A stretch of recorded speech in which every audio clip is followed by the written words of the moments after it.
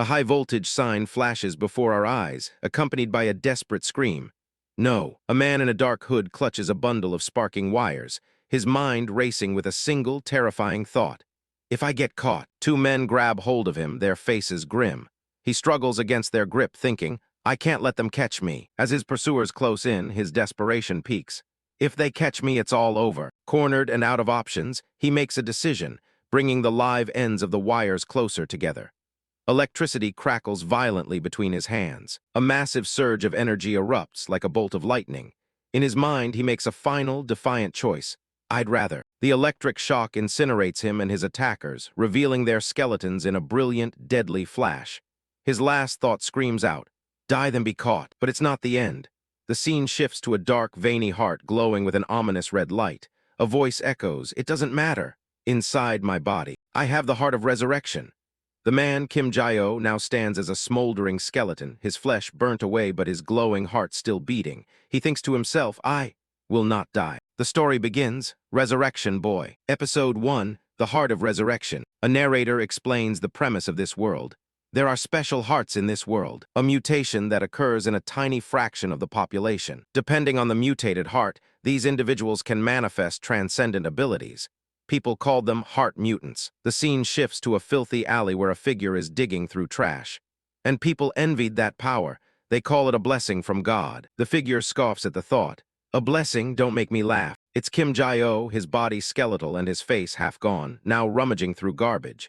He thinks bitterly, this heart is the reason I'm in this mess. His overriding thought is survival. Right now, I just need to find something to eat. I'm so hungry I think I'm going crazy. Suddenly his eyes lock onto a piece of discarded bread amidst the filth. He can hardly believe it. This bread was just thrown out. He takes a ravenous bite, overjoyed that it doesn't even smell bad. As Kim Jae-oh sits in the alley, a stray dog approaches him, wagging its tail. He looks over his shoulder, confused. Huh. Seeing the dog, he extends his skeletal hand, offering the bread he just found. What is it? Are you hungry too? Want some? The dog gently licks the food from his hand. Despite his own hunger, Kim Jae-oh feels a moment of connection, saying, good boy. Suddenly, he's surrounded by other stray animals. He hears unfamiliar voices nearby muttering, wait this way. And where are you running to? He thinks to himself, voices. Alarmed, Kim Jae-oh peeks around a corner, his mind jumping to a terrifying conclusion. Is it the people sent by the lab? But it's not the lab. Instead, he sees a group of thugs cornering a high school girl. The one with blonde hair smirks. Come on, let's have some fun. Don't be so difficult. Realizing the situation, Kim Jae-oh lets out a sigh of relief, though he's still troubled. No, just some neighborhood thugs. The girl, Song Hye-ji, pleads with them. I'm a high school student. But the thugs are relentless. One taunts her, if you're in high school, you know how things work, tilde, while another grumbles, she's playing hard to get. This is getting annoying. Kim Jae-oh then notices the bag she's clutching. It's full of dog food. A thought dawns on him. Is that dog food? Did she come here to feed the dogs? He decides to step in. A figure emerges from the shadows and a quiet voice says, excuse me. Kim Jae-oh appears before them, his face hidden by his hood. He asks, why don't you stop? The thugs are annoyed by the interruption. Who the hell is this? Some kind of hobo. Suddenly he grabs the blonde thug, revealing his terrifying skeletal face. I'm not a hobo, he says calmly, as the thug lets out a choked gasp. The thug stumbles back, screaming in pure horror at the sight of the living skeleton. You a hag. Another thug swings a heavy pipe, aiming to strike Kim Jae-oh down. But what looked like a pipe was actually Kim Jae-oh's own arm, which had detached from his body. He now wields it like a club, his expression grim. Stop making a scene and get lost. The thugs scatter in terror, screaming, it's a ghost. The girl, Song Hye-ji, also screams, caught between shock and fear. After the thugs flee, Song Hye-ji sits on the ground, shaken but safe. She looks up at her strange savior and stammers, you thank you. Kim Jae-oh swung his gaze toward her. His jaw unhinged in a silent screech as he thrust his skeletal arm out, looking as if he was about to pounce on her. Her brief moment of gratitude vanishes, replaced by sheer terror as the skeletal figure reaches for her. Song Hye-ji scrambles backward, screaming, Kaya-egg! Stay back, stay back. Her terrified scream choked back when she saw the skeleton ignore her entirely. He scrambled toward the dog food on the ground, devouring it ravenously like he hadn't eaten in decades. But Song Hye-ji stops and looks back, a bead of sweat on her face as she processes the bizarre encounter. Her eyes fall upon the bag he dropped. She thinks to herself, that's The dog food. Caught red-handed eating the dog food, Kim Jae-oh apologizes profusely. Ah, I'm sorry, I scared you, didn't I? Do you mind if I eat some of this? Song Hye-ji is completely stunned, her face a mask of shock and disbelief. The fact that the living skeleton can talk is the final straw. She screams, "It can talk, aog," and flees the alley in terror. Watching her run away, Kumja is filled with a familiar sense of resignation.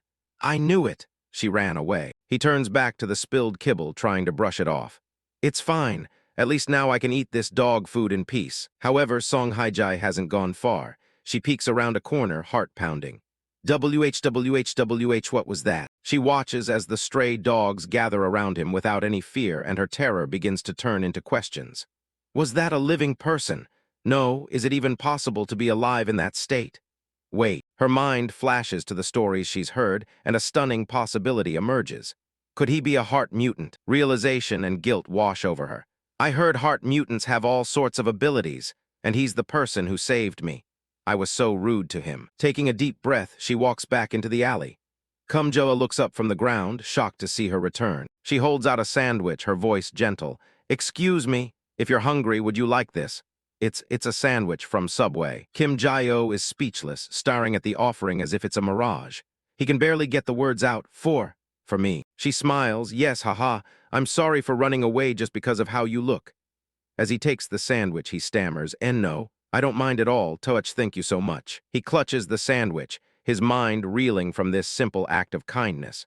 This is the first time someone's given food while I look like this. He thinks, Subway, I've seen the wrappers in the trash a few times. Then he takes a massive bite and his world stops. An explosion of flavor hits him, so intense it brings a blush to his skeletal face. This is heavenly, to think food like this exists. The flavor is overwhelming. The taste is a revelation, a symphony of flavors he's only ever dreamed of. The vegetables, the bread, the meat, it's all so fresh. I could die happy after tasting this. He gazes at Song Hye-ji as she kindly pets the dogs, ethereal white feathers seeming to drift around her. In that moment, a single, powerful thought cuts through his decade of despair. This girl is an angel. Song Hye-ji struggles to find the right words. Mr. Skeleton, Mr. Bone Man, what should I call you? He shyly covers his mouth, his voice just a whisper as he reclaims his name. Jae-oh, Kim, Jae-oh. She breaks into a wide, cheerful smile, her fear completely gone. Nice to meet you, Mr. Jae-oh. I'm Song Hye-ji. As they sit amongst the stray dogs, she asks him a serious question. But why are you out here like this? He answers bluntly. I'm hiding because the people from the lab are chasing me. Hye-ji is taken aback by his confession. What? A lab? You're being chased. He confirms her fears. Yes, there's a research lab that captures heart mutants like me. They're trying to take me back there. Her face fills with concern and horror. I've heard of places like that. Is it really true? What did the lab do to you? The question makes Kim Jae-oh pause, a dark look in his eyes as he recalls his past. Well, a horrifying memory surfaces, him chained and bloodied. I was subjected to experiments and torture for 10 years. I've been fed poison to test new drugs, and had my organs harvested to check for transplant compatibility. Hye-ji is horrified, tears welling in her eyes. For 10 years, you were tortured. He explains why he survived the endless torment. Yes, because I have the heart of resurrection. An image shows his mutilated body regenerating around his glowing red heart. It's an ability that regenerates my body no matter what is done to it. He hides his face in shame, pulling his tattered hood over his head. That's why I ended up looking this hideous. Hye-ji's eyes narrow, not with pity or disgust, but with a sudden fierce determination. Jae braces himself for rejection, still hiding his face. Instead of leaving, she stands up decisively. For now, please come with me. She grabs his hand and pulls him to his feet, starting to run. Where? He asks, startled. She calls back, it'll only take a second. As she pulls him along, his mind is reeling, fixated on the simple contact. My hand, my hand. The thought continues, filled with disbelief and wonder. Even though I look like this, a girl is holding my hand. He blushes furiously, a feeling of panic and excitement washing over him as she pulls him along. If you grab it so suddenly, it'll pop right off. Just as he feared, his arm detaches at the shoulder, leaving Song Hye-ji to stare in horror at the dismembered limb she's still holding. Song Hye-ji lets out a piercing scream, holding up the detached arm in sheer terror. You were She panics, shaking the arm at him. Oh no, what do I do? Why, your hand? He casually reassures her, "It's okay, it falls off sometimes." He takes the arm back, explaining, "If I line it up right, it'll reattach."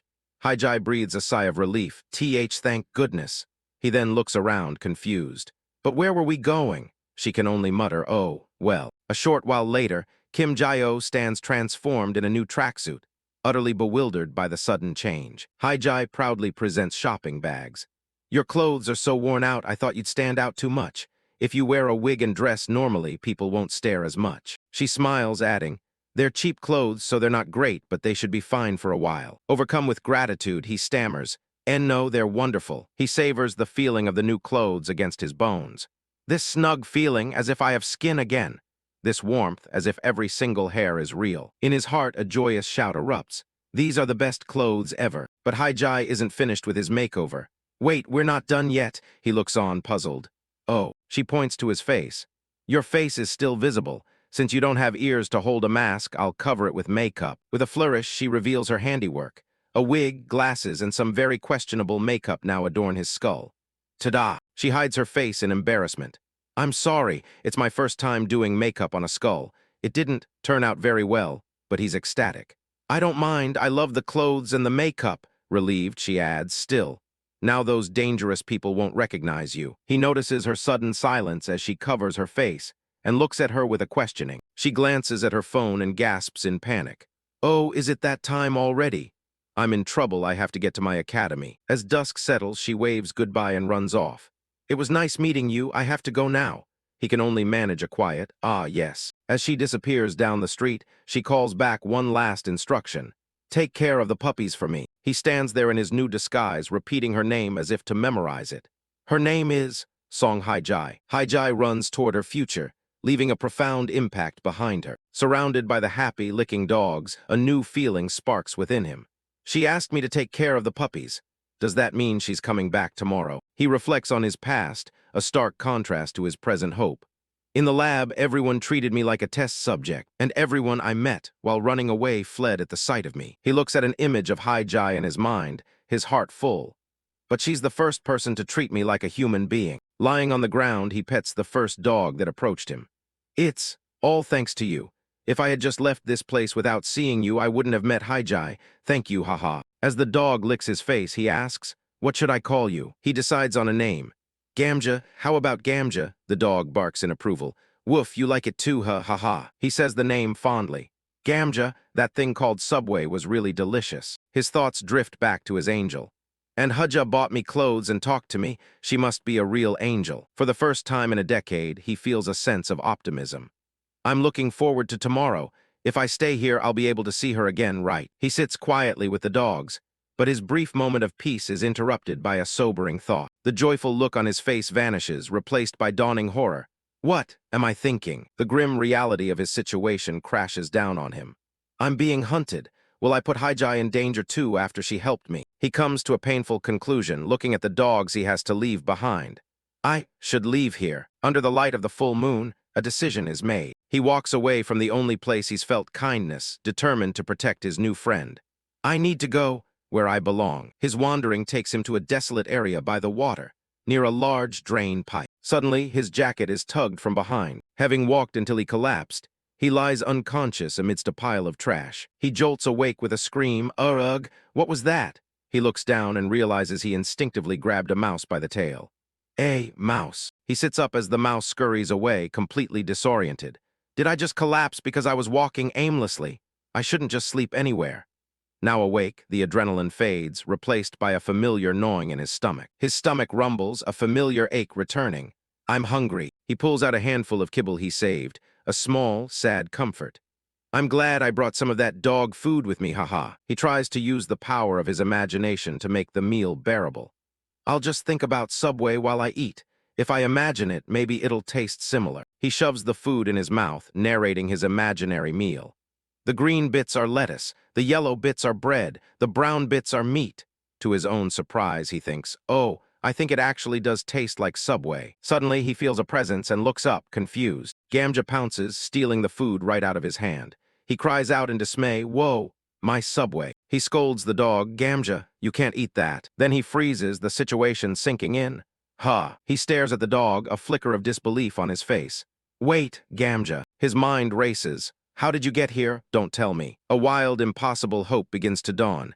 If Gamja is here, a familiar voice calls his name. Mr. Jai-o. He thinks to himself, for once I was glad my face was just a bare skull. It's Song Hye-ji, looking both angry and hurt. How could you leave without saying goodbye? She stands before him, the whole pack of stray dogs in tow. I almost couldn't find you. And his inner monologue finishes, revealing the truth of his feelings.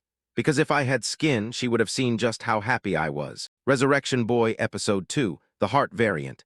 In a splash of blood and viscera, Kim Jae-o stands, holding a heart in his hand. A voice calls out, I've been looking for you all day. Below, a pack of stray dogs feasts on food left out for them.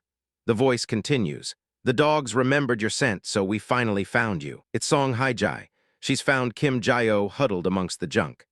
I really spent a long time wandering around looking for you, she scolds while patting one of the dogs. Jae-o apologizes meekly, but she continues. Besides, I told you it's dangerous to wander around in that state. Looking down, Jae-o explains why he left. He thought if he stayed with her, he might eventually become a burden. Hye-ji's expression softens into a gentle smile. Still, I'm so glad I found you, she says with genuine relief. She gestures to one of the dogs who eagerly licks Jae-o's face. Look, even this little one was worried about you. Jae-o looks surprised, stammering out the dog's name, Gamja. With a flourish, Hye-ji presents a spread of convenience store food and drinks, announcing, let's eat first. She pulls even more snacks from her backpack, telling him, you only had one sub-sandwich yesterday and haven't eaten properly. I bought a few things from the convenience store. Hye-ji prepares a strange concoction, pouring milk over a tray of cookies and encouraging him to try this. Jae-o is taken aback. Hyek, what is this? Cookies and milk. Hye-ji just laughs, assuring him, it's delicious when you eat it like this. Haha. Jae-o stares at the glistening tray, his thoughts racing. What is this? The food I ate yesterday was incredibly delicious, but, hesitantly, he takes a spoonful, wondering what this bizarre creation could possibly taste like. The moment the food hits his tongue, tears stream from his eyes. He cries out, this is a taste that brings tears to my eyes. It's delicious. Jae-o is ecstatic, shouting, it feels like my brain is melting. Hye-ji, you should try some quickly. Hye-ji covers her mouth, laughing at his reaction. Ha-ha-ha, your expression is too funny. I'm fine, so try the cola too. Ha-ha-ha. As he enjoys his meal, a sudden jolt runs through his arm. He stares in shock at his severed limb where bone is visibly growing back. My bone has regenerated. Hye-ji leans in, her eyes wide with disbelief. Really? Let me see, she exclaims, reaching for his arm. She falls silent, staring intently as she gently touches the small, newly formed piece of bone protruding from his stump. Still examining the tiny bit of growth, she asks, but does it always regenerate bit by bit like this? Won't it take several days to fully recover? Jae-o quickly replies, ah, no. Jae-o clarifies, it usually takes several years to fully recover. Hye-ji can't believe her ears. What? Several years? She shouts in astonishment. But then Jae-o adds a crucial detail. Ah, that's if I use the method of eating food. Hye-ji immediately picks up on the implication, asking, the method of eating food? Then what about other methods? As his mutant heart pulses, Jae-o thinks to himself, I could just absorb a large amount of blood. But I don't need to mention that, since it would probably scare her. He deflects her question, saying, it's a method only possible at the laboratory. For now, eating well is enough. Hye-ji asks, so did the laboratory help you recover back then? A dark look crosses Jae-o's face as he thinks, right, because they needed to experiment on me as they pleased. He slumps over, his thoughts continuing. That's why they're still chasing me so relentlessly, no matter where I hide. A bead of sweat runs down Hye-ji's face as she puts the pieces together. Don't tell me. The reason you left without a word was. Jae-o confirms her fears. Yes, if you get involved with me, you'll be in danger too, Hye-ji, so you don't need to be nice to me anymore. Startled, Jae-o watches as Hye-ji suddenly jumps to her feet, declaring, let's go to the police station right now. Jae-o looks away, recounting his past experience. Even if I go to the police station, I was treated like a monster and almost got shot. Hye-ji tries to reassure him, shouting, don't worry about that. Actually, my older sister is a police officer. Then she reveals a shocking secret, her voice booming with significance. And just like you, she is a heart variant. Jae-o is completely stunned. Your sister is a heart variant? He asks in disbelief. Hye-ji gives a firm, confident yes. He stares at her, speechless. Even Gamja looks on with a curious expression as Hye-ji starts to say, still. With a bright, pleading smile, she begs him, trust me just this once. My sister is really kind. Jae-oh remains silent, his wide, mismatched eyes showing a storm of conflicting emotions. Later, Hye-ji walks away, surrounded by the pack of stray dogs. A disembodied voice says, "I'll be home early, have fun." Now disguised in a jacket and a wig that hides his features, Jae-oh stands beside Hye-ji as she pets the dogs. She tells them, "You'll hear from the shelter soon. You have to be good, okay?" Gamja sits patiently, tongue out and drooling, letting out a happy little bark. Jae-oh crouches down, gently patting the dog's head. "I'm receiving help from you again," he says softly. "Thank you, Gamja." With newfound resolve, Jae-oh makes a promise. "This time I won't run away like a coward." He glances at the dog, a small smile forming. "And I'll come back to see you again, Gamja, haha." As they walk away, Hye-ji waves back at the dogs who are eagerly watching from behind a fence. A thought crosses Jae-oh's mind. It's the first time. He pulls his hood down, a wave of emotion washing over him. After 3 years of running and being chased, I finally have someone who reached out to me first. As Hye-ji smiles, he thinks, "This feeling is strange, to think there is someone who would help me." For the first time, a glimmer of hope appears. Can I live without running away now? But just as the thought crosses his mind, a black van careens towards him at high speed. Jae-oh turns towards the sound, his brief moment of peace about to be shattered. Hye-ji can only watch in horror, her eyes wide with terror. The van slams into Jae-oh, sending him flying into the air. His wig and glasses are knocked off, exposing his skeletal face once more. He hits the pavement with a sickening thud, his body unmoving. A thug grabs Hye-ji from behind, muffling her screams. "Mr. Jae-oh, MMPH." The man yells to his cronies, "Catch that bastard quickly before people show up." A group of thugs, armed with baseball bats, rushes out from their vehicles towards Jae-oh's fallen body. 2 of the men grab the dazed Jae-oh, lifting him off the ground. A lighter sparks to life, illuminating a cigarette. The boss of the thugs steps forward, a cruel smirk on his face. "Finally found you," he sneers. "You skeleton bastard." As his men hold Jae-oh captive, the boss gives a chilling order. "Take him, while paying him back for everything he's done." The thug's convoy speeds away, leaving the scene behind. A horrifying scream echoes as the van's side mirror reflects the sickening sight of Jae-oh being dragged down the road. With a rope tied around his neck, Jae-oh is brutally dragged along the asphalt, his body scraping against the ground as he lets out a guttural scream of agony. He grits his teeth, his face a mask of pain and fury as the pavement grinds away at his body. "Damn it," he growls, "damn it." In a desperate act, he thinks, "I have to stop them." He digs his fingers into the road, trying to slow the van, but the asphalt only shreds his hands as he screams. His mind is filled with overwhelming guilt and self-blame. Because of me, because of me. The worst part of his nightmare is the reality of Hye-ji's fate. He thinks in horror, even Hye-ji has been dragged away.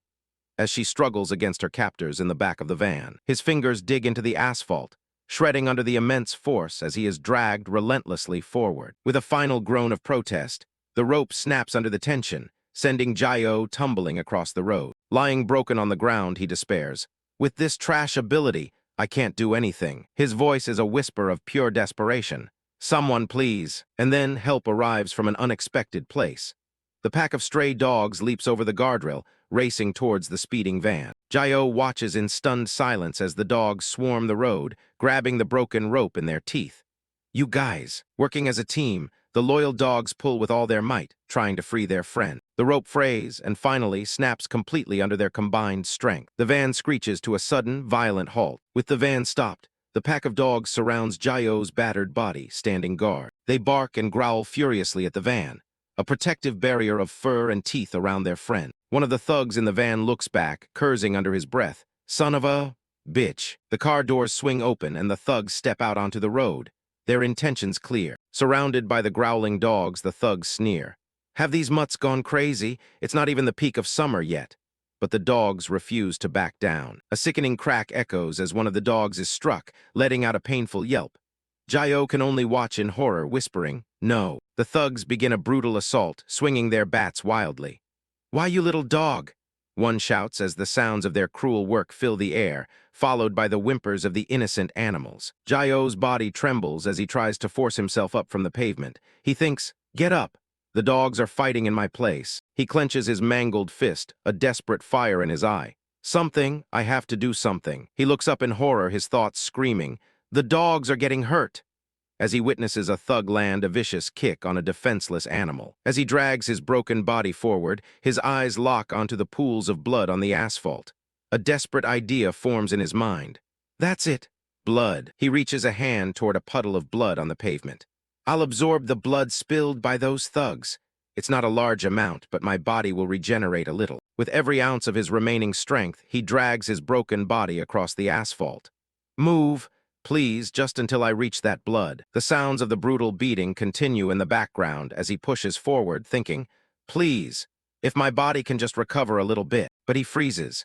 Lying before him in a pool of its own blood is the lifeless body of Gamja. A silent scream contorts his face as he stares in utter horror and disbelief. With its last breath, the loyal dog tries to lick his friend's face one more time before collapsing. Jilla can only whisper his name in shock. Gamja. He looks around to see the road littered with the bodies of the other dogs, their lives brutally cut short. He calls out to his fallen friends one by one, his voice trembling with grief. Kanga, Diakguya, Ilaka, Wangwanga. The thugs stand over the carnage, their blood-soaked bats resting on their shoulders, the massacre complete. The horrific sight triggers a memory of endless suffering. 10 years. His mind flashes back to the laboratory where he was held captive. For 10 years in the laboratory, I suffered. Every time I opened my eyes in the morning, it was a repetition of a torturous daily routine. He remembers the endless cycle of experiments. Injecting blood every day, removing organs, torturing. He was burned, frozen, and mutilated by scientists who watched with cold detachment. The same routine repeated day after day. No matter what they did, no matter how much he wished for death, it never came. I couldn't die even if I wanted to. He recalls his desperate bid for freedom. I planned an escape, and by a stroke of luck, I was able to escape the laboratory. Running through the woods, still a mangled wreck, he held onto a fragile hope.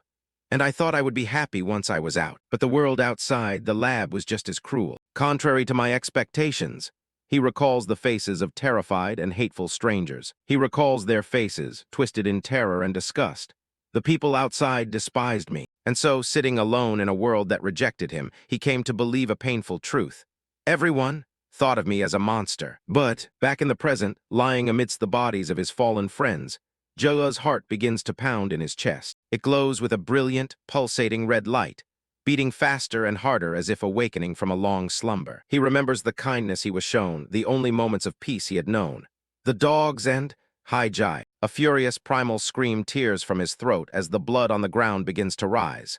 To me, they treated me like a human being. The blood of his fallen friends swirls into a violent vortex, drawn to him by an unseen force. The crimson torrent surges towards his body, pulled in by his resurrected heart. He lets out a roar as the blood is absorbed, instantly regenerating muscle and tissue over his skeletal frame. On the asphalt, the blood forms a swirling cyclone of regenerative energy. Dark red tendrils coil around his legs, weaving new flesh and skin to cloak the bare bone. The miraculous regeneration continues, covering his arm in an instant. His hand, once mangled and skeletal, is now perfectly whole. The vortex of blood engulfs his entire body, reshaping him in a storm of crimson power. Through the swirling blood, a new face emerges. His own face, restored with eyes glowing a furious, vengeful red. The transformation completes. Jilla stands tall, no longer a skeleton, but a young man in his physical prime, radiating power. He looks down at his hands, feeling the foreign sensation of his own flesh. My body. He flexes his fingers, realizing the impossible has happened. It has fully returned. A memory surfaces from his childhood, a time when his power ran wild. Just like when I was young, when blood circulated like crazy. His eyes widen in disbelief as the impossible truth dawns on him. No way, he whispers. He stands reborn amidst the carnage, surrounded by the bodies of the dogs whose sacrifice gave him back his humanity. His voice is barely a whisper, filled with a terrible understanding. With the dog's blood, the thugs are frozen in terror. What the hell is with that guy? One of them shouts. Another stammers, his body has completely regenerated. What should we do, boss? One of the thugs tries to rally, swinging his bat. What do you mean, what should we do? Just catch him again. Before he can finish, Jio strikes with blinding speed. A single punch lands with a sickening crunch, shattering the thug's face. Without pause, he spins and delivers another devastating punch to the blonde thug, who was mid-swing. The thug is sent flying like a cannonball, slamming into the side of the black van. He crumples to the ground, leaving a massive dent in the vehicle's metal frame. The violence pauses for a moment of quiet grief, Jae gently lifts the lifeless body of Gamja. He cradles his fallen friend in his arms, his face a mask of sorrow. Looking up at the terrified thugs, his voice is devoid of all emotion. I know the method to die in the most painful way. The faces of the remaining thugs are filled with dread as he gives them an ultimatum. Only the one who answers first will be spared. Still holding Gamja, his eyes glowing with a cold, red light, he asks the question that will seal their fates. Hye-ji, where did you take her? In a secluded area, a couple of buildings stand under the dim light of the night. Several black cars pull up to the location, their purpose unknown. A bag is pulled off someone's head, revealing they've been kidnapped. It's Song Hye-ji, the girl who helped the skeleton. Kneeling on the floor, she shouts in defiance, "Who the hell are you people?" She looks to the side, sweat dripping down her face as she realizes the gravity of her situation. She's surrounded by a group of menacing thugs, their smirks promising nothing good. Her eyes widen in terror as she frantically looks around, asking, Where am I? Then she sees it, a horrific scene of butchery with dead bodies lying in pools of blood. Are those dead bodies? She thinks in horror. Suddenly, a hand grabs her by the hair. The man holding her mutters, "This little bitch is loud as hell." The gang's boss, a man with a scarred face, looms over her. "You got a few extra lives or something?" He sneers. He holds up a photo of the skeleton creature, test subject 10,101. "Don't blame us, blame that skeleton freak. You got dragged into this mess because you helped him." He yanks her hair, pulling her closer as he issues a chilling warning. "So if you want to live, keep your mouth shut." The boss's eyes narrow with cruel intent as he continues his threat.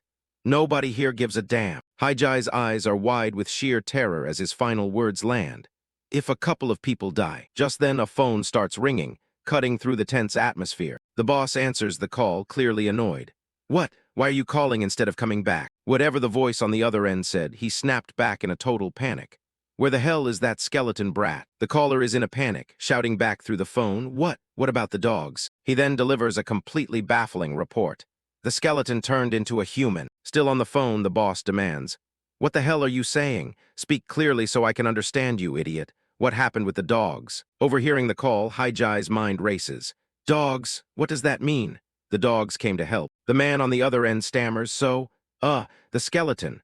The boss sinks to the ground, finishing the sentence in disbelief.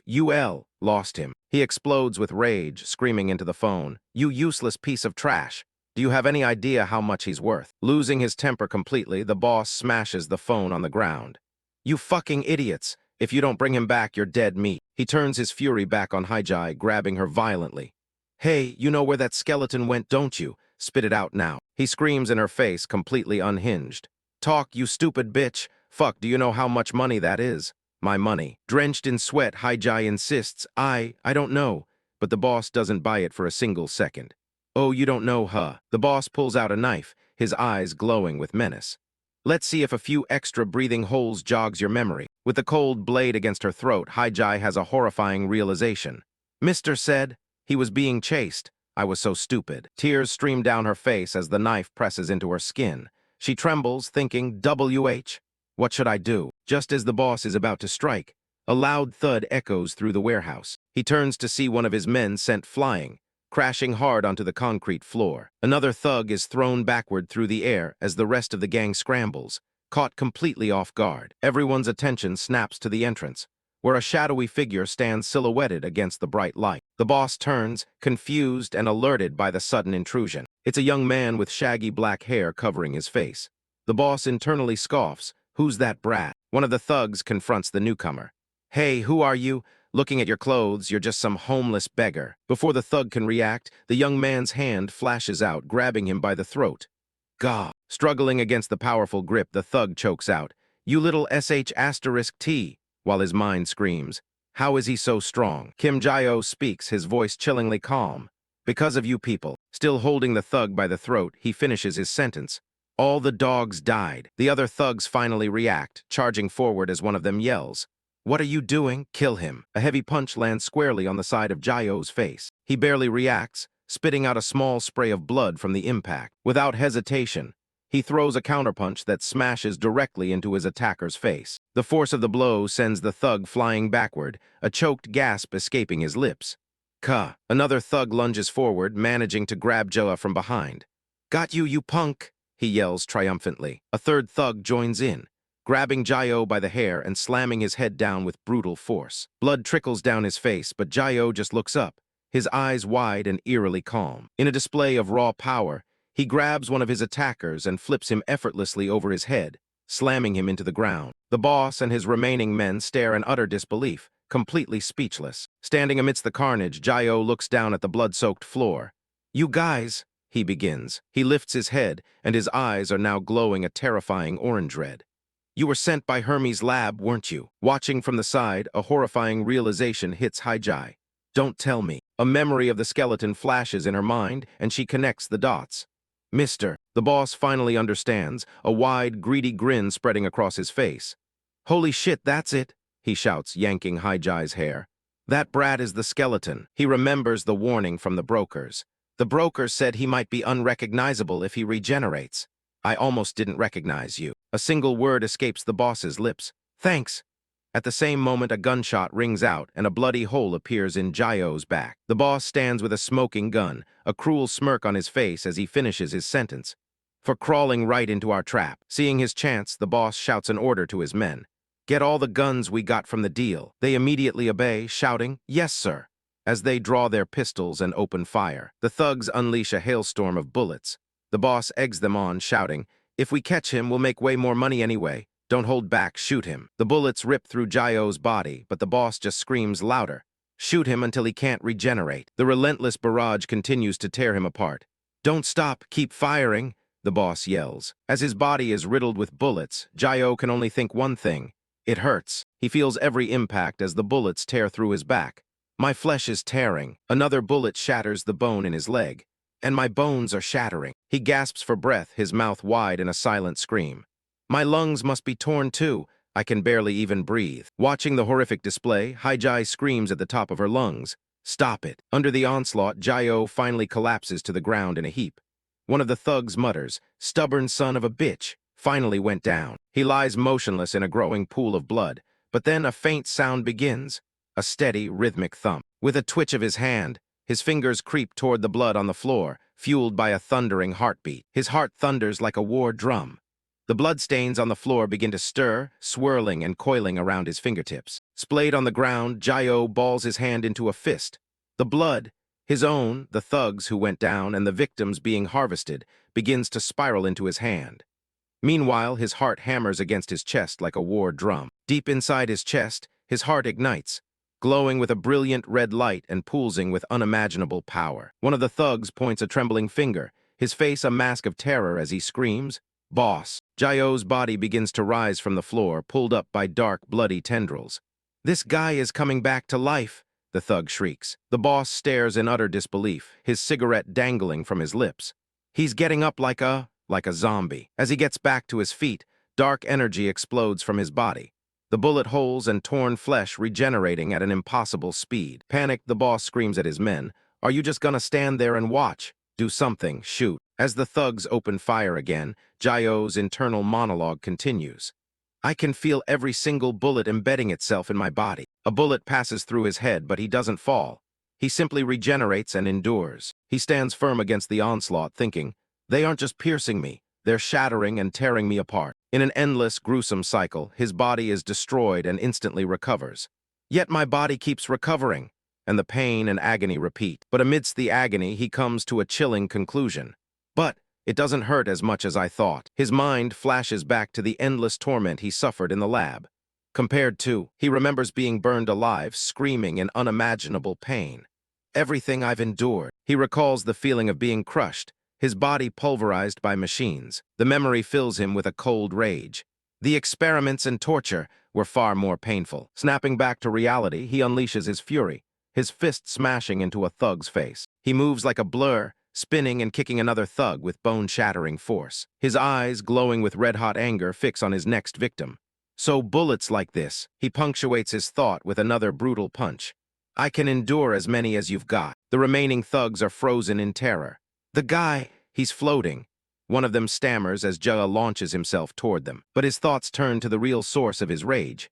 However, he lands a devastating punch, the impact echoing through the warehouse. The thug is sent flying, crashing into a massive steel tank and denting it with the force of the impact. He punches one thug and kicks another simultaneously, his mind zeroing in on the real source of his rage. What drives me crazy is, his face contorts in fury as the reason for his rampage surfaces, and he unleashes a torrent of attacks on the remaining thugs. He thinks of the puppies who tried to save him, those kids who protected me. With that thought fueling his rage, he single-handedly takes out the entire group of thugs, sending them flying with his powerful attacks. As his fist connects with the final goon's face, he makes a solemn vow that I will never. Only the boss is left standing. Realizing he's outmatched, he grabs Hye-ji and uses her as a human shield. "Stay back," he screams. With a gun pressed to her head, he makes a desperate threat. "Stay back, or I'll shoot this bitch." But Jae-oh moves too fast for him to react. In an instant, he's there, his fist already buried in the boss's face. "Never again," he thinks. The impact is brutal, blood flying, as the boss's face caves in under the force of the blow. Jae-oh's expression is one of pure, unadulterated rage, his teeth gritted in a snarl. His punch was so powerful that it slammed the boss into another steel tank, his vow echoing in his mind. Be able to see them again. The tank shatters under the impact, the boss embedded deep within the twisted metal. The boss struggles to his feet, bloodied and broken but still defiant. His arrogance quickly fades, replaced by pure, primal fear as he stares at the monster before him. He scrambles backward, his hands held up in a pleading gesture. Please spare me. I'll do whatever you want." But Jae-oh's eyes are cold and unforgiving as he raises his fist for another strike. "Too late," he says. He brings his fist down with incredible force, slamming the boss into the concrete floor. The boss chokes out a cry of pain, blood erupting from his mouth as the floor cracks beneath him.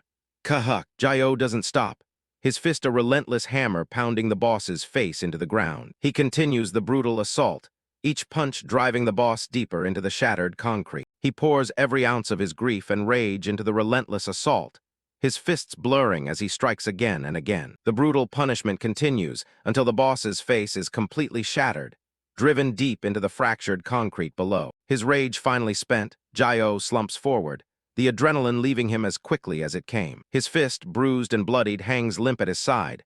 The fight is over. He stands over the unconscious form of the boss, the bloody aftermath of his fury. The warehouse is silent now, save for the groans of the defeated.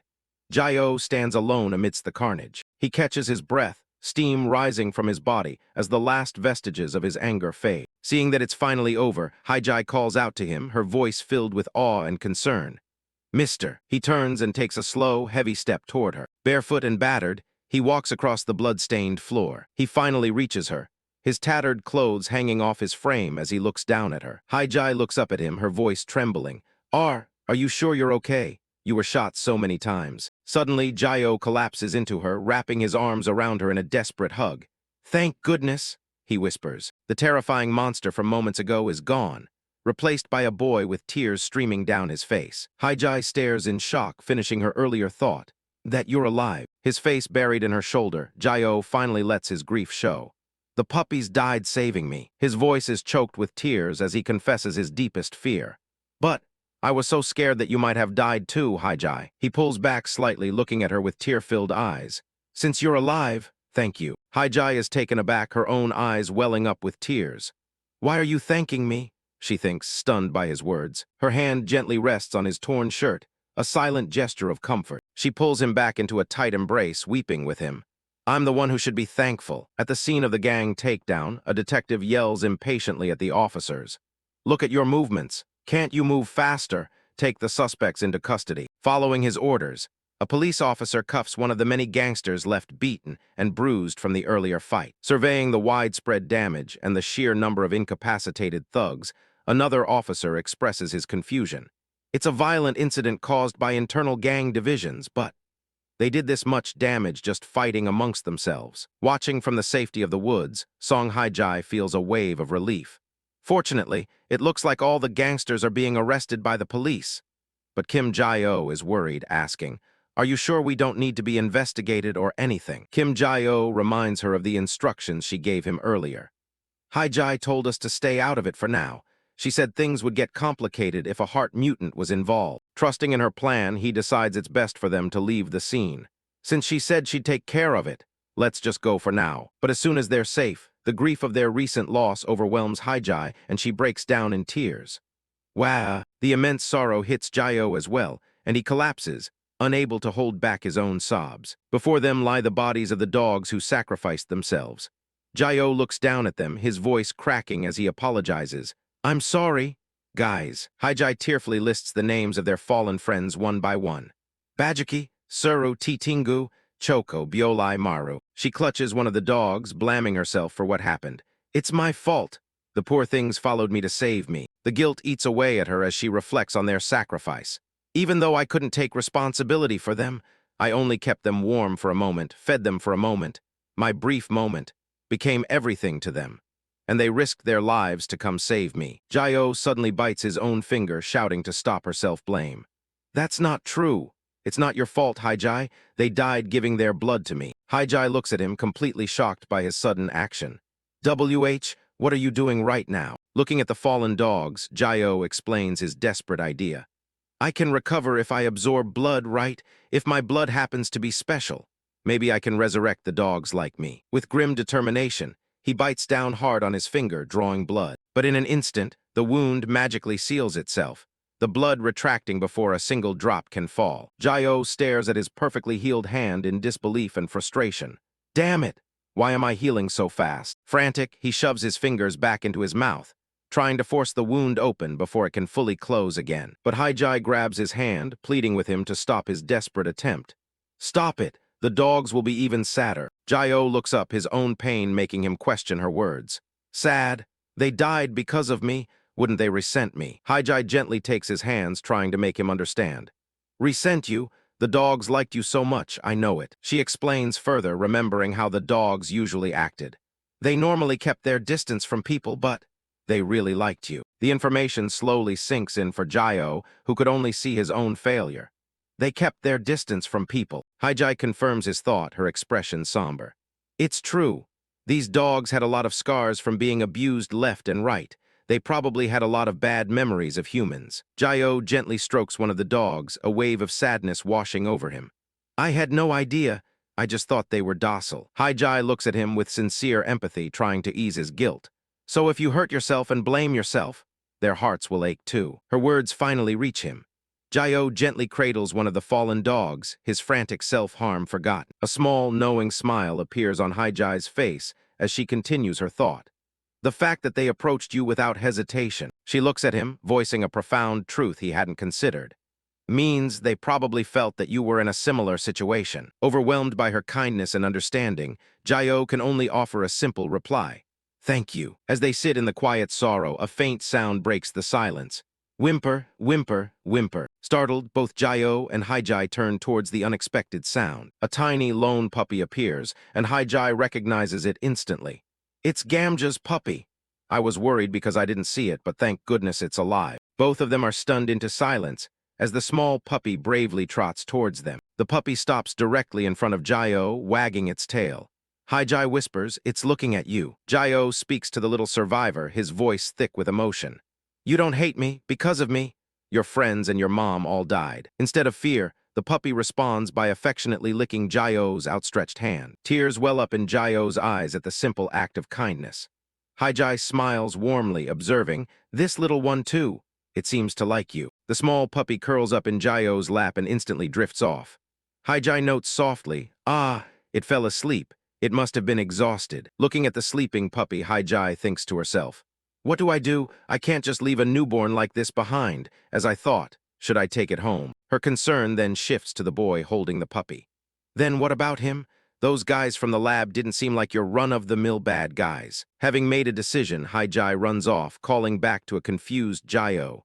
"Hold on a second. I'm going to call my sister." A short distance away, she makes the call. "Sis, I handled it like you said, but I don't know where to go now." Jae-oh watches as she quickly finishes her call. "You think that's best? Got it, see you later."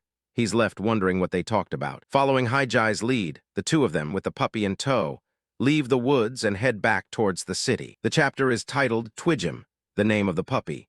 The scene shifts to a tall apartment building under the starry night sky. Jae-oh stands at the entrance to Hye-ji's apartment, looking at a normal home for the first time in years. As he thinks the word a home, Hye-ji welcomes him. "Come on in, make yourself at home." He hesitates, feeling out of place. "Is it really okay for me to go in?" Someone as dangerous as me. Hye-ji casually tosses her bag aside, dismissing his fears with a smile. You risked your life to protect me, so how are you dangerous? She then adds, oh, and my sister said she wanted to meet you too. A startled Jae-oh asks, me? Hye-ji explains, yes, there's a case she's investigating, and she said she might be able to help since it seems related to the lab chasing you. Seeing his hesitation, she gives him one last push. Anyway, it's fine, so you can come in. As Jae-oh finally steps inside, he catches a glimpse of his reflection in a mirrored door and freezes, completely stunned. He lets out a terrifying scream, falling back in shock. Hye-ji rushes to his side, asking, WH what? What's wrong? He grabs Hye-ji by the shoulders, pointing frantically at his own regenerated face. You have cheeks, a nose, and even lips. Your face is back. Hye-ji asks if he really didn't know, and he explains through a flashback to his horrifying, skeletal past. I didn't know because my face hasn't properly regenerated since I was little. Regeneration was very slow at the lab. Plus, whenever it started to regenerate, they'd experiment on me. Jae-oh presses his hands against the mirror, staring at his reflection for the first time in a decade. So this is what I looked like. Hye-ji takes a sip of water, trying to process the flood of shocking revelations. The more we talk, the more shocking it gets. But this has been bothering me for a while. She looks him up and down, connecting the dots. Now that you've fully regenerated, you really don't look like a middle-aged man. How old are you exactly? Even just a rough guess. The question catches Jae-oh off guard. My age. It's been so long since I've thought about that. Jae-oh does a quick mental calculation, laying out the facts of his life. I went into the lab when I was 7. I took the comprehensive year-end test 7 times, and the seasons changed 3 times since I escaped. Hye-ji spits out her drink in shock at his conclusion. 17 years old. She grabs him, completely flabbergasted by the revelation. Then we are the same age? Why did you just let me call you Mr.? Jae-oh looks away, a faint blush on his cheeks as he explains his simple reasoning.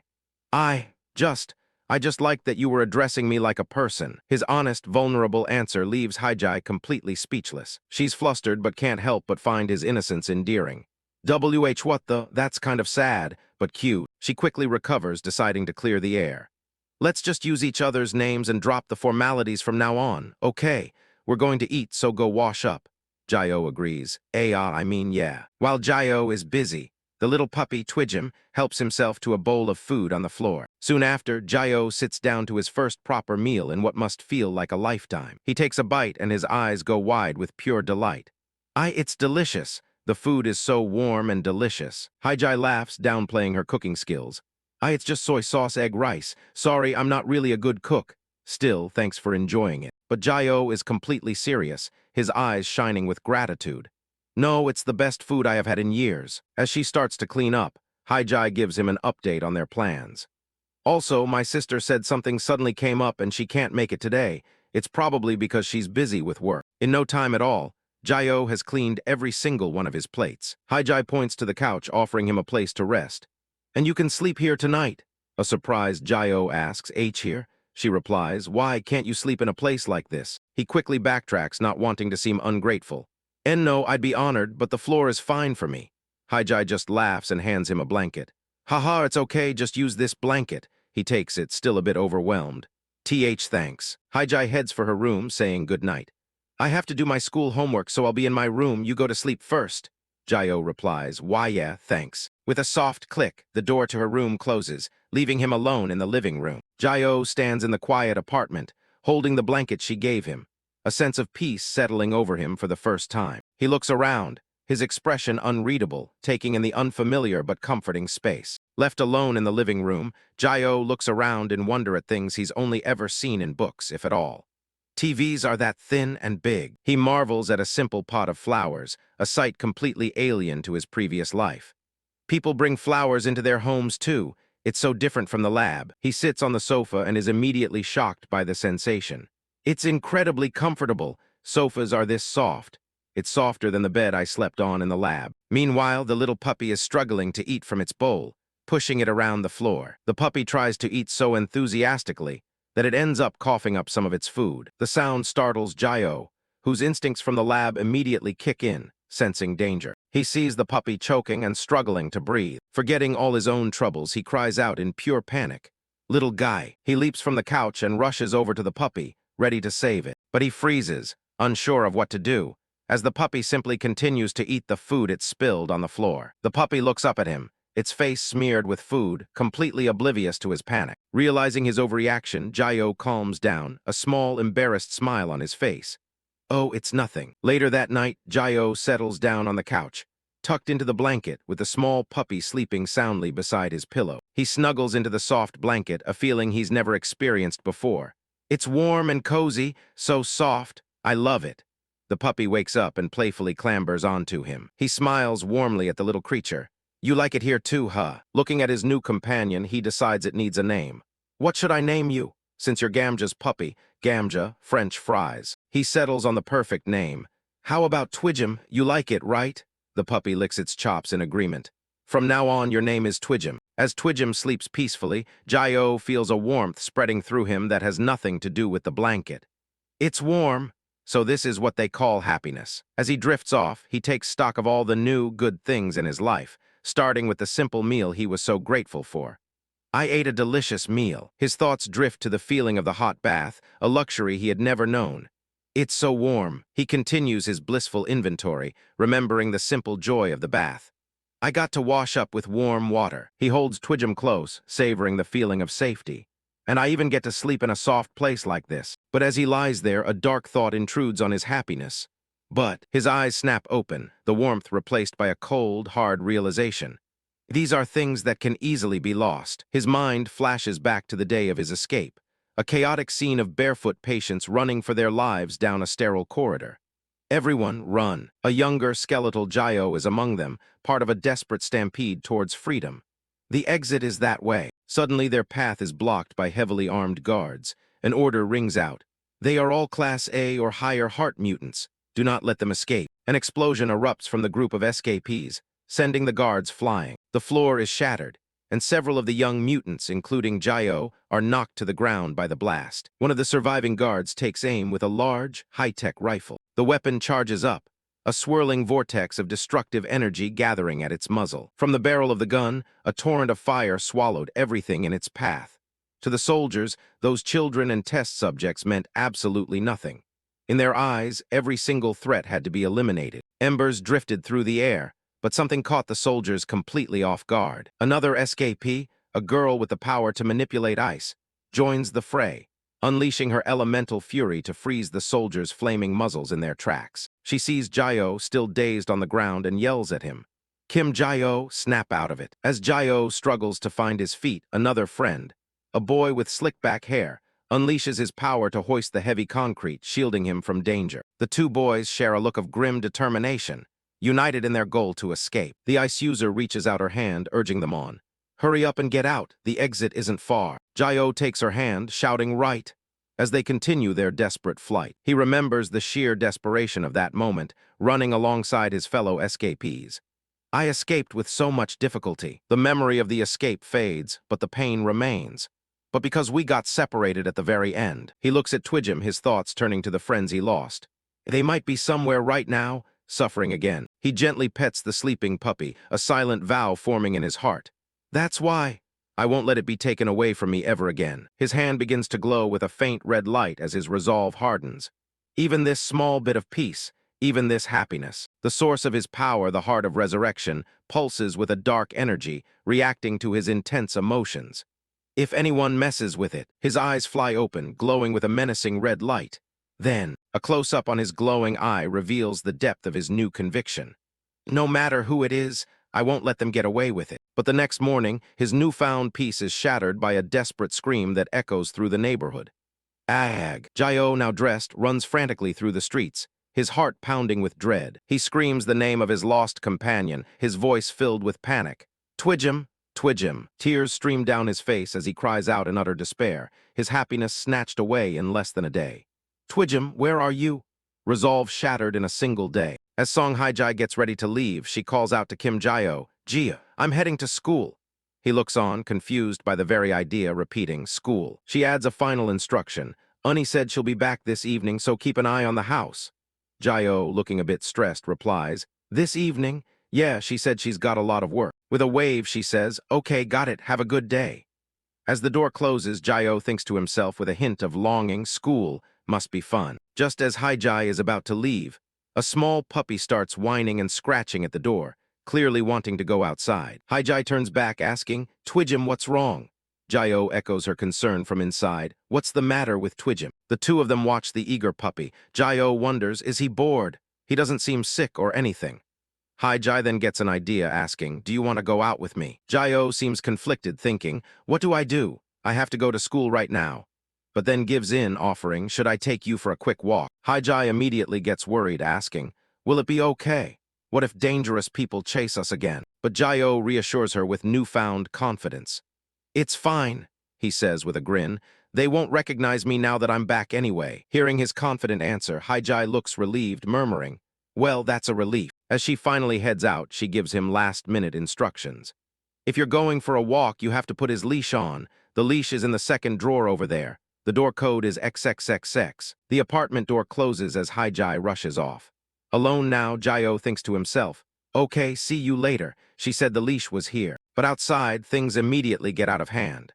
The two puppies, Twigim and his double, are a whirlwind of excitement, yipping and woofing as they get tangled in the leash, much to Jae-oh's bewilderment. Jae-oh starts to panic as he fumbles with the tangled leash, sweat dripping down his face. Uh-oh, you can't undo that," he mutters in distress. One of the puppies lets out a loud cry as it's caught in the leash. Jae-oh looks on, concerned, asking, is it really uncomfortable?" The puppy's cry turns into a full-blown scream of "ack," making Jae-oh think in a panic. "Did I tie it too tight?" The puppy's cries trigger a dark memory. Jae-oh clutches his head in anguish, a terrible realization dawning on him. "Does it hurt him? I used to wear a leash like this too." The memory hits him full force. A vision of himself strapped to a chair, electricity coursing through his body. A voice from his past echoes in his mind. "If I moved, electricity would flow through it and burn my entire body." Shaken by the flashback, Jae-oh looks down as another person walks by with their own dogs, reinforcing a difficult reality in his mind. He's torn, thinking, "But I have no choice. People might not like it if you're loose. Please forgive me," he whispered, surrendering to the ghosts of his past and the crushing guilt. But the moment he opened his eyes and looked down, his heart sank. The leash was empty, and the puppy was nowhere to be found. Sometime later, Jae-oh jolts awake with a horrified gasp, staring at the now empty leash. A terrible realization hits him. Gasp! You know how to escape, too. Panic sets in. Jae-oh tears through the city streets, screaming at the top of his lungs, "Twigim! Twigim!" Tears stream down his face as his desperate cries echo through the streets. "Twigim, where are you?" The story transitions to the next chapter.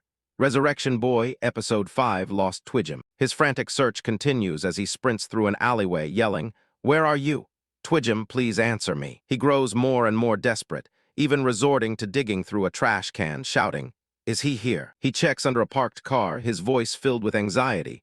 "Are you in here?" Exhausted and losing hope, he collapses against a dumpster, wondering where else he could possibly look. Or maybe here, slumped amidst the garbage, Jae-oh grabs his head as his mind floods with terrifying possibilities. What do I do? How do I find Twigim? What if something happens to him? His imagination runs wild with horrible scenarios, the first being Twigim running into the street in front of a speeding truck. What if he gets hit by a car? He then pictures the helpless puppy being cornered by a group of menacing thugs. Or if bad people hurt him, the weight of his failure crashes down on him. With tears in his eyes, he thinks, "I promised I'd protect him just last night. It hasn't even been a day." But as he sits in despair, a familiar sound catches his attention. He looks up from the alley and sees a schoolyard in the distance. He watches some students playing soccer, his mind still reeling. Is this a school? But then his eyes lock onto a small figure hiding in the bushes, and he gasps in shock. It's Twigim, cowering and covering his face with his paws. A wave of relief washes over Jae-oh as he cries out, "Twigim." Finally having found him, Jae-oh breaks into a sprint, shouting Twigim's name. A thought crosses his mind. Did he chase Hye-ji's scent all the way here? As Jae-oh sprints toward the school, a man who looks like a teacher on patrol, holding a back scratcher, notices him and watches with a look of utter confusion. The teacher tries to stop the sprinting boy, calling out, wait!" But Jae-oh is already flying past him. The man watches him go, stunned. He mutters, "That's what Mr. Lee was talking about," before wondering in disbelief, why is he so fast? In a burst of superhuman speed, Jae-oh leaps over the high school wall, still desperately calling out, "Twigim!" Wait, inside the school walls, it's a normal day. Students are out on the field, including a red-haired boy named Tagu who seems to be the star player in a heated soccer game. Tagu aggressively leads the charge, surrounded by his teammates as they drive the ball towards the goal. Other students walk along the track, laughing and chatting as they enjoy the break. On the bleachers, some students gossip, while others are completely absorbed in games on their phones. Hiding behind a tree, Kim Jae-ho takes in the scene with wide, naive eyes. Everyone is having fun together. So this is a school. But his observation is cut short when his attention is drawn to a conversation happening nearby. Oh, he listens as a group of boys discuss a popular topic. One asks, "So the heart mutants actually started in some lab?"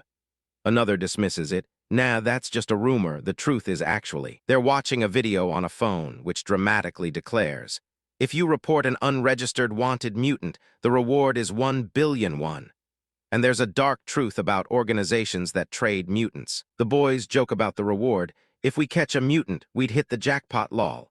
Listening from his hiding spot, a grim reality dawns on Jae-ho.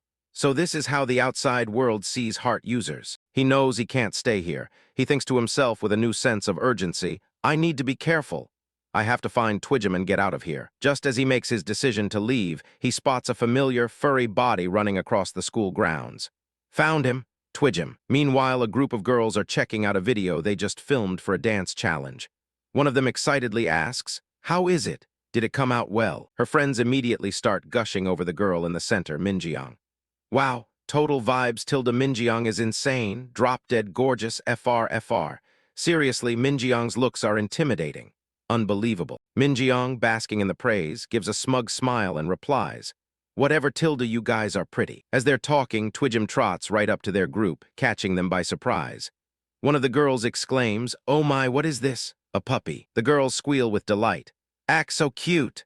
Minjeong scoops the puppy into her arms, cooing, "Where did you come from? Who's your mommy?" They immediately decide to capitalize on the cute moment. "Let's take a pic of the baby and put it on our story. Come closer so the doggo shows up well." But as they pose for the photo, Jae-ho suddenly lunges into the frame from behind them, desperately reaching for his dog and screaming, "Puppy D!" Ack! The girls are terrified by his sudden appearance. They recoil, shrieking, "Who the hell is this guy? A stalker?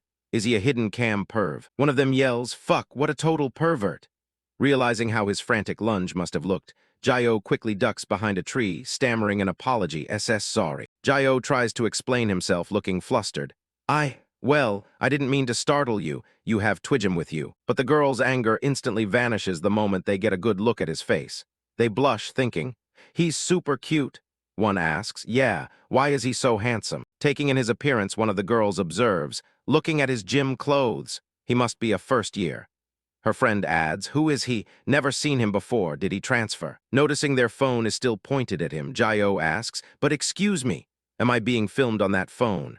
One of the girls casually replies, Yeah, we're making a TikTok.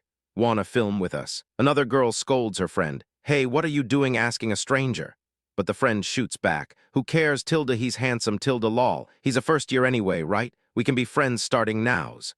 Jae-ho, however, panics, exclaiming, "No, I can't be filmed in videos." Minjeong cuts in, holding out her phone with an Instagram profile open. She says coolly, "Give me your Insta ID." Still holding Twigim, she pushes the phone towards Jae-ho, adding, "I'll tag you." Her friends are stunned, whispering to each other in shock. "What the? I've never seen Minjeong ask for an Insta before.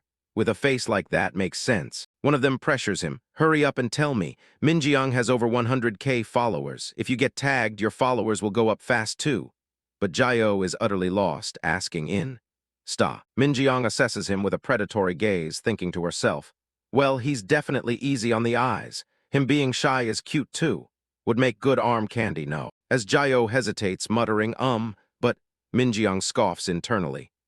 Playing hard to get, he's gonna give it anyway." But to her surprise, Jae-ho turns away, stating plainly, "I don't have anything like that." Minjeong is left speechless, her confident smile frozen on her face. Even Twigim seems to sense the sudden shift in mood. Jae-ho bows deeply and formally rejects her. "I appreciate the thought, but I have to decline," he says, then adds for emphasis, "I mean it." Minjeong can only stare, dumbfounded. Her friends are in absolute shock, covering their mouths as they whisper, "Whoa, no way. Did Minjeong just get rejected?" Humiliation quickly turns to rage. Minjeong's face twists into a furious snarl as she thinks, That is one massive wall he put up. UFC King. B. Playing so damn hard to get. She starts to lash out. This is FC King ridiculous. I'm just trying to tag you, just give me the ID. But Jayo calmly interrupts her, taking Twigim from her arms and declaring, "This is my dog, so I'm taking him back." Ignoring the fuming girl completely, Jayo clutches his puppy tightly, apologizing softly. "Twigim, I'm sorry. I'll never lose you again." Minjiang is left speechless behind him. On the other side of the schoolyard, someone was watching the guy happily flirting with the school goddess. Tagu, the school's top dog, had his face contorted with rage, his eyes burning with fury as he growled. "What?" Standing with Minjiang and her friends, who now look on with concern, Tagu growls, demanding to know, "Who's that bastard?" One of Tagu's friends points out Minjiang, nudging him.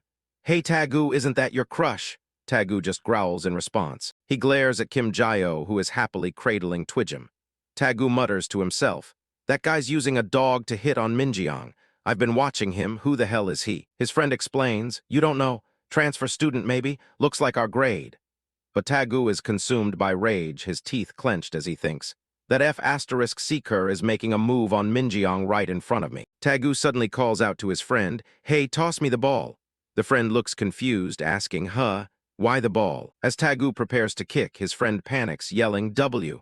Wait, you broke someone's nose with a ball last time." But Tagu has already unleashed a powerful kick, warping the soccer ball with the force of the impact.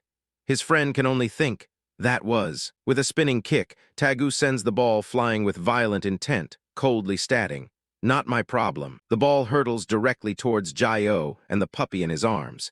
He barely has time to register what's happening, letting out a confused, "Huh." Jayo's eyes widen in shock as the ball closes in, aimed right at his face. In his arms, Twigim remains blissfully unaware of the danger, looking up with a happy, panting face. With a sickening crunch, the ball smashes into Jayo's face as he instinctively shields the puppy.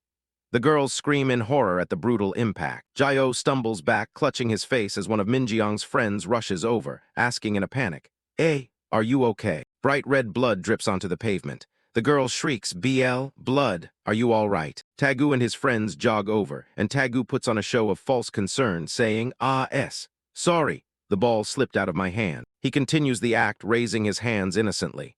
My bad, total accident."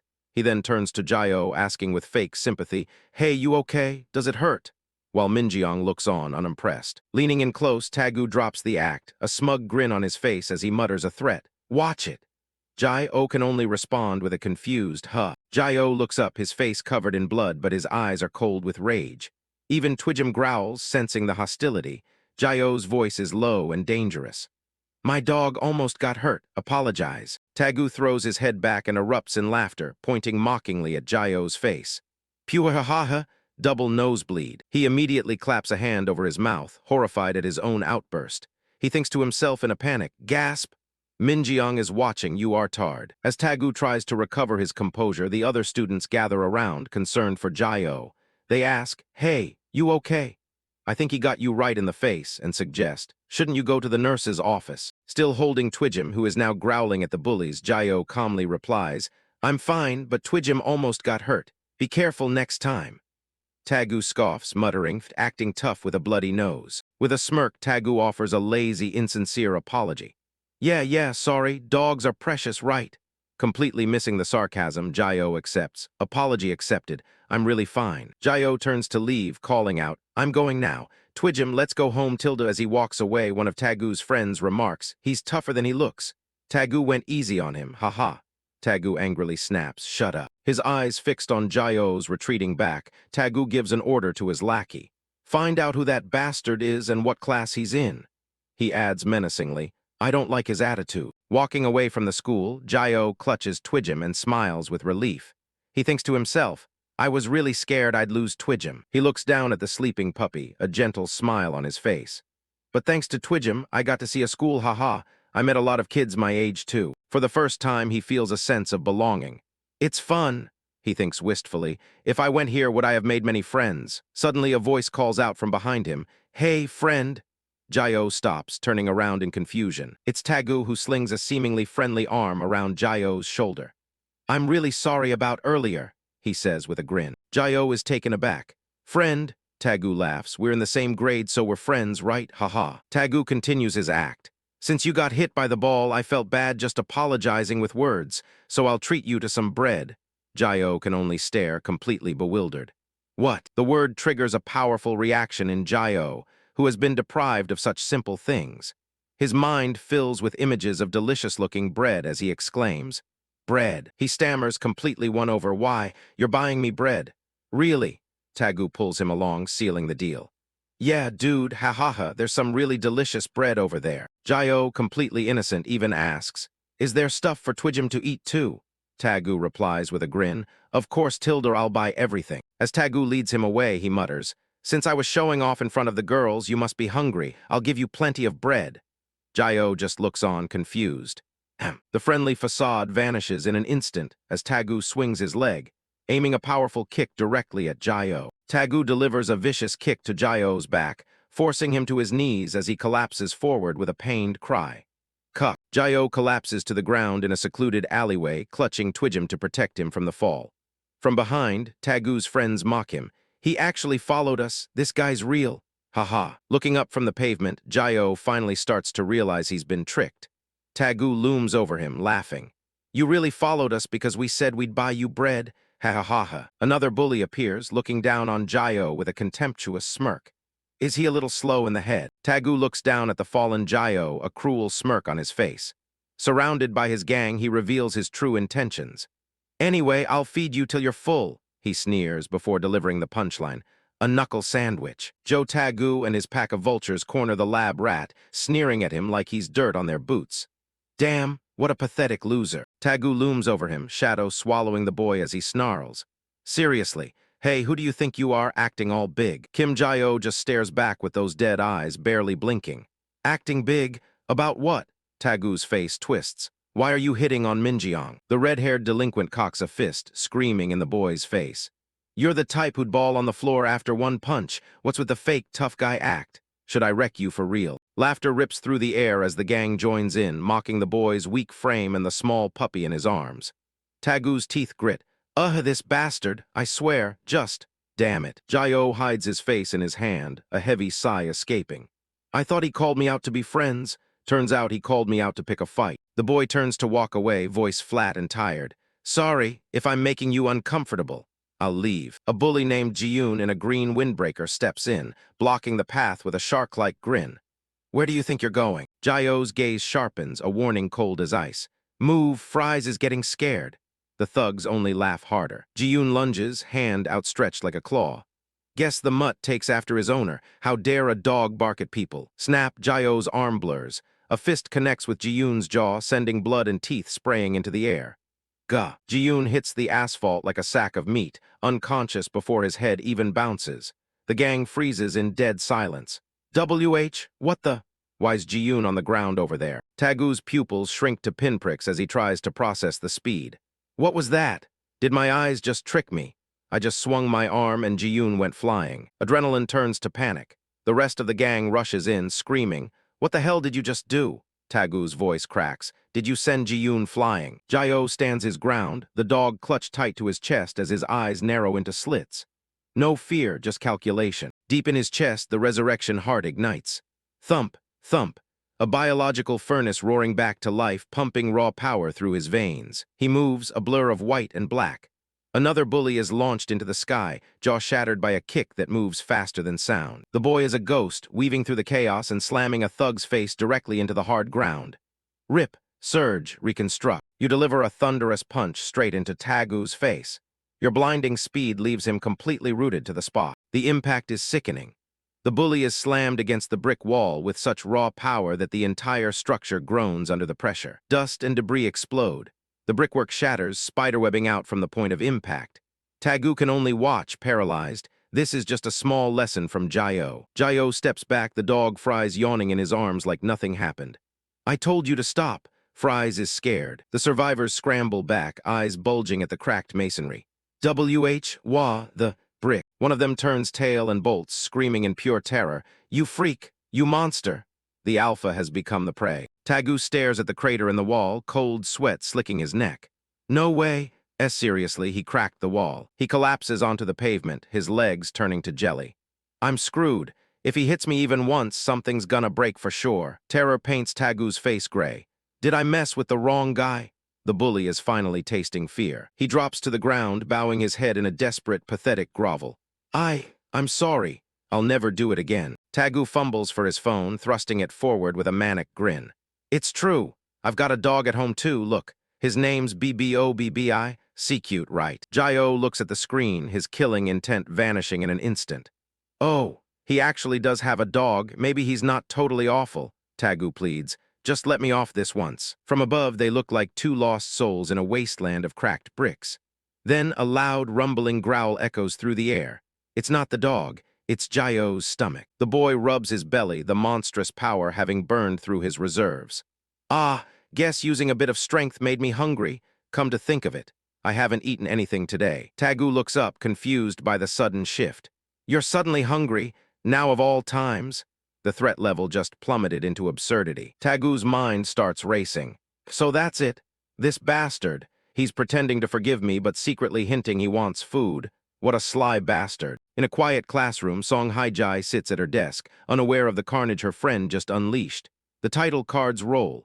Episode 6, Who is this guy? The scene shifts to the bright neon sign of the school store. A peace offering is in the works. Jayo's eyes sparkle as he looks at the mountain of bread and snacks. Thanks, I'll dig in, Tagu mutters. Yeah, enjoy it. The boy starts inhaling the food with the same intensity he uses to break bones. One bite after another, devouring the store's stock. He doesn't forget his furry companion, sharing a piece of bread with Twigim. It's good, right? There are little strawberry-like bits in the bread. Tagu watches from across the table, his jaw clenched. What is this guy? He seems insanely strong, but he acts like a total dork. I seriously can't get a read on him. The image of Ji-yoon flying through the air flashes in his mind. I mean, with one punch he sent a guy flying into the air. Is he some pro boxer who used to compete or something? Joe Tagu stares at the shattered wall, his sweat turning cold. But even for a pro, can you really slam someone into a wall hard enough to crack it? He grips his phone, watching Kim Jayo feed the puppy fries from across the table. I've never seen anything like that in my life. I'll need to take some special measures. Enter Na Young-chul, a mountain of a man with a man bun and a floral shirt, eyes fixed on his cards and a cigarette dangling from his lip. Oh, Tagu, long time no see. Tagu's voice trembles over the line, his face a mask of desperation. Sir, could you please help me out just this once? I'm really screwed here. Young-chul exhales a cloud of smoke, his expression hardening into a sneer. What? You got your ass beat by some punk? You've gotta be kidding me. Hey, you halfwit, you get beat up and you come crawling to me? Do I look that free to you? Tagu whispers into the receiver, sweat drenching his face as he begs for a lifeline. It's because his fists are just too much. This is my first and last request. Please, just help me save face this one time. The thugs wonder, who is it? Young-chul leans back. Oh, just some junior named Tagu, says some brat who's good with his fists gave him a beatdown and now he's crawling to me for help. The gang bursts into laughter. What? Haha, how good can he actually be? I'm bored anyway, tell him I'll swing by. Young-chul just sighs in disgust at the idiots. Truly pathetic. Tagu's eyes light up with relief, a massive weight lifting off his shoulders as the voice on the other end announces. Fine, I've got business near your school today anyway, so just bring him out. Tagu stammers gratefully. Really? Thank you so much, boss. He snaps the phone shut, a jagged predatory grin splitting his face. You're dead now, haha. Suddenly a hand enters the frame, holding a bag of snacks. Hey, do you want some too? Jayo stands there with a blank expression, holding out a piece of bread. I felt bad eating alone. Tagu's brain short-circuits at the whiplash. Tagu waves it off, sporting a fake, nervous smile. No, you go ahead and eat. You can have it all. You can also have the other bread and drinks. They're all yours. Jayo crouches down to feed fries, the image of innocence in a tracksuit. Tagu watches him, his internal monologue screaming, how is someone like this that strong? Fries happily munches on the snack. Jayo's simplicity is more terrifying than his strength. Tagu's gaze drops to Jayo's hands. Wait a sec. He smashed that wall with such insane force his hands should be mangled. So how the hell are they completely fine? No scars, no redness. The boy's skin is as smooth as if the wall-cracking impact never happened. Hold on. He's got crazy strength that can launch people. And his injuries heal super fast. He frantically racks his brain as a video of a masked fighter flashes in his mind. Depending on the shape of their heart, they can awaken unique abilities. If that's the case, no way.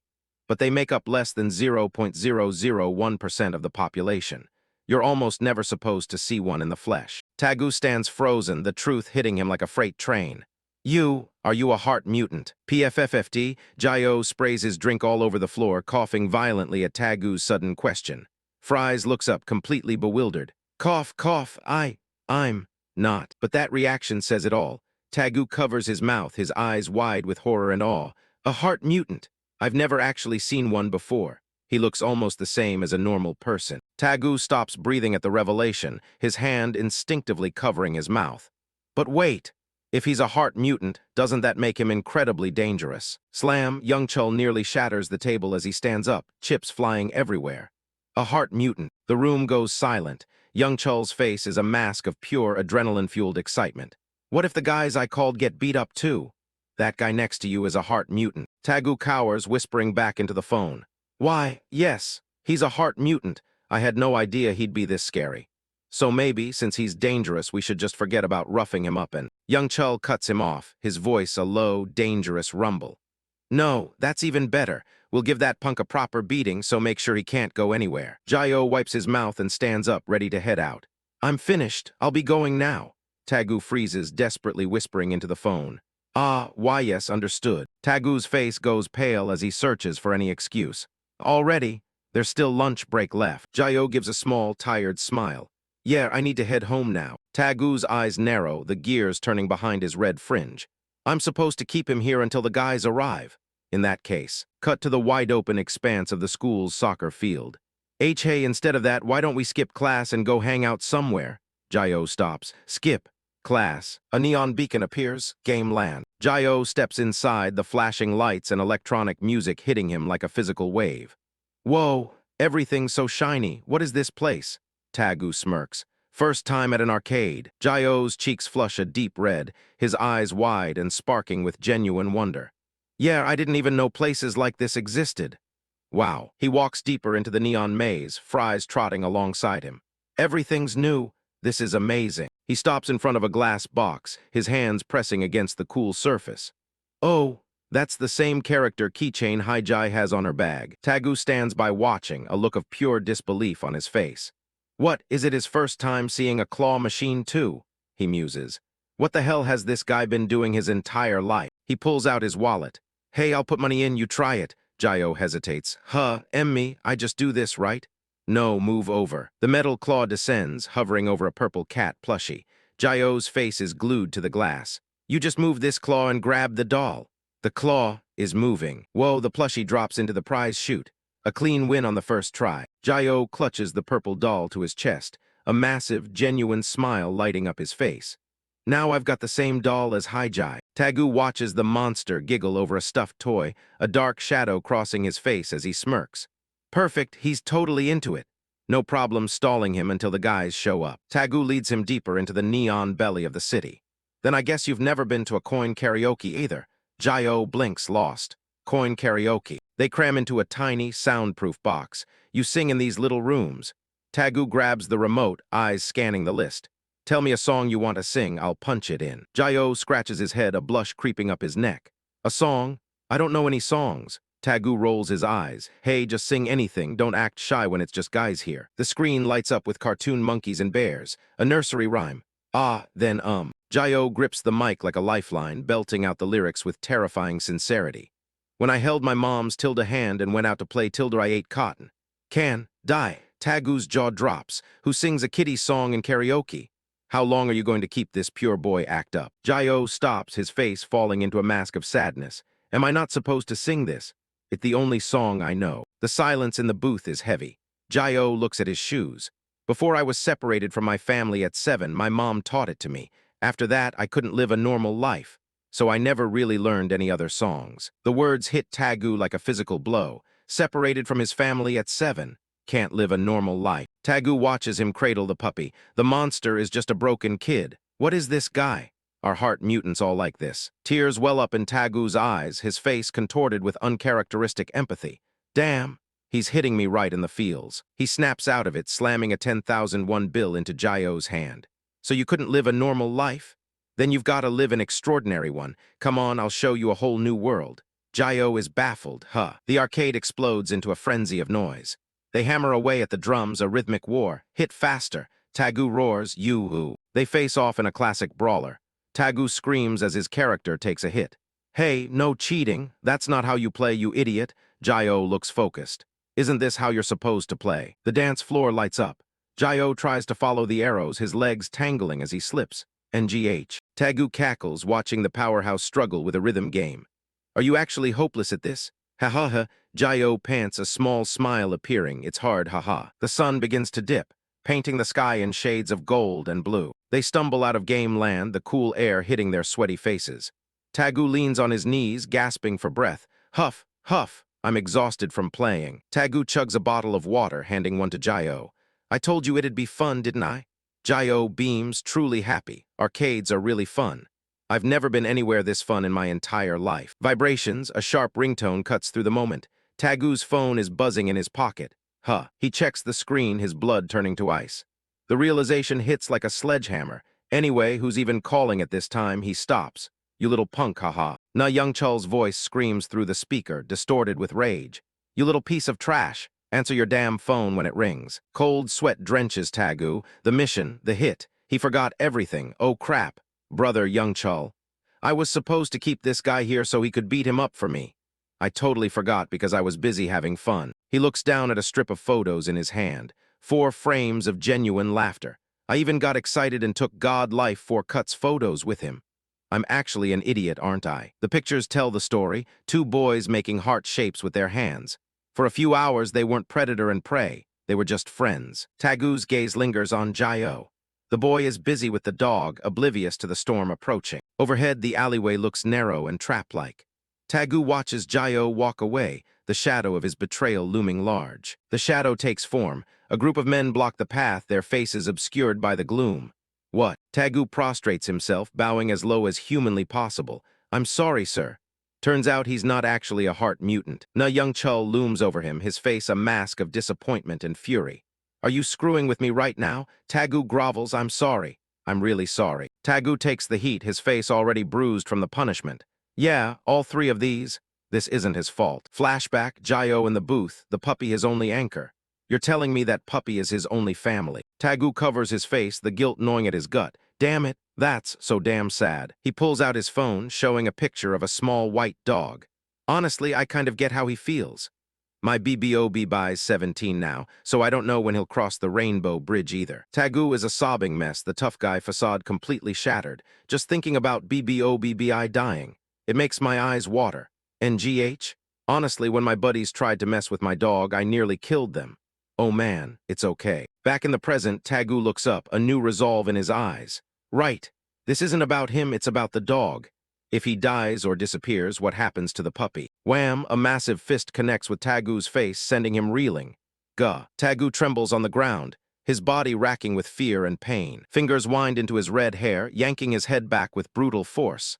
Tagu. Na Youngchul's eyes are cold, dead pools of violence. Do I look like I'm joking to you? Where's the mutant? Kim Jae-yo sits at the arcade, completely tuned out while Tagu screams in his ear.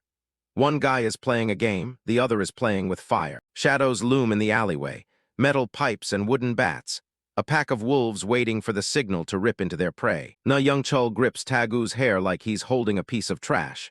He growls, asking if the kid thinks everyone gathered here just to catch one person. Tagu's hands are pressed together in a desperate prayer. He begs, stuttering that it's all a misunderstanding and he was with the guy all day. He spins a web of lies to protect his friend. Jae-yo is just an average loser who got winded playing a rhythm game and collapsed. Tagu shouts it into the predator's face. Jae-yo is just a pathetic nerd, and he's sorry the big man came all this way for nothing. Youngchul stares him down. Cold, unmoving, he doesn't buy a single word of the desperate performance. He scratches his head with a frustrated sigh. So according to the brat, there is no mutant. The predator shifts tactics. He pulls Tagu into a mock embrace, asking if the kid is upset that he raised his voice and laid a hand on him. Youngchul lights a cigarette, the flame dancing in his eyes. He tells the brat that a lie is written all over his face. He leans in close, the smoke curling around them.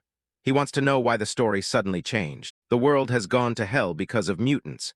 He claims they have to do this much just so they can all walk away fine. Youngchul laughs, a cruel, mocking sound. He finds it cute that the brat was actually worried about them. Tagu's face is slick with sweat and blood. He tries to protest, but the words die in his throat. Young Chul holds up a hand, 5 fingers extended. 500, the price of a friend's soul. The offer is on the table. Turn the mutant over to the boss and walk away with a fat stack of cash. Clean and neat. Tagu freezes as the realization hits him like a freight train. This isn't just a gang fight. This is human trafficking. The news is full of it. Heart mutants disappearing into thin air. Research labs and government facilities paying top dollar for live specimens. Tagu's hand trembles against the cold pavement. The man he idolized as a big brother is just another predator in a floral shirt. He keeps the lie alive, pleading with the monster to just believe him. Jai-O is nothing special. Patience snaps. Young Chul's leg swings in a brutal arc, his foot connecting with Tagu's chest. You little shit. The force of the kick sends Tagu flying through the air. He's nothing but a ragdoll in the path of a storm. He hits the ground hard, gasping for air that won't come. His lungs are screaming, his chest feels crushed. Young Chul looms over him, fury etched into his features. He's been letting things slide, but now he's officially pissed off. A heavy boot grinds into Tagu's back. The predator is done playing games. Young Chul barks an order to his lackeys. Beat the boy until his resolve breaks and the truth comes spilling out. The circle closes in. Fists and feet rain down on Tagu as he curls into a ball, trying to protect what's left of himself. The pain is a white-hot blur. Every blow is a reminder of his own weakness. The past bleeds into the present. A younger Tagu, smaller and more fragile, takes the same beating from a group of bullies. He cries out for them to stop, but the world is deaf to a loser's pleas. The punches keep coming. Then a shadow falls over the bullies. A voice cuts through the violence, asking who gave them permission to bully their own friend. The bullies scatter like rats in the light. Young Chul stands tall, the hero of a story that's actually a horror. Young Chul reaches out a hand. He calls the boy's name, pulling him up from the dirt. He tells the kid he's his Hye-young now. A big brother who won't let him get beat up just for existing. Back then he seemed loyal. He seemed cool. He was everything a weak kid wanted to be. Tagu wanted that life. He wanted to be the one standing over others, looking cool and untouchable. Now the reality is blood on the pavement. The brat isn't saying anything, and the lackeys are starting to doubt if he knows anything at all. Young Chul isn't fooled. He's watched this kid for years, and he can spot a lie in a single look. He squats down, his voice dropping to a low, sinister rumble. If Tagu tries to sell the mutant on his own, he'll only get a fraction of the price. Tagu stares up with a shattered expression. Loyalty is a luxury for those who don't have their bodies on the line. Young Chul stands up and gestures to his men. Bring the chains. The interrogation is entering its final, most brutal stage. He wraps the cold iron around his fist. Metal on bone. He tells the boy that making real money and being unashamed is how you live the coolest life. Young Chul flashes a jagged smile, the chain wrapped tight around his fist. Let's both live cool lives, you and me. A predator's invitation. He yanks Joe Tagu's hair, the cold iron biting into his scalp. Tagu spits through the pain. Sir. Sorry, but. Tagu stares into the eyes of his former idol. The illusion shatters. Right now you look really uncool. Reality sets in. Tagu's heart hammers against his ribs. What did I just say? Young Chul's voice drops to a lethal whisper. That's so. Fury erupts. Young Chul's face contorts into a mask of pure hate. I see. Tagu, you little piece of shit. Tagu's hands fly up, a useless shield against the inevitable. Yes, sir, I'm sorry. I misspoke. The chain-wrapped fist descends like a wrecking ball. Just die, you bastard. Snap, the world stops. A hand clamps onto Young Chul's wrist, halting the kill shot midair. Kim Jai-O stares at the metal. Analytical, cold, the chain, about as thick as a pinky finger. And it's got weld marks and rough edges. He stands there, casually holding Twigim like he's out for a stroll. If you beat someone with this, the wounds'll last a long time. Shock ripples through the alley. The thugs freeze. Tagu looks up, his world spinning. How does he? Jai-O squats down, his eyes never leaving the target. I came to find you. You were taking too long, so. Tagu's voice is a broken rasp. He begs his friend to escape. Run, I know these guys. The truth pours out, bitter and bloody. I'm the one who called them. I called them to rough you up, Jai-O. He lays it all bare, the ultimate betrayal. And I even told them you were a heart mutant.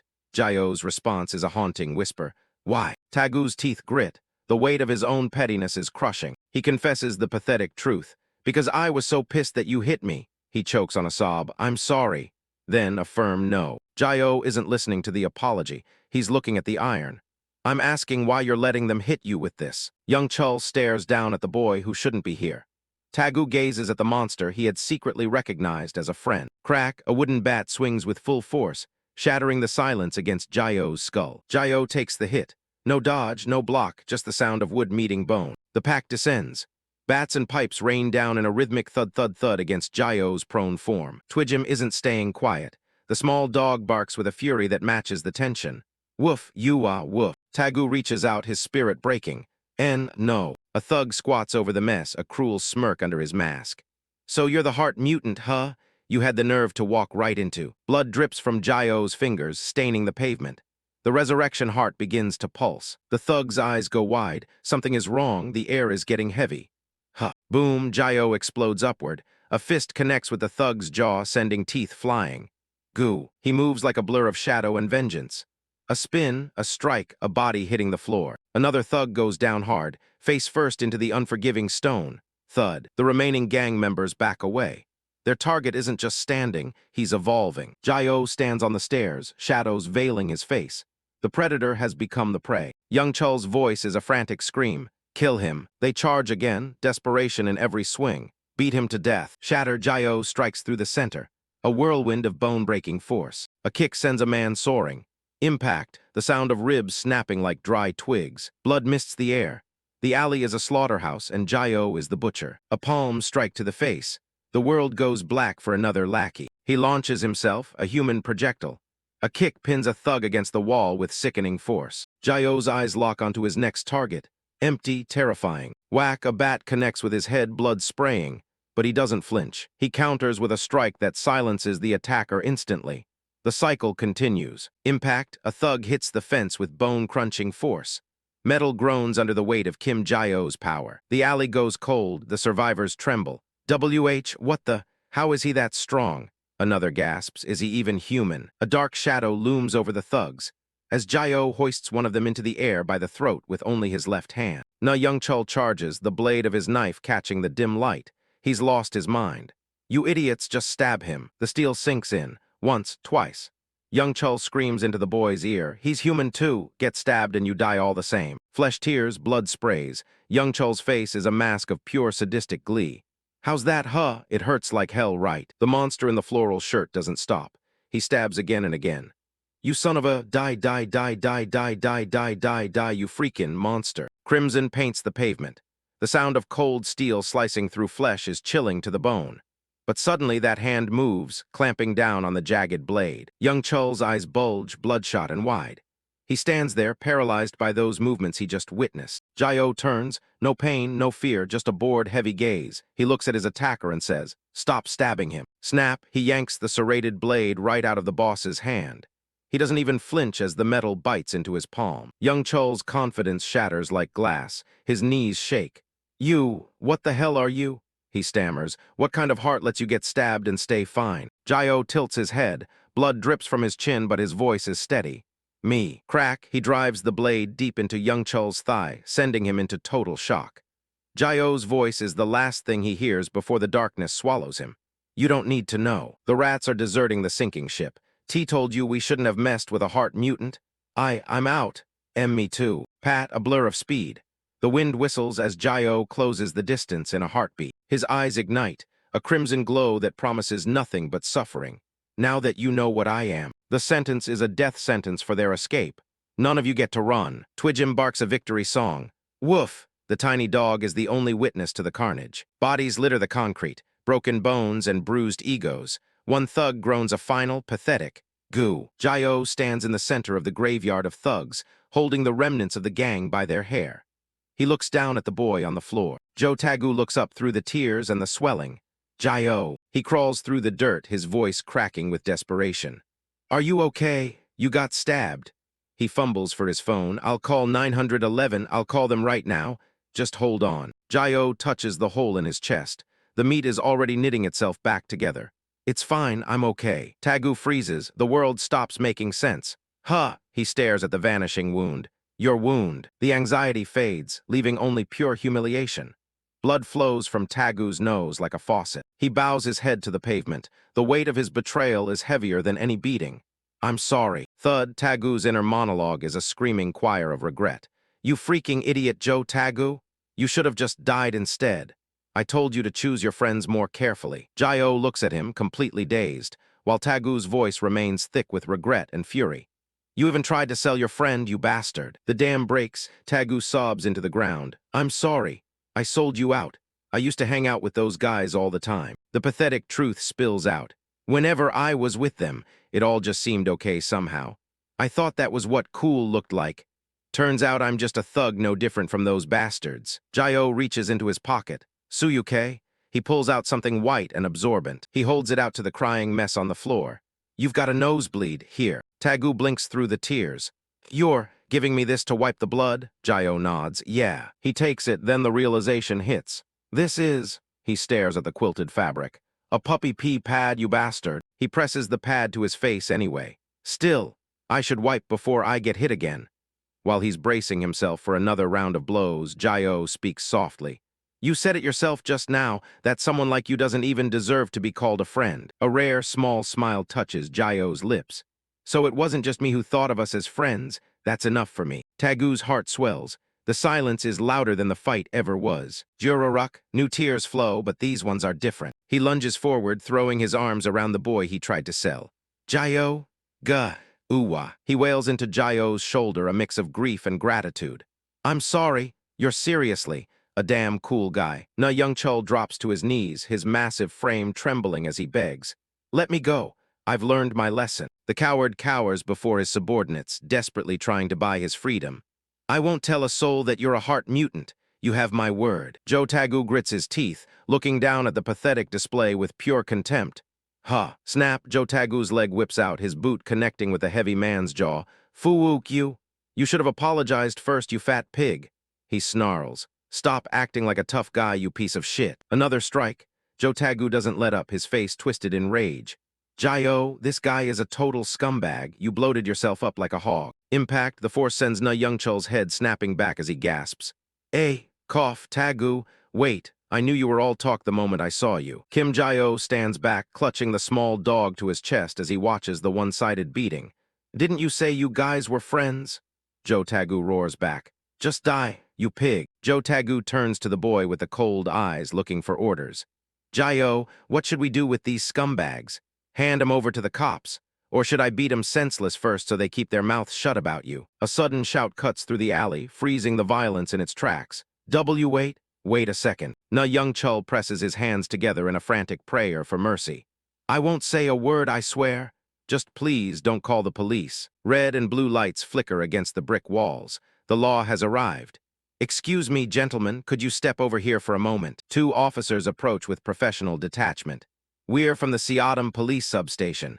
We received a report from a neighbor. We'll need your cooperation. The rest of the gang freezes, their faces pale under the sudden scrutiny of the police. Joe Tagu pivots instantly, putting on a helpful act as he greets the officers. Officers, you're just in time. I was about to call you myself. The predator becomes the prey. Joe Tagu points a finger at the bruised thug. These guys are absolute pieces of shit. These bastards are out here selling people. The accusation lands like a hammer blow. If you go to their hideout, you'll find plenty of evidence. Na Young-chul's face is a swollen mess of desperation.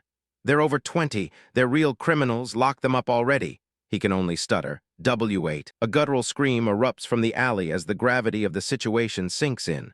Og. Na Young-chul collapses onto the hard pavement, thrashing like a landed fish.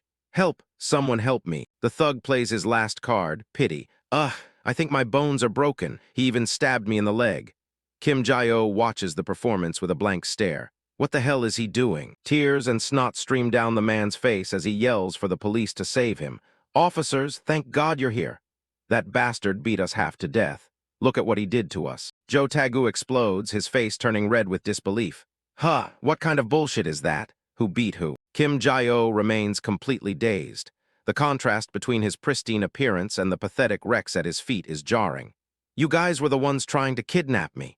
So why are you the ones covered in blood? Na Young-chul points a trembling finger at the silent boy. Look at him. That bastard doesn't have a scratch on him. We're the ones who got hurt. That punk just started wailing on us out of nowhere. The scene is a chaotic mess of bodies and shouting. Na Young-chul screams, No, I'm the proof. Look at my face. We took way more hits. I can't breathe, boss. Gak. Joe Tagu fires back. "Officer, these bastards are all full of shit." The police try to regain control of the volatile crowd. "Everyone, calm down. We'll sort out the details at the station." Na Young-chul leans in, his eyes wide with a dangerous secret. "More importantly, that guy? He's a heart mutant." Silence. Kim Jae-o's pupil's contract as the secret he fought so hard to hide is dragged into the light. Na Young-chul spits. Is a heart mutant allowed to just beat people up like this? The officer's expressions shift to something much more dangerous. A heart mutant? Don't we have that mutant special act for this? The law closes in, demanding an identity that doesn't exist. "Are you sure you're a heart mutant? Give me your ID card or registration number." A cold sweat breaks across Kim Jae-o's brow. "I don't have anything like that." The officer's eyes narrow, sensing a major violation. "You're a heart mutant and you aren't registered with the state." You realize that's a violation of the Mutant Special Act. The situation spirals. The police surround the boy like wolves. "We'll start by getting you registered. State your identity and your ability." Trapped, the words echo in his mind like a death sentence. Identity, registration. Flashback to the agony. The skeleton in the tank. Jae-o remembers the horror. "If those bastards from the laboratory find my info, what then? I finally stopped looking like a skeleton. It's harder for them to find me now. One wrong move and the lab finds him." He thinks, "But the moment I register, they'll track me down instantly." The officer's hand drops to his belt. "Sir, I need you to cooperate." A voice breaks the tension, a girl rushing into the center of the conflict. "Wait, hold on." Song Hye-ji stops, her breath coming in ragged gasps as she forces a smile. "Huff, huff, hello." The officers look at the high school girl with confusion. "Who are you?" Song Hye-ji thrusts her phone forward, the screen glowing with a call from "My sister." "Can you take this call? Just take it, please." The officer takes the device, his skepticism clear. "Hello." A sharp, authoritative voice rings through the speaker. "This is Superintendent Song Hye-in, team leader of the Mutant Special Team. My ID number is A031111S. You can verify it yourself." Officer Han Seok-jin snaps into a rigid salute, terror leaking through his voice. Salute," he bellows into the phone. "This is Officer Han Seok-jin from the Seotum Police Substation, ma'am." The voice on the other end is ice cold, cutting through the chaos. "This case is an attempted kidnapping of a heart mutant. Process the kidnappers according to standard procedure. The heart mutant is our witness. Release him without further questioning." The officer's mouth hangs open as he shouts his compliance. "Yes, ma'am, we'll follow your orders immediately. As team leader, I'll take full responsibility. Report that to your superiors." The table has turned. Han Seok-jin barks orders to his men. "Officer Kim, Officer Lee, arrest these thugs and let the others go. Hands behind your back." Na Young-chul's face hits the pavement as he screams in disbelief. What's going on? Why are you only taking us?" He spits. "I told you we're the ones who got beaten up." The weight of the law crushes the life out of his excuses. "Who the hell was on that phone to make you lock us up like this?" A golden light in a dark alley. Song Hye-ji waves with a triumphant smile. Jo Tagu stares, brain short-circuiting. "Who the hell is that girl?" Kim Jae-o blinks, his voice low as he cradles the small dog. "Hye-ji, what exactly is going on here?" he asks her. "How did she even know to come to this place?" Flashback. From the safety of the school windows, she saw the storm brewing. "Oh, well, I saw you coming to school. Some creeps were surrounding you, so I followed." "Creeps?" Kim Jae-o gestures to the red-haired boy. "You mean Tagu?" Yeah, exactly." Song Hye-ji looks at the battered remains of Jo Tagu's pride. "But why does he look so ugly? Wait, never mind. What the hell happened here?" Kim Jae-o sighs. "He just got the hell beaten out of him by some thugs." Jo Tagu's eyes widen as recognition hits him like a freight train. "She's the school goddess. It's Song Hye-ji." She recoils. "Isn't this guy a creep too?"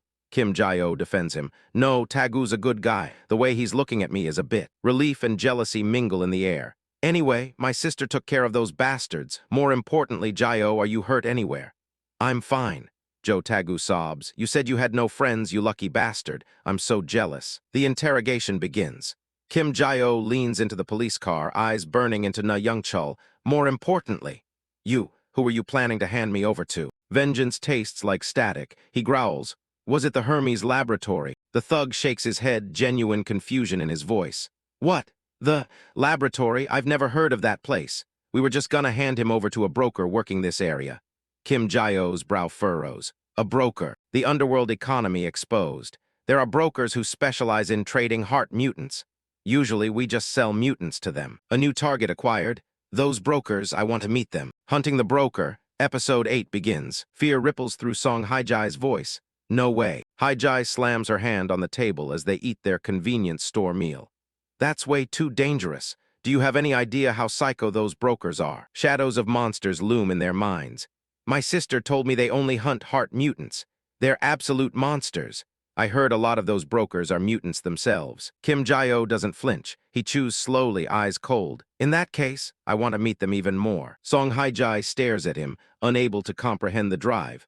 Why are you so obsessed with finding a broker? He wipes a smudge of food from his face. Well, I was thinking. The lonely boy speaks of a bond forged in hell. Maybe I could find my friends through them. Jo Tagu leans in, skeptical. Hey, you said you didn't have any friends? Yeah, the past bleeds into the present. Not out here, back in the laboratory. They were the friends I lived with. Flashback to the nightmare. Guards tower over a skeletal boy in a cage. Life in that lab was nothing but painful experiments and torture every single day. A collar around his neck, he's dragged through sterile halls. Then one day, I was dragged off to somewhere unknown. I'd never traveled for that long before. I was terrified. The unknown is worse than the familiar pain. I wondered what kind of agonizing experiments they had planned for me this time, and the place they threw me into was. Blades whistle through the air. Swords. Steel bites into glass, vibrating with lethal intent. The swords are flying. Agony white-hot. The skeletal boy screams as he imagines those blades piercing through his fragile frame. Are they going to use those to stab me over and over again? I am so scared. A shove forward into the abyss. Those men behind me. They're scary too. Get in there, now. He trembles. If I don't go in, there's no telling what they'll do to me. Clank, the heavy door slides shut, locking him in the dark. The learning class. A room of monsters. Wasps swarm, ice shatters, and daggers fly. The boy's hollow, eyes widen at the sight of others just like him. Snap, a tiny hand shoots out, snatching the long, shimmering blade right out of the air. Lee Ki-won, a boy with a sword and eyes full of murder. A flash of steel as the child slashes through the air. But suddenly, his entire body is encased in a thick layer of ice. The skeletal boy screams silently inside his frozen tomb. A chilling welcome. A room full of children in numbered gowns, their eyes sharp with a survival instinct no child should ever possess. Skeletal Jae-oh trembles as daggers whistle past his head. Yu-hana delivers a sharp slap to the back of Lee Ki-won's head, her voice full of lecture. What the hell are you doing, you psycho? The brat cringes, pointing a finger. Isn't that thing a monster? She snarls back. No, you idiot. She gestures to the terrified skeleton. Look at the lab coat, moron. Can't you tell? He's a test subject just like us. Skeletal Jae-oh's jaw hangs open in disbelief. He's not a freak here. He's just another piece of meat. Wait. What? The others crowd around, their curiosity overriding their fear. He really is a skeleton. A living skeleton. The shock is still fresh. He hides his face behind his hands, trembling like a leaf. Don't look at this hideous face. Faces of fellow mutants peer down at him. Not with disgust, but with the cold recognition of shared trauma. Lee Jun leans in, his tone surprisingly gentle. Hey, come on, you look fine. You just look like a skeleton because you're a mutant. His body slowly relaxes as the care from those his age begins to sink in. Scary, isn't it? Are you okay? Is this your first time in the learning class? Skeletal Jae-oh stammers. Ah, yeah. They introduce themselves, the monsters claiming their names. I'm Lee Jun, nice to meet you. Hi, I'm Lee Ki-won. I'm Yu-hana. Shin Ha-yoon waves with a sheepish grin. Sorry for calling you skeleton, Ha-young. I'm Shin Ha-yoon. For the first time, the hollow sockets of his eyes seem to brighten.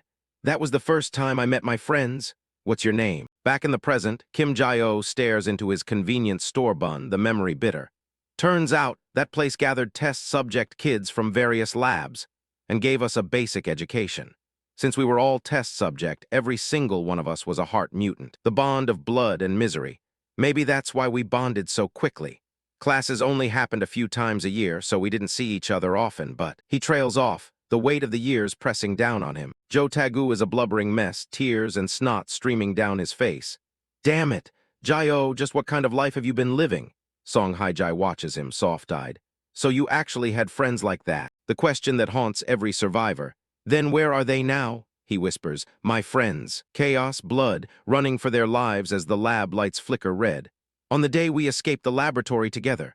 The lab was chasing us. We had to scatter. Song Hye-ji connects the dots, her gaze sharpening. I see. So that's why you're looking for the broker, because they might have targeted your friends after you all split up.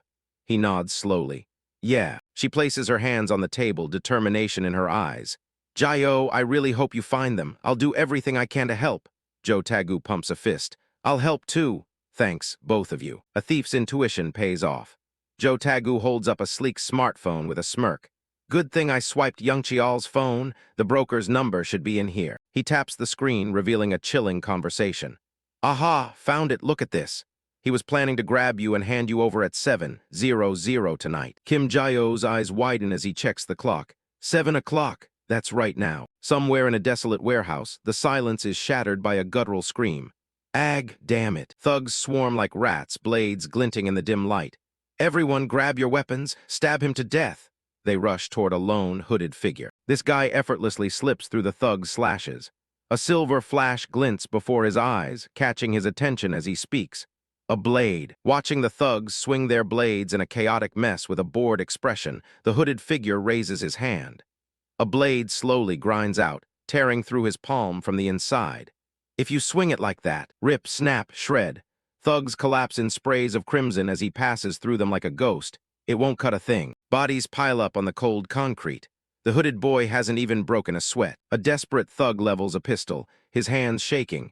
Knives won't work on this bastard. Before the trigger can click, the barrel is sliced clean off. Kill him with a goo. The gunman stares at his useless weapon, paralyzed by the cold gaze of a predator. Lee Ki-won lowers his hood, a lethal smirk playing on his lips. If you use it right, you can even cut through steel. The heart of the sword, a core pulsing with a sharp metallic thirst. The survivors turn tail and run, their morale shattered along with their bones. Thump, a thrown blade finds its mark in a fleeing back. No one escapes. Lee Ki-won stands amidst the carnage, flicking blood from his blade. Try to do better next time. The buzzing of a phone cuts through the silence. Who's texting me now? He stares at the screen, the scar across his eye twitching with boredom. 2 new messages from the pig. The game is back on. The chat glows with the promise of a fresh harvest. I caught it. I want to sell it right away. Is today possible? Lee Ki-won smirks, his fingers dancing over the keys. Looks like a new customer. A figure lurks in the crimson dark, blades poised to strike. This isn't a meeting, it's a trap. Kim Jayo steps into the desolate alleyway. He narrows his eyes at the looming structures, thinking, this is the meeting spot. I have to be careful. He's here for a lead, a broker who traffics heart variants. The only way to find his lost brothers. Jayo stares into the shadows. Rumor has it the broker might be a heart variant too, a hunter of his own kind. Song Hye-ji grabs his sleeve, her face pale. She whispers, Jayo, are you really going to meet the broker? She knows the danger. These are guys who commit crimes against heart variants. I heard that sometimes they're heart variants themselves. Jayo doesn't back down. Doesn't that mean they've met a lot of other mutants? I might be able to find out a lot about my friends. Hye-ji's eyes tremble with unspoken fear. Jayo tries to ease the tension, telling her he'll just watch from a distance. But he knows better. He crouches among the rubble of the construction site. He told her not to worry, but his instincts are screaming. His jaw sets. These bastards have been selling out mutants like me. If the chance arises, I'll just capture them myself. He spots a heavy wrench, a makeshift weapon. Should I look for a weapon to stage an ambush if it comes to a fight? He grips the cold steel. Charging in blindly against a mutant is suicide. First, he has to figure out their ability. Whistling air, a flash of silver. Blades tear through the silence. Impact, the metal pins him against the pole. Jayo screams in agony. Aorarg. A sword cold, lethal. It misses his neck by an inch, a sword. A voice drifts from the gloom. What kind of little rat are you? Seeing as you came alone, you don't look like someone here to trade a mutant. The hooded killer stands over him, eyes hidden in shadow. Are you a cop? Jayo checks the glowing screen. The text messages don't lie. This person is the broker. He sizes up the blade. Since they use a sword, are they a normal person, not a mutant? His fingers dig into the concrete. If they're just human, he can end this now. If they're a normal person, it'll be much easier to catch them. He lunges forward, a movement of pure decisiveness and blinding speed. He lunges forward with a preemptive strike to overwhelm his opponent. I won't give them even a single second to react. The hooded figure remains motionless, not even bothering to dodge, even as Jayo's fist is inches from his nose. Shock freezes Jayo's blood. He stands frozen, staring at the close-up of this face. A ghost from the lab. Lee Ki-won? Nice to meet you, I'm Lee Ki-won. That greeting echoes from 10 years ago. The killer's eyes turn lethal. How do you know my name? A horizontal slash. Blood erupts as Jayo is tossed through the air. He slams into the dirt. Dust settles over his broken form. He groans, trying to pull himself up. Uh, his limbs aren't responding. He looks at his feet, shredded meat. I can't put any strength into it. My tendons were cut. He looks at the monster standing over him, and sword skills that defy common sense. This is a professional. Flashback 10 years ago, chaos in the lab. Everyone this way, hurry, run. A boy's voice leads them through the carnage. The ceiling caves in. Tons of concrete rain down on the fleeing children. Through the dust, a skeletal face looks back in terror as the group finds themselves cornered. But suddenly, streaks of light tear through the massive concrete slabs. Before Jayo's very eyes, a boy with a sword in hand slices through the thick concrete as if it were mere butter. Jayo is completely blindsided by his friend's terrifying display of power. Ki-won was there. He remembers the cold determination in those eyes as the boy turned back and declared, "I'll open the path." Back in the present, the killer demands answers. "How did you know my name?" "It's definitely Lee Ki-won."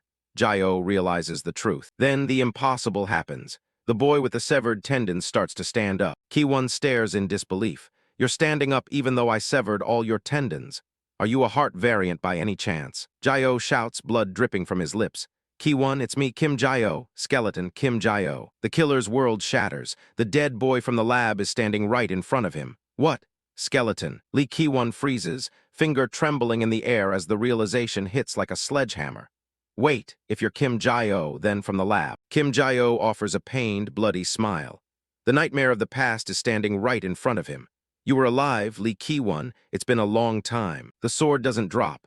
The attacker's eyes are wide with a mix of shock and suspicion. "You're really Kim Jayo?" Jayo doesn't flinch, standing tall. "Yeah." Jayo steps forward, the ghost of the lab finally given flesh. "The Kim Jayo who took classes with you at the lab. Somehow I've completely regenerated.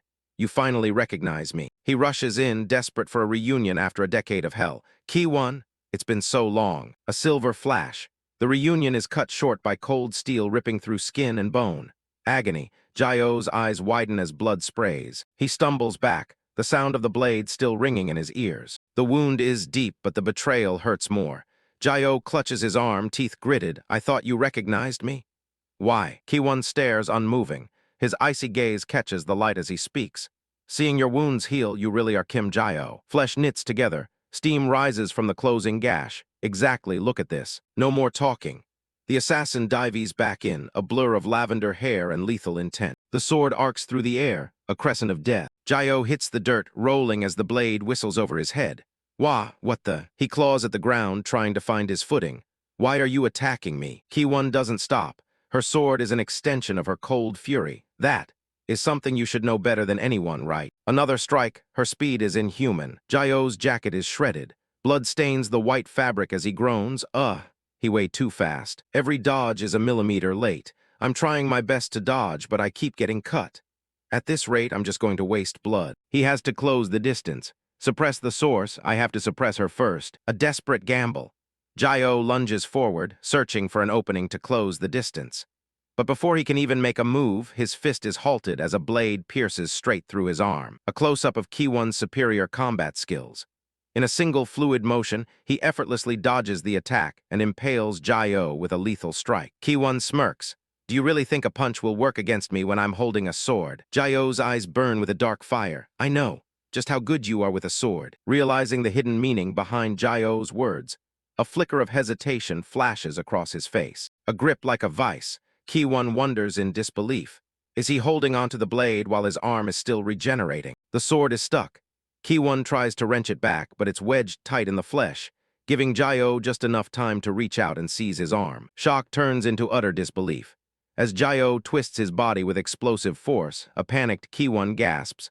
What kind of monstrous grip strength is this? Jayo plants his foot firmly into the ground, his body arching back like a drawn bow.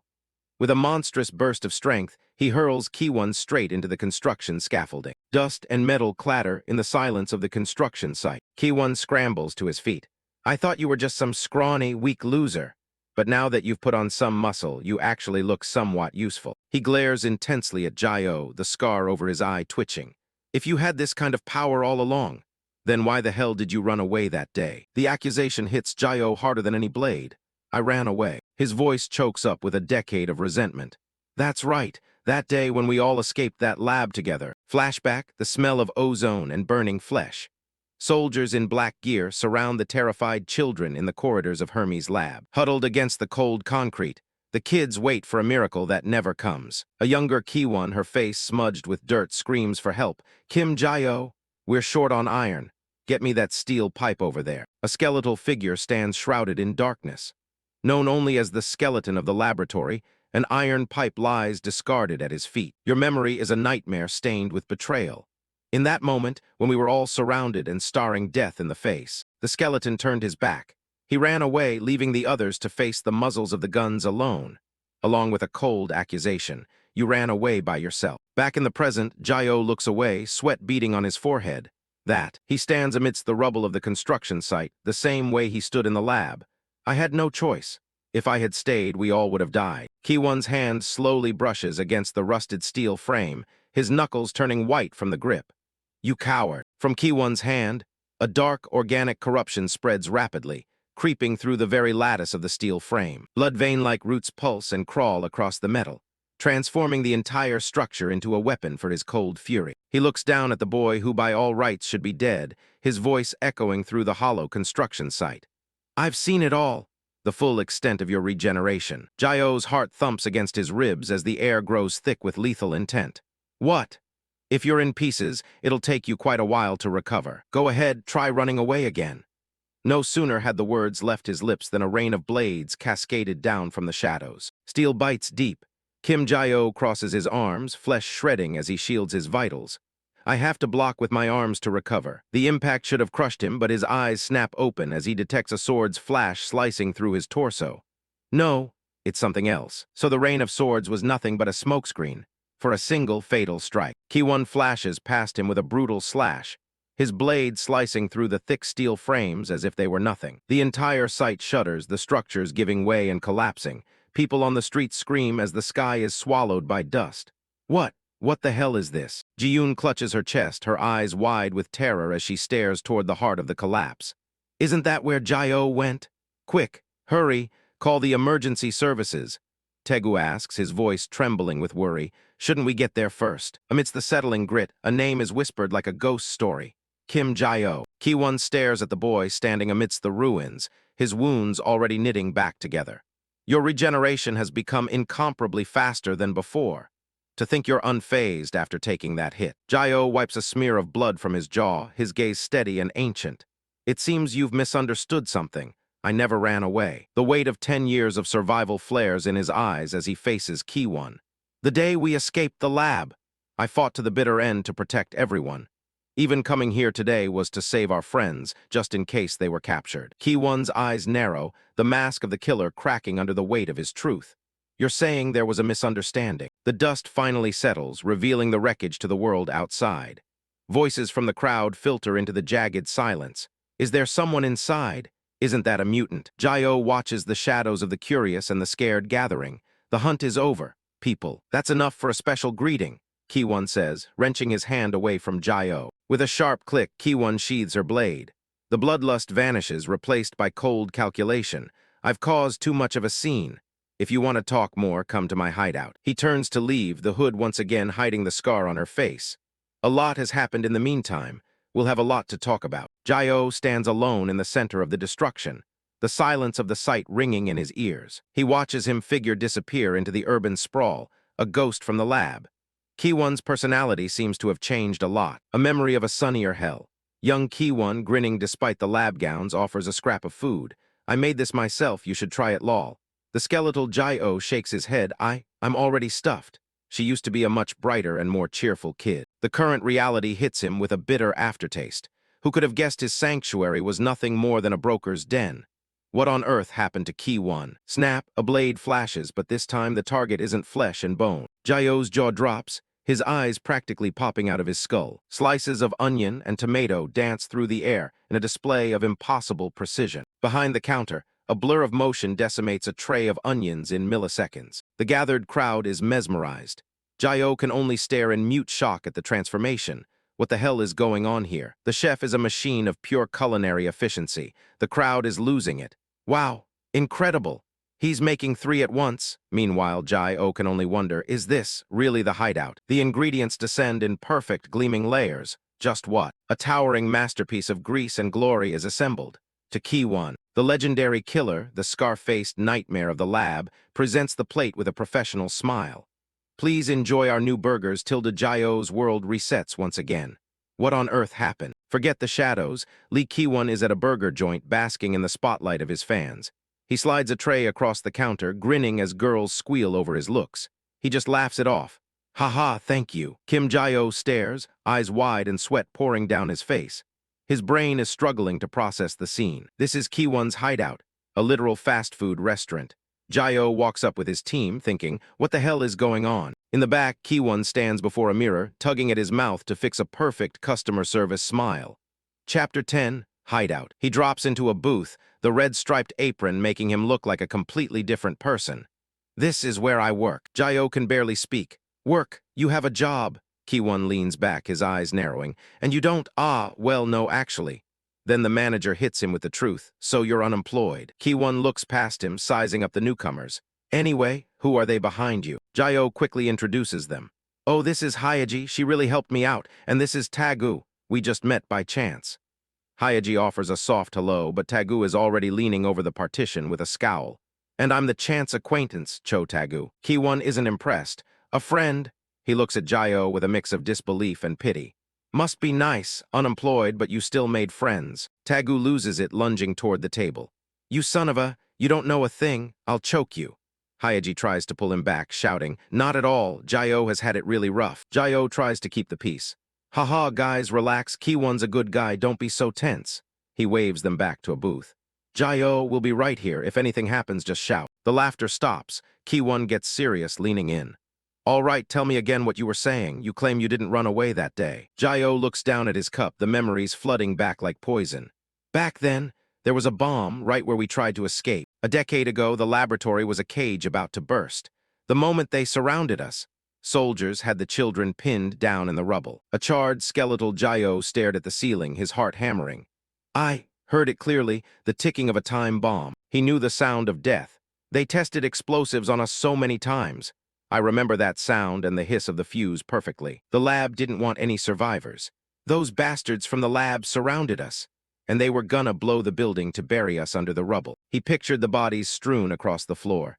If it went off, the strongest might have survived, but I knew for certain that the weak would surely die. He didn't hesitate, so I grabbed as much of the explosives as I could carry, and I just ran. A small figure sprinting into the dark with a payload of fire. He made it clear of the others, and then the world turned into white heat. Back in the present, Jae-oh's hands are steady. I don't know if the blast threw me back, but I woke up in the middle of some deep woods. He looks at Ki-won with a heavy gaze. I went back right away, but no one was there anymore, so I believed that you all managed to escape. Ki-won looks away, the memory clicking into place. A bomb. I definitely heard an explosion in the distance then. He turns back, his eyes sharp and suspicious. You really carried the bomb away yourself? Jae-oh just nods. Yeah, I can survive an explosion, so. Ki-won buries his face in his hand, a dry laugh escaping him. Ha, and you expect me to believe that? Jae-oh leans in, desperate for him to understand. I know it sounds crazy, but it's the truth. There were too many bombs, no time to explain. A single tear rolls down Ki-won's cheek. I believe you. Jae-oh is caught off guard. Huh, he didn't expect him to crack that easily. Suddenly, Ki-won's hand is a blur. A knife flashes, and an onion is pulverized into perfect rings in a heartbeat. Jae-oh stares in total shock. The speed is beyond anything a normal human can do. Ingredients explode into the air. Tomato, lettuce, onion, all dancing in a perfect arc. Ki-won is a whirlwind behind the counter, flipping components and building a masterpiece with lethal precision. He sets a gourmet burger down with a flourish. I knew it would end like this, from lab rat to master chef. Jae-oh's eyes are like saucers. What does this all mean? Is this all for me? Ki-won slides it over. I heard you had a rough time, so here, a gift. Jae-oh digs in, moaning at the taste. Thanks, this is delicious. Behind them, the fans are back. Manager Oppa, can we take a picture with you? Me too. Ki-won flashes a peace sign for a selfie, the model professional. Sure, no problem. He sits back down with Jae-oh, the fans still squealing in the background. I'm sorry, Kim Jae-oh. Thank you, Oppa. He looks down, his expression heavy. I almost cut you down without even listening. Jae-oh just shrugs, unbothered. Whatever, it didn't even hurt that much. Jae-oh stuffs his face, eyes sparkling with envy. Man, this is really good. Do you eat like this every day? I'm jealous. Ki-won smiles, pushing the tray closer. If it's not enough, have more. He points to the badge on his chest, glowing with pride. I am the store manager after all. Jae-oh is genuinely impressed. So cool, you look like a totally normal person. Ki-won just chuckles. It's a piece of cake. Ki-won isn't just surviving, he's thriving. He looks Jae-oh in the eye, the fast food lights reflecting in his gaze. Nothing to it, you can be normal too. Then comes the pitch. Want a job here. Jae-oh's face is a mask of pure disbelief, sweat beads forming on his forehead. Seriously? Ki-won doesn't blink. I'll use my authority to give you 151 above minimum wage. In the back, Tagu's eyes narrow with suspicion. He's kinda weird. Hye-ji whispers. SHH, he can hear you. A palm slams into the air, a command for silence. Wait, Jae-oh isn't letting it go. He levels a finger at his old brother, the burger joint mask starting to slip. Now that I think about it, we met at the place where the broker meeting was set up. Why were you working as a broker? The atmosphere shifts, the red background screaming of the lab's shadow. Those bastards kept us in the lab and did God knows what. How could you possibly work for them? He spits the word like a curse. You scumbag. Ki-won remains calm, his voice a low vibration.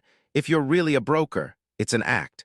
Jae-oh's finger wavers. Huh. Ki-won scratches his head, the manager persona fatting into something more calculated. Pretended to be a broker. He leans in, sharing the secret. In my spare time, I pretend to be a broker, to lure out and catch the people who kidnap mutants. His eye turns cold, a predator's focus. I'm doing this to wipe those filthy animals out. Jae-oh's eyes light up with sudden hope. Really? Ki-won gives a sharp nod. Of course. The tension snaps. Jae-oh exhales, the weight of the world lifting. Phew, what a relief. I was scared you'd actually become a broker. He looks at Ki-won, admiring the hustle. So you work here and go undercover as a broker? Ki-won shrugs. Well, someone's gotta do it. Jae-oh flashes a thumbs up, a wide grin spreading across his face. Awesome. Ki-won hides his face, a faint blush of embarrassment. I know, you idiot. Jae-oh can see the effort. You're really giving it your all. Jae-oh goes back to the burger, his mouth full as he talks. Glad to hear it. If you ever need help, just say the word. Ki-won blinks. Huh, the mission isn't over. I met up with you to find out how our friends are doing, so if you need help, just tell me. Ki-won freezes, the offer of genuine help striking a nerve. He slams his fist onto the table, a grin splitting his face. You bet. The predator is back. I actually need to take down a certain broker. He looks at Jae-oh with predatory confidence. With your power, it'll be a breeze. Jae-oh doesn't skip a beat, stuffing his face while he plots. If we corner them, we might find out where the others are. Oh, deal. Ki-won points a heavy fist at him, sealing the pact. You'd be a huge help, Kim Jae-oh. Knuckles collide, the sound of a deal in the dark. Anytime. Outside, the sun is setting on the MDB restaurant. Ki-won waves them off. The shop is swamped, so I've got to get back to work. I'll tell you the plan later when I call you. Jae-oh waves back. Yeah. The trio walks down the darkening street. Thanks for waiting. Thanks to you, I finally got to talk to an old friend. Hye-ji smiles. Come on, you haven't seen him in forever. Jae-oh is buoyant. Good thing he's not some shady character. Tagu isn't buying the fairy tale. His brow is furrowed, suspicion etched deep. Is that guy really your friend? He could be feeding you lies. You said it's been 3 years. That's a long time. Hye-ji's worry returns, her eyes searching Jae-oh's face. True. I was scared when you said your friend was a human trafficker. Is everything okay? Jae-oh looks back at the fatting light of the restaurant. Yeah, a vision of the past. A young Ki-won in a lab gown, fist raised in a promise of survival. He hasn't changed a bit since we were kids. Well, that's good. Reality check. Hye-ji realizes a logistics problem. You said he's gonna message you, but how? You don't even have a phone. Jae-oh grins. Not true, I have a phone. Tagu just stares. Jae-oh whips out a device. Look. Hye-ji's jaw drops. Wait, isn't that Na Yeoncheol's phone? Have you been using that this whole time? Scene shift. The sound of slapping footsteps on wet pavement. Shadows pursue a desperate target. Don't let him escape. The unknown oil mutant stumbles through the alley, lungs burning. Corner the bastard in the alley. Agony in every breath. Damn it! Stop chasing me already. He coughs, a thick yellow liquid dripping from his chin. He turns, spitting a stream of viscid fluid. What the hell? Oil? The thugs scramble. Watch out, it's that scumbag's ability. Looking back at his pursuers, who were finally slowing down, a smirk spread across his face. I'm alive. A heavy fist connects, the sound of bone on flesh ringing out. He hits the deck hard, a hulking shadow looms over him. Where do you think you're going? The mutant's scream echoes. Arr. He begs from the dirt, tears mixing with the grime. Please, I beg you, my heart. It's really nothing special, all it can do is spit out oil. A thug grabs a handful of hair, wrenching his head back. Wow, this pathetic loser is a heart mutant. They look down on him with pure disgust. Not all mutants are strong. Trash like him is no better than a regular human. The thug laughs. Seriously, ha ha ha. A jagged grin and a cigarette. Well, it's easy money for us. They're paying a whole billion for one head. The unknown oil mutant, a pathetic figure in a bloodied purple tracksuit, lets out a soul-shattering scream. Teeth gritted, tears mixing with filth. Arg! A cold presence enters the alley. Lee Ki-won, a killer in a green jacket and white hoodie, stands over the thugs. Is that all they're offering? The thugs spin around, eyes wide. Huh! A challenge from the gutter. The thugs bark. Who the hell are you? Lee Ki-won stares back, his scar-riven eye cold and empty. Movement too fast to track. A blade rips through the air and a thug's neck is opened. Blood spray. Gah, how did you get in? Ki-won stands amidst the panic, a lethal calm on his face. If we're risking our lives like this, they should pay more. He counts his prey. About 10 of them. The thugs scream in terror. This freak's a mutant, kill him. Lee Ki-won doesn't flinch, he just accelerates. Better finish this quickly. The alleyway becomes a butcher shop. Limbs fly, blood paints the walls, a symphony of zack, zack, zack, as the thugs are dismantled. A survivor fumbles for his weapon, hands shaking. Pull out your guns, bastards. A hand clamps onto the barrel with the strength of a hydraulic press. Lee Ki-won whispers, you know what? He leans in, the smell of cordite and death between them. Your gun is made of metal, too. Inside, the resurrection heart thumps with a mechanical rhythm. Surge, rip, reconstruct, metal spikes explode from the heart's core. The pistol groans, its molecular structure buckling under Ki-won's influence. Pure terror washes over the thug's face as he pulls the trigger over and over. Click, click, click, but the gun refuses to fire. What the hell is this? A wet crunch as spikes of rebar erupt from the gun, shredding the thug's hand and piercing his torso. Agony white-hot, the thug's final breath is a scream. Arrgh. Lee Ki-won stands over the carnage, his silhouette sharp against the night. The thug collapses with a final gack. He turns away, the casual violence of the moment already forgotten. Next time, try collapsing somewhere without all this damn rebar. The unknown oil mutant looks up, sobbing with gratitude. Thank you for saving me. A desperate hope flickers in his eyes. You're a heart mutant too, just like me. Hope overflows on his face. I thought I was a goner when those thugs showed up. Thank you so much. But Lee Ki-won's voice is cold as ice. Shut up. The mutant's smile vanishes instantly. He pulls out his phone, the screen glowing in the dark. Yes, boss, I've recovered the stolen mutant. The unknown oil mutant's world shatters. What, the lab? Ki-won's report is clinical. He can be sent straight to the lab. The realization of betrayal hits harder than a punch. What do you mean? Ki-won looks at the phone, his expression bored. You're too loud. I'm the broker who's selling you. In a sterile room filled with the bodies of lab rats, the boss, unnamed, listens with a smirk. Classic Lee Ki-won. The boss's voice is thick with greedy satisfaction. He works efficiently. You can always count on him. He's on a completely different level compared to those useless lab rats lying around. Lee Ki-won isn't finished. Also, there's something else I need to report. The air in the alleyway goes cold. I found Kim Jae-oh. On the other end, the boss's smirk vanishes. Kim Jae-oh. Lee Ki-won stands among the corpses, a merchant counting his profit. You promised any reward if I caught him. Is the deal still on? The boss's grin returns, wider and more predatory than before. Then, of course, the deal is struck in blood. Lee Ki-won looks into the distance, a predator tracking his next meal. I'll hand him over to you tomorrow. Standing over the bodies of some thugs he just took out, Lee Ki-won pulls out his phone to check in on a deal. He wants to make sure the reward he was promised for capturing Kim Jae-oh is still on the table. The person on the other end confirms the deal, and Ki-won can't help but let a dark smirk cross his face. It looks like everything is going according to plan for the broker. Ki-won promises to hand over his target by tomorrow, keeping his voice cold and professional. He stands amidst the blood-stained floor, already thinking ahead to the next day. The scene shifts from a violent industrial zone to a quiet kitchen where someone is expertly dicing carrots.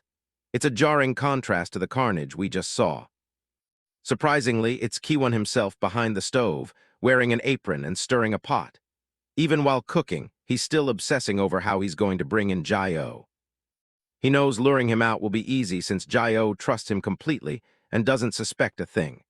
A close-up on his scarred eye shows just how focused he is on the betrayal. Ki-won thinks back to how much stronger the kid has gotten since their days in the lab. He's no longer just a weak skeleton, he's a legitimate threat now. The biggest issue is that Jae-oh's regeneration is insane, meaning he can heal instantly even if he's chopped to pieces. Ki-won realizes he needs more than just a sharp blade to win this fight. Since ordinary methods are useless against a guy who won't stay dead, he decides he needs a location packed with iron to use his abilities to their full potential. He salts his food, settling on a plan as he finishes up. He lifts a steaming pot of potato curry, looking like any normal guy making dinner for his family. It's hard to reconcile this domestic side with the cold-blooded broker. Ki-won brings the meal over to his younger sister, Lee Ki-yeon, who is waiting in her wheelchair. She lights up immediately, cheering for her big brother's cooking. He gives her a warm smile, explaining that he made sure to pack it with extra potatoes just for her. For a moment, the scar on his face doesn't seem so intimidating. Ki-yeon takes a bite and absolutely loves it, declaring it the best meal ever.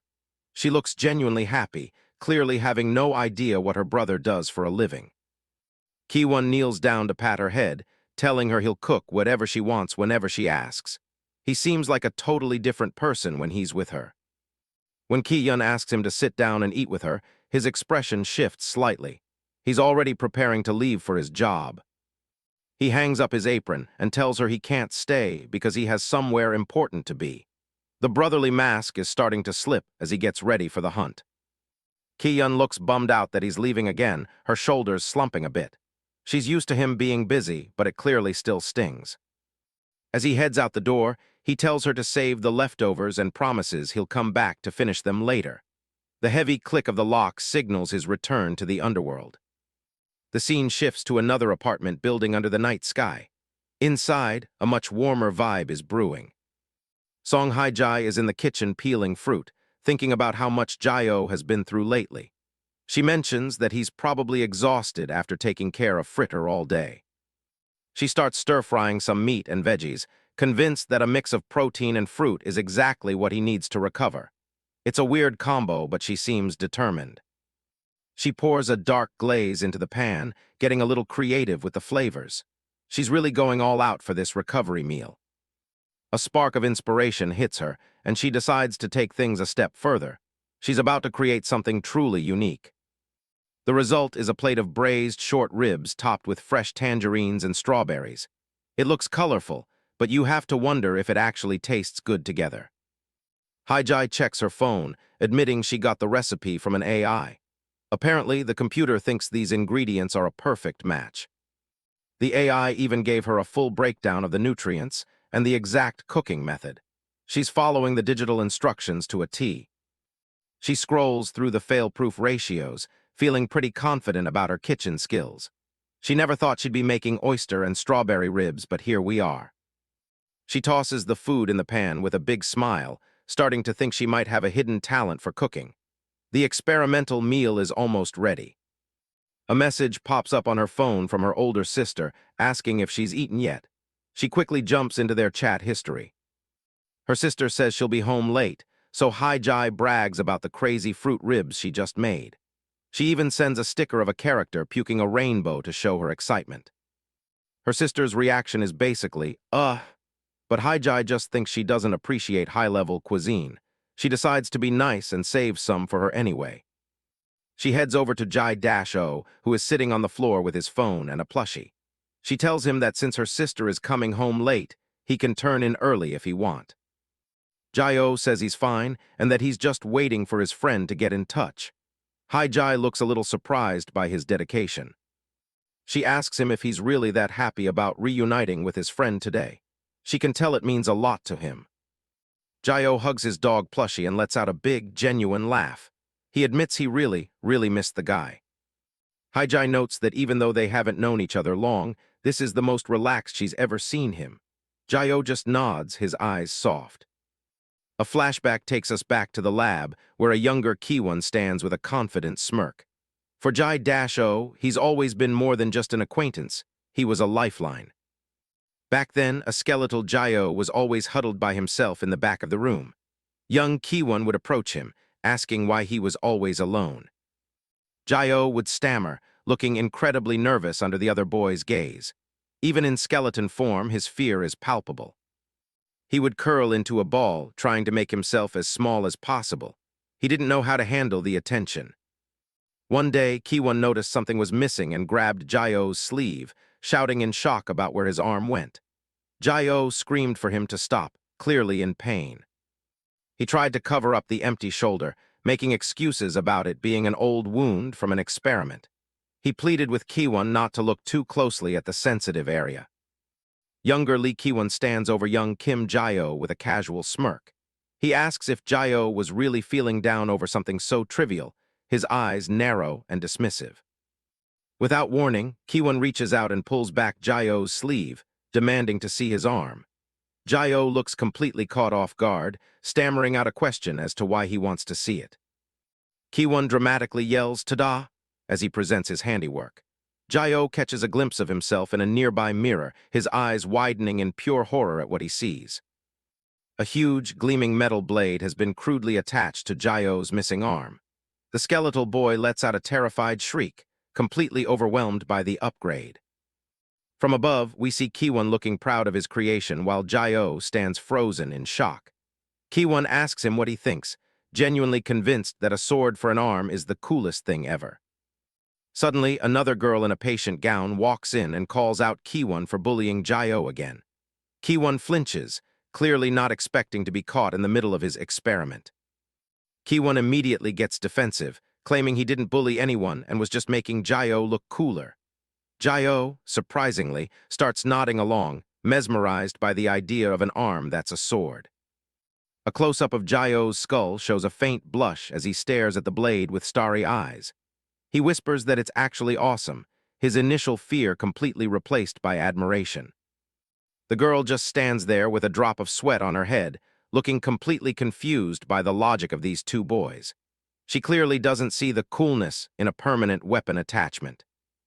Kiwon is thrilled that Jae-oh understands his sense of style, calling him a little punk with a smirk. He thrusts his fist forward in a sudden gesture. Jae-oh stares at the fist, tilting his head in total confusion. He spent so much time isolated that he has no idea what this human gesture even means. Kiwon explains that when friends truly trust each other, they bump fists to prove their bond. The girl in the background just watches, thinking the whole display is incredibly cringy. We see the moment their fists connect, a small thump indicating the start of their friendship. To Jae-oh, this simple act makes them feel like real friends for the first time. Back in the present, Kim Jae-oh has a soft smile on his face as he hugs his dog Plushie. He tells Song Hye-ji that Kiwon was a really cool friend back then, and he spent all his time following him around. Hye-ji looks absolutely baffled, struggling to understand why anyone would think having a blade attached to their arm is a good thing. She just stares at Jae-oh, her mouth slightly open in shock. She looks at Jae-oh as he curls up with the plushie, feeling a bit of relief. She can see how happy he is just at the thought of being reunited with his old friend.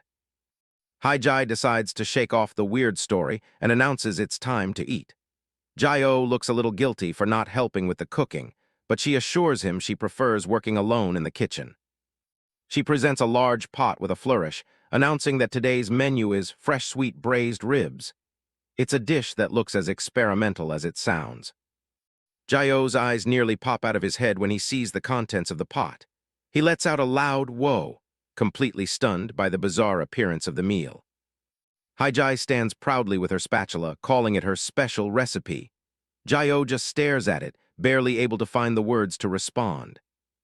A close-up of the dish reveals braised meat mixed with whole strawberries and slices of tangerines. Jae-oh admits he's never seen anything like this in his entire life, and frankly, neither has anyone else. He decides to take the plunge and picks up a piece of meat with his chopsticks, announcing he'll eat well. He's being a good sport about the fruit-and-meat combination. Jae-oh takes a big bite, chewing thoughtfully as Hye-ji leans in with a worried expression. She asks him how it is, her heart probably racing as she waits for his verdict. Tears actually start to well up in Jae-oh's eyes as he declares the food unbelievably good. It turns out the AI recipe might actually be onto something after all. A montage of Jae digging in shows him praising everything from the delicious strawberries to the meat, and even the oysters. He's eating with a level of enthusiasm that suggests he's found his new favorite meal. While he's stuffed his face, he notices the dog, Fritter, watching him intently from the side. He wonders if he should share a little bit of the feast with the pup. Fritter en hin lern v letter 1 edb, I doyam letter 1 eft, kan bu letter 1 ed3, and ba and h letter 1 e5t ko th letter 1 ec3. Ro rang la dang them thu letter 1 ed3, and gm I letter 1 ebf, and gth letter 1 ecbt doa letter 1 eafm. No dang trin di letter 1 ec5, and m letter 1 ed9t man, zin and b letter 1 e8cth letter 1 ea7y. Jae asked the little puppy if it wanted some, but Hye-ji quickly shut down the idea, warning that feeding it human food carelessly could be dangerous. She leaned down and promised the dog she would cook a special meal just for it later. However, the little guy immediately shook its head in a frantic no. Jae continues to shovel food into his mouth, his cheeks bulging as he thanks Hye-ji profusely. He tells her it's the best thing he's ever eaten, which is a huge compliment given his history. Hye-ji is beaming with joy, her eyes closed in a happy smile. She promises to make him something even better next time, clearly encouraged by his reaction. Jae gives her a thumbs up and a muffled okay, while his mouth is still full. It's a rare moment of pure domestic peace for him. Suddenly, a phone on the table starts vibrating with a loud zzzt, breaking the quiet atmosphere. Jae looks over, his expression immediately turning serious. We see the phone screen showing an incoming call from someone labeled Broker. It's a name that carries a lot of weight in Jae's world. Jae-o answers the call, realizing it's Ki-won on the other end. A panicked voice screams through the speaker, begging Jae-o for help. Jae is instantly on high alert, asking what happened. Ki-won explains that he was chasing guys from the laboratory when things got way too dangerous for him to handle alone. The mention of the laboratory sends a visible shiver through Jae, his face hardening as the past comes rushing back. He repeats the word in disbelief, his eyes narrowing. Hye-ji looks terrified, her hand going to her chest as she realizes what this means. She knows exactly how much that place has haunted Jae-o. Ki-won's voice is frantic as he asks if Jae can come help him right now. Without a second thought, Jae shouts back that he's already on his way. The call ends abruptly, leaving a final message on the screen with an address for an abandoned factory. The location is precisely where Ki-won is supposedly trapped. Jae-o stands up so fast he nearly knocks over his chair, his mind completely focused on the mission. He tells Hye-ji that his friend is in serious danger and he has to leave immediately. He takes one last, heavy swallow of the food in his mouth, the meal no longer tasting as sweet as it did a few seconds ago. Jae looks at Hye-ji one last time, apologizing for not being able to finish the delicious food she worked so hard on.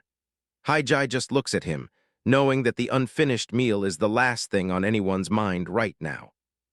Kim Jae shouts back over his shoulder that he's going to rescue his friend, his voice filled with a sense of duty. He doesn't even wait for a response before he's out the door. Song Hye-ji tries to follow, shouting that she's going with him. Jae-o stops her firmly, insisting it's too dangerous and telling her to stay put while promising he'll be right back. Jae arrives at the abandoned factory, a cavernous, gloomy space filled with rusting iron shelves and heavy machinery. The silence in the massive building is heavy and unsettling. He cautiously peeks around a heavy metal door, his eyes scanning the shadows for any sign of life. He's already on edge, the air in the warehouse feeling thick with tension. Jae mutters to himself, wondering why it's so quiet if this is the place Lee Ki-won mentioned. He steps further into the room, his footsteps echoing against the metal walls. A close-up of his eyes shows him narrowing them as he realizes something is off. He stops in his tracks, his body tensing as he tries to process the environment. He notices the textures of the space around him, the rusty metal of the shipping containers, and the diamond plate pattern of the floor. Everything around him is made of iron. The realization hits him that even the very floor he's standing on is made of iron plates. Iron pipes, bolts, and scrap metal are scattered everywhere. Jae's expression turns to one of shock as he realizes this entire space gives Ki-won a massive tactical advantage. His mind races, trying to understand why his friend would be in trouble here. It makes no sense to him that someone as capable as Ki-won would get taken down in a place like this. He looks around the vast warehouse, the scale of the trap beginning to dawn on him. He tells himself he needs to stay alert so he doesn't get caught as well. His face is etched with worry, but he continues to move deeper into the building.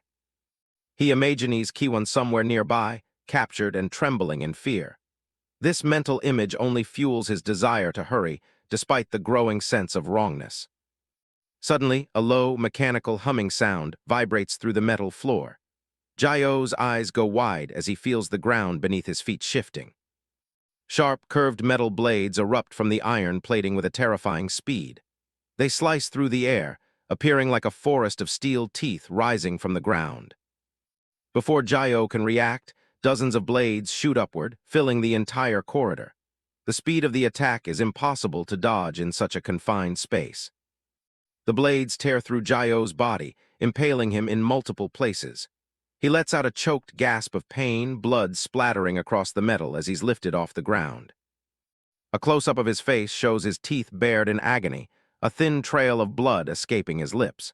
He looks down at the steel piercing his chest in total disbelief. Jae-yo is suspended in the air, held up by the very blades that are wounding him. His limbs hang limp as he struggles to comprehend the sudden, brutal assault. From his perspective, we see more blades erupting behind him, ensuring there is no escape. The attack is calculated and devastatingly efficient. In the shadows above, Ki-won crouches on a shipping container, looking down at Jae-yo with a cold, unreadable expression. He asks Jae-yo what the hell he thinks this is, his voice devoid of concern. Ki-won thanks Jae-yo for coming, his hood casting a dark shadow over his eyes. He looks completely in control of the situation, showing no signs of having been captured. Jae-yo asks through gritted teeth what he's doing, reminding him that he said he was the one who was captured. He looks up at his friend, desperate for a logical explanation. Ki-won simply replies that it's exactly what he sees. He looks down at Jae-yo with a chilling calmness, the scar on his eye catching the dim light. A close-up of Ki-won's face reveals the cold truth. There was no danger, only a lure. He watches Jae-yo struggle, his gaze steady and pitiless. He tells Jae-yo bluntly that he was fooled before leaping down from his perch with a sword in hand. The betrayal is now complete and undeniable. Jae-yo lets out a pained groan as he tries to pull himself off the blades, his hands slick with his own blood. He's barely holding on as Ki-won approaches him. Ki-won lands gracefully on the floor and immediately goes on the offensive, his sword a blur of motion. Jae-yo, wounded and shocked, can only try to defend himself as best he can. The two exchange a series of rapid strikes, their blades clashing in the dark warehouse. Despite his injuries, Jae-yo fights with a desperate intensity born of survival. Ki-won delivers a brutal kick to Jae-yo's chest, the impact sending him flying backward. The sound of the blow echoes through the empty space, signaling the end of the brief scuffle. Jae-yo coughs up a thick spray of blood, his body slamming hard against a pile of wooden crates. He looks completely broken, both physically and emotionally, by the betrayal. He crashes through the crates with a loud splintering sound, debris falling all around him. He lies in the ruins of the wood, unable to find the strength to stand back up. Ki-won stands over him, looking down with an air of cold indifference. He hasn't broken a sweat, his expression as hard and unyielding as the iron floor. He tells Jae-yo that he was actually really happy to see him today, even as he holds his sword ready to strike again. The sentiment feels twisted and cruel given the circumstances. Ki-won mentions that he'd only seen Jae-yo as a skeleton for 7 years, so seeing him like this felt a little strange. He walks closer, his footsteps deliberate and menacing. Jae-yo groans in pain, clutching his wounded stomach as he listens to his former friend's monologue. Ki-won continues, saying that talking to him reminded him of the old days. A close-up of Ki-won's shoes shows him stopping right in front of Jae-yo. He admits casually that he lied to him, his voice flat and unapologetic. He reveals his true identity, stating clearly that he really is a broker. The word hangs in the air, confirming Jae-yo's worst fears about the man he trusted. Ki-won explains his job. He captures heart mutants and hands them over to the laboratory. He says this as if he's simply describing a mundane business transaction. The final revelation is the most devastating of all. Ki-won tells a shell-shocked Jae-oh that he came here specifically to send him back to the laboratory. The chapter ends on Jae-oh's horrified face as the true scale of the trap is revealed. Lee Chap 11, Ki-won drops the friendly act, standing tall with a blood-stained blade. He admits he's a broker through and through, working for the very people they once feared. His mission is simple: drag Kim Jae-oh right back to the hellish laboratory he escaped from. The warmth in his voice from before is completely gone, replaced by a cold, professional edge. Jae-oh stands there in absolute shock, blood dripping from his chin. He can't wrap his head around why the friend he just shared a meal with is suddenly holding a sword to his throat. Without another word, Ki-won reached out to the cold metal, mobilizing his power for a fresh wave of attacks. Suddenly, something sharp glinted in the shadows behind him. Jae-oh's eyes widened as he sensed a thick killing intent radiating from the darkness. A swarm of blades thrust from behind Jae-oh with a deafening roar, nearly impaling him on the spot. He barely managed to lunge aside, the wind from the close call whipping directly across his face. Ki-won doesn't let up for a single second, diving down from the scaffolding with his sword raised high. He looks like a predator closing in on his prey, his movements fluid and precise. Jae-oh barely dodges a horizontal slash that would have taken his head clean off. He scrambles back across the grimy floor, his heart hammering against his ribs. Looking at Ki-won's eyes, it's clear he's not holding back even a little bit. This isn't a game or a misunderstanding. He's genuinely trying to end Jae-oh's life right here. Desperate for a defense, Jae-oh rips a heavy iron plate off a nearby machine to use as a shield. He braces himself, his knuckles white as he grips the cold metal. Sparks fly everywhere as Ki-won's katana slams into the makeshift barrier with incredible force. The sound of metal on metal rings through the empty factory like a death knell. Jae-oh screams at Ki-won to snap out of it, his voice cracking with desperation. He's still searching for some trace of the kind friend he remembered from the lab. But those eyes are cold and void of any emotion. There's no hesitation in Ki-won's gaze as he stares down at the boy he's betraying. Ki-won shoves the plate back with a grunt, coldly telling Jae-oh to just give up and surrender. He speaks as if this outcome was inevitable from the start. Without warning, iron spikes burst through the center of the plate, catching Jae-oh completely off guard. The metal tears through his shoulder, pinning him for a split second. He grits his teeth as the jagged metal shreds his flesh, the searing pain making his vision blur. The reality of the betrayal finally sinks in, and the hurt in his heart is worse than the physical wound. He skids backward across the floor, blood pooling on the grimy surface beneath him. He gasps for air, his body trembling from the shock of the attack. He demands to know if Ki-won is really still in bed with that criminal organization. The thought of his friend working for the people who tortured them is almost too much to bear. Jae-oh grabbed a nearby piece of scaffolding to haul himself up, his breathing heavy and ragged. He refused to stay down, even as his wounds continued to bleed out. He roared, hurling the iron fragment straight at Ki-won, telling his old friend to wake up as he prepared to strike back with everything he had left. He was done being the victim in this twisted reunion. Ki-won's eyes flare with a sinister, predatory red light. He doesn't look like a human anymore. He looks like a weapon designed for a single purpose. With one swift, devastating motion, he slices through the massive metal pipes like they're made of wet paper. Steam hisses into the air, further obscuring the battlefield. Jae-oh clicks his tongue in frustration, his gaze hardening as he looks at the destruction. He realizes that talking is a complete waste of time at this point.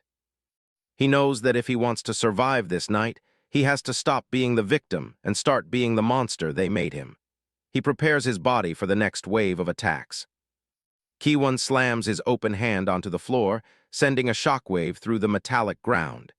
He manipulates the iron within the structure, turning the building itself into an extension of his will.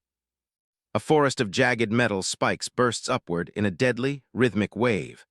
The floor ripples like water as the iron takes on a life of its own.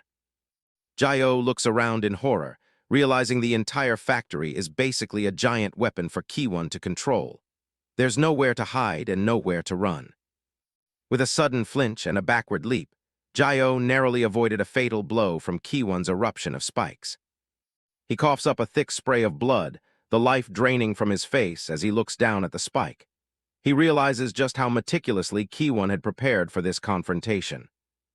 Looking back, Ki-won didn't slow down at all as more metal rippled toward his target. He was cutting off every escape route, forcing Jae-o into a fight with no way out. Jae-o shouts, his voice filled with a mixture of rage and disbelief. He asks if Ki-won really thinks going back to that lab is a better fate than just dying right here. Ki-won lunged forward, raising his katana high above his head for the finishing blow. To him, the morality of the situation no longer mattered. The mission was everything. Jae-o's expression suddenly shifts, his eyes going dark and focused. Fine. If a monster is what his friend wants, he's going to give him exactly that. He lunged forward with explosive speed, throwing a straight punch at Ki-won, but the assassin twisted his body and dodged it effortlessly. A diagonal slash tore across Jae-o's body. He spat out a mouthful of blood but kept the pressure on, refusing to back down for even a second. He moved like a madman, completely ignoring the long, jagged wound carved across his chest. For the first time in the fight, a flicker of genuine surprise crossed Ki-won's face. He hadn't expected Jae-o to still be able to move after that last blow. Then a direct punch to Ki-won's face landed with a sickening crack that echoed throughout the warehouse. It was a desperate, brutal strike that caught the broker completely off guard. Ki-won's eye widens as the impact rattles his brain and sends stars dancing across his vision. He stumbles back, his grip on his weapon loosening slightly. He realizes something is very wrong with this fight. The damage he's dealing should have killed any normal person 10 times over, but it isn't slowing Jae-o down at all. It's just as he suspected. Years of horrific suffering and endless experiments in the lab have built up a terrifying resistance in Jae-o's body. Back then, he was just a skeletal test subject, a bag of bones used to push the limits of human regeneration. The researchers watched with cold curiosity as he healed over and over again. Now his body reacts to trauma almost instantly, healing wounds before the blood even hits the ground. He uses those small openings to launch his own savage counterattacks. Lee Ki-won presses the advantage, his blade a blur as he strikes with precision. He's determined to overwhelm Kim Jae-o before he can even think about a counterattack. "I'll cut him so fast he won't even get a chance," he mutters to himself. He knows the Resurrection Heart's healing is fast, but he believes it has its limits. Ki-won continues his relentless assault, betting on the idea that if Jae-o is stuck constantly regenerating, he won't have the energy left to strike back. Blood splatters across the industrial floor with every swing. He narrows his eyes, focusing every ounce of his lethal intent into the next strike. The cold, calculating look in his gaze shows he's treating this like a professional execution. Jae-o grits his teeth, the metallic tang of his own blood filling his mouth. The pain is a sharp, visceral reminder of a nightmare he thought he'd left behind years ago in the lab. The scene shifts back to the sterilized, horrific halls of the Hermes laboratory. This wasn't just any day. It was the beginning of yet another twisted experiment designed to push their limits. A heavy metal restraint clicks into place, locking Subject 1 into the testing chamber. The sound of the lock echoes through the room like a prison gate slamming shut for the final time.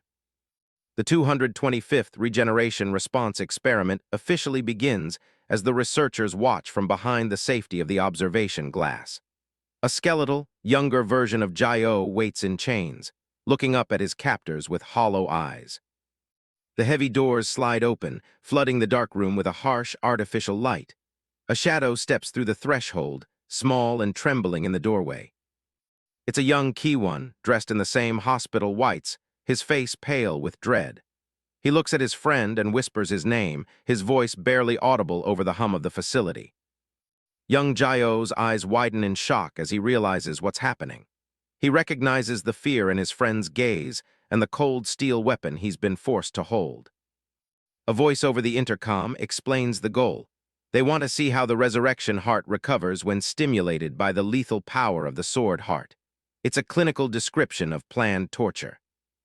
The command is issued for Subject 824 to attack with everything he has. Young Ki-won just stands there, his knuckles turning white around the hilt of his sword. "Are you insane?"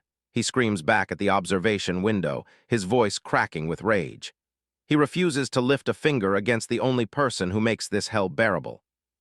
He throws his head back and yells that he won't do it, his defiance echoing through the chamber. He'd rather leave this place or die than hurt his best friend.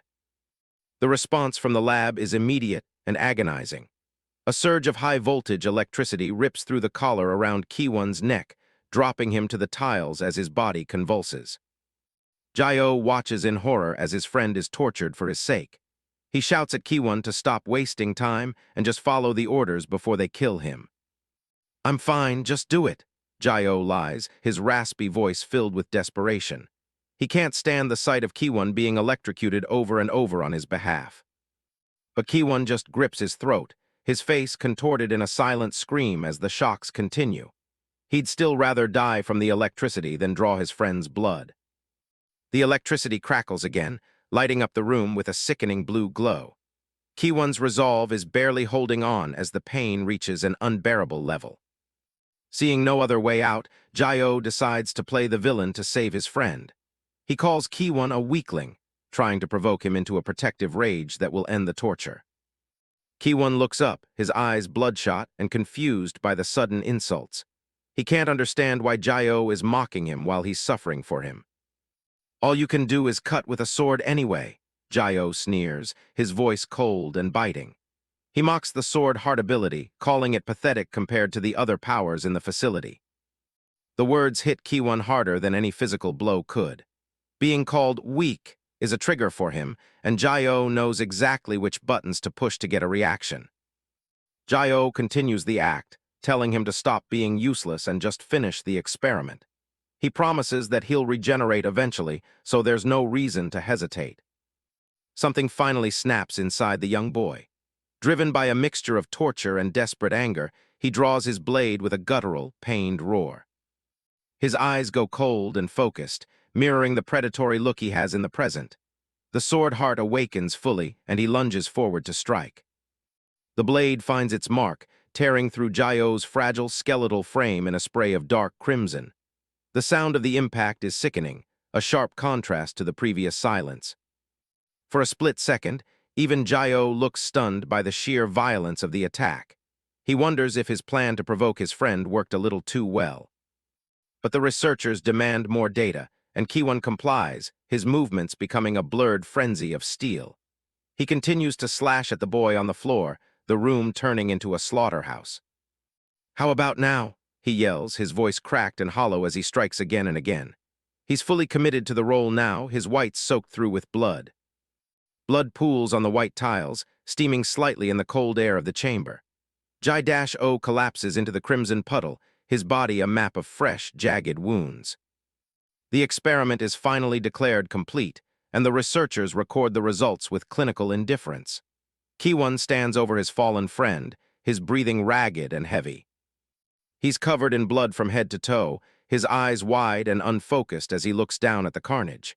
He looks completely drained, both physically and mentally. Jae-oh lies in the center of the room, gasping for air as he tries to process the pain. He mutters about how much it hurts, but there's a flicker of confusion in his eyes. He looks down at his own chest and then back at his friend. "Wait, it doesn't hurt as much as I thought it would," he whispers, his voice thin. Ki-won kneels beside him, leaning in close so only Jae-oh can hear. He tells him to stay still and pretend he's in more pain than he actually is so the researchers don't get suspicious. Jae-oh's eyes widen as he sees Ki-won's own arm. It's covered in deep, self-inflicted gashes that mirror the ones he just gave Jae-oh. He realized his friend cut himself too. "Shut up and don't get us caught," Ki-won mutters, his gaze sharp and protective once again. He's exhausted, but he's making sure their secret stays hidden from the cameras. Jae-oh is stunned and asks why he would do something so reckless. He knows his own body would have healed eventually without the extra help. Ki-won looks away, his expression grim. He knows the lab bastards intentionally keep Jae-oh's blood levels low so he can't regenerate properly. They're trying to starve his power. He tells Jae-oh not to try the same, self-sacrifice, act on him ever again. By cutting himself and covering Jae-oh in his own sword-heart blood, he was secretly giving his friend the nutrients he needed to survive the lab's cruelty. Back in the lab, a younger Lee Ki-won offers a bloodied grin, dismissing the weight of his sacrifice as something trivial between friends. The lab-issued patient whites he wears are stained a deep, visceral crimson from his self-inflicted wounds. The memory fades, replaced by the cold, hard gaze of the man he has become. Ki-won stands ready in the present day, his presence far more lethal than the boy who once walked those hospital halls. He lunges forward with predatory speed, the blade of his sword carving a bloody arc through the air and across Kim Jae-oh's torso. The spray of crimson hits the industrial floor as the impact sends Jae-oh reeling backward. A boot slams down onto the metal grating, stabilizing a stance as the heavy sounds of the struggle echo through the vast warehouse. The air is thick with the scent of ozone and iron. Seizing a split-second opening in the assault, Jae-oh drives his fist directly into Ki-won's jaw. The force of the blow snaps Ki-won's head back, but his face remains a mask of cold concentration. The two are locked in a savage exchange of blows and steel. Jae-oh pushes forward with a desperate intensity, trying to find a way to break through the defenses of his former friend. Suddenly, Jae-oh pulled his punch just before it reached Ki-won. Ki-won's body went rigid as he stared down his opponent with a sharp, unpredictable gaze. The sudden silence in the room was more deafening than the sounds of the fight. Jae-oh remained steadfast, searching for any trace of the friend he once knew within the cold, hollow eyes staring back at him. Ki-won narrows his eyes further, his gaze flickering with a mix of calculation and a disturbing lack of empathy for the boy he once protected. He grits his teeth so hard they audibly creak, the sound lost beneath the sharp **shing* of his blade. He delivers another shallow cut, more of a cold provocation than a killing blow, drawing a sharp grunt of pain from Jae-oh. Jae-oh's hand scrapes against the textured metal floor as he struggles to maintain his footing. Every muscle in his body is screaming, but his regeneration is working overtime to knit his flesh back together. "I'm not fighting, get lost," he shouts, his voice echoing through the vast, empty space. He is trying to find any possible way to end this senseless confrontation without more blood being shed. Ki-won's expression remains fixed and impassive, his brow furrowed as he tracks Jae-oh's every movement with a predatory focus that allows no room for mercy. Jae-oh turns and sprints through the warehouse, weaving between the stacks of heavy cargo containers. Behind him, Ki-won's voice rings out, cold and mocking, telling him to just give up and accept his inevitable capture. Ki-won lunged forward like a dark silhouette against the warehouse lights, his sword raised high in a threatening stance. He began listing names, Song Hye-ji, Jo Tagu, calling out the only people Jae-oh had left to lose in order to provoke Jae-oh's fighting instincts. The mention of his friend stops Jae-oh dead in his tracks. He slowly turns around, his eyes wide and trembling as the weight of the threat to those he loves finally sinks in. In that split second, Ki-won closed the gap and delivered a swift slash. Fist collided with cold steel, and a sickening crack echoed as Ki-won's blade clean-cut through Jae-oh's arm. More blood splatters onto the cold floor, the bright red droplets standing out in stark contrast against the dull gray of the industrial metal. A close-up shows the two mutants locked in a confrontation, with Jae-oh using his own flesh and blood to block Ki-won's blade. Despite the brutal situation, Ki-won's eyes glint with a twisted sense of amusement. "Now you're finally looking at me properly," he sneers through the blood and the force of the punch. He continues to speak, his voice muffled but dripping with malice. He points out how easy it is to find ordinary high school students in a city this size, reminding Jae-oh that they have no protection. A dark, sinister smile spreads across his face, even as he feels the pressure of Jae-oh's knuckles against his teeth. He's found the perfect leverage, and he intends to exploit it to the fullest. Overwhelmed by a protective fury for his friends, Jae-oh lunged with a lightning-fast movement, shoving his arm deep into Ki-won's mouth to seize it. His movements began to transcend human limits as he attempted to choke the life out of the man threatening those he loved. The close-up reveals the sheer brutality of the act, with Jae-oh's fist jammed deep as Ki-won continues to gurgle through the blood pooling in his throat. Neither of them looks human anymore. Jio looms over him, his eyes glowing a menacing, supernatural red as he delivers a final, guttural warning. "Don't cross the line," he growls, his voice barely recognizable as human. Kiwon stares back, his expression unchanging even as blood drips down his white hoodie. Jio reaffirms that Hye-ji and Taegu are his friends, and they are strictly off-limits.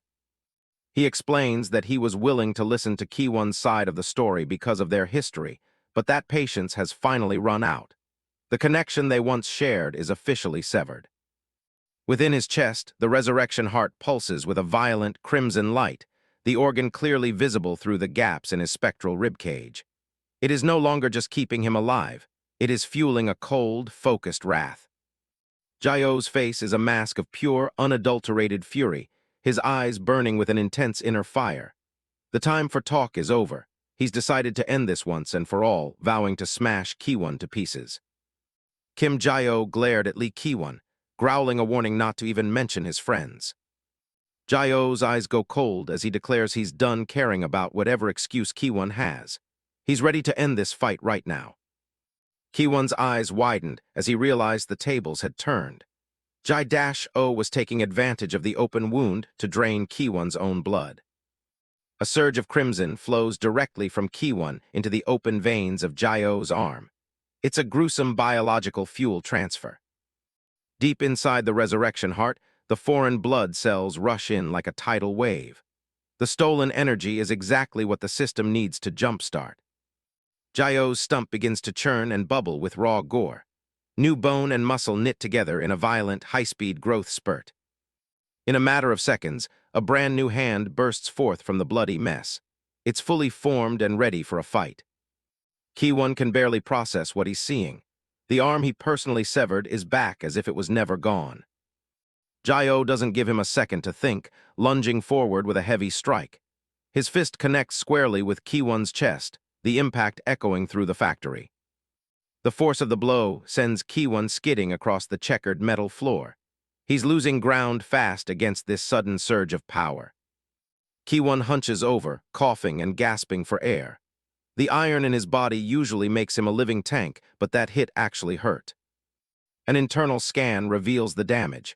3 of his iron-reinforced ribs have been snapped clean. Jio's physical strength has jumped to a completely different level. Jio is already on top of him again, eyes glowing with a predatory intensity. Kiwon realizes another clean hit like that might actually kill him. A brutal punch lands right on Kiwon's jaw. The impact is so heavy it distorts his face, sending a spray of blood into the air.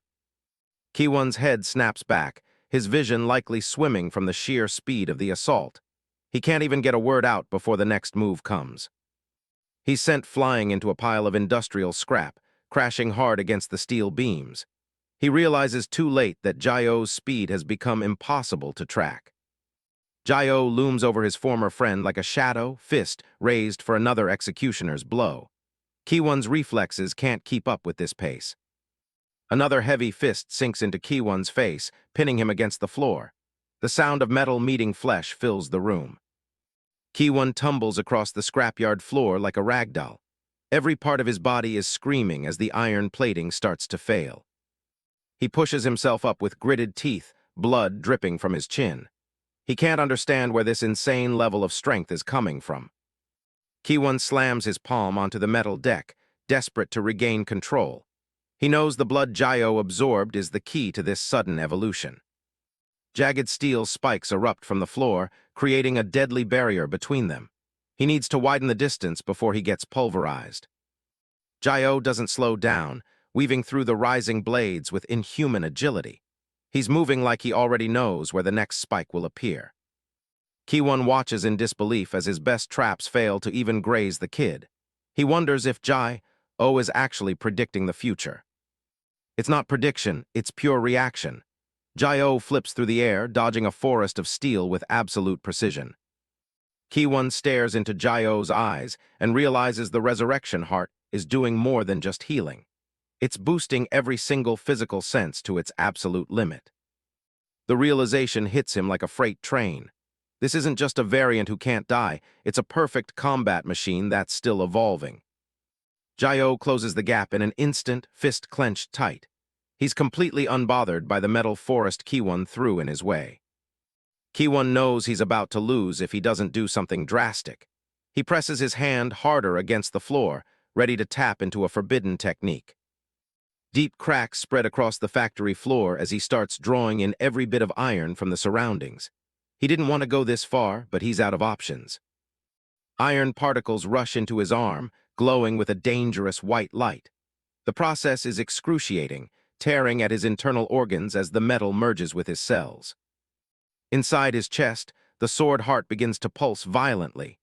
Dozens of miniature blades start piercing his own organs from the inside out. An explosion of steel erupts from Ki-won's body, shredding his jacket into rags. The sheer pressure of the transformation is enough to push back the air around him. He stands there as a living porcupine of jagged steel, hundreds of blades protruding from every inch of his skin.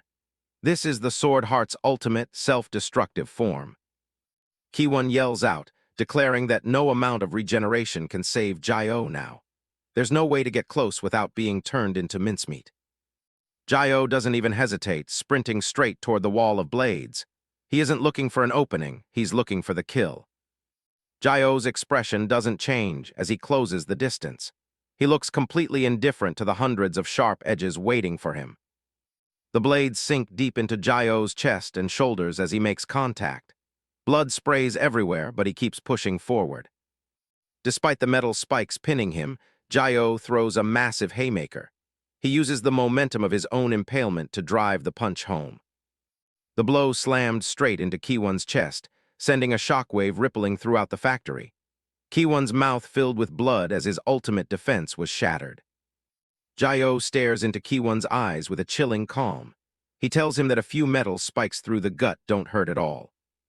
Inside his body, the blades have pierced his ribs and even his heart. But for someone who's lived through the hell of Hermes' lab, this level of pain is nothing. Kim Jae-oh's dark eyes reflect his intense focus, his pupils narrowing as he prepares for a final strike. He tells Lee Ki-won that the physical pain is nothing compared to the emotional betrayal he's feeling. Jae-oh launches into a relentless assault, his movements so fast they leave afterimages in the air. Ki-won is completely overwhelmed, unable to defend against the flurry of strikes. Ki-won coughs up blood, his body reeling from the impact of Jae-oh's punches. The shards of his iron-shielded skin fly through the air as his ultimate defense is systematically dismantled. Jae-oh's rage is palpable as he shouts that the worst part isn't the blades piercing his body, but the fact that a friend is doing this to him. His fist is bloodied, but he doesn't slow down for a second. A final, massive punch connects squarely with Ki-won's face, the force of the blow rippling through his skin. The sound of the impact echoes through the metal scrapyard. Ki-won is driven into the ground, a shockwave of dust and debris radiating from the point of impact. He lies broken and defeated, his transformation finally falling apart. From a high angle, the two of them look small amidst the sprawling metal waste. The violence of their fight has left a visible crater in the industrial floor. Jae-oh stands over his fallen opponent, his back to the camera. He quietly admits that this betrayal hurts more than any of the blades that just impaled him. Ki-won looks up with empty, glazed eyes, his face covered in bruises and blood. He listens as Jae-oh speaks about their 10-year history and the horror of being sent back to the lab. Jae-oh looks down at the broken man, his expression a mix of grief and exhaustion. He still can't wrap his head around why his closest friend would sell him out like this. The factory is silent, save for the sound of metal cooling and Jae-oh's heavy breathing. He demands to know what the laboratory could have possibly promised in exchange for his life. Jae-oh's shadow falls over his face, hiding his eyes as he speaks about the lab's cruelty. He knows Ki-won understands that place better than anyone, making the betrayal even more bitter. Ki-won's mouth is a mess of blood and broken teeth as he struggles to respond. His grip on the ground is weak, his spirit clearly as broken as his body. Jae-oh clenches his fist, blood dripping from his knuckles onto the cold metal floor. He's shaking with a combination of physical strain and the raw weight of the betrayal. A wide shot shows Jae-oh standing alone in the vast, empty factory space with Ki-won lying at his feet. The silence is heavy, the air thick with the aftermath of their brutal confrontation. Ki-won finally speaks, his voice a raspy whisper. He bluntly admits that he was going to sell Jae-oh back to the laboratory for his own gain. Jae-oh stares at him, his face contorted in disbelief. The words are a final, devastating blow, confirming that their friendship is truly dead and buried. Jae-oh grits his teeth, a low growl escaping his throat as the reality of the situation sinks in. He looks like he's on the verge of either crying or launching into another fit of rage. Jae-oh suddenly snaps, delivering a series of frantic, emotional punches to Ki-won's face. He screams, asking what on earth the man is even talking about.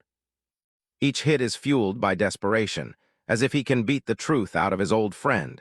He can't accept that the person he trusted most could be so cold-blooded.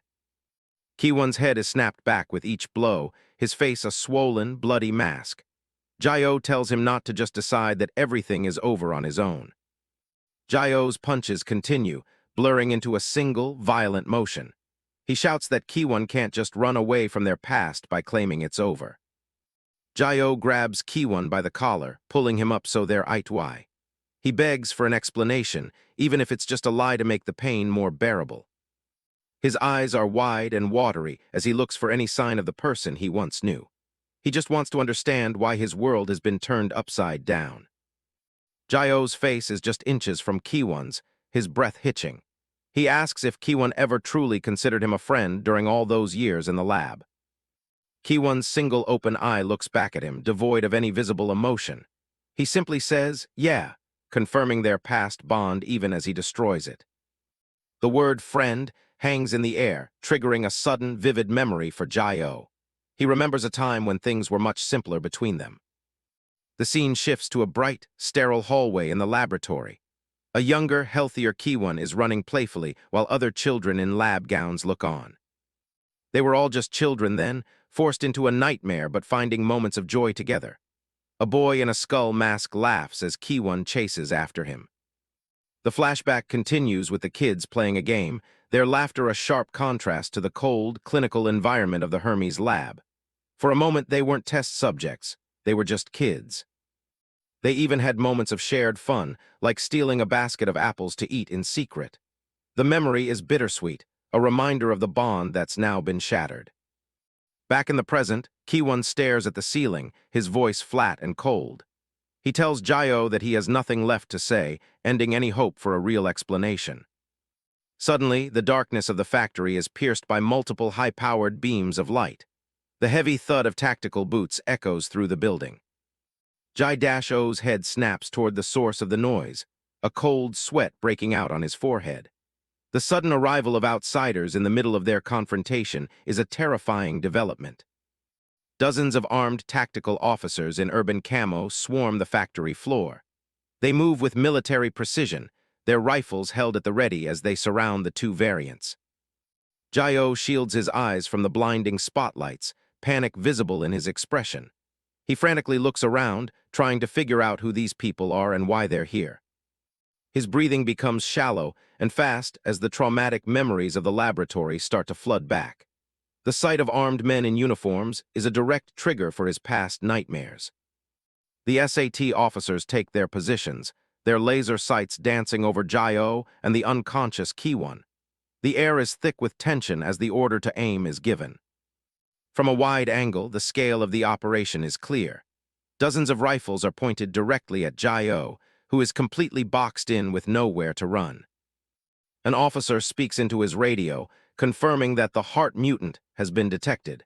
He requests immediate backup inside the factory to secure the target. Jae-oh's face is pale with terror, his pupils blown wide. He realizes with a jolt that these people aren't just police, they're linked to the laboratory he's been trying to escape. The scene shifts to a past memory of a similar standoff. A team of armed men surrounds a younger version of the test subject, a bright spotlight pinning him in place as they prepare to suppress him immediately. The flashback intensifies, showing a younger Kim Jae-oh in a hospital gown being riddled with bullets by lab security. He coughs up blood, his small body jerking with each impact as they attempt to suppress the child with the resurrection heart. A top-down view shows a dozen armed men in a circle, relentlessly firing their weapons at the central target. The order to maintain fire echoes through the past, a cold command to transport the captured subject at any cost. Back in the present, Jae-oh's face is slick with sweat, his eyes wide as the traumatic memories of the laboratory threaten to paralyze him. He gasps for air, the weight of his past and present situations crashing down on him all at once. Shaking off the terror, Jae-oh hoists the unconscious Lee Ki-won onto his shoulder, his mind screaming that he needs to run before it's too late. The tactical team looms in the background, a silent wall of military force. Jae-oh grabs a sturdy metal pipe, his knuckles white as he uses it to pull himself and his heavy burden upward with desperate strength. Every muscle in his body is strained to the breaking point as he tries to find an escape route. He breaks into a sprint across the industrial floor, the weight of the larger man slowing him down significantly. Behind him, the tactical officers begin their pursuit, their boots thudding rhythmically on the metal deck. Jae-oh leaps over obstacles with focused intensity, his eyes darting around the factory for any sign of a way out. The pursuers remain close, their red-visored helmets bobbing as they keep pace with the fleeing mutant. The tactical team shouts that the mutant is escaping, their rifles leveled as they prepare to intercept him. Their movements are practiced and efficient, cutting off Jae-oh's potential paths with military precision. Jae-oh skids to a halt, his sneakers screeching against the floor as he realizes he's run directly into another group of armed men. His options are disappearing, and the walls of the factory seem to be closing in on him. His pupils contract in sheer panic, his gaze darting from one masked soldier to the next. He is completely cornered, the realization hitting him like a physical blow. A dozen rifles are pointed directly at Jae-oh as he stands hunched over with Ki-won on his back. The tactical officers stand ready to fire, their red visors glowing menacingly in the dim light of the factory. The officers report over the radio that the escape route is secured, and they have the targets surrounded from both front and back. The tactical net has been pulled tight, leaving no room for a miracle. Jae-oh gasps for air, his chest heaving with exhaustion and fear.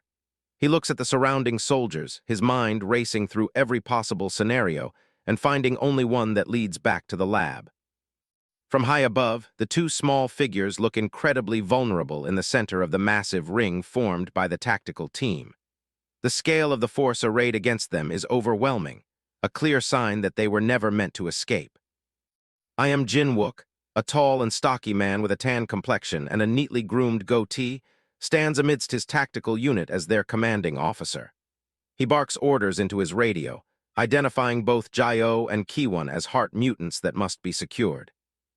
Jae-oh's eye trembles as he listens to the commander's cold assessment of their status. The thought of being captured and sent back to the sterile hell of the laboratory makes his blood run cold. The memory of the laboratory's imposing, monolithic building looms in his mind, a place of endless pain and dehumanizing experiments. It's a tomb that he's terrified will become his reality once again. I.M. Jin-wook prepares to give the final order to fire, his eyes fixed on Jae-oh with a mixture of professional detachment and underlying tension. He tells his team to be ready once the final firing preparations are complete. Suddenly, a slender hand reaches into the frame and calmly takes the radio right out of I.M. Jin-wook's hand. The suddenness of the action catches the seasoned commander completely off guard. Song Hye-in, a poised woman with short black hair and sharp eyes, wearing a tailored pinstripe suit, steps into the chaotic scene. She stands calmly amidst the armed soldiers, her presence immediately shifting the balance of power in the factory. Song Hye-in announces that she is taking control of the scene, her voice steady and authoritative. The text identifies her as the Mutant Special Police Task Force Leader, a role that carries significant weight. I.M. Jin-wook stares at her in shock, his jaw nearly dropping as he recognizes the high-ranking official. He is stunned that someone from the task force would appear in person at a field operation like this. The tactical officers are equally bewildered, their confusion visible even through their gear as they mutter about her sudden arrival. They wonder how such a high-level leader could have gotten there so quickly and without warning. With a single, calm command, Song Hye-in orders everyone to lower their guns, an order that is immediately echoed throughout the factory. The sudden ceasefire creates a heavy, expectant silence in the room.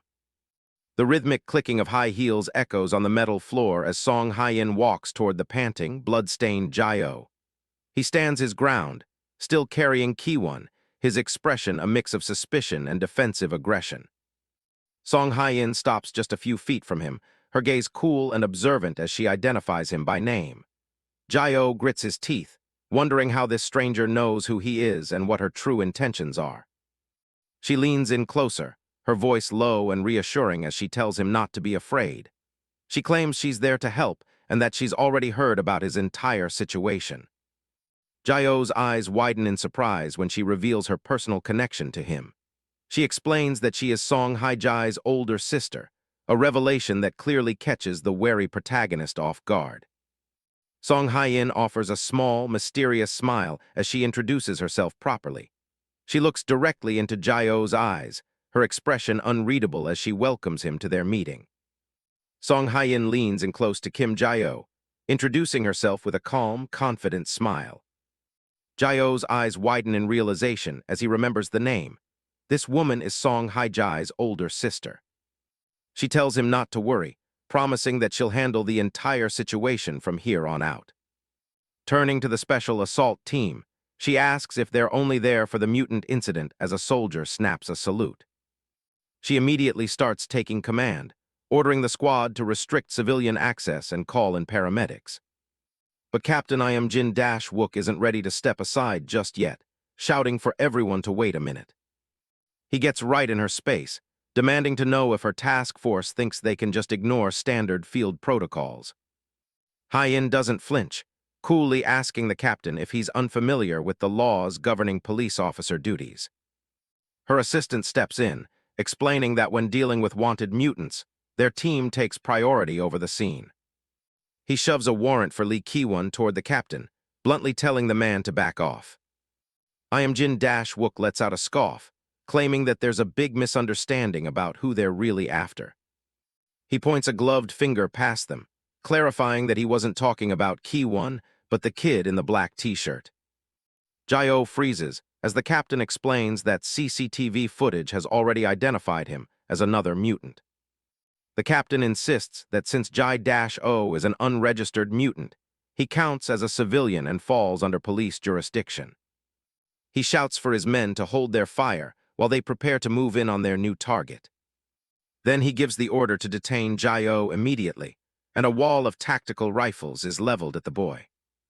Jae-oh grits his teeth, looking around at the circle of guns and wondering how he's going to get out of this. Suddenly, a sharp snap of fingers rings out across the warehouse floor. Intricate red geometric lines instantly begin crawling over the surface of a soldier's rifle. The glow spreads like a virus, covering every weapon held by the assault team in a fraction of a second. With a violent spray of shrapnel, the firearms shatter into 1,000 pieces in the soldier's hands. The elite squad is left standing in shock, staring down at their empty palms and the scrap metal on the floor. One of the officers whispers in terror, finally realizing that this is team leader Song Hye-in's specific mutant ability. Hye-in stares them down, stating that they clearly haven't grasped just how out of their depth they are. Captain IM is absolutely furious, screaming at her for turning her power against her own allies. She doesn't offer an apology, responding only with another nonchalant snap of her fingers. Jin-wook cried out as the terrifying pressure from her ability began to take its toll on him. She stands with her arms crossed, completely unfazed by the captain's shouting. She leans in closer, revealing that this case is actually a special investigation tied directly to the Hermes lab. The mention of the lab hits the captain like a physical blow, his face twisting with sudden, genuine concern. Hye-in tells him to just look around at the wreckage if he doesn't believe her. She points to the floor, showing off the brutal traces left behind by the battle between the two mutants. The captain looks at the two boys again, the gravity of the situation finally starting to sink in. He realizes these aren't just delinquents, but the high-risk subjects the Hermes lab was obsessively researching. He knows that getting tangled with mutants of this caliber means his men are putting their lives on the line. Grudgingly, he tells her she should have said so from the start, before ordering his team to hand over control. Two soldiers roughly haul Lee Ki-won to his feet, causing a worried Jae-oh to ask where they're taking him. The assistant explains that since Ki-won is a wanted criminal, he'll be processed through formal arrest procedures. Jae-oh watches as his friend is handcuffed and led away, wondering if Ki-won really did something that bad. The man in the suit then turns his attention to Jae-oh, stating that they're going to need his testimony as well. He informs Jae-oh that he'll be taken in for a private interview with the team leader. Jae-oh looks at the towering figure of Song Hye-in, feeling a new wave of nervousness as she stares him down. Song Hye-in sits across the table, her gaze fixed on the files in front of her. She looks up, a subtle, confident smirk playing on her lips. Kim Jae-oh shifts in his seat, visibly uncomfortable under the woman's intense scrutiny. He sits alone in the center of the clinical interview room, the silence between them growing heavier by the second. Song Hye-in gets straight to the point, tapping her chin as she looks through the documents. She reveals that her team is currently hunting down the Hermes laboratory. She notes that she already heard from Song Hye-jae about his escape 3 years ago. She slides a document across the table, explaining that Jae-oh is still being kept in the dark about the lab's real activities. Jae-oh's face goes pale as she delivers the news. All of his fellow escapees have already been recaptured. She explains the lab's catch and release policy, where they let subjects escape just to hunt them down and break their spirits. It's a calculated move to force them into total submission by showing them they can never truly be free. Jae-oh stares into space, realizing that Lee Ki-won might have been broken by that very same tactic. In another part of the facility, Ki-won sits in silence, his head bowed and hands bound. An assistant enters the room, announcing that the witness they've been waiting for has finally arrived. Jae-oh looks up, wondering who could possibly have any information about what's going on. A young girl in a wheelchair is brought into the room, looking fragile and overwhelmed. The man in the suit steps back, letting Lee Ki-won take center stage. Song Hye-in kneels down to her level, gently taking the girl's hand to put her at ease. She promises not to force her to speak, but explains they need to understand her brother's motivations. Ki-won looks down, a single tear beginning to roll down her cheek. She trembles, sobbing that everything that happened was entirely her fault. Her hands clench into tight fists as she cries that her brother wasn't always the kind of person he is now. The girl is clearly terrified, fearing that speaking out will only lead to her losing her brother again. Hye-in maintains her smirk, warning the girl that staying silent will only leave Ki-won to take the fall alone. Ki-won wipes her eyes, realizing she can't let him carry that burden by himself anymore. She finally looks up, agreeing to tell the task force everything she knows. She takes them back 3 years, to the day her brother first came home. Ki-won bursts through the front door, still wearing his blood-stained hospital gown from the lab. He stops in his tracks, staring into the dark and derelict living room of his childhood home.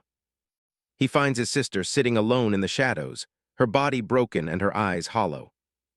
Ki-won is frozen in shock, his face contorted as he realizes both their parents have passed away. He collapses and hugs her tight, sobbing as he apologizes for being so late. To pay for her mounting medical bills, Ki-won takes on backbreaking labor at a construction site. But without a legal identity, he's constantly short on money and exploited by his bosses. The small amount he earns isn't enough, and Ki-won's condition worsens until she's coughing up blood. One day, their small slice of peace is shattered when tactical units kick in the door. Ki-won is tackled to the floor by multiple armed men, pinned down instantly. Ki-won screams for her brother, reaching out in vain as the soldiers roughly restrain him. Ki-won roars in a desperate rage, threatening to kill them all if they don't get their hands off his sister. A man in a suit walks in, looking down at the defeated boy with a cold, mocking smile. He crouches down and offers Ki-won a deal, an identity, a job, and the money to save his sister. Lee Ki-won listens as the lab offers a devil's bargain. They'd pay for everything his family needed, as long as he agreed to do their dirty work in the shadows. Lee Ki-won explains the depth of the lab's support, from medical bills to their very home. In exchange, her brother was sworn to absolute secrecy about his horrific tasks. Tears flow as she admits her crushing guilt. She knows now that every bit of help she received was bought with the crimes her brother committed for her sake. She apologizes through her sobs, her head bowed in shame. The small interrogation room feels heavy with the weight of her confession. Kim Jae-oh watches her, his expression hardening as he processes the truth. He realizes the man who betrayed him was just a desperate brother trying to buy a life for his sister. A guard wheels the sobbing girl out of the room, leaving a lingering silence. Song Hye-in notes that this covers the full history of the incident. Song Hye-in pulls out a document, her tone becoming professional again. She wants to make sure one thing is perfectly clear to the boy sitting across from her. She leans on her hand, pointing out that despite the tragic motive, the betrayal was real. Lee Ki-won still made the choice to hand Jae-oh back to the people who tortured him. She reminds him of the narrow escape. If the plan had worked, he wouldn't be sitting in this office. He'd be back under the lab's knives. Jae-oh looks down, acknowledging the harsh reality. He knows Ki-won's crimes go far beyond just this one betrayal, and justice is coming for him. Song Hye-in gestures toward the wall-mounted phone.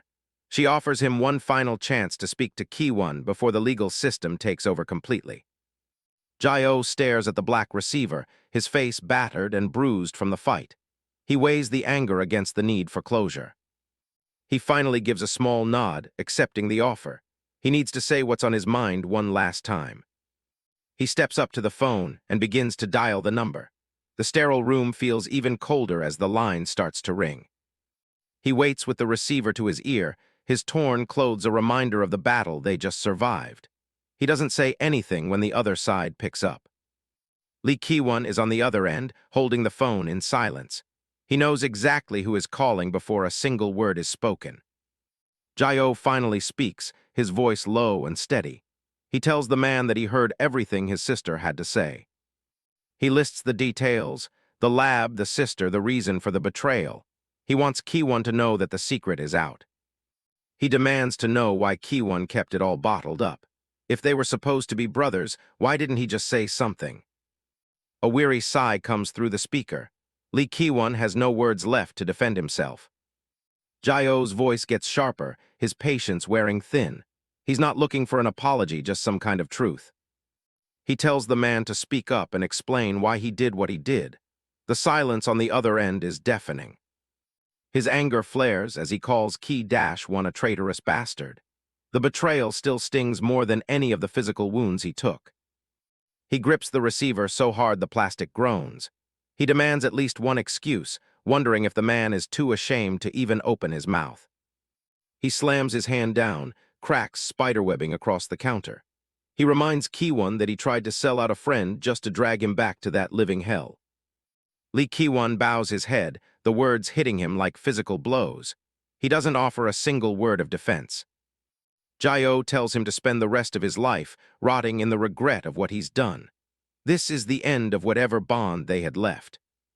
Lee Ki-won closes his eyes, accepting the sentence. He looks like a man who has already given up on everything. He finally speaks, admitting that Jae-oh's words are fair. He isn't going to ask for forgiveness he doesn't deserve. He moves to hang up the phone, ready to disappear into the system. It's a clean break from the life he tried to protect. Jae-oh stops him with one last piece of information.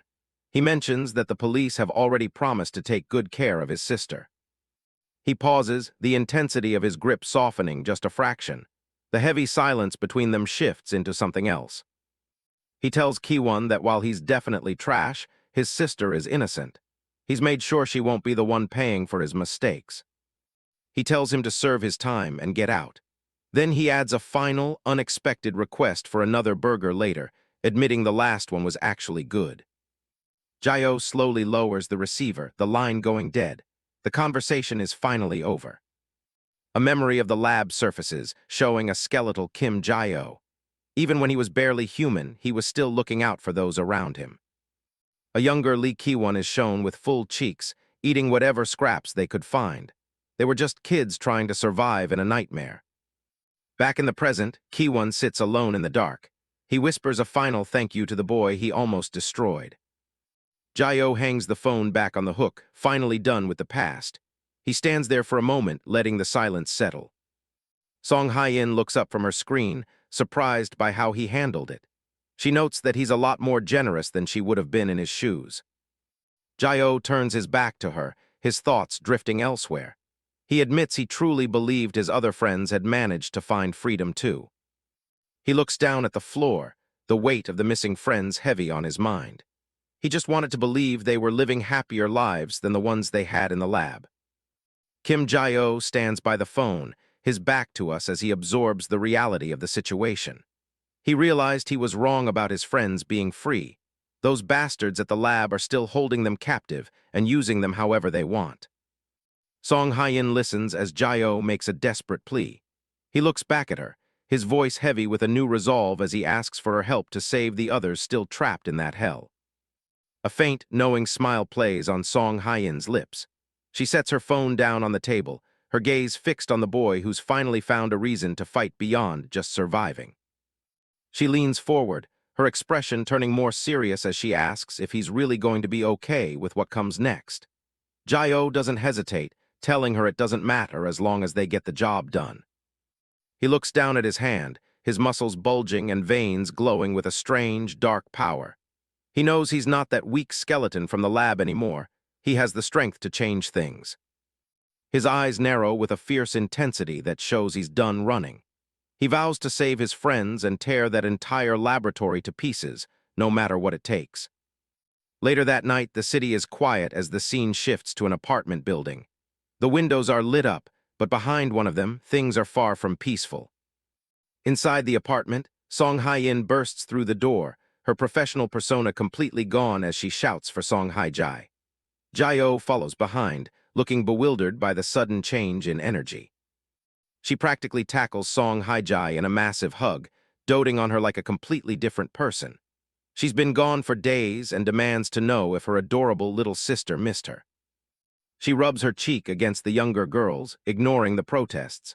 Song Hye-ji struggles to escape the suffocating affection, telling her sister to knock it off. The doting continues as Song Hye-in scolds her sister for not washing up as soon as she got home. She's convinced her little sister must have been lonely without her and refuses to let go. Jae-oh watches the scene from the hallway, completely dumbfounded. He never would have guessed that the terrifying woman from the interrogation room was such a softie for her family. Jae-oh recalled the way Hye-in looked at Captain Jin-wook compared to her image now. He realized his first impression of her being a scary, cold professional was only half the story. She goes right back to hugging her sister, making it clear that Song Hye-ji is the center of her world. Jae-oh just stands there, trying to process this domestic side of his new ally. Song Hye-ji finally manages to get a word in, looking over at Jae-oh with genuine concern. She asks if he's all right, having heard about the serious trouble he had with his friend earlier. He awkwardly scratches the back of his neck, looking down as he thinks about the mess with Lee Ki-won. It's a lot to explain to someone who wasn't there. He manages a small smile, telling her it's fine now that her sister took care of everything. He's grateful for the help, even if the situation was a disaster. Song Hye-ji's face lights up with relief, happy to hear that things worked out. She pulls away from her sister's grip, her attention shifting to something else. She asks Jae-oh if he's ready for some of the galbaijim he couldn't finish before. He blushes slightly, giving her a quick nod as his stomach reminds him he hasn't eaten properly in ages. Song Hye-in looks at her phone, her face going pale as she reads a message from her sister. The text mentions a recipe involving strawberries and oysters, accompanied by a sticker of a rabbit vomiting a rainbow. Song Hye-ji presents a massive pot with a proud flourish, urging them to try her sweet and sour galbaijim. The steam rises from a bizarre mixture of meat, whole oranges, and strawberries. Song Hye-in stares at the pot, her skeptical expression saying everything her words haven't yet. She carefully lifts a piece of orange with her chopsticks, wondering why on earth there are oysters in a beef dish. She asks which bastard taught her to cook like this, her professional vocabulary slipping out by accident. Song Hye-ji is taken aback by the language, forcing her sister to quickly pivot and ask where the recipe came from. The younger girl happily pulls out her phone to show off GBT, the AI that gave her the high-end recipe. She's convinced that because the details were so thorough, it must be a masterpiece. Song Hye-jin's expression turns deadly serious, her eyes fixed on the bizarre meal. She wonders if this AI bastard is actually trying to mock human intelligence with this culinary disaster. She stares intensely at the glistening orange slice, her mind racing through the logic of flavor profiles. The background swirls as she tries to comprehend how fruit and fatty meat could ever work together. After a long silence, she delivers the cold, hard truth. She looks her sister in the eye and tells her straight up that this mess isn't even edible. Song Hye-ji holds up her phone, proudly showing off a recipe she found online. She claims she tweaked it specifically to help her sister recover some energy with extra vitamins. Song Hye-jin looks at the bizarre concoction in the pot with visible doubt. Behind her, Hye-ji enthusiastically explains that she modified the AI-provided recipe to make it even better. Hye-in stares down at the dish in disbelief, her mind racing with the certainty that this meal is going to end in a massive stomach ache. A pair of chopsticks lifts a glistening orange segment from the bowl. Someone is actually brave enough to take the first bite. Kim Jae-oh digs in without a second thought, shoveling the fruit and meat mixture into his mouth. Hye-ji watches him nervously, telling him he doesn't have to force himself if it's terrible. Hye-jin's expression clearly showed that she couldn't stand the taste, but she still struggled to give an enthusiastic thumbs up just to reassure her little sister. Seeing their reactions, Hye-ji beams with joy, her eyes sparkling with the success of her experimental cooking. Hye-in struggled to hold back her vomit, blushing as she forced herself to admit that the bizarre combination of oysters, strawberries, and meat was surprisingly delicious.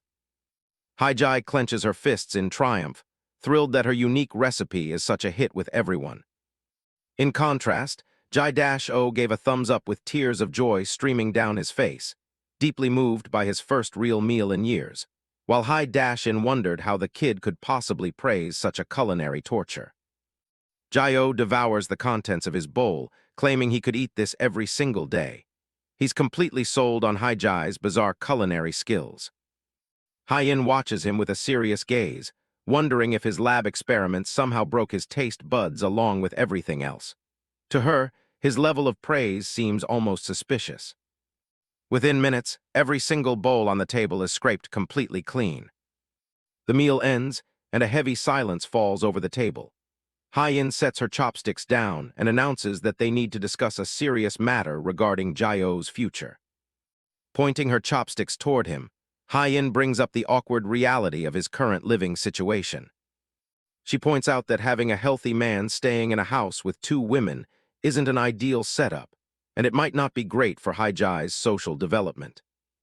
Hye-ji looks down, realizing the difficulty of hiding someone who is being actively hunted by researchers. She asks where else Jae-oh could possibly stay. Hye-in explains that while she considered having him stay at police headquarters, it's safer to keep his identity a secret for now.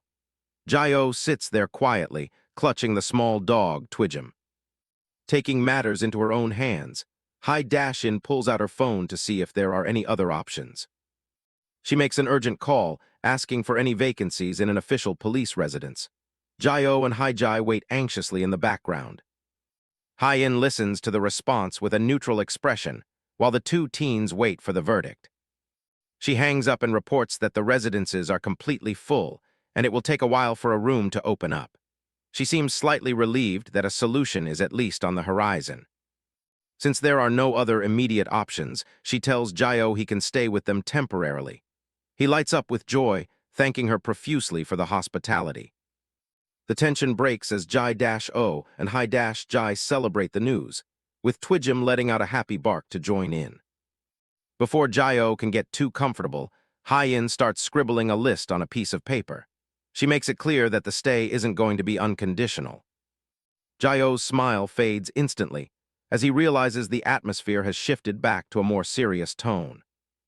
With a sharp slap, Hye-in pins the paper to the table, her expression turning cold and authoritative once again. She lays down the law. Jae-oh's living space is limited to the living room, and he is never under any circumstances to enter Hye-ji's bedroom. The list contains 10 rigid house rules that Jae-oh must sign and follow. They cover everything from bathroom usage to kitchen boundaries. Hye-in leans over him, whispering that the consequences for breaking these rules are worse than anything he can imagine. Hye-ji looks terrified as he grips the edge of the paper. She fixates him with a dark, intense glare, making sure he understands the severity of the rule regarding her sister's room. Hye-ji trembles as he holds the list, his face pale with fear after the sudden, chilling threat. He quickly agrees to follow every single rule while Hye-ji looks on, a bit overwhelmed by her sister's sudden intensity. Hye-in stands up and tells Hye-ji to follow her outside, putting an abrupt end to the domestic discussion.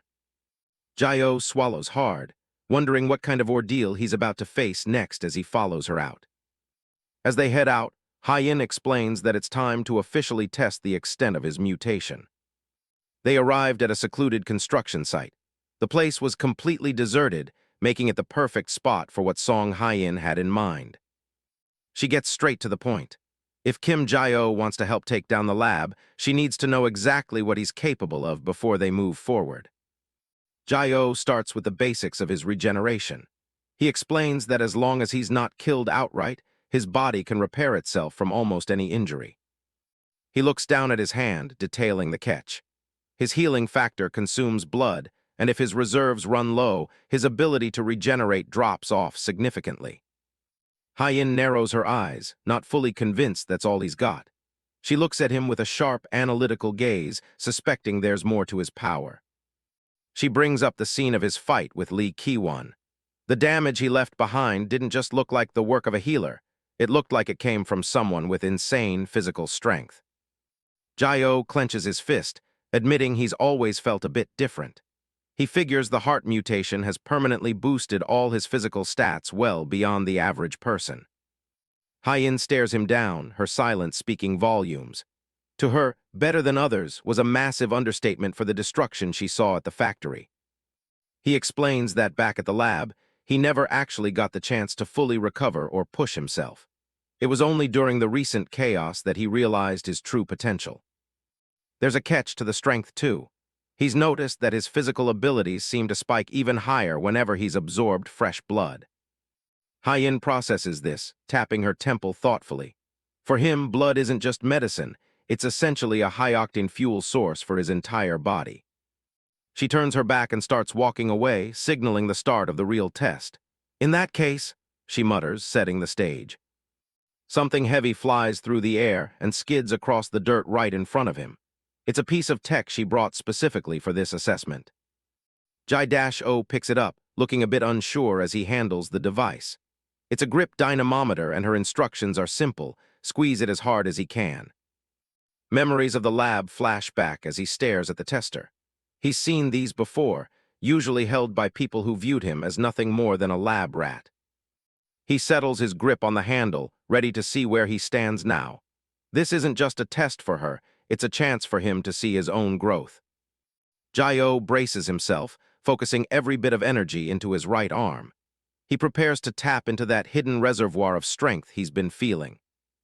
Veins start to bulge and glow through his skin as he forces blood into his hand. The sheer pressure building up in his limb is visible even from the outside. He grits his teeth, letting out a sharp breath as he applies maximum pressure. The intensity in his eyes shows he isn't holding anything back. With a sharp crack, the dynamometer completely shatters into pieces. Springs and plastic shards fly everywhere as the device fails to contain his power. Hye-in's cool exterior finally cracks as she stares at the wreckage. That tester was designed to handle up to 500 kilograms, and he just turned it into scrap metal. In her mind, she's already doing the math on his power level. His raw grip strength is officially higher than that of a full-grown gorilla. Hye-ji immediately starts panicking, waving his hands around as he tries to apologize. He clearly didn't expect to break the expensive equipment. Hye-in just watches him, her expression shifting to something more serious. He's significantly stronger than she initially calculated, which changes things. Without warning, she raises a hand, and the rocks around them begin to float into the air. The atmosphere shifts instantly as she reveals her own mutation. Hye-ji freezes, his eyes wide as he looks up at the levitating boulders. He wasn't expecting an actual combat demonstration from her.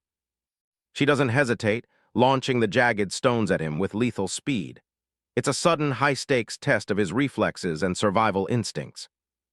Jae-oh blurs into motion, twisting and diving to avoid the projectiles. He moves with a predatory grace, his body reacting faster than his mind can keep up. Finally, a stone caught him right on the forehead, making him yelp in pain. Even with his speed, her telekinetic control remained completely unpredictable. Hye-in stops the assault, looking moderately impressed.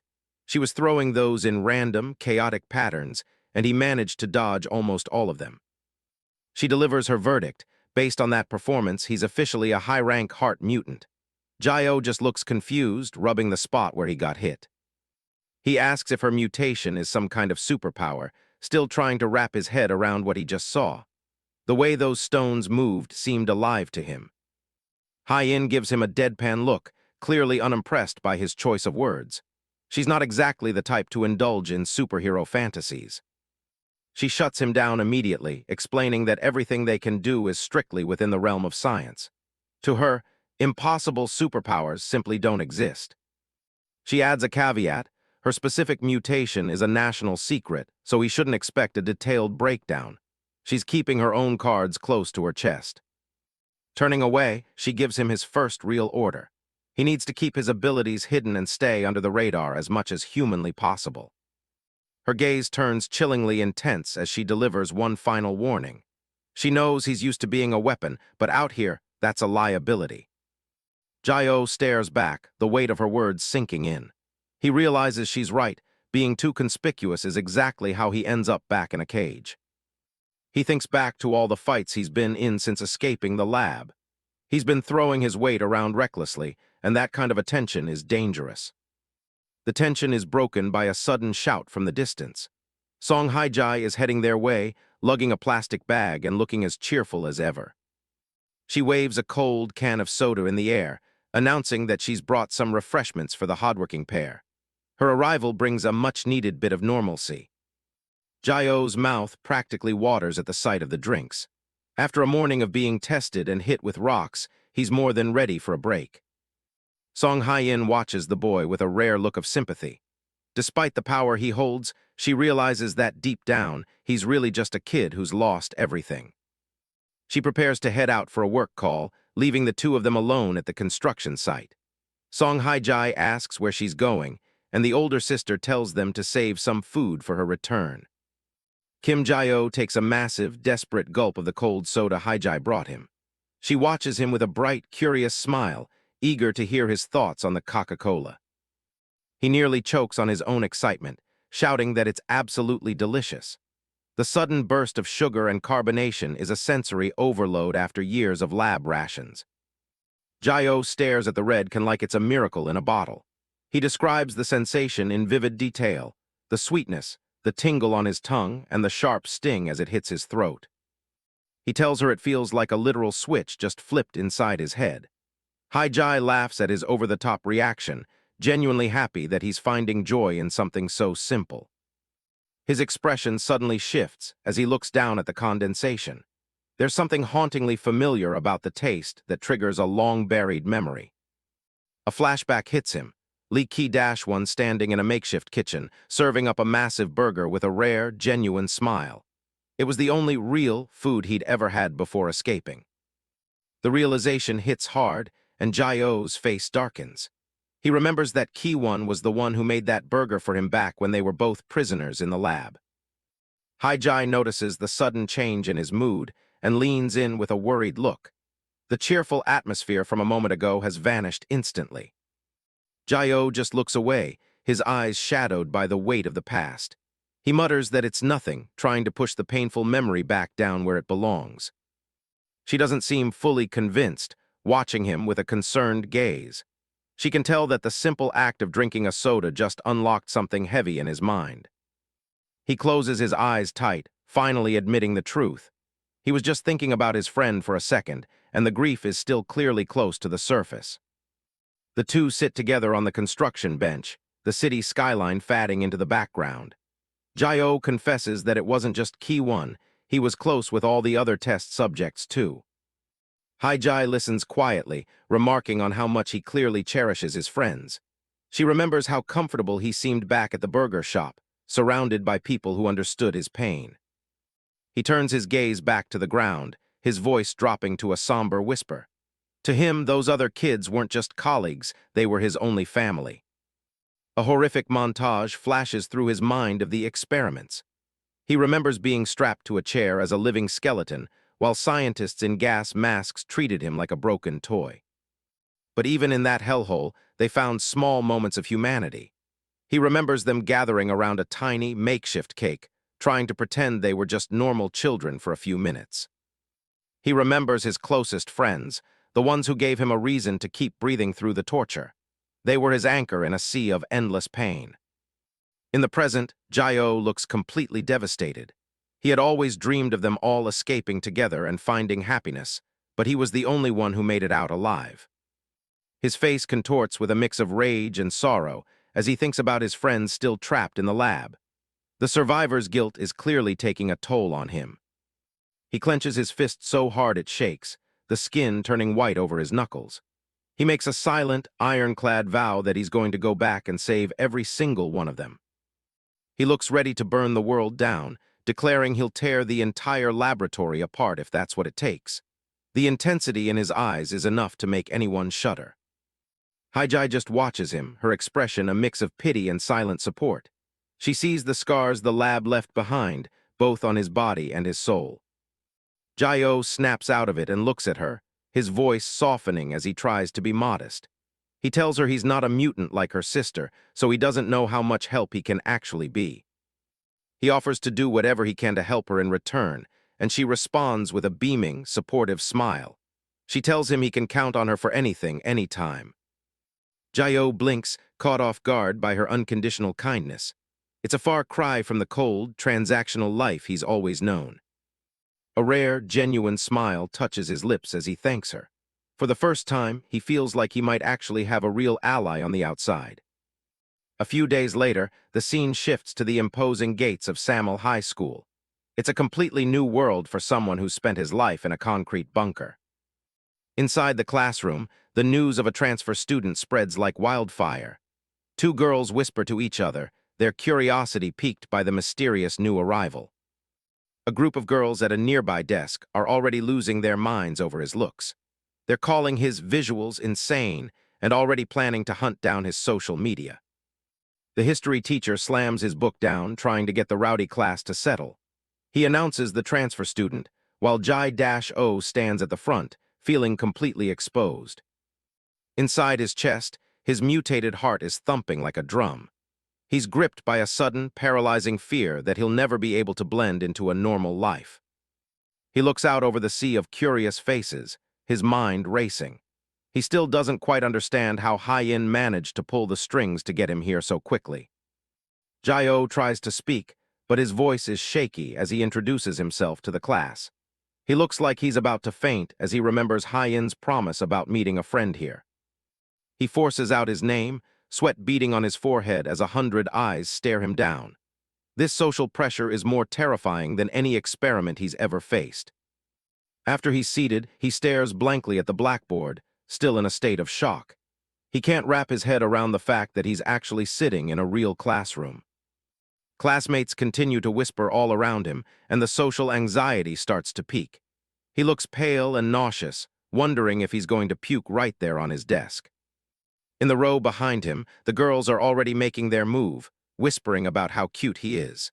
The unwanted attention is the last thing he needs right now. The boys are just as relentless, bombarding him with questions about where he's from and if he plays soccer.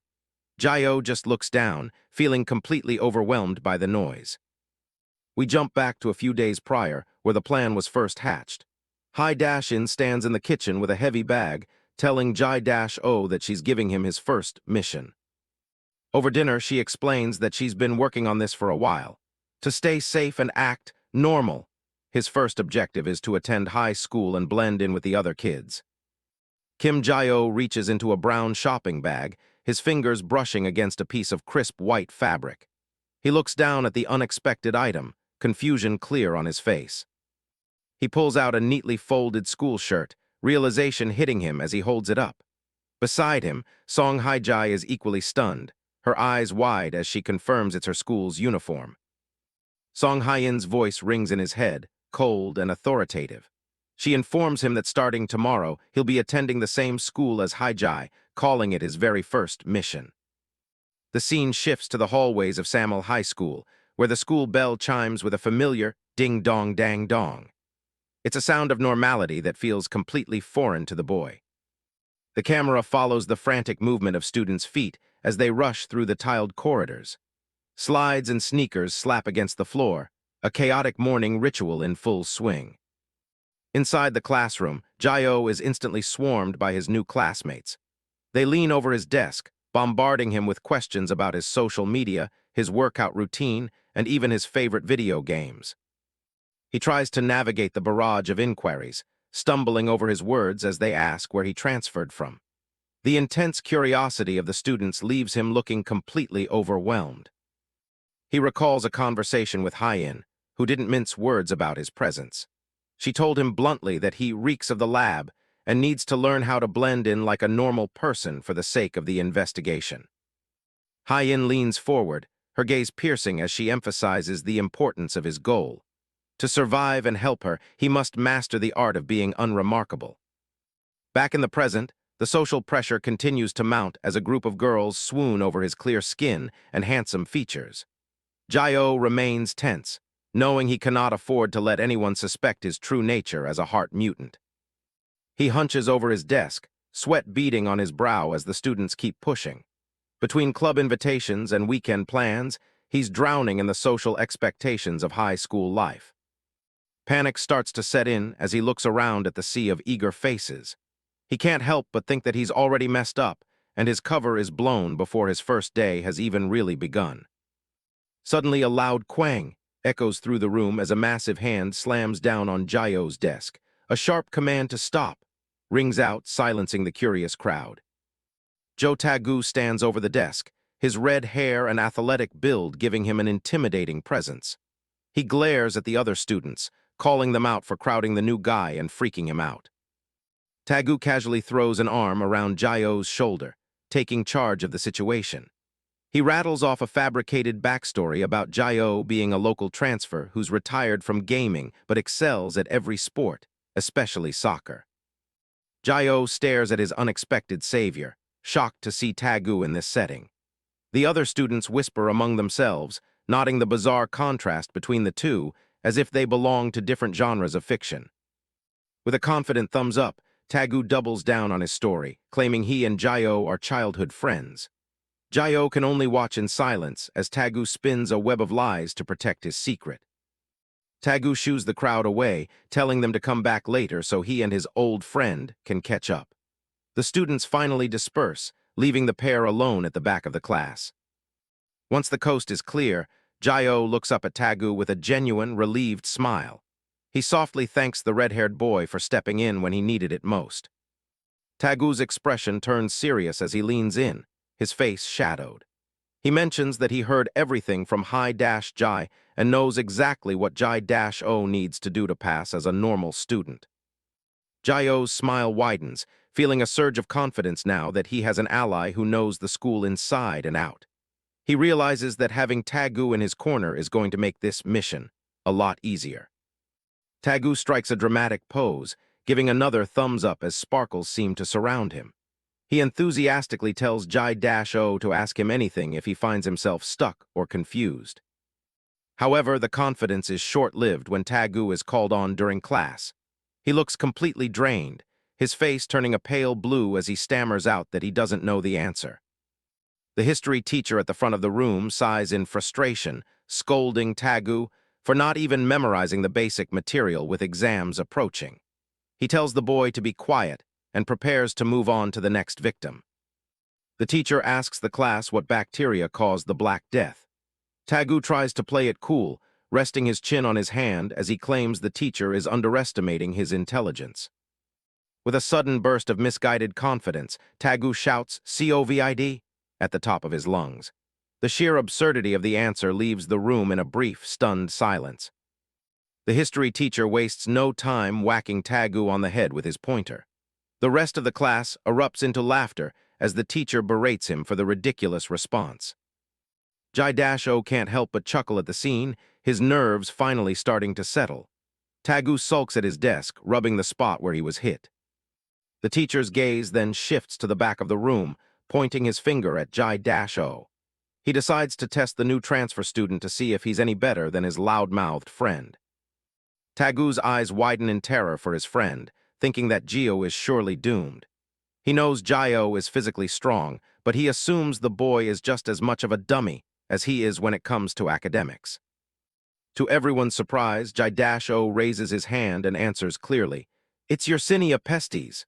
He delivers the complex name with a calm, confident smile. The history teacher is visibly taken aback, his eyebrows shooting up in surprise. The other students in the room are equally impressed, murmurs of "Oh tilde" spreading through the rows. A girl in the front row whispers to her friend, laughing as she notes that Jai-O is nothing like Tagu at all. The comparison only adds to Jai-O's growing popularity. The teacher adjusts his glasses, his interest piqued. He asks Jai-O if he's been studying ahead, then tosses out a follow-up question about the social hierarchy of India. Before the teacher can even finish the sentence, Jai-O correctly identifies it as the caste system. His lightning-fast response leaves the entire room stunned. The teacher begins a rapid-fire interrogation, firing off questions about the Crusades and Roman history. Jai-O doesn't miss a beat, correctly identifying Jerusalem and Diocletian as the students watch in awe. The barrage continues with the French Revolution, and the spark of World War I. Jai-O nails every single one, his knowledge seemingly limitless as he lists the Sarajevo incident and the motto of liberty. The history teacher pushes up his glasses with a trembling finger, his eyes hidden behind the glare of his lenses. He can only utter a single word, unbelievable. He turns to the rest of the class, declaring that in all his years of teaching, he's never seen a student answer so instantly.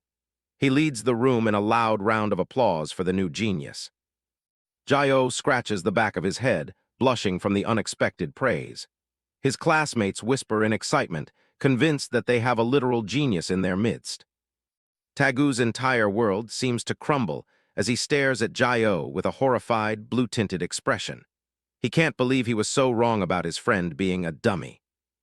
Outside, the sun shines brightly over the impressive campus of Samil High School. The academic mission has gotten off to a much more explosive start than anyone could have predicted. Joe Tagu is losing his mind over Kim Jai-O's sudden history genius. Jai-O just looks confused while he continues packing his bag. Tagu specifically brings up the Sarajevo incident. He's completely baffled by how the new guy knows such obscure details from a textbook. Jai-O calmly corrects the pronunciation, looking at his friend with a blank stare. To him, it's just information he's picked up. He flashes a bright smile while zipping up his school tracksuit. He admits he doesn't actually know what the incident was about, just that he's heard of it. Tagu is left standing there with a face full of question marks. The logic of someone knowing the name, but not the context, is just not computing for him. He follows after Jai-O, demanding to know how he got every answer right on the test if he doesn't know the subject. Jai-O just gives a vague response as they head out. We get a glimpse into Jai-O's past as a skeleton trapped in a padded lab cell. He explains that the scientists let him read textbooks just to have something to do.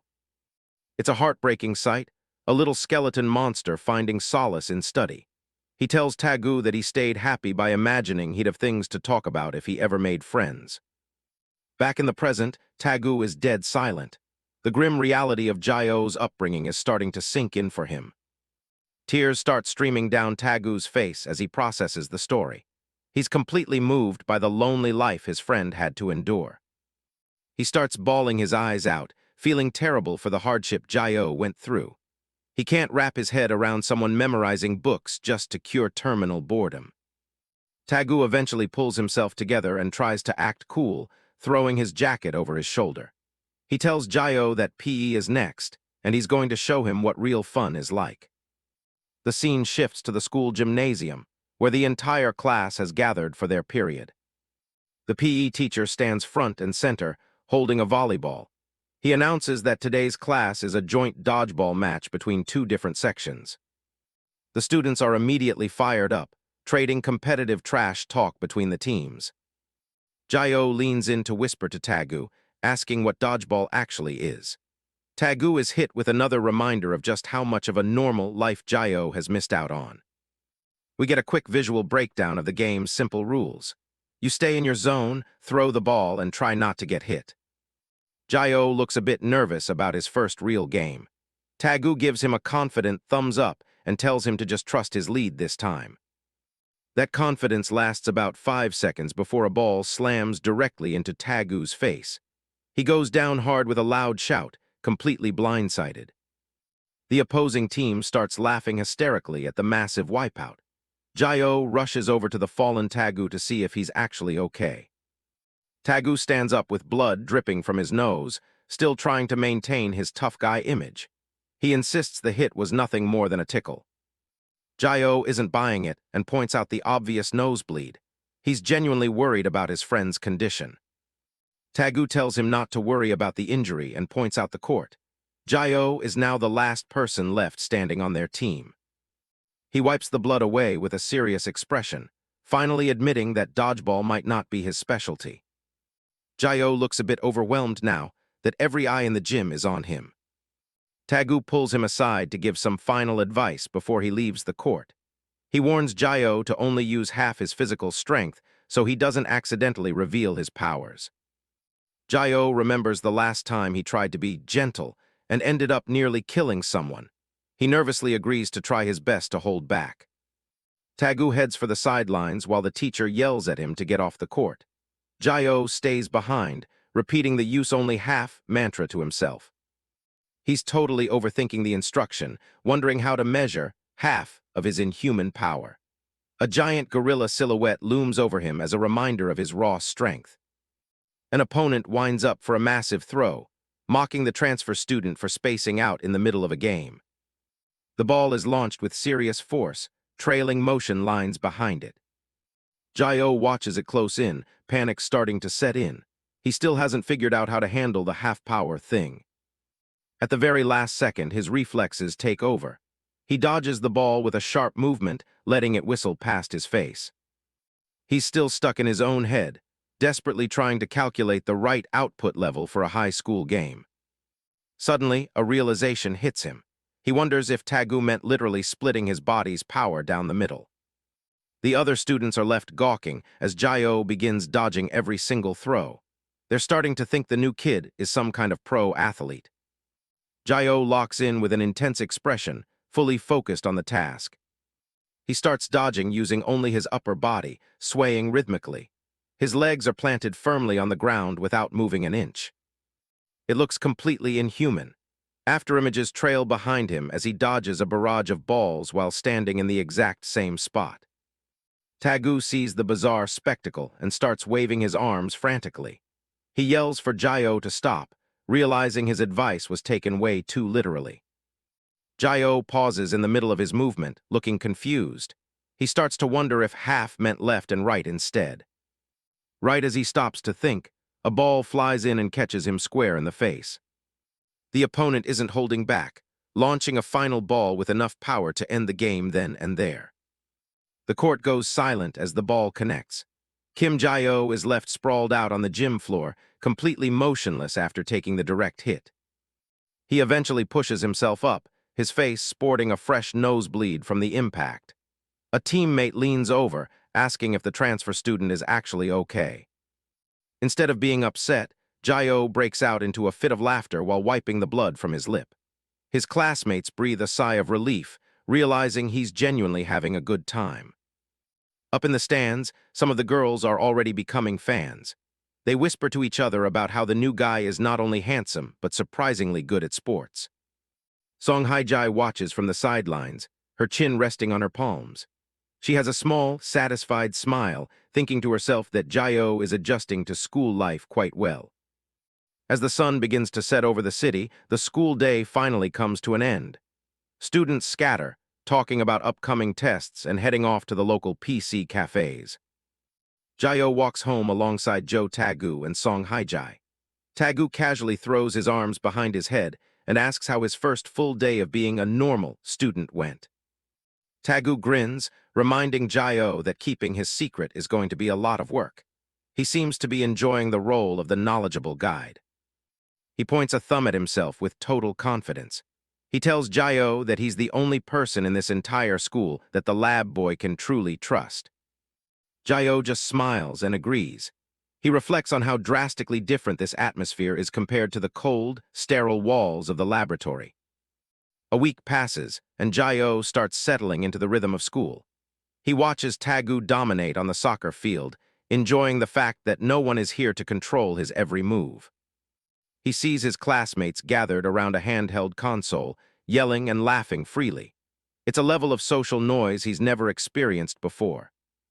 At the snack bar, he finds he can buy whatever he wants as long as he has a bit of money. He happily munches on a bun while Taegu chatters away next to him. Back on their walk, Jae-oh admits to his friends that the whole experience still feels a little awkward to him. He's still learning the unwritten rules of being a teenager. Song Hye-ji looks back at him with a cheerful expression. She tells him that regardless of the awkwardness, she had a great time today. Taegu stops in his tracks, looking surprised by Jae-oh's sudden sincerity. Jae-oh confesses that he never would have known life could be like this if he hadn't met the two of them. He offers them a bright, genuine thank you with his backpack slung over his shoulders. It's a rare moment of pure gratitude from someone who has lost so much. Taegu tries to hide his embarrassment, telling Jae-oh not to get all sappy on them. He grumbles that he still has a lot to teach the kid about surviving high school. The scene shifts to a secluded warehouse on the edge of the city. It's dark, quiet, and away from the prying eyes of the public. A group of thugs in dark suits walks through the building, their footsteps echoing. One of them asks if there's been any word from the lab regarding their activities. The leader looks satisfied, noting that the higher-ups haven't realized they've been skimming goods yet. He just needs a few more days of keeping a low profile before they're in the clear. He suddenly stops and narrows his eyes, sensing something is wrong. They spot a man sitting alone in the shadows, casually eating a cup of instant ramen. This is Kang Do-young, and he looks like he doesn't have a care in the world. Kang Do-young slurps his noodles loudly, his face hidden behind a pair of dark sunglasses. He tells the thugs they're early and asks them to wait since he hasn't finished his meal yet. The boss isn't in a waiting mood and dismisses him as just another bum. He orders one of his men to kick the guy out of their hideout immediately. The subordinate lunges forward, but Do-young is faster. He blocks the man's arm while yelling about his spilled soup. The boss is furious, calling Do-young a crazy bastard for prioritizing ramen over his own safety. He threatens to crack his head open if he doesn't leave now. Do-young remained in a crouch, ignoring the threats as he peered at the men through his sunglasses. He held a sausage skewer, appearing to check if these were the faces he was looking for. He adjusts his glasses, complaining that the tint makes it too hard to see clearly. He's much more concerned about his vision than the group of armed men surrounding him. He finally lifts his sunglasses and gives them a chilling grin. "That's better," he mutters, his demeanor shifting from eccentric to dangerous. His glasses are shattered in a flash as a massive impact ripples through the air. The thugs are caught off guard by the sudden burst of energy. One of the thugs tries to attack, but Do-young stares him down with terrifying intensity. He warns the man to get lost while he's still feeling nice enough not to kill them. The thug froze in terror, his eyes widening as he watched his own arm being crushed. Something impossible was happening to the man's skin right before their very eyes. Do-young's face begins to crack and harden, taking on the texture of ancient stone. He tells the panicking men to stop being bobbies and face their fate. He stands tall, his body beginning to transform into a living weapon. The thugs realize they aren't dealing with a normal human anymore. He asks them exactly how much cash they managed to steal from the lab. He's here for the money, and he doesn't plan on leaving empty-handed. Within his chest beats the heart of rock. It's a mass of cracked stone and glowing red energy, pulsing with destructive power. Kang Do-young raises a hand made entirely of solid, gray rock. He casually tells the thugs that he'll be taking their stolen cash as a settlement for their trouble. A week passes and we're back on the school field. The students are in the middle of a soccer match, and the atmosphere is light and energetic. Kim Jae-oh runs alongside his classmates, looking more like a regular student with every passing day. He's finally starting to feel like he belongs in this ordinary world. He sits in class, reflecting on the mission Song Hye-in gave him when he first arrived. The goal was simple: act like a normal person and adapt to a normal life. Kim Jae-oh sits at his desk, surrounded by the lively chatter of his classmates. He reflects on his initial fear of being discovered, realizing he was so focused on hiding his identity that he couldn't enjoy the simple moments of school life. He looks back at his awkward attempts to blend in, from his rigid posture to his confused expressions during sports. He wondered if his behavior seemed strange to the others, but his concerns were overshadowed by a new sense of belonging. Jae-oh sits at a convenience store table with Jo Taegu, heartily eating a steamed bun while a girl watches them. As he spends his days studying, eating, and living alongside kids his age, he begins to understand that school is far more enjoyable than he ever could have imagined. On the soccer field, Jae-oh runs with a wide, genuine smile, his tie fluttering behind him as he celebrates a play. The high-rise apartments in the background frame the vibrant energy of his new life, far removed from the sterile laboratory of his past. Jo Taegu sprints across the grass, shouting for Jae-oh to take a shot at the goal. The soccer ball flies through the air with a powerful thump, signaling the start of an intense moment in the game. Jae-oh looks up at the approaching ball, his expression focused and determined. He marvels at the simple joy of being able to run and play again, a freedom he once thought was lost forever.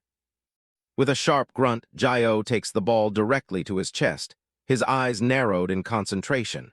He expertly controls the impact, ready to transition into his next move. His legs moved like a blur of afterimages as he dribbled across the field. He executed a turn to gain momentum for a finish that was straight out of a textbook. But funnily enough, while the form was perfect, the shot was a total whiff. Jae-oh lost his balance and fell flat on his back with a loud thud.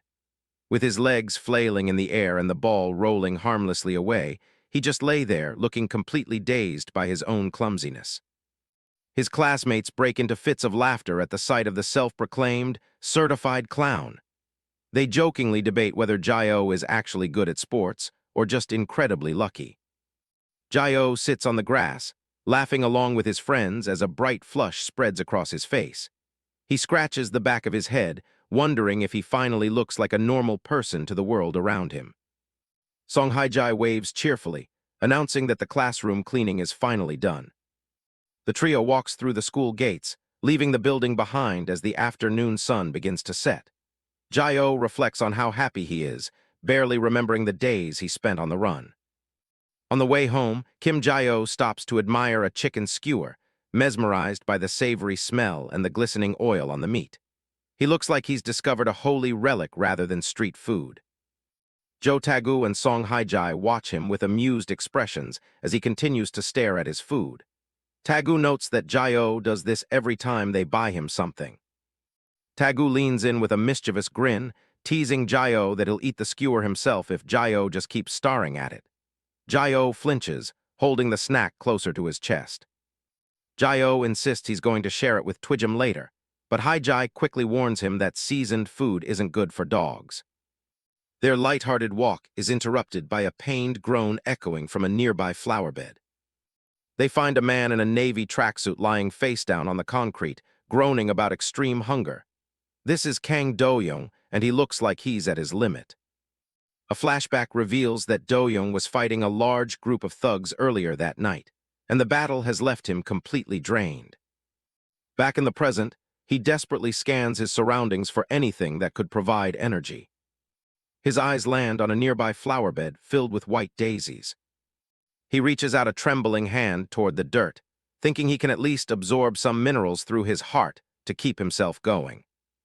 Before he can touch the soil, Jae-oh suddenly grabs his arm, stopping him mid-reach. Do-young looks up, startled by the sudden intervention of a high school student. Jae-oh warns him with a dead serious expression that eating dirt will only make his stomach hurt.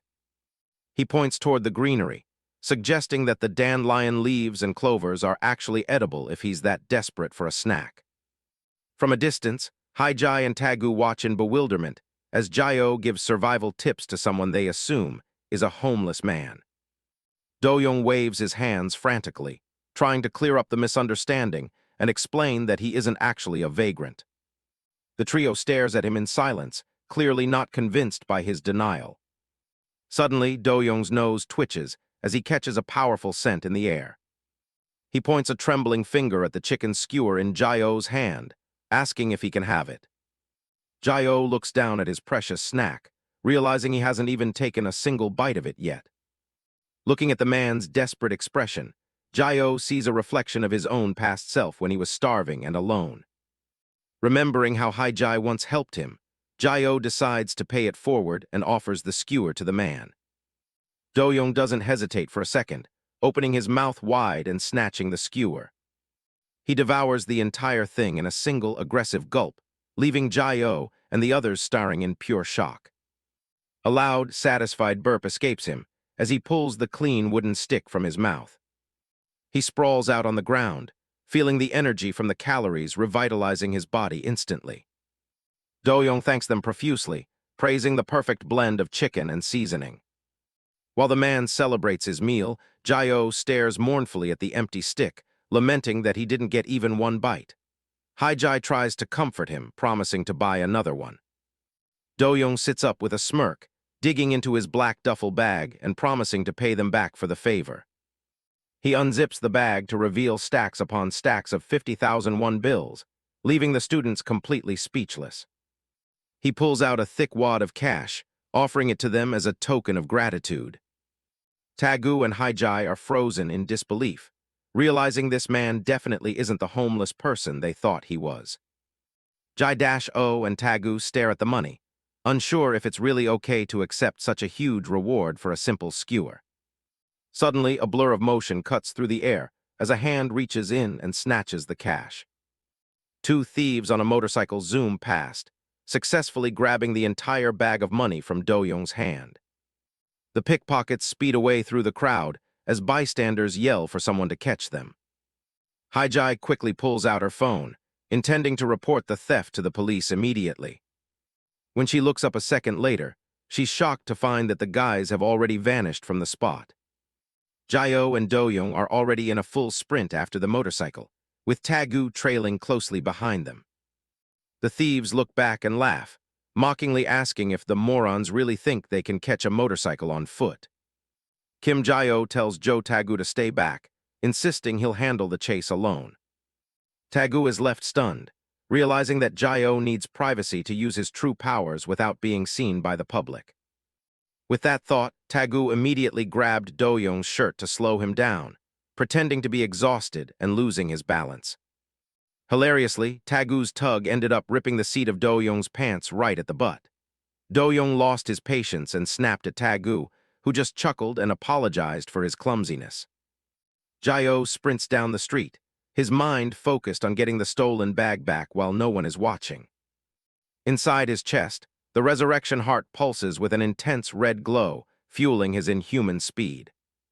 He pushes off the pavement with explosive force, his feet barely touching the ground. Jae-yo becomes a blur of motion, leaving afterimages in his wake as he closes the gap with the motorcycle. One of the thieves glances back through his visor, his eyes widening in pure disbelief. He can't wrap his head around how a student on foot is actually gaining on their speeding bike. The driver looks over his shoulder, sweating as he sees Jae-yo looming closer like a shadow. Jae-yo's silhouette darkens and his eyes glow a menacing red as he reaches out for the bike. The thieves panic, screaming at each other to go faster and shake him off. The motorcycle swerves sharply around a corner, its tires skidding across the asphalt. Jae-yo matches their maneuver perfectly, his shoes scraping the ground as he maintains his relentless pursuit. The thieves are absolutely baffled by the kid's impossible physical strength and stamina. The driver grits his teeth, looking completely terrified as he realizes their top speed isn't enough to lose him. They realize the distance isn't widening at all. This kid is definitely not a normal human. It finally dawns on them that they're being hunted by a variant. Spotting a construction site ahead, the thieves come up with a desperate plan to stop their pursuer. One of them grabs a metal pole and strikes the support of a scaffolding, shouting for Jae-yo to get lost. A massive stack of heavy cinder blocks is dislodged, beginning to tumble toward the street below. Jae-oh looks up just as the mountain of concrete blocks rains down on top of him. He grits his teeth in a split second of determination before the impact. The blocks crash down with a thunderous impact, completely burying Jae-oh in a cloud of dust and debris. The thieves laugh mockingly and wave goodbye, throwing up a middle finger as they speed away. A massive pile of rubble is all that remains at the site, with no sign of Jae-oh. From beneath the heavy concrete, a pained groan escapes as Jae-oh slowly starts to push himself out. He clutches his head, his vision swimming from the blow, but his primary concern is still catching up to the thieves. Pedestrians stop in their tracks, staring in horror at the student emerging from the wreckage of a fatal accident. A crowd quickly gathers, with everyone whispering in shock and wondering if the badly injured boy needs a hospital. The scene shifts to the outskirts of the city as the sun sets in a brilliant orange sky. The thieves pull their motorcycle into an abandoned warehouse area, leaving a trail of dust behind them. They check their mirrors and relax, confident that they've finally lost their pursuer. The pair gloats about their sweet profit as they cruise toward their hideout. Suddenly, the driver's eyes widen as a familiar figure steps into their path. It's Kang Do-young, and he doesn't look happy. Do-young delivers a massive punch that stops the motorcycle dead in its tracks. The sudden stop sends a shockwave through the bike, catching the thieves completely off guard. The motorcycle flips and crashes, sending both men tumbling violently across the concrete floor. They slam into the ground and groan in pain, their helmets skittering away. Do-young walks toward them with a cold, deliberate pace, asking why they were running so desperately. He lowers his sunglasses, revealing a face that is starting to crack and transform into gray, jagged stone. He warns them that running is useless, because he can sense their every move as long as they're touching the ground. The thieves realize they've run straight into another monster. Kang Do-young confronts the thieves, his face half transformed into jagged stone. He states that the money isn't for them. He extends an open hand toward the group, demanding they hand it over. One of the thieves remains on his knees, his face lowered toward the concrete. The tattooed thief points at Do-young, questioning if having a heart variant makes his body as hard as iron plates. Several more motorcycle-riding thieves arrive, their headlights illuminating the dark warehouse. They encircle Do-young, the sound of their engines filling the room. The tattooed man stands in the center of the group, announcing that this warehouse is their territory. He moves closer to Do-young, stating that they intend to sell him off as well. Do-young looks up, a slight smirk playing on his lips as he asks, "Oh, really?" He drops into a low crouch and places one palm against the ground, nodding that they are short on numbers. A visualization reveals a stone-like heart deep within his chest, pulsating with a red internal glow. Do-young slams his hand down, causing a visible shockwave to spread across the concrete floor. A thief on a bike shouts for the others to ram into him before he can activate his powers. One motorcycle accelerates directly toward the crouching man, weaving between piles of dirt. The entire floor begins to crack and heave, making the ground beneath the motorcycles unstable. The thieves look down at the floor as massive shards of rock start to burst upward from the asphalt. Do-young remains in his crouch, declaring that he will bury their entire hideout. Enormous pillars of stone erupt from the floor with explosive force, shattering the building's support structures. Transitioning to a corporate office, a man in a black suit bows while handing a folder across a desk. He addresses the unknown corporate official, a slim woman with a short black bob and a pinstriped blazer, stating he has the tracking data she requested. The official reviews the document, which lists a target named Kang Dong-wook, associated with a construction company. She looks at a photo of Kang Do-young in the file, nodding that he appears to be quite young. The woman leans back in her chair, her eyes narrowing as she decides she should contact Kim Jae-oh. She asks her subordinate if the man in the file is related to the person Jae-oh is searching for. The subordinate stands with his hands clasped, stating that it is difficult to say. He suggests that while he could be the friend Jae-oh is looking for, there is no certainty yet. A wide, sharp smile spreads across the unknown, corporate official's face. She taps the photo on the desk, stating that her intuition tells her he is exactly the person they need. Kim Jae-oh slams his hands onto the desk, his eyes wide as he shouts at the woman across from him. He can't believe they actually tracked down one of his friends from the lab. Hye-in keeps her cool, gesturing for him to settle down. She leans back in her chair, reminding him that nothing is set in stone just yet. She changes the subject for a moment, checking her phone while commenting on how well the school uniform fits him. She casually asks how he's adjusting to his new life as a student. Jae-oh forces a laugh and scratches the back of his head, admitting that school has actually been pretty fun. Still, being around other kids just makes him miss his old companions even more. He leans forward, his expression turning serious again as he brings the conversation back to the mission. He needs to know exactly what she meant when she said they might have found one of them. Hye-in slides a thick folder across the desk, revealing a stack of investigative reports. She explains that they've been tracking someone who is roughly around Jae-oh's age. She pulls out a specific photograph and hands it over for him to inspect. It shows a man sitting in what looks like an interrogation room or a cell. Jae-oh grips the photo with both hands, staring intensely at the face staring back at him. He recognizes those features immediately, though the context is all wrong. He jumps up, pointing at the image while practically vibrating with excitement. That's the same guy he ran into just the other day, the one living on the streets. He starts rambling about how the guy ate his entire chicken skewer and was even seen trying to eat dirt before that.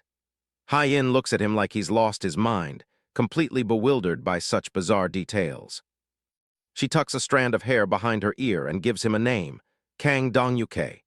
She watches his reaction closely to see if the name rings any bells from his time in the lab. Jae-oh looks at the papers again but shakes his head, saying the name doesn't sound familiar at all. He mentions that his vision was blurry back then because his body hadn't fully regenerated, but he'd know the guy if he saw him in person. He flips through more documents, looking at a clearer profile of the man. Both the name and this clean-cut face are totally foreign to his memories of the lab. Suddenly, his eyes bug out, and he starts sweating as he looks at the next set of images. Something in the file has completely flipped his world upside down. He stares at a photo taken during a warehouse brawl, his hands trembling as he holds the evidence close. It's a shot of the man from behind, but it's what he's doing that catches Jae-oh's eye. The image shows a close-up of the man's arm, where the skin is cracking and turning into heavy gray stone. It's a very specific, unmistakable ability. A flashback hits him of a young boy in a hospital gown, sitting quietly in a sterile room. Jae-oh realizes that the man in the photo isn't Kang Dong-yuke, it's his old friend from the lab, Kang Do-hyung.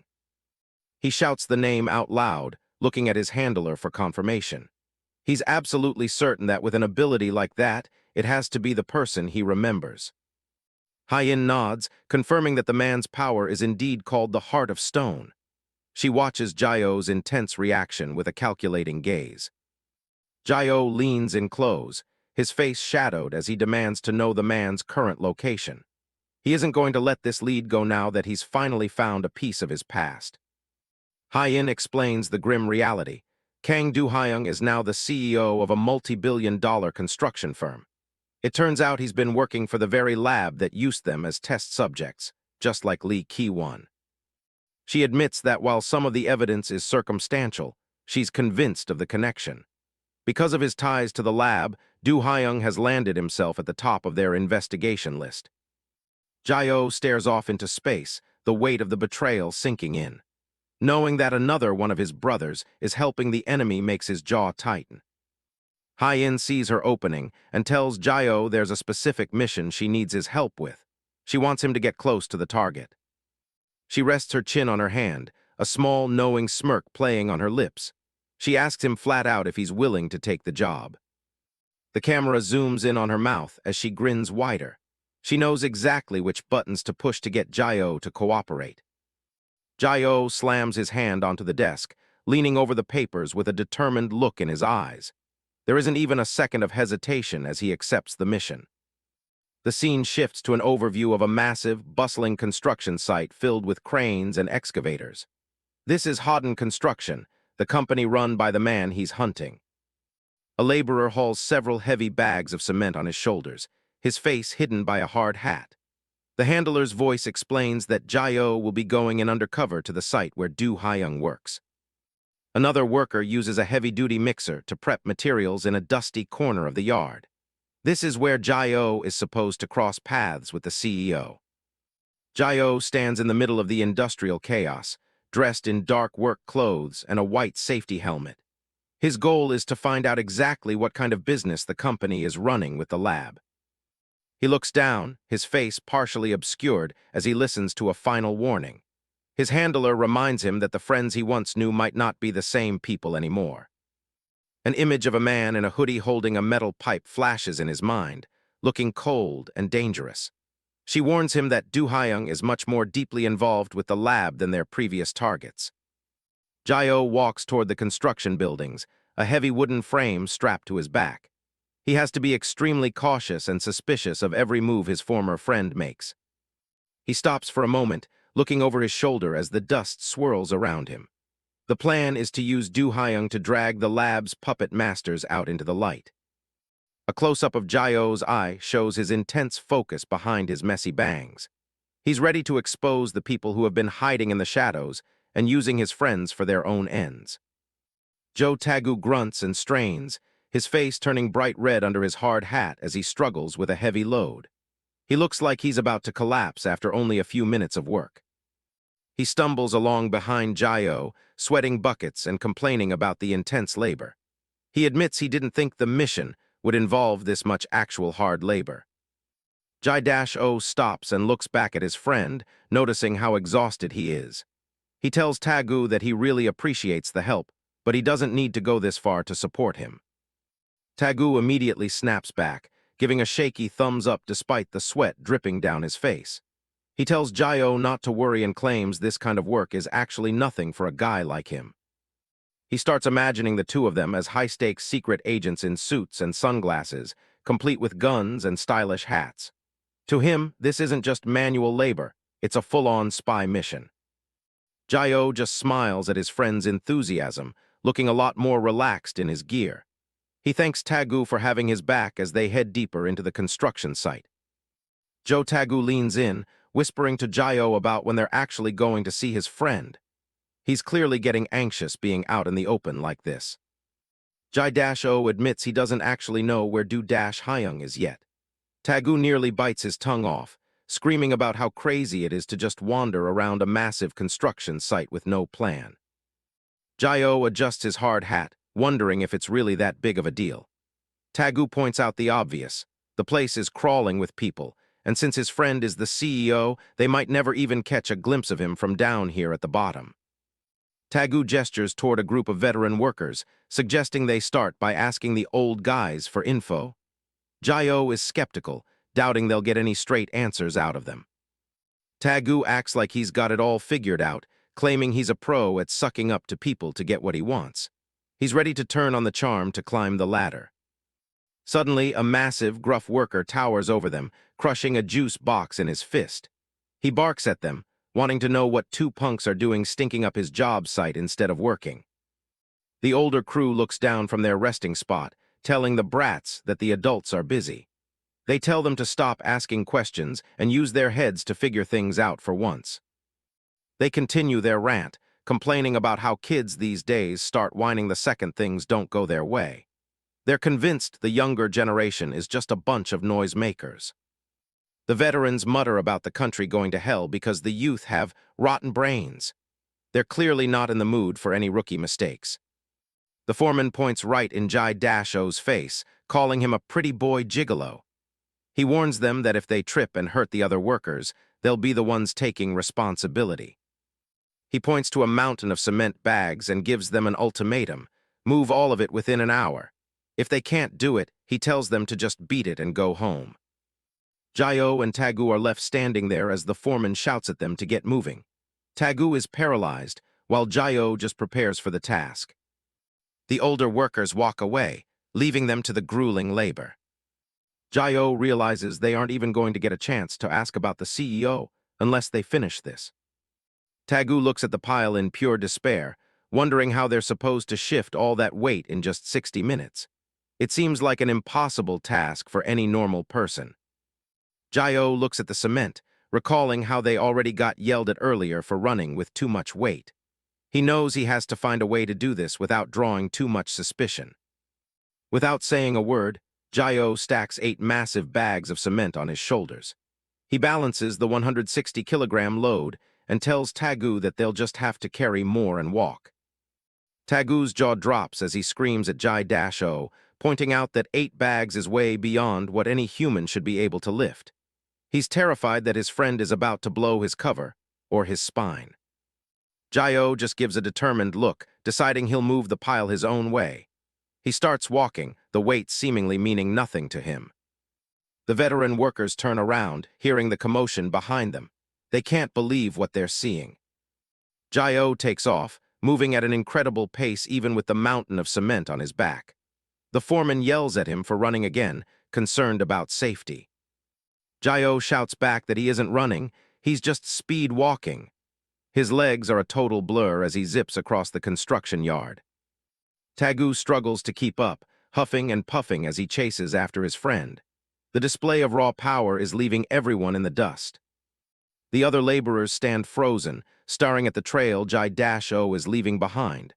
They're baffled by the kind of freakish strength this kid is hiding. In record time, the entire wall of cement bags has been moved to the designated spot. Jae-oh and Tagu stand by the stack, the task already complete. Tagu wipes his brow, proud of the fact that they moved everything within the hour. He asks the workers what their next job is, eager to keep the momentum going. The veteran worker looks completely shell-shocked, his hand shaking as he tries to wrap his head around the brute force he just witnessed. He admits the kid has a lot of extra energy to spare. He points out that there's still more cement on the other side, though he's clearly unsure how they're going to handle it. Jae-oh is already turning to head back. Jae-oh zooms past again, shouting for everyone to move as he hauls another load. He's moving so fast he's basically a human blur in the middle of the site. The other workers can only stare in disbelief as the pretty boy continues to outperform the entire crew. They've never seen anything like it on a construction site. Soon enough, the other pile is finished too. Tagu is collapsed on the ground, gasping for air, while Jae-oh stands tall, looking completely refreshed. Jae-oh asks what else they can help with, his eyes bright and full of energy. The older workers are speechless, wondering how these brats have so much energy left to spare. The foreman and his buddy exchange a look, completely unable to believe what they're seeing. They realize they've totally underestimated these two. The crew puts them to work mixing cement next. Jae-oh and Tagu dive right in, pouring the heavy bags into a large tub as the dust swirls around them. Tagu hauls over a toolkit with a big grin, finally feeling like he's pulling his weight. He's starting to enjoy the undercover life more than he expected. Jae-oh carries several massive wooden beams on his shoulder, walking past a worker who is so shocked he nearly drops his hammer. The sheer weight of the timber seems like nothing to him. The veteran workers start whispering to each other, admitting that these kids are actually pretty tough and diligent. They're surprised by how fast the brats are moving. They decide that if all youngsters were like them, they'd welcome them with open arms. Up above, the crew is busy working on the high-voltage electrical lines. Suddenly, a massive reel of cable starts unspooling uncontrollably. The workers up top lose their grip on the heavy line. A live wire snaps and whips down from the upper level, crackling with blue electrical energy. Someone screams for everyone to look out as it falls through the air. The electrified line heads straight for a worker named Mr. Song. He looks up in absolute terror, frozen in place as the heavy black cable drops toward him. Jae-oh doesn't hesitate for a second. He leaps forward and grabs the live wire with both hands. A massive surge of blue electricity arcs through his body, lighting up the dusty yard in a blinding flash. The other workers watch in horror as Jae-oh absorbs the high-voltage shock. He grunts in pain, his body taking the full force of the current to keep it from hitting Mr. Song. Mr. Song reaches out in a blind panic, his face contorted in terror as the snapped cable drops toward him. He's frozen, unable to do anything but watch the impending disaster. A massive surge of electricity rips through Kim Jae-o's body as he grabs the wire, the voltage so intense that his skeleton becomes visible through his skin in a blinding flash of blue energy. The discharge crackles and hums with a deafening roar. A nearby worker lunges for the control panel, his hand slamming the high-voltage emergency lever down with a sharp metallic clack. The power is cut instantly, stopping the deadly flow of current. Jae-o collapses to the ground as the energy dissipates, smoke curling off his blackened shirt. Jo Taegu and the other workers rush toward him, their faces filled with dread as they shout his name. Laborers from across the site scramble over, their boots kicking up dust as they converge on the fallen boy. They're all shouting at once, desperate to know if he's still breathing after taking such a massive hit. To everyone's shock, Jae-o looks up and starts laughing, wiping soot from his chin. He gives them a wide grin and insists that he didn't actually get shocked, claiming it was just a close call. Internally, Jae-o is relieved that his body didn't sustain any major burns, noting that the current wasn't as strong as he'd feared. He realizes he narrowly avoided exposing his identity as a heart mutant to the whole yard. The veteran workers stand over him, laughing with a mix of relief and genuine admiration. They're amazed that he not only had the strength to move all that cement, but also has reflexes fast enough to catch a live wire. They gather around, wondering aloud how such a little guy could possibly be so powerful. One of them jokes that he looks like he could wrestle a cow into the ground without breaking a sweat. Jae-o sits cross-legged on the dirt, sheepishly scratching his head as the men continue to praise his wildcat speed. He maintains his humble act, laughing along with their jokes. He reflects on how dangerous the site truly is, even for someone with his abilities. He's just glad he managed to pass through the incident without raising any serious suspicion. Jae-o watches the gruff foreman nearby, noticing how on edge the man seems despite his tough exterior. He realizes that these veteran laborers are actually good guys who look out for their own. Taegu leans in, whispering to Jae-o that since the old guys have accepted them, it's the perfect time to start digging for info. He's ready to move on to the next phase of their undercover mission. Jae-o warns him to be careful. If they ask too directly, it might tip off the lab's collaborators. He suggests they try a more roundabout approach to avoid getting noticed. Taegu steps up with a bright smile, asking the workers if there's a place on the site where people around their age tend to gather. He's trying to sound casual, but his nerves are showing.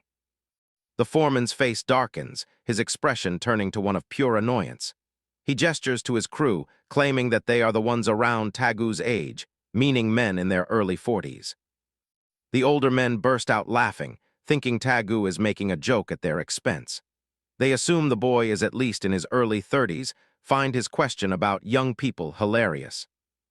Jae-o immediately clamps his hand over Tagu's mouth when his friend tries to scream that he's only 17. He laughs along with the veterans to keep the conversation going smoothly. One of the workers mentions that Hodden Construction is the firm that employs all the young folks. He's clearly unimpressed by them, despite their energy. Jae-o ignores Tagu's muffled protests and asks where exactly they can find the Hodden crew. He's focused on the mission now that they have a solid lead. The worker warns them that Hodden is on a completely different level. They make a lot of money, but the work is brutal and the crew is full of dangerous-looking characters. A red-tinted silhouette shows the imposing figures associated with the company. Taegu and Jae-o listen intently, with Jae-o begging for the specific location. The worker points toward a different section of the yard. The older man points a finger toward a clearing, telling them to speak of the devil as a vehicle approaches. Something big is about to happen. A sleek white van rolls up to the area, its tires crunching on the gravel. It stands out significantly from the muddy trucks and heavy machinery nearby. A foot in a pristine designer sneaker, complete with high-end green and red stripes, steps out of the van onto the dusty construction ground. It's an incredibly out-of-place site for a manual labor site. Taegu and Jae-o stare in disbelief, their eyes wide as they take in the newcomer's expensive attire. They can't understand why a construction worker would be dressed like a luxury model. A whole squad of young men descends from the van, every single one of them draped in designer labels. They walk with an air of immense wealth and arrogance, completely ignoring the grime around them. Tagu is baffled by the display, pointing out the Gucci, Louis Vuitton, and Burberry logos covering the workers from head to toe. He wonders aloud just how much money these people are actually making. Tagu lets out a shout of pure shock as the luxury-clad crew parades past them. Even Jae-oh is taken aback by the sheer absurdity of the scene. The leader of the group steps forward, his heavy boots making a distinct sound on the concrete. He moves with a deliberate, confident stride toward Jae-oh. The man steps out of the light, revealing a tall frame and hair pulled back in a sharp bun. He leans against the van's frame, looking down at the rookies with an intense, unreadable gaze. He pulls his sunglasses down, revealing sharp, calculating eyes as he looks directly at Jae-oh. He seems to be searching for something in the boy's face. The man points at Jae-oh, a smug grin spreading across his face. He asks if he's the same chicken skewer kid he ran into recently, his voice dripping with condescension. He leans in closer, his expression hardening as he demands to know if he's right. The tension in the air is palpable as the two lock eyes. The man pulls his sunglasses up, his eyes narrow and dangerous as he repeats that they've definitely met before. He's clearly trying to intimidate Jae-oh. A flashback shows the two of them years ago in a clinical setting, both wearing identical hospital gowns and holding snacks. They were both subjects in the same horrific experiments. Jae-oh doesn't back down, his gaze just as intense as he addresses the man by his name, Kang Do-hyung. He knows exactly who he's dealing with. With a cold smile, Jae-oh confirms that they have indeed met, noting that it has been over 10 years since they were last together. The two former brothers are finally reunited. Kang Do-hyung adjusts his sunglasses, squinting as if he's finally recognizing the face in front of him. Memories from 10 years ago came flooding back to Jae-oh, back when they were both nothing more than test subjects at the Hermes lab. Kim Jae-oh gives a sharp smile, confirming it's been a decade since they last crossed paths. The CEO laughed, remembering the kid as nothing more than someone who used to give him chicken skewers back when he was mistaken for a homeless person. Jae-oh doesn't find it funny. He tells him straight up, finding him here wasn't a coincidence. Do-hyung's grin fades as he realizes this isn't just a friendly visit. The kid let out a grunt of acknowledgement, but his mind was laser-focused on one thing, joining the company to uncover exactly how Do-hyung was still linked to the laboratory. He recalls the friendship they were forced into back during those dark days. But now, he's determined to cut those ties and finish what started in the lab. He's dead set on making sure that chapter of his life is closed for good. Back in the present, Do-hyung just lounged on his couch, clearly having no recollection of the boy or Jae-oh's plan to infiltrate the company. He asks if Jae-oh really came all this way just to ask for a job. Jo Tagu sits nearby, looking a bit nervous. The boss isn't interested. He tells the kid to stop wasting his breath and just go home. Jae-oh just smirks. He's confident that the CEO won't have a choice but to let him in. He drops the hammer, reminding Do-hyung that he knows way too much about his past to be ignored. Do-hyung stops moving. The room suddenly feels a lot smaller as he turns to look at the boy. Jae-oh offers to show them exactly what he's capable of. The site workers standing around mock him, wondering what a punk like him could possibly offer. He started by changing the position of the water cup. Then he proceeded to reorganize the pile of documents. Do-hyung watched him closely, still having no idea what the kid was trying to pull. And just like that, the kid started zipping around the room, rearranging books, adjusting the ashtray, and more. Tagu can barely believe what he's seeing as his friend zips through the room. The workers were just as confused, having no idea what the kid in front of them was trying to pull. Jae-oh finished the overhaul by shoving the filing cabinet away from the window with a loud thud. Just like that, he's finished. He stands there calmly, as if he didn't just move a ton of furniture in seconds.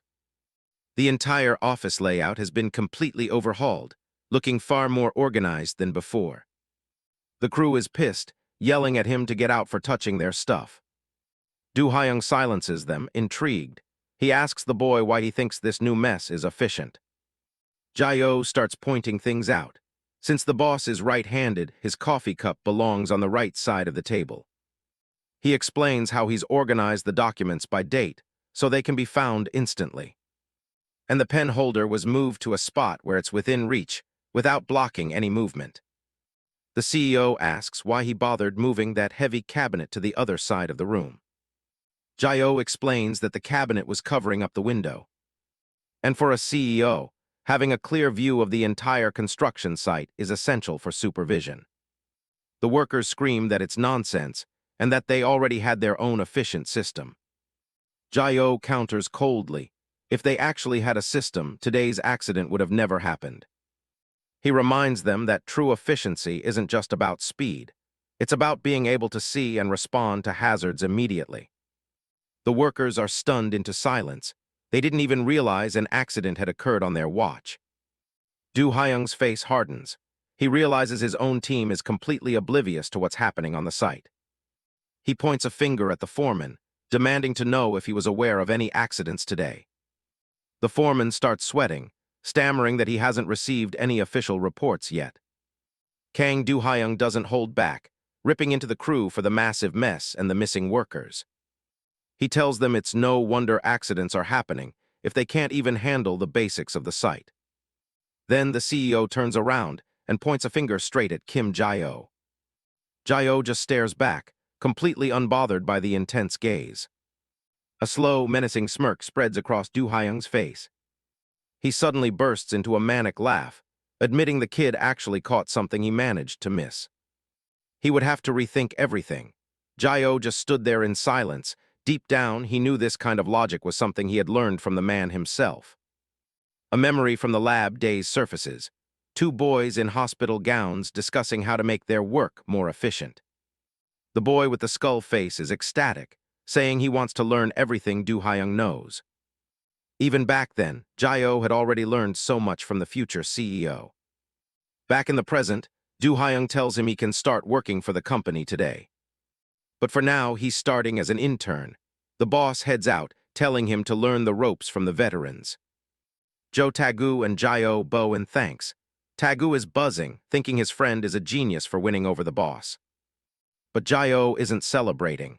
He knows exactly who Do-hyung is. He just needs to find the proof of his lab connections. Taegu is hyped and ready to get to work. Meanwhile, the rest of the crew is already fuming, watching the brats take a spot on their turf.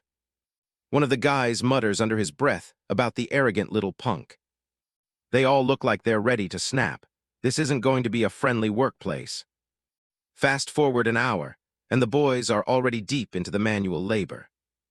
Hauling massive pipes is grueling work, but Taegu tries to stay positive since they're closer to their target now. Suddenly, a veteran worker starts screaming at them, asking who told them to lay the pipe that way. He calls them little punks, claiming they did it completely backward. Taegu is confused, trying to explain that they just followed the instructions they were given. The guy won't listen. He tells them to shut their mouths and redo the whole thing right now. Another hour passes. The boys are drenched in sweat and exhausted after relaying every single pipe. But as soon as they finish, the same guy is back, screaming even louder. Taegu is speechless. He knows he's being messed with. The worker kicks a pipe, yelling that they didn't even level the slope first. He asks if they have anything in their heads.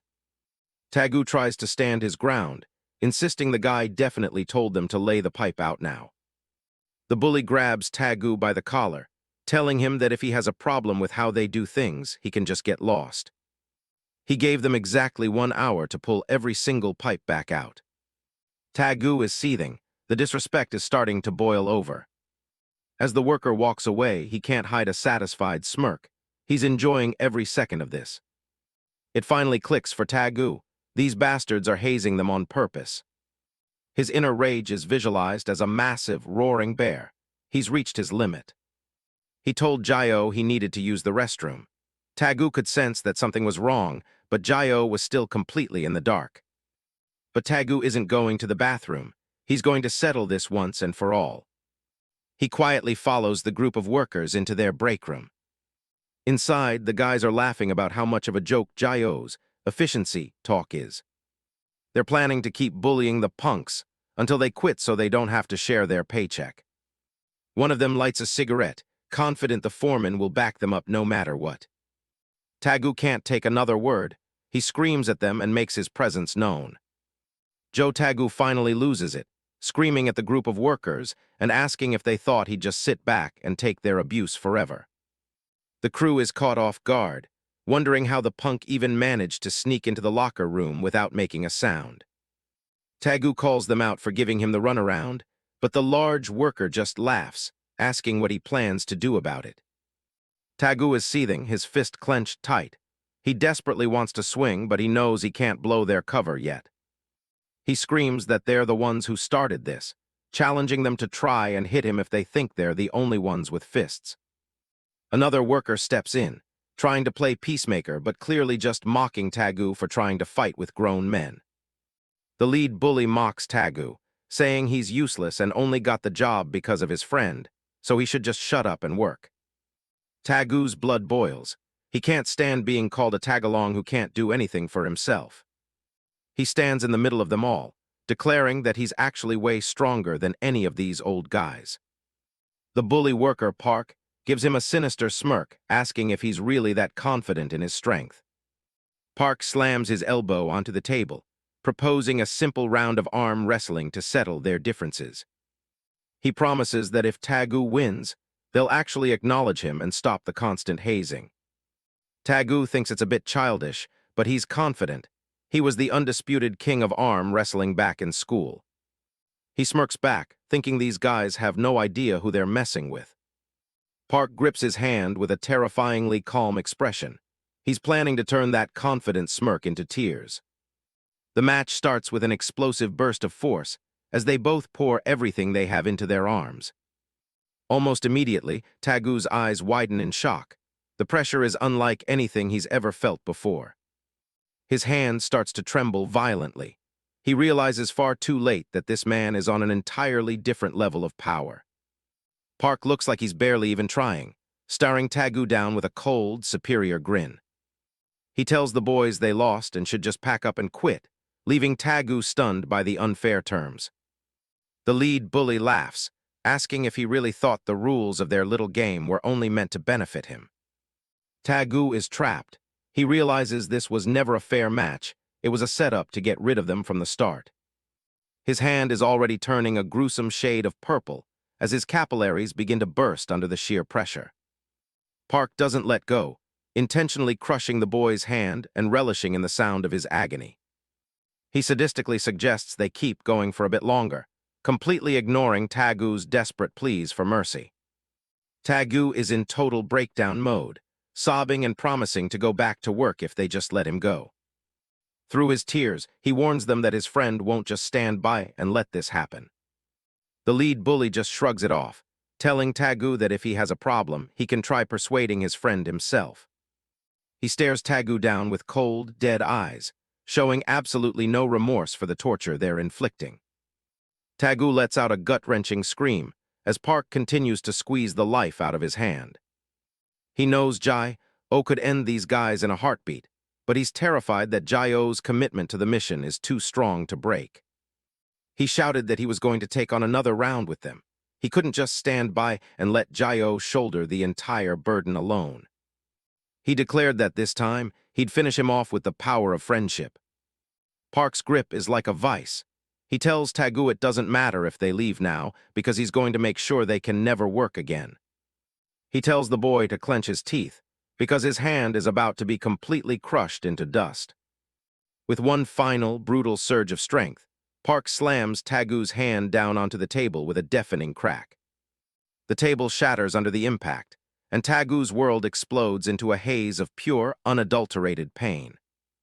He's completely broken, wishing he had never tried to stand up to these monsters. In his agony, he reverts to a child, crying out for his mother and father to save him. With his last bit of strength, he screams out for Jai-O, his only hope left in this nightmare. Suddenly, another hand reaches out and catches Park's arm, stopping the brutality dead in its tracks. Everyone in the break room froze when they saw Jai-O standing there. The workers exchanged uneasy looks while Park stared him down, clearly annoyed by the interruption. Tagu was a complete wreck, sweating and barely able to keep his hand on the table. Jae-o looked on, realizing the rules here were a lot more brutal than he expected. He stepped up and told Park to do it with him instead. The rest of the crew couldn't believe the kid was actually issuing a challenge. They just burst out laughing, calling him a crazy bastard for thinking he stood a chance. Jae-o didn't react at all, his expression stone cold. Taegu warned him, pointing out how much damage these guys could do to a person's arm. Park just smirked and told him the rules were different here, and he'd be paying his own medical bills. Jae-o sat down as Park mocked him, saying he was done holding back out of pity. He reached across the table, warning Jae-o that his hand was about to get smashed. They locked hands and the match was set. Park stared him down, thinking this kid was just a fearless brat who needed to be put in his place. He decided right then that he was going to cripple Jae-o's hand just to teach him a lesson. He told him it would all be over in exactly 1 second. The match started, and a massive impact shook the entire table. A sickening crunch echoed through the room as the bones snapped instantly. Park let out a blood-curdling scream, clutching his shattered arm. The workers watching were completely paralyzed with shock at what they just saw. Jae-o didn't let go, telling him to get back into position. He slammed the mangled hand down again, declaring that they weren't finished yet. The force was so intense that the entire table just shattered into pieces. Park collapsed on the floor, wailing in absolute agony. The workers finally snapped out of it, screaming for their manager. They lost their minds and charged at Jae-o all at once. Jae-o stood his ground as the group rushed him. He landed a direct hit on the first guy, sending blood spraying. The next guy caught a punch so hard his face distorted from the impact. Jae-o followed up with a double kick that sent 2 men flying backward. One worker tried to swing a wooden plank at his head. Jae-o's head snapped back from the force of the impact, but his face remained expressionless. He countered with a strike that crushed the guy's nose. He didn't slow down, dropping another attacker instantly. 2 other workers tried to rush in, but they just tripped over their fallen comrades mid-charge. They shouted out that this kid definitely wasn't human. The whole group decided to swarm him at the same time. But a loud voice suddenly boomed through the room, commanding everyone to stop. The workers froze right in their tracks. They turned around to see who was interrupting. They looked back in terror as the entire atmosphere shifted. Jae-o stayed calm, waiting to see who had just entered the room. One of the workers calls out in terror as Kang Do-hyung walks into the room. The CEO stands in the doorway, staring them down and asking exactly what they think they're doing. A worker frantically tries to come up with an excuse for the chaotic scene on the floor. Kang Do-hyung doesn't wait for an answer. He grabs the man and slams his head into a divider with a loud crack. He pins the man down, reminding him that his job was to train the new guys, not bully them into the hospital. Jo Taegu watches with a pale face, convinced that this massive commotion is definitely going to get Jae-o fired. The rest of the crew starts shouting that it was all just a misunderstanding, and they were only arm wrestling for fun. Taegu tries to get Jae-o to leave by telling him he's fired, but Jae-o just points back, saying the other guy was the real bully. Kang Do-hyung says he already knows these pathetic bastards have been throwing their weight around for years. He looks over at Jae-o, nodding that the kid definitely went too far with his retaliation. He gestures to the floor where several workers are lying with broken noses and shattered arms. Jae-o holds up Tagu's badly bruised and swollen hand, showing the CEO exactly why he lost his temper. He declares that the workers had to be paid back in full, so they'd never try messing with them again. Kang Do-hyung stares at him, surprised the kid is still brave enough to talk back after all the violence. He gets right in Jae-o's face, asking if the boy is actually looking for a beating from him. Jae-o doesn't flinch, saying he's only speaking up because staying quiet never changes a single thing. The CEO is stunned, the words hitting him harder than any punch ever could. It brings back a painful memory of his own time in the lab, huddled in a cell and thinking speech was useless. He remembers another kid screaming at him that silence is what keeps the horrible experiment going. That kid's face haunts him, the one who claimed he could endure anything but seeing a friend get hurt. Kang Do-hyung stares at Jae-oh, realizing the boy is a living reminder of the person he used to be. Taegu is already apologizing, certain that they're about to be kicked off the construction site for good. Kang Do-hyung just smirks, asking why they would think they're getting fired after causing such a glorious mess. Both boys are caught off guard, unable to believe they're actually being allowed to stay. The CEO tells them that since Jae-oh put the manager in the hospital, he'll have to cover all that work himself. Another worker tries to protest the decision, but the CEO immediately shuts him up with a glare. He warns the group that he's already being generous by holding back his anger, so they'd better not push him. Jae-oh just looks up at him, ready to take on whatever grueling job he's about to be assigned. Do-hyung doesn't give any details. He just tells Jae-oh to show up at 5 a.m. sharp. The next morning, the construction site is still dark and empty as Jae-oh arrives. He's already suspicious, thinking this early call means the job is a secret. Do-hyung is already there waiting, taking one last drag of his cigarette. He tells Jae-oh to keep up because they're going deep. He hits the button on the control panel. The old freight elevator starts its long, rattling descent. It goes so deep the surface becomes a memory, making Jae-oh wonder what's really being hidden. Do-hyung notices the silence and asks if he's getting nervous. He mocks him, saying Jae-oh was talking a big game in front of the CEO yesterday. He mentions how Jae-oh paid those bullies back in kind for messing with his friend. To his surprise, Do-hyung actually seems to respect it. But then the mood shifts. He warns Jae-oh to stay in line. If he causes any more trouble down here, Do-hyung is going to kill him. The elevator finally reaches the bottom. They step out into the darkness. Jae-oh's eyes widen as he sees what's actually under the site. It's a massive tunnel that seems to have no end in sight.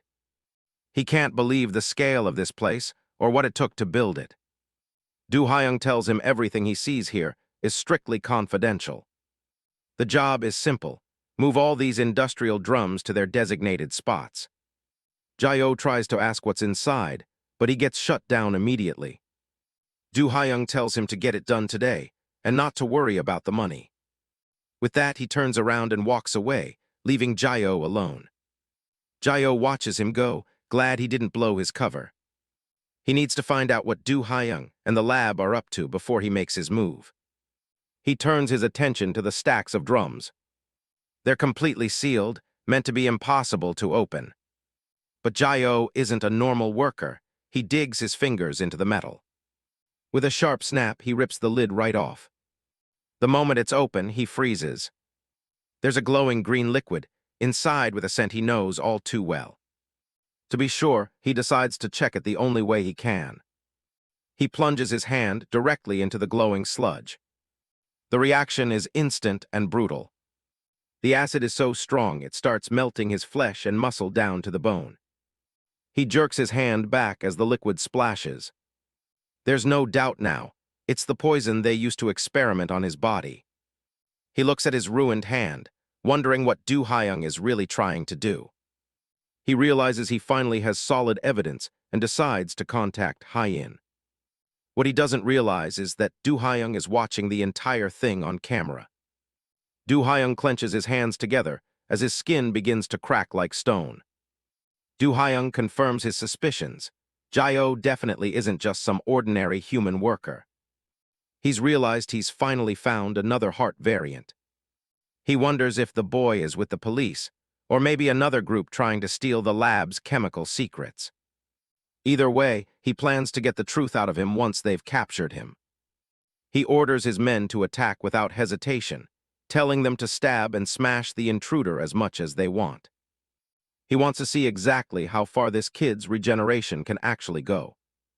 Do-hyung decides he'll be the one to deliver the finishing blow when the time comes. Watching the monitors, he wonders what Jae-oh is really searching for down there. Meanwhile, Jae-oh tries to use his phone, but there's absolutely no signal this far underground. Do-hyung realizes Jae-oh didn't just stumble into this. He came here knowing exactly who he was dealing with. He thought Jae-oh was just some clueless, naive kid, but he's starting to see how wrong he was. It feels like the boy knows way more than he should, and he's been playing Do Hyung from the very beginning. He sees now that every single move Jae-oh made was part of a careful, calculated plan. He feels like his secrets are being chipped away, and the thugs start mobilizing to intercept the intruder. Jae-oh stands his ground at the gate as a large group of men approaches. A whole squad of thugs in green jumpsuits stares him down, armed with bats and knives. Do Hyung doesn't know Jae-oh's ultimate goal yet, but he's certain the boy picked the wrong person to mess with. The sun is almost up, and now Jae-oh has to face the entire crew at once. Jae-oh holds up his phone, finally admitting he knew the truth from the very start.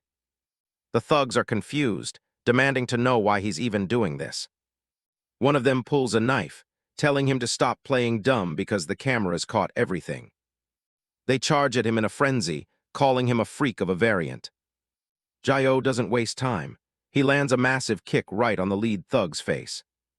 He starts tearing through them as more men rush in, screaming for the others to grab him.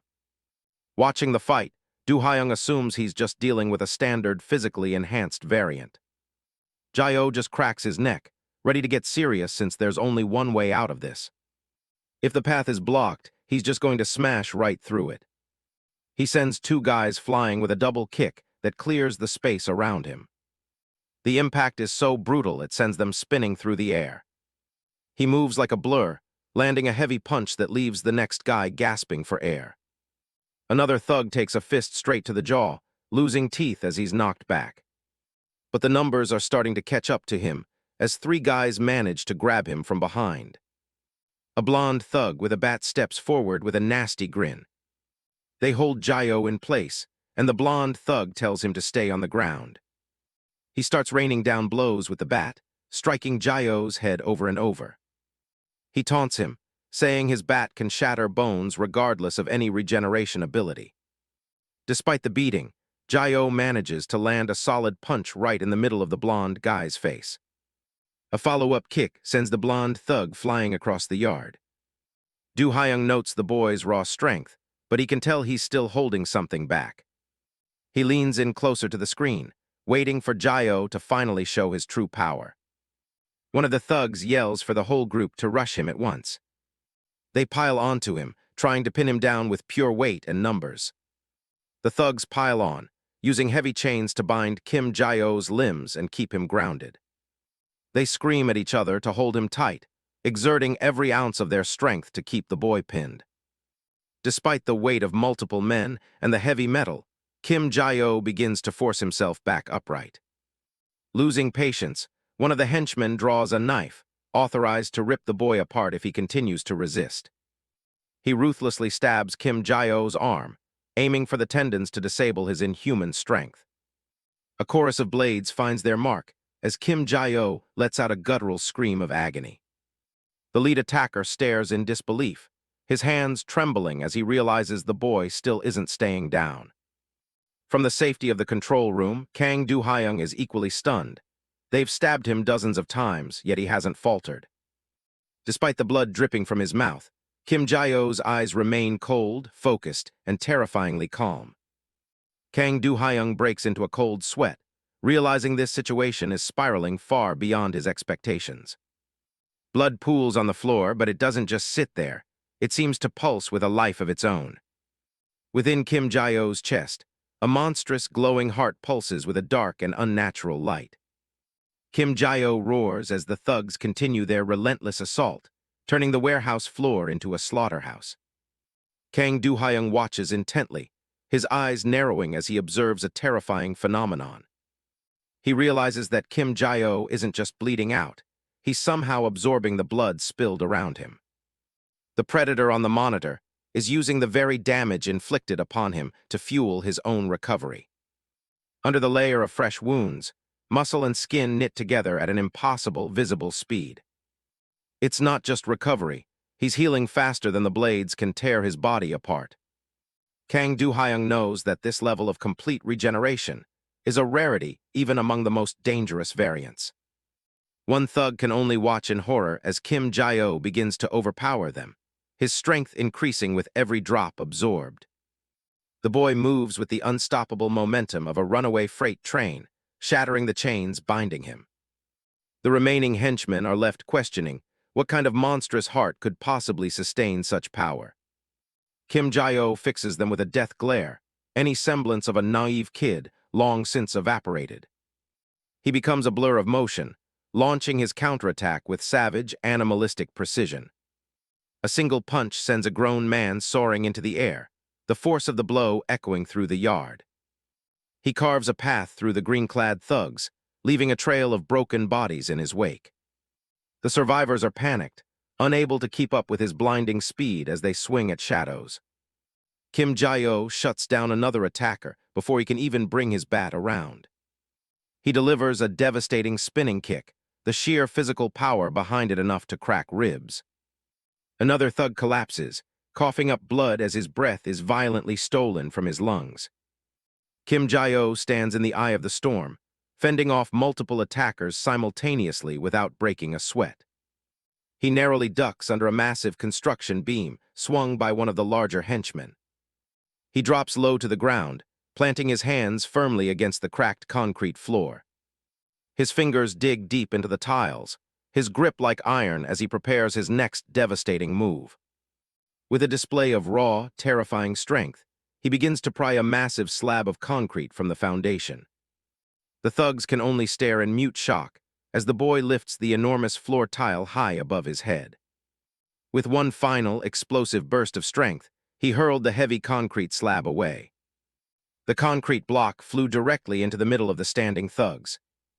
Frozen in place and sensing their doom, they screamed in terror as the concrete slab slammed right into them. A deep, thundering crash echoed out as the concrete slab shattered into pieces. The dust finally begins to settle around the construction site as the chaos pauses for a second. The thugs look like they've just seen a ghost, completely shaken by what they're witnessing. They scramble back in a panic, realizing they've picked a fight with a literal monster. Kim Jae-ho just stares them down through the haze, looking like he hasn't even broken a sweat. All eyes were now fixed on a pair of hands encased in stone. Kang Do-hyung stepped forward, revealing his own variant power as his hardened arm smashed the massive concrete slab into pieces of rubble. He points a rocky finger right at the kid, his voice cold and demanding answers. Jae-ho doesn't back down, keeping his guard up as the pressure in the courtyard builds. Do-hyung admits he's seen more heart variants than he can count over the years. But even for him, seeing someone heal completely in under a second is a first. He figures that level of regeneration alone puts Jae-ho at the absolute top tier of variants. Combined with his physical enhancements, he's a total enigma that doesn't make any sense. The boss's mind goes back to someone he used to know, a lab specimen who was strong, but nowhere near this level. He remembers a time when those experiments were just beginning to show results. But that person is supposed to be dead, blown to bits in a massive explosion a long time ago. Jae-ho stays silent, letting the man's confusion grow as he keeps his secrets locked tight. Since the kid isn't talking, Do-hyung clenches his stone fist, ready to beat the truth out of him. He decides it's time to teach the intruder some manners and lunges back into the fight. A blur of high-speed movement follows as they clash once again in the middle of the yard. Jae-ho knows he has to be careful. Revealing who he really is would blow his chance to find the lab connection. Do-hyung swings a heavy punch that looks like it could crush a car into scrap metal. But Jae-ho is too quick, weaving through the attacks and looking for a way past that stone armor. He lands a counter, but the boss's defense is like hitting a brick wall. Do-hyung slams his hand onto the concrete, sending shockwaves through the pavement. Jae-ho looks up, sensing the ground beneath his feet is about to turn into a weapon. The boss sneers, telling him he's making a huge mistake relying on his healing card. Massive shards of jagged rock explode out of the earth like teeth. Jae-ho is caught in the middle of the eruption, the pillars surrounding him instantly. The stone traps him, locking his movement down and leaving him wide open.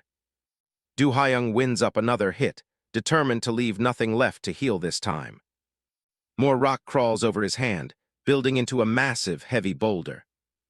It's a literal mountain of a fist, ready to deliver a catastrophic blow.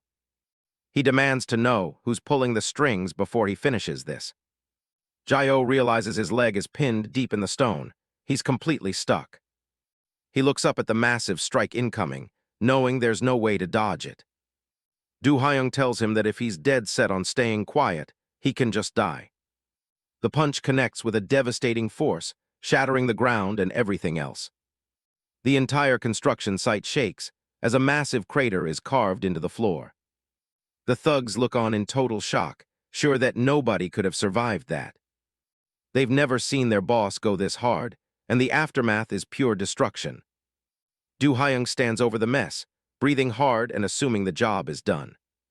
Everyone thought it was all over, as right before them was Jae-oh's crushed, blood-soaked head, still swirling and hovering in midair. Jae-oh's headless body remained standing for a split second, and before his head could hit the ground, the spraying blood suddenly converged into a stream, linking his head back to his body. Then the blood starts defying gravity, swirling around the neck area like a liquid vortex. The thugs are completely paralyzed with fear, unable to process the insanity unfolding in front of them. In the center of that bloody storm, Jae-oh's eyes snap open, glowing with a dangerous red light. His skull and skin knit back together in a mess of gore and high-speed healing. Within seconds, his face is perfectly reformed, staring back at his attacker with zero emotion. Kang Do-hyung is frozen, his mind racing as he tries to wrap his head around what he's seeing. He can't believe that even blowing the kid's head clean off wasn't enough to stop him. Before the boss can even react, Jae-oh is already back in the fight, moving with a speed that shouldn't be possible. The Rock variant is in total shock. He thought he blew Kim Jae-oh's head clean off, yet the guy is still moving. The realization hits him like a freight train. Jae-oh is actually regenerating right in front of him. A massive shockwave erupts as their powers collide in the middle of the construction site. The force sends one of them skidding back across the concrete. His shoes dig into the pavement, struggling to find any sort of friction. They square off again, the air thick with dust and the smell of blood. Jae-oh stares him down, completely unfazed by the damage he's already taken. The long-haired guy isn't worried, though. He reinforces his skin with jagged rock patches, claiming human bones and flesh stand no chance against him. He taunts his opponent, saying he'll only end up shattering his own arm if he keeps this up. Kim Jae-oh's limb is a mangled mess of shredded muscle and exposed bone. The variant watches through his sunglasses, waiting for the inevitable collapse. But look at that. Tendrils of blood are already weaving new tissue back over the wound at an impossible speed. The antagonist can't believe his eyes. The recovery is way too fast. He starts flashing back to a younger, skeletal version of the boy in a lab gown. Back then, it took hours for him to grow back a single limb. The Jae-oh he's facing now is something completely different. He remembers the kid having the ultimate recovery ability, but this version is a monster. He focuses in, trying to make sense of the sudden evolution. The Rock variant assumes Jae-oh must be working for some rival organization, looking for dirt on the lab. Standing amidst the industrial wreckage, he decides he's done playing around. He slams his palm into the ground, shouting that he won't let anyone lay a finger on his business. Huge, jagged rock spikes erupt from the concrete, chasing after Jae-oh like a trail of landmines. The spikes surround him, closing in from every direction as the ground itself turns into a weapon. A massive pillar of stone slams down, kicking up a huge cloud of debris. Through the dust, Jae-oh somehow manages to close the gap and land a punch. The impact is so hard, it actually shatters the stone mask right off the variant's face. The long-haired guy just wipes his face and tells him to give up, saying it's useless to keep fighting. Jae-oh's hand is once again a bloody mess from hitting that stone skin, but he doesn't seem to care. The antagonist tells him that once he's handed over to the lab, his identity will be found out anyway. The boy looks down at his mangled fingers as they twitch and crack back into place. He clenches his fist tight, realizing this guy has been supplying the lab with materials this whole time. His eyes go cold, warning the guy not to even think about getting away after what he's done. The Rock variant is confused, asking what he means by supplying the lab too. With a sudden burst of speed, Jio lunges forward. He delivers a brutal blow that sends the antagonist reeling back. He tells the man to start reflecting on all the sins he's committed. The variant just laughs off the idea of sins, saying he's about to be sitting on billions of dollars. He looks Jio in the eye and says he's going to sell him for the highest price he can get. The protagonist's expression darkens further as he decides he'll just have to beat some sense into him. He reaches out toward the ground, his fingers touching the puddles of blood from the fallen thugs. The blood begins to flow upward, swirling around his arm in dark, crimson ribbons. The variant is stunned to see him absorbing even more blood from the surroundings. Looking at the corpses scattered nearby, the antagonist realizes there is a massive amount of fuel for Jio to use. The rock variant wonders if he's trying to boost his attack power by absorbing all that vital energy. Jio doesn't give him time to think, launching into a high kick. He stares down his foe, who still looks confident behind his stone-reinforced face. Jio wound up for a punch, while the rock variant cursed him for being too stupid to use his ability properly. Kim Jio lunges forward, his speed creating a massive shockwave that catches the rock variant completely off guard. The variant is stunned to feel his rock-hard skin actually starting to crack under the pressure of Jio's strikes. Jio clenches his fist, preparing to follow up with everything he's got. A heavy blow connects right with the antagonist's head, sending rock fragments flying in every direction. Jio tells him not to worry. He's more than happy to keep punching 1,000 times until that stone armor finally breaks. The variant grit his teeth in frustration, his face partially exposed as the stone mask crumbles. They clash in the middle of the sight, a blur of motion as Jio continues his relentless assault. He doesn't even care that his own arm is being shredded by the impact. He just keeps charging in head-on. The rock variant realizes the kid is intentionally sacrificing his own body just to analyze his weaknesses. He knows that once a crack appears in his defense, it's only a matter of time before the whole thing falls apart. Another punch lands, and this time, the entire stone layer over his head begins to buckle.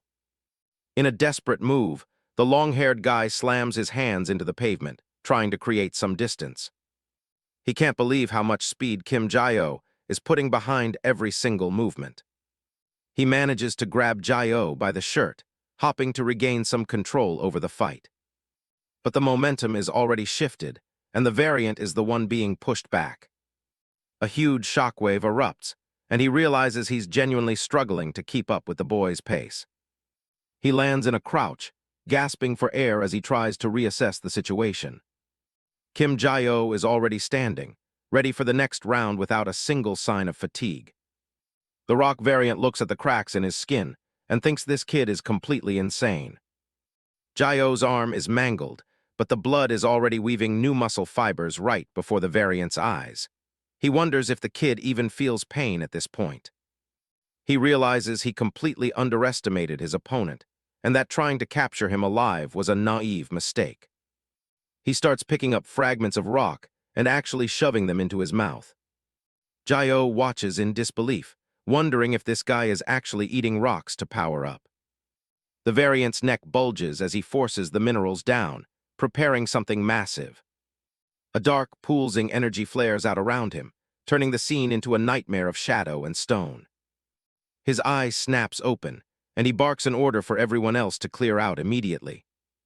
The thugs in blue jumpsuits look absolutely terrified by what their boss is about to do. They don't need to be told twice, scrambling to run as far away as they can.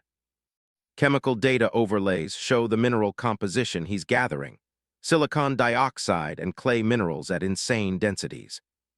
He slams his fist into the floor, focusing all that mass into a single point. The ground begins to vibrate at a precise frequency, shaking the entire foundation of the site. He clenches his stone-covered fist and prepares to call forth his final technique. Massive rock pillars erupt from the earth, dwarfing everything around them. Jio stares up at the towering formations, shocked that the guy can control something that huge. He realizes that if one of those rocks hits him directly, there won't be enough of him left to regenerate from. The pillars loom over him, cutting off his escape routes. He knows he needs to move right now or he's dead. The Rock variant brings his hands together, focusing all his energy into the crushing blow. Hye-ji is caught between the massive stones as they start to close in on him. The rock walls slam shut, leaving him trapped in the center of the collision. A colossal crash echoes through the underground site as the formations pulverize everything in their path. Debris and chemical drums are scattered everywhere by the force of the impact. The dust and debris from the massive impact fill the air, leaving the area in ruins. The rock variant wonders to himself who would have thought a creature with regeneration could push him to use his absolute full power. Shockwaves continue to ripple through the rubble as the force of the collision settles. The rock variant drops to one knee, gasping for breath as the massive effort takes its toll on his body. He coughs up a splatter of blood, still processing the fact that he had to go all out against a single target. Looking down, he laments that if he could have delivered Hye-ji to the lab alive, he would have made a massive fortune. He admits to himself that he simply couldn't afford to hold back against such a relentless opponent. Suddenly, his eyes widen as he notices something through the settling haze. The thick cloud of dust begins to part, revealing a grim silhouette standing amidst the wreckage. The rock variant can't believe his eyes. The skeleton of Kim Hye-ji is still standing, stripped of almost all its flesh. He watches in horror, wondering if the boy can actually regenerate from nothing but bone and scrap. The skeleton slumps forward, and for a moment, the antagonist hopes that even Hye-ji's insane ability has finally reached its limit. A chilling smile crosses his face as he admits that the sheer tenacity of his opponent gave him goosebumps. He tells himself that this outcome is actually better. At least now the threat is neutralized. But his relief is short-lived as a strange sensation makes him snap his attention back to the remains. The skeletal hand of Kim Hye-ji reaches upward, defying every law of nature. The rock variant watches, paralyzed, as the skeleton begins to haul itself back onto its feet.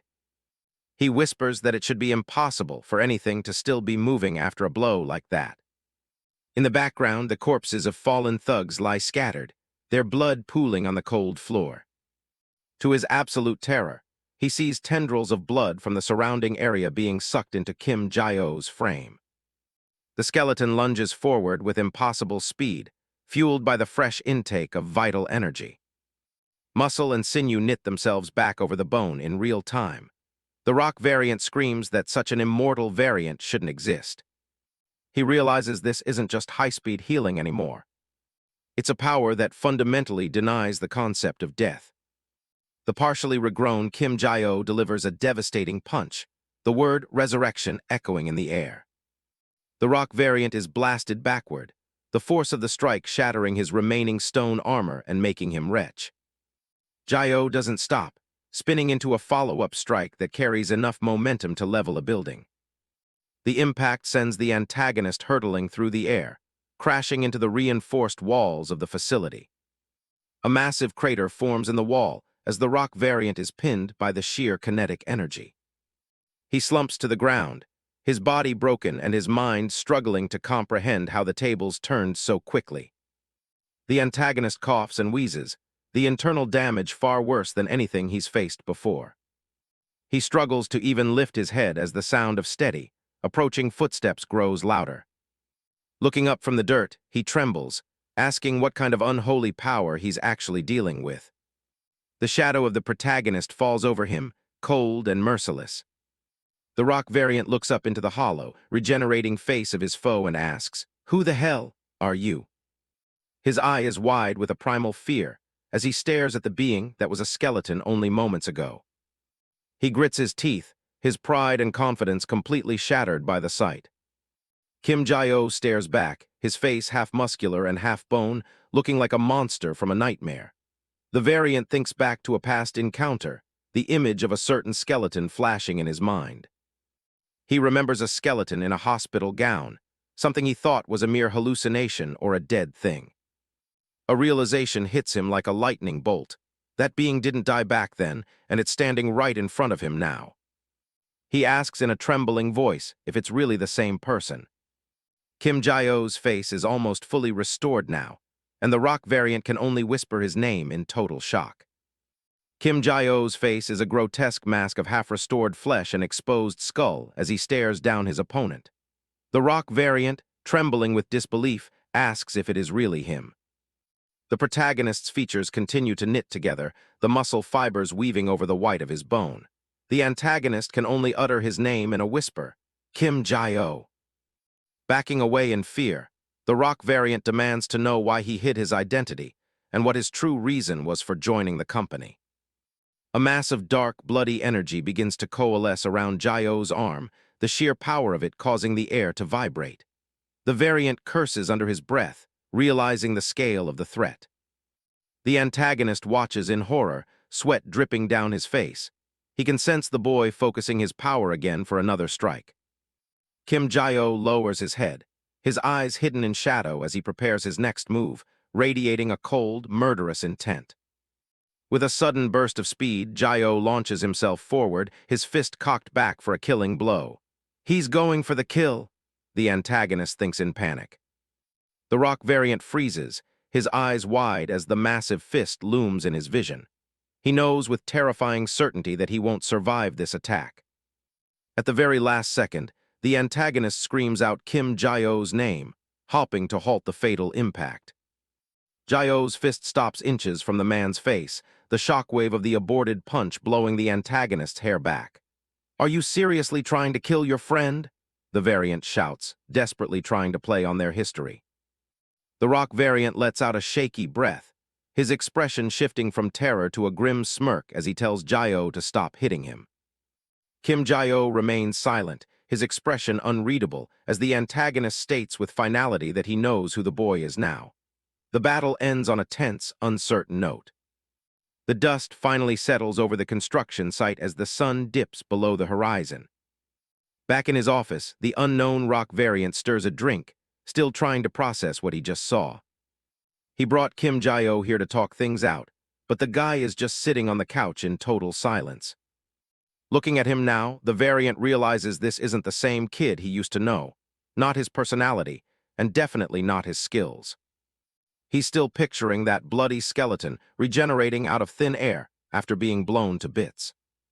Human flesh shouldn't have been able to smash through his rock skin like that. It was more than just healing. He wonders if Jae-o's heart is completely different from what the old lab records said. He slides a cup over, figuring he can worry about the details later. As far as he's concerned, this whole situation is a massive win for him. He thinks Jae-o is still just a naive softy he can keep under his thumb to help him move forward. He figures he knows exactly how his old friend's head works. He plays it off with a smirk, saying how surprised he was to see him alive after all this time. Then he asks why a guy with Jae-o's power was slumming it as a bottom-tier laborer, pretending to be hurt by the secret. Jae-o finally speaks up, but he just tells the man to give him his hand. The variant is confused, but reaches out anyway. The protagonist grabs it tight, claiming he got a bit scraped up during the earlier fight. As he holds on, Jae-o's mind drifts back to a night from his past. Song Hye-in was standing over him while he laid in the grass, asking if Lee Ki-won was the one bothering him. Jae-o admitted he had a lot on his mind. He asked her what he's supposed to do if a friend turns on him like that again. Her answer was blunt: he has to fight. But the thought of fighting his friends was agonizing for him, especially after missing them for so long. He desperately asked if there was some way to just talk some sense into them. She shut that down immediately with a sharp flick to his forehead. She looked him in the eye and asked what he actually wants. Rubbing his head, Jae-o said he just wants to save everyone from the lab. She corrected him: they aren't just victims, they're the ones doing the lab's dirty work now. She told him to stop fooling himself, because those people are way past being saved by words. They're top-tier variants now, holding high positions because they serve the lab. She told him the truth: these people are in a position where taking a human life means absolutely nothing to them. She asked him if he really thought emotional pleas would work on people like that. If he didn't wake up, he wasn't going to save anyone, he was just going to be used. They'd throw him under the bus and sacrifice him the second it helped their goals. Just like what happened with Lee Ki-won. She warned him that the people he's trying to save are the same ones who will drive him to his deathbed. The realization that his trusted friends were now the ones driving him to his death hit him hard. Sitting there alone that night, he knew she was right.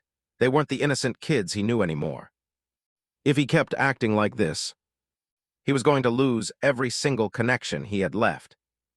He asked her how he was supposed to change, and what he actually had to do to save them. She smirked, appreciating his resolve.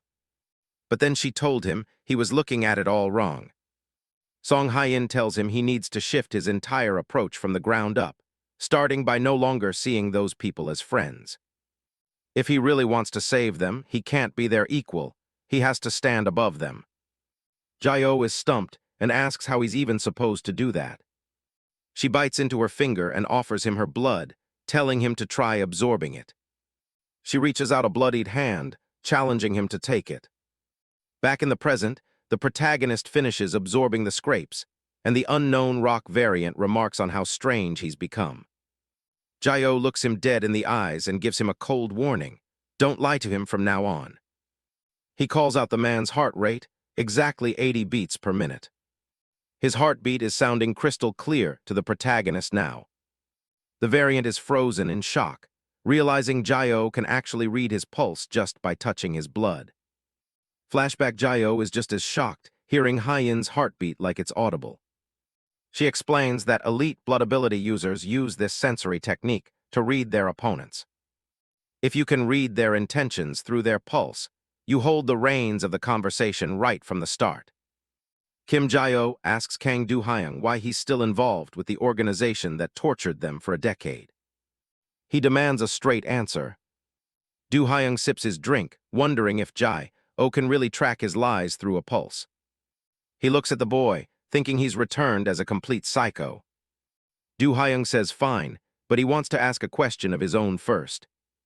He leans in and asks Jae-oh what his actual motive is. Jae-oh doesn't hesitate, saying he's going to tear the lab down. The statement is so blunt that Do-hyung chokes, spitting coffee all over himself. Jae-oh keeps going, asking exactly how deep Do-hyung's involvement goes. Do-hyung tells him not to be crazy, saying the lab isn't some place you just take down on a whim. He asks if Jae-oh really plans to take on the entire group by himself. Jae-oh confirms it, saying he's going to dismantle the lab and pull all their friends out of there. Do-hyung raises his hands, telling Jae-oh to count him out since he has no desire to stand against them. Jae-oh says he'll just take the intel then, threatening to flip the place over if he doesn't get it. Do-hyung is visibly shaken, stunned by the boy's aggression. Jae-oh gives him a cold, focused look. Do-hyung gives in and reaches for a stack of papers on the table. He reveals that these are files he secretly gathered from the facility. Jae-oh looks at a document as Do-hyung lists what he's found: facility blueprints, code names, and lists of the vanished. The CEO explains that it's a nearly complete log of their research and logs. After handing over the files, Do-hyung makes it clear he's staying far away from any attack. Jae-oh looks up, finding the whole thing a bit strange. He points out that Do-hyung has way too much inside intel for someone claiming to be neutral. Jae-oh leans in, saying there'd be no reason to compile all this data if he didn't truly see them as enemies. He continues listing the detailed maps and security tiers Do-hyung has kept on hand. Then he points out that Do-hyung's heart started pounding the second he mentioned fighting back. He tells the man he looks like he's been waiting for someone to finally suggest taking them down. Jae-oh asks bluntly if he actually wants to see the lab destroyed too. A mental image of a test subject screaming in chains underscores their shared trauma. Do-hyung stares back, realizing his own body gave him away. He slumps back into the seat, admitting that he really can't hide anything because of his pulse. He rubs his face and sighs, finally dropping the act.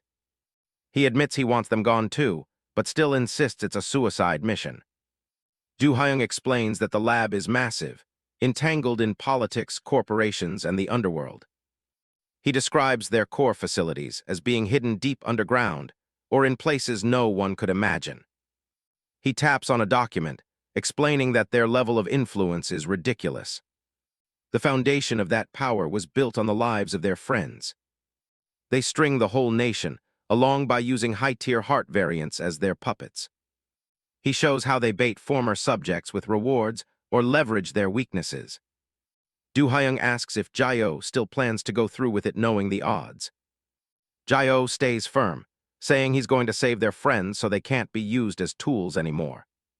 He looked the CEO straight in the eye, asserting that no matter how massive the lab was, his mind was made up. Kim Jae-oh tells Kang Do-hyung that he needs his help for the upcoming fight. Do-hyung is skeptical. He's tried it alone before and knows that even with their strength, 2 people aren't enough to take down the lab. He's surprised when Jae-oh reveals that he isn't working alone. Jae-oh looks him dead in the eye and asks if he recognizes the name Song Hye-in. The name clearly carries a lot of weight for the CEO. He knows her as the legendary task force leader, the strongest heart variant in history that even the lab goes out of its way to avoid. He can't believe a monster of her caliber is actually working with Jae-oh. Jae-oh confirms it and offers an introduction if Do-hyung agrees to cooperate. Do-hyung starts to reconsider, thinking that with her backing, they might actually have a shot. He thinks back to their time in the facility, where Jae-oh was close with every single subject there. He's still unsure if he can really put his trust in the kid's plan. Jae-oh tells him that if he can't trust himself, then he should just put his faith in Jae-oh. Do-hyung sighs, feeling like this kid just threw his entire life into chaos. They seal the deal with a firm handshake. Do-hyung decides to go all in on the mission. Somewhere deep underground, a researcher walks into a high-security containment zone. He's there for Subject 440, a girl named IMMORTAL. Inside the room, the girl is hanging by chains, her body covered in wounds from repeated experiments. The man tells her that she's just a replacement and that no one is ever coming to save her. Back in the present, Song Hye-in is already there, casually revealing Do-hyung's real identity. She explains that he was Subject 442 and possesses the heart of the rock. She's even tracked his success as the CEO of Hodden Construction. Hye-in notes that his company's underground work is all a front to support the lab's operations. Do-hyung tries to keep his composure, asking if she's been investigating him this whole time. Hye-in confirms he's been on their radar for quite a while. She knows everything about his fake identity and his history at the lab. Do-hyung isn't happy about being monitored, fearing he's just being used as bait. He tells her she's crossing a serious line by prying into his life like this. Hye-in just finds his anger amusing, comparing him to a bristling hedgehog. Do-hyung is at a loss for words, clearly outclassed by her authority. Jae-oh noticed that Do-hyung's heart was pounding so fast that he didn't even need his ability to hear it. He asks the man if he's really that terrified of the task force leader. Do-hyung admits he's absolutely petrified of her. He knows she's the one person the lab is truly wary of. Her presence is so intense it feels like she's peering directly into his mind. Hye-in points out that they're both after the same enemy, so there's no need for hostility. Do-hyung still doesn't trust the police, fearing he'll just be used and discarded once the job is done. Hye-in tries to ease the tension by saying she's actually a very warm person. Do-hyung isn't buying it. Nothing about her gives him any sense of reassurance. Hye-in realizes they aren't getting anywhere with the pleasantries. She tells him to just go to the same place as Lee Ki-won, the one she locked up previously. Song Hye-in smiles at Kang Do-hyung, telling him she was genuinely looking for a way to clear his criminal record. She adds that since he refuses to listen, he might as well just go to jail like the other variants. Do-hyung stares back at her, his face contorted with anger and fear at the threat. He shouts for her to wait, insisting that he had every intention of cooperating with her from the very beginning. Jae-oh watches the exchange, as the CEO desperately tries to salvage his situation. Hye-in remains cold, reminding him that aiding a terrorist organization like the lab is a severe crime. She looks over her papers, claiming she has the power to decide his fate at this very moment. She offers him a way out, promising to overlook his past as long as he stays within acceptable limits during their collaboration. She looks him in the eye, stating that her real objective is the total destruction of the lab. Do Hyung looks away, realizing he has no choice but to help her destroy the organization. Hye-in gets straight to the point, asking for the most valuable piece of intelligence he currently possesses. Do Hyung pulls out a document, suggesting there is a friend of Jaeho's they can rescue right away. He identifies the target as IMMORTAL. A photo of a cold-looking girl was placed on the table. Jaeho claims he knows her. She is a little girl with 2 pigtails, recalling the girl as being incredibly energetic and kind. Do Hyung is stunned by the description, remembering her as a cold, silent, and gloom-filled person. The two look at each other in confusion, unable to reconcile their wildly different views of the girl. Do Hyung insists that she was the very definition of gloomy during her time at the facility. Jaeho is adamant that she wasn't like that at all, his mind drifting back to his childhood. He flashes back to a memory where IMMORTAL found him sitting alone in the dark. In his memory, she was always cheerful, begging him to come out and play with her. He remembers being badly hurt and embarrassed that his skin was still visibly regenerating after an experiment. He tried to hide his skeletal appearance from her, feeling ashamed and gross. But she didn't care about his monstrous looks, telling him how much she loved seeing him heal. She laughed with pure delight, her face full of genuine happiness for her friend. Back in the present, Do Hyung scoffs at the story, calling her a crazy brat for having such a reaction. Hye-in places her hand on a map of the lab, deciding that the rescue operation is their best first move. She notes that if the girl was close with Jaeho, she'll be easier to convince to join their rebellion. She circles a location on the map, beginning to explain the details of the ambush. The plan involves intercepting a transport truck convoy along the Yeonbikro route. They intend to strike quickly, wiping out the security forces in a coordinated attack. The goal is to secure the target and rescue IMMORTAL before reinforcements can respond. Do Hyung asks what kind of protection the police will provide for them during the high-risk raid. Hye-in stares him down, telling him that the police can keep the surrounding area locked down for exactly 10 minutes. She explains that they will jam all communications and block every entry point to prevent reinforcements. The tactical team will be on standby to ensure no enemy reinforcements break through the perimeter. They must finish the operation and rescue the girl within that narrow 10-minute window. Do Hyung realizes that having such a high-ranking official backing them makes the mission much more viable. He looks at Jaeho and agrees to the mission, signaling their new alliance is official. Later that night, the scene shifts to the dark of a wooded ridge overlooking a highway. From their vantage point, Jaeho and Do Hyung watch the road, waiting for the convoy to appear. Do Hyung still can't believe Jaeho remembers the girl as being energetic and happy. He reminds the boy that IMMORTAL once stabbed him and pushed him off a roof just to see if he'd heal. Jaeho thought that even though she didn't have bad intentions, Do Hyung continued to rant, claiming the girl was simply too weird to deal with. He admitted that if her abilities weren't so useful, he would have abandoned her long ago. Jaeho listens silently, his expression unreadable as the CEO talks about the girl's strange behavior. Do Hyung mentions that IMMORTAL eventually ended up in prison, a fate he seems to think was inevitable. Jaeho looks down, nodding that with her extensive criminal record, the authorities couldn't just let her off the hook. Do Hyung stares ahead, agreeing that he understands why she was locked up given the rumors of her erratic behavior. He reflects on the past few years, his gaze distant as he thinks about how much has changed. The two men sit in the quiet forest, both lost in their own thoughts about the shifting world around them. Jaeho looked up at the sky, while Do Hyung remarked that a lot had happened while he was gone.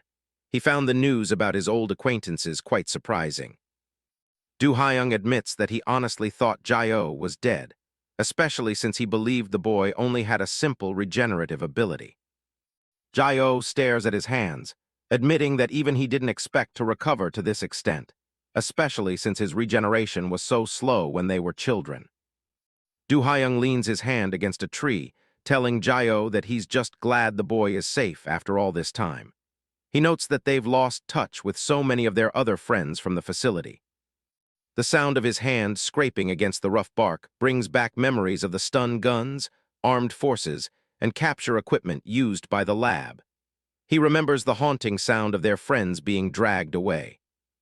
Du Hyung hangs his head, confessing that he still remembers those days vividly. Just hearing the name of the organization makes his body react with instinctive dread. He admits that he's honestly terrified, with those traumatic memories flashing through his mind like a Pavlovian response. The CEO's voice trembles as he confesses that he feels like he's going crazy from the sheer nervousness of facing his former captors again. He looks at Jae-oh with a mixture of fear and awe, asking the younger man if he isn't scared of the lab at all. Jae-oh remains silent for a long moment, the shadows of the forest playing across his face. He finally speaks, admitting that he is scared too, but there is a different kind of pain that outweighs his fear. Jae-oh reflects on the trauma of losing a friend right in front of his eyes, an experience that cut deeper than any physical wound. He recalls the sight of his own body being torn to shreds, a skeletal version of himself standing amidst a pile of bones. To him, the emotional agony of loss was far worse. Jae-oh states his firm resolve to tear the lab out by its roots, no matter what it takes. He grips a handful of grass, his knuckles turning white as he declares that he's felt enough fear and is sick and tired of running. His eyes burn with a cold, focused rage, as he vows that it is now the lab's turn to pay for everything they've done. Du Hyung watches him, stunned by the intensity of the boy's resolve. Jae-oh promises that this time he will become the lab's ultimate nightmare. Song Hye-in tracks the convoy through her binoculars as they approach the ambush point. The target vehicles speed down the road, completely unaware they're driving into a trap. She radios the team, ordering them to block the road immediately. The blockade snaps shut, and the signal jammers go live, isolating the convoy. On the ridge above, Jae-oh ties his shoes while Kang Du-hyung stands by for the drop. Hye-in warns them she's cutting all comms to prevent the lab from listening in. She tells Jae-oh to move according to his own judgment from here on out. He gives a sharp nod, eyes fixed on the trucks below. Down on the highway, the asphalt starts to buckle right in front of the lead vehicle. The driver looks out in confusion as the ground begins to heave under his tires. Appearing out of nowhere on the road, Du Hyung slammed his fist into the ground, activating his Heart of the Rock ability. He admits he's terrified of the lab, but he's determined to overcome that fear today. Massive cracks race across the road as jagged stone pillars begin to erupt from below. The driver screams as he realizes they're being attacked by a Heart variant. Huge rock walls burst through the pavement, bringing the entire convoy to a grinding halt. The lead truck swerves hard, trying to avoid the sudden wall of stone. One of the SUVs slams straight into the rock formation, sending debris flying into the air. Du Hyung watches the chaos, nodding that these transport trucks are as tough as they expected. The main vehicle is pinned between the rocks, without a single scratch on its armored hull. The driver tries to call for backup, but the signal jammer is already working. Orders bark over the internal comms to secure the test subject and keep the doors locked at all costs. That's when Jae-oh drops from the sky, hurtling toward the roof of the transport truck. He lands with a bone-jarring thud, pinning the armored vehicle down. The soldiers inside scramble in a panic, desperate to keep the intruder out. Jae-oh doesn't bother with the doors. He reaches down and grabs the edge of the armored plating. He starts slamming his fists into the metal, using his inhuman strength to force his way in. The impact is so brutal it tears the skin from his fingers, leaving the bone exposed. He doesn't even flinch at the sight of his mangled hand, staring down into the hole he just ripped open. With a screech of tearing metal, he begins to peel the thick armor back like it's paper. He uses both hands to yank the roof open, revealing the dark interior of the truck. He peers inside, his eyes searching for the one person he came here to save. There she is, Im-narin, huddled in the shadows of the transport hold. The sound of heavy boots echoes through the vehicle as the tactical guards rush toward the breach. A squad of armed soldiers levels their rifles at him, desperate to take down the intruders. Jae-oh just gives them a cold look and says he's finishing this in 5 minutes. Footsteps echo on the wet pavement as the tactical task force moves into position. They confirm 2 hostile targets, both heart variants, and the order is given to subdue them by any means necessary. Kim Jae-ho looks completely unfazed, telling them he only needs 5 minutes to finish this. The soldiers don't hesitate, leveling their rifles and training every barrel right on him. Suddenly, a hand slams into the ground, sending a heavy shockwave through the asphalt. Massive jagged rocks burst through the road, forcing the soldiers to scatter as their formation breaks.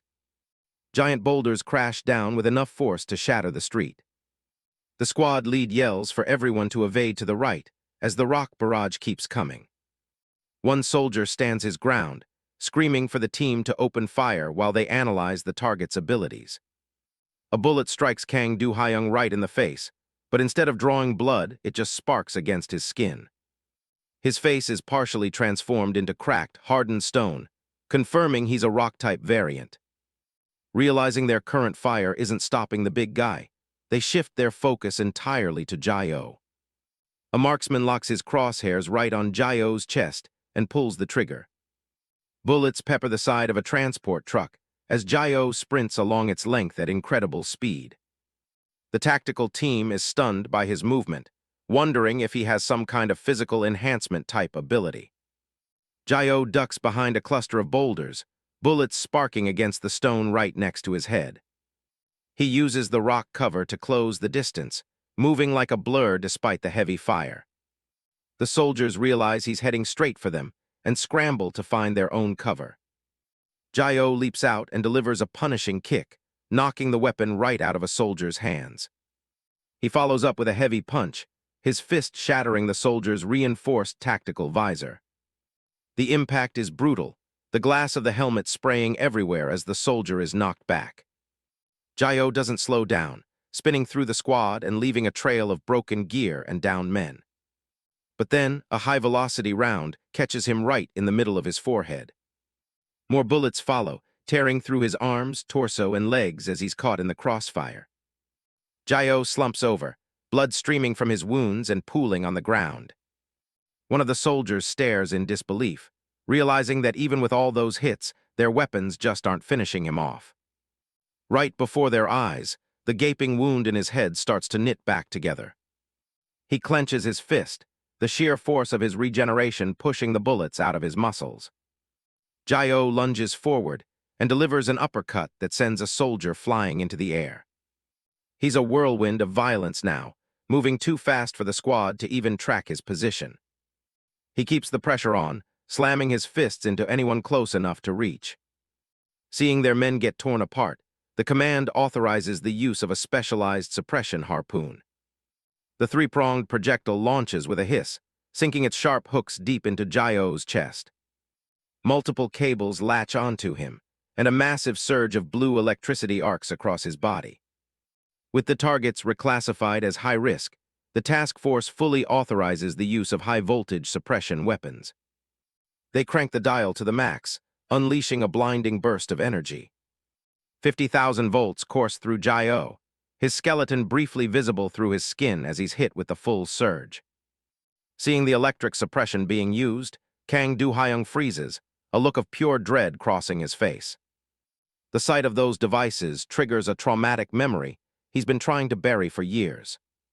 The soldiers wheel out a massive power generator, determined to keep the current flowing until the variants drop. In a flashback to the lab, a young Do-hyung shouts for the other kids to fall back while he stays behind. He desperately tries to protect Im-narin and Lee Yi-won, holding his ground against the lab's armed guards. In a flashback to their time at the lab, one of the other children screams at young Do-hyung, asking why he's staying behind when there are too many guards. Do-hyung just gives a confident smirk, telling them he'll be fine because no bullet can penetrate his rock walls. But the lab had more than just bullets. A specialized metallic harpoon whistles through the air. The device sinks its hooks into Do-hyung's stone armor as the guards authorize the use of electric suppression. A massive surge of blue electricity arcs through him, and Do-hyung screams as the current bypasses his physical defense. His skeleton is briefly visible through the blinding light as he realizes his stone wall is completely useless against this. Back in the present, the rock barrier collapses completely as the tactical squad moves in for the kill. Du Hyung is crouched on the wet asphalt, the remnants of his stone defense crumbling around him. He stares down the barrel of a gun, his mind flashing back to the same pain he felt that day.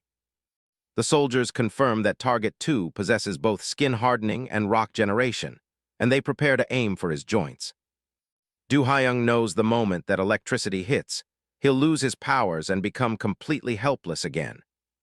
He gritted his teeth and ducked to dodge as multiple suppression harpoons were launched from all directions. He looks focused and desperate, knowing he can't let them pin him down. The soldiers keep up a relentless barrage, shouting for him to stop living in the past and face the present. Du Hyung's stone-clad hand slams into the ground, sending cracks spidering across the pavement. He spots the portable equipment and realizes that if he destroys the power source, their tools won't work anymore. He leaps through the air, ignoring the bullets that spark against his hardened skin. He slides into a low crouch, eyes locked on the tactical squad's generator as he keeps moving. However, the task force was too numerous, and Du Hyung was completely surrounded in no time. Seeing that the variant was within range, the commander ordered the use of high-caliber rounds. Heavy bullets tear through the air, and the order is given to pull the electric devices back for a different angle. Du Hyung covers his head with his arms, charging straight for the power source despite the heavy fire. The soldiers panic, screaming for the line to hold and to not let the rock variant get any closer. But in his rush to reach the equipment, Du Hyung realizes he's left himself wide open to a flank. From his blind spot, 4 suppression harpoons are launched simultaneously. He spins around just in time to see the metallic prongs closing in on him. A look of pure shock crosses his face as he realizes they finally got him. The harpoons sink deep into his arm, piercing straight through the rock armor he'd covered himself in. Suddenly, a hand reaches out and grabs the entire bundle of electric cables. Kim Jae-oh is standing right behind him, holding onto the wires with a look of terrifying calm. He lets out a guttural scream as 50,000 volts of electricity are diverted into his own body. The soldiers are baffled, reporting that he's withstanding the entire current despite being a regeneration type. Blue arcs of energy dance around Jae-oh's skeleton as he holds onto the cables with a death grip. The command center is in a frenzy, reporting that the voltage is at 50,000 volts. Du Hyung stares up in absolute shock, unable to believe that Jae-oh is taking that much damage for him. Jae-oh's skin is literally charring and smoking, but he just clenches the cables even tighter. The tension is so high that the soldiers on the other end are being dragged toward him. Jae-oh screams in agony, but he doesn't let go, even as his muscles start to cook from the inside. The squad is in total disbelief, wondering how anyone can still be standing, let alone attacking, while taking that much energy. Du Hyung watches the smoke rise from Jae-oh's body, realization hitting him that he's witnessing a variant with a resistance to electricity.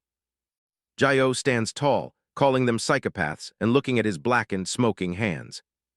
He stares at the soldiers with a gaze that promises death, telling them they really shouldn't use stuff like this on people. The tactical squad backs away in terror as Jae-oh asks what their actual objective is. Smoke rises from Kim Jae-oh's blackened arms as he stands amidst the aftermath of the electrical surge, his expression chillingly calm as he states he's only there to pick up a friend. One of the tactical soldiers stares up at him in pure disbelief, wondering if this monster really walked through all that voltage just to rescue someone. The soldier tries to maintain his bravado, telling Jae-oh that he doesn't know who he's after, but he definitely picked the wrong convoy to mess with. Jae-oh doesn't bother responding, lunging forward with a speed that turns him into a dark blur, catching the soldier completely off guard. With a single devastating strike, Jae-oh sends the armored soldier hurtling through the air, his body slamming into a highway sign several meters away. The rest of the tactical squad lies broken and unconscious on the asphalt, the ground littered with spent casings and the remnants of their high-tech gear. Kang Du Hyung stretches his stiff limbs, satisfied that the fight is over and suggests they tie up the survivors before they regain consciousness. Jae-oh continues walking toward the main transport truck, bluntly telling Do Hyung that they don't have a single second to waste on them. Do Hyung points out that they've already secured the target, IMMORTAL, so there should be plenty of time to pull back and regroup. He suddenly freezes, his eyes widening in realization as he looks down at the target he's been carrying. The captive isn't IMMORTAL at all. It's a gagged man in a red jacket, a decoy placed there to lead them into a trap.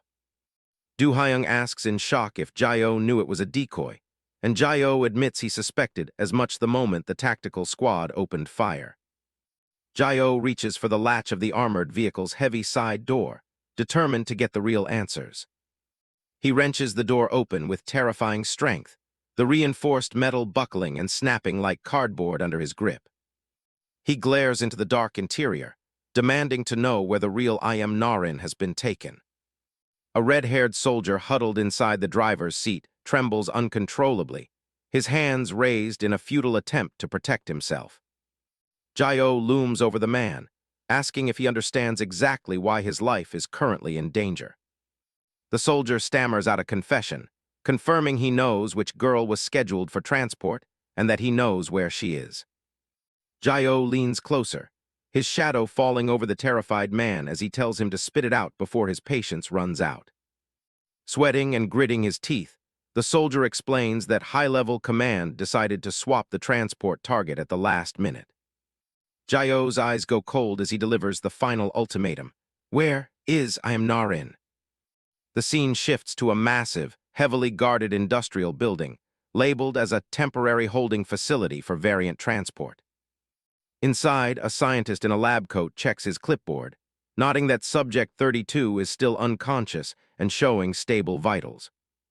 He pries open the girl's eye, observing a weak pupillary response and a lack of reaction to basic stimuli. The scientist uses a small flashlight to check her dilation, his expression purely clinical as he handles the unconscious girl. Suddenly, dozens of razor-sharp spines explode from IMMORTAL's body, tearing through her sweater and sending the scientist stumbling back in fear. The man is shocked that she's able to manifest her defensive ability even while she's completely blacked out. Director Han Kai-cheol steps out from the shadows, chiding his subordinate for letting his guard down around such a dangerous subject. He explains that even when the brain is off, their hearts continue to react to perceived threats from the outside world. Director Han looks at the needles sticking out of her back, noting that the instinct to defend remains her dominant trait. He dubs the phenomenon the cactus heart, clearly impressed by the sheer speed of her spine generation. He pauses, his gaze lingering on the spikes as he considers the potential of such a reaction. Narin is bound in heavy chains and covered in her own defensive spikes, but Director Han says that her offensive power isn't what truly interests him. He reaches out and grabs her jaw with a large, pale hand, forcing her head up to look at her more closely. He leans in, his clinical fascination turning into something far more sinister as he examines her regenerative capabilities. He admits she isn't on the same level as him, but her body is still more than sufficient for their upcoming regeneration experiments. Director Han's eyes go wide and crazed as he whispers for her not to die, because her living tissue is the only way he can gather the data he needs. The other scientist bursts back into the room, shouting that they have a massive emergency on their hands. The man reports that Transport Team 1 was ambushed by what appeared to be the police, and the entire convoy has been neutralized. Director Han's expression shifts from excitement to pure annoyance as he wonders how anyone could have known their secret transport route. He looks back at the chained girl, calling this entire situation a major nuisance before ordering Team 2's transport to be postponed indefinitely.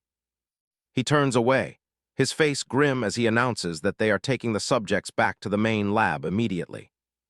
Inside the facility, lab workers freeze in terror, looking up as a deafening sound echoes from above.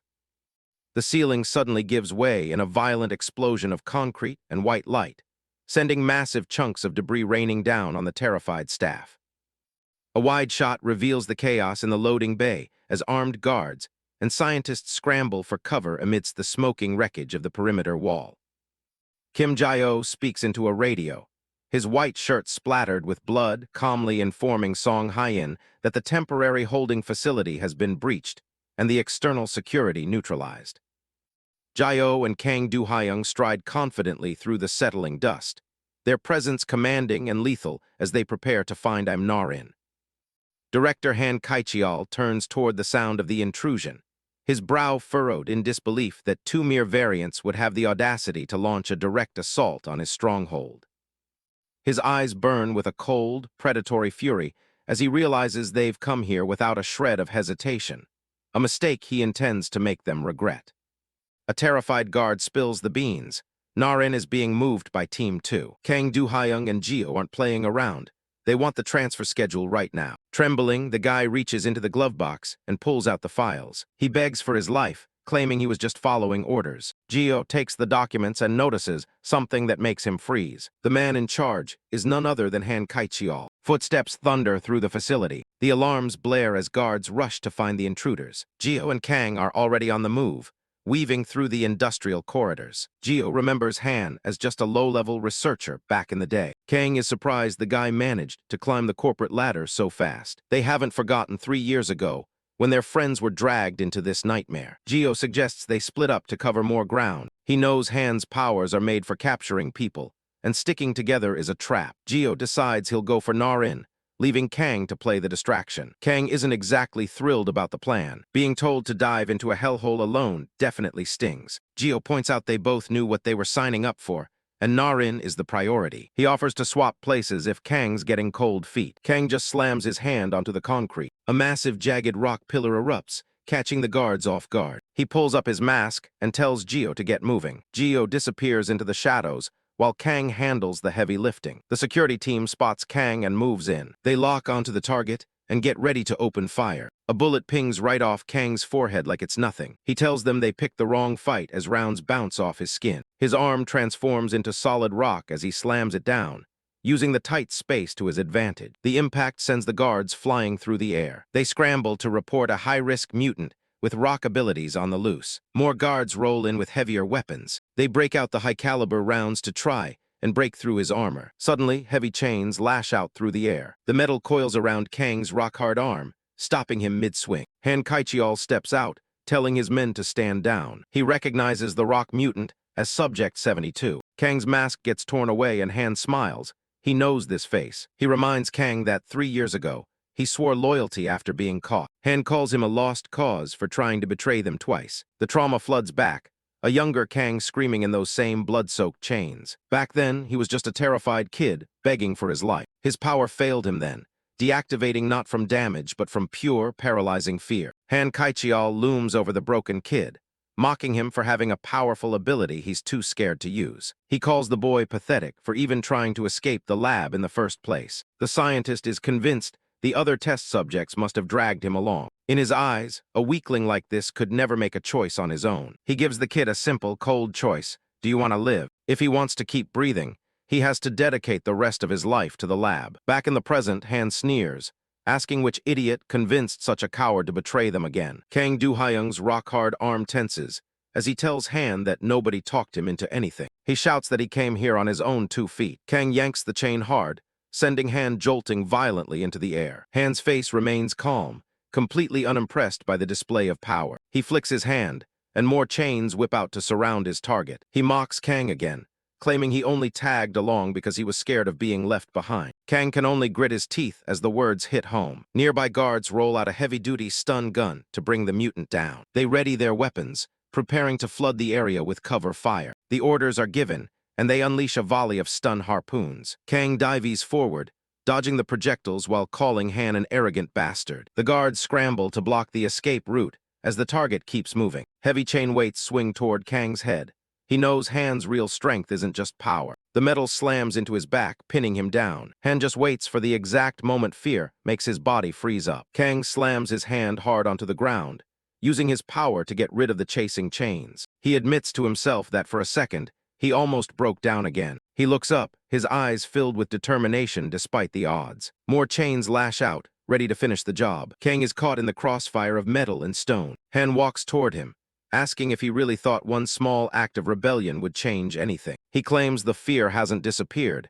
It just hasn't been carved deep enough yet. If he was taught wrong, the scientist is more than happy to start the lessons from the beginning. Han leans in with a twisted smile, promising to make Kang's body remember the pain. Kang looks at his stone arm and realizes Han is right about one thing. He slams his fist into the ground, causing the concrete to buckle.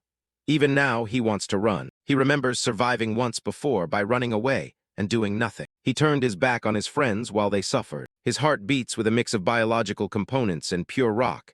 Silica, alumina, iron oxide, it's all there. That memory of cowardice felt more suffocating than any lab. He won't run anymore. He gathers all the loose bricks in the area. The guards can only watch in confusion as the debris starts to move. Kang constructs a massive, multi-layered brick fist, roaring as he swings it. Even a coward wants to save his friends just as badly as anyone else.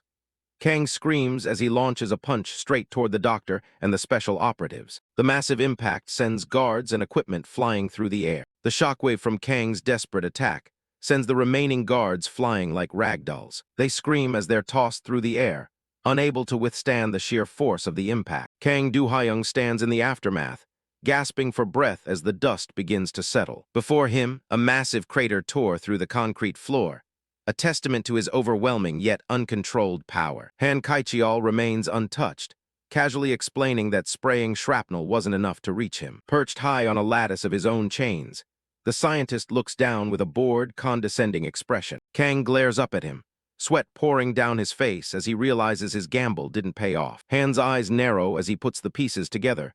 This entire attack was just a distraction. He remains calm, informing Kang that he already anticipated a second intruder and sent a squad to intercept. Kang is forced to the ground, surrounded by debris, as Han gives the order to finally capture him. Reinforcements rush deeper into the facility, but they find a scene of total slaughter. A radio on a guard's belt crackles to life with a frantic report. The internal security team has been completely decimated. Han's smug expression vanishes instantly as he listens to the chaos over his own device. Deep within the facility, Jia walks over a floor littered with the bodies of elite soldiers. Han can barely believe what he's hearing, that another high-risk mutant has infiltrated his lab. Pinned to the floor, Kang lets out a bloody smirk. His partner is exactly where he needs to be. Han realizes the intruder isn't just a nuisance. He's the real threat they should have been worried about. He shouts for his men to deal with Kang, while he personally moves to stop the rescue of Lim Narin. Geo reaches the holding area and begins tearing through the heavy chains securing the prisoner. He finds Lim Narin slumped against a pillar, battered and bleeding, and gently tells her he's here to save her. Narin blinks, her vision blurred by blood as she looks at the familiar face in front of her. Geo offers a small, reassuring smile, trying to comfort her despite the grim surroundings. Before he can free her, the air whistles as a barrage of chains strikes from the darkness above. Geo is caught completely off guard as the metal coils tighten around his neck and limbs. Han Kaichial steps out of the shadows, looming over the boy he's just snared. The scientist's face contorts with delight at the unexpected windfall of capturing another specimen. He stands over his prize, savoring the moment he has both targets right where he wants them. To him, it's a lucky day. 2 prime specimens have hand-delivered themselves back to his laboratory. He yanks on the leash, forcing Geo's head up to face him with cruel efficiency. Narin watches with a look of pure hatred, her spirit still unbroken despite her injuries. Han mocks the boy, calling him a rat for trying to sneak back into the place he once fled. He stares into Geo's eyes, his presence cold, suffocating, and terrifyingly familiar. Geo remains eerily silent, his mind drifting back to the 3 years of hell he thought he'd escape. He fingers the cold metal around his throat, the sensation of being bound triggering a flood of dark memories. Han's gaze is filled with contempt as he looks at what he considers nothing more than money-draining trash. He reminds Geo that all his training was meant to make him a tool, yet he still insists on being a disappointment. He leans in, demanding to know what Geo's true deal is after all this time away. Seeing the carnage Geo left in the hallways, Han acknowledges that the boy has truly become a high-risk asset. He asks with a sadistic grin if Geo is also a test subject who betrayed them, just like Kang Do-hyung. Geo doesn't offer a word, his face shadowed and his body bound tight by the chains of his past. Han's patience wears thin as he demands an answer, clearly irritated by the boy's refusal to speak. Geo's eyes are wide, but his body is locked in place. Han Kaichial mocks him, wondering if he's just frozen from fear. It's a trauma he can't escape.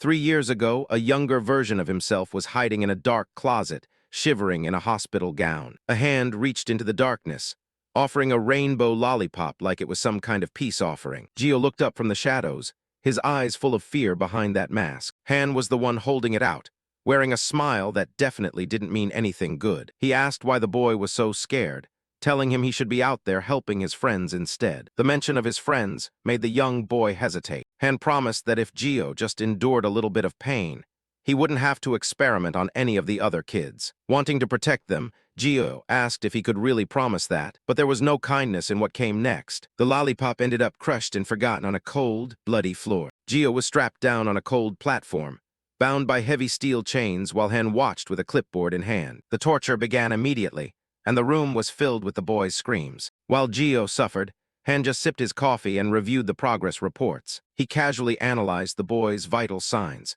noting that limb damage and organ failure weren't enough to kill him. Next was the tensile strength experiment, seeing exactly how much force it took to pull the kid apart. The chains tightened, and Gio's agony reached a breaking point. Metal dug deep into his flesh, binding him in an inescapable grip. Every joint in his body felt like it was being crushed by the weight of the iron. He was suspended in the air, a mess of blood and chains. Han looked disappointed, complaining that it only took 3 seconds for a fracture to occur. He moved on to impact intensity, leaving the boy gasping for air on the floor. A heavy chain slammed into Gio's face with brutal force. Blood sprayed across the room as Han continued his clinical destruction. The chains moved like living things, striking from every direction. One wrapped tight around his forearm, biting into the muscle. Gio lay in the pool of his own blood, wishing for death to finally take him. But as the boy prayed for the end, Han was already looking for ways to make it worse. Gio looked at the other children and reminded himself he had to endure this for them. That's when something changed.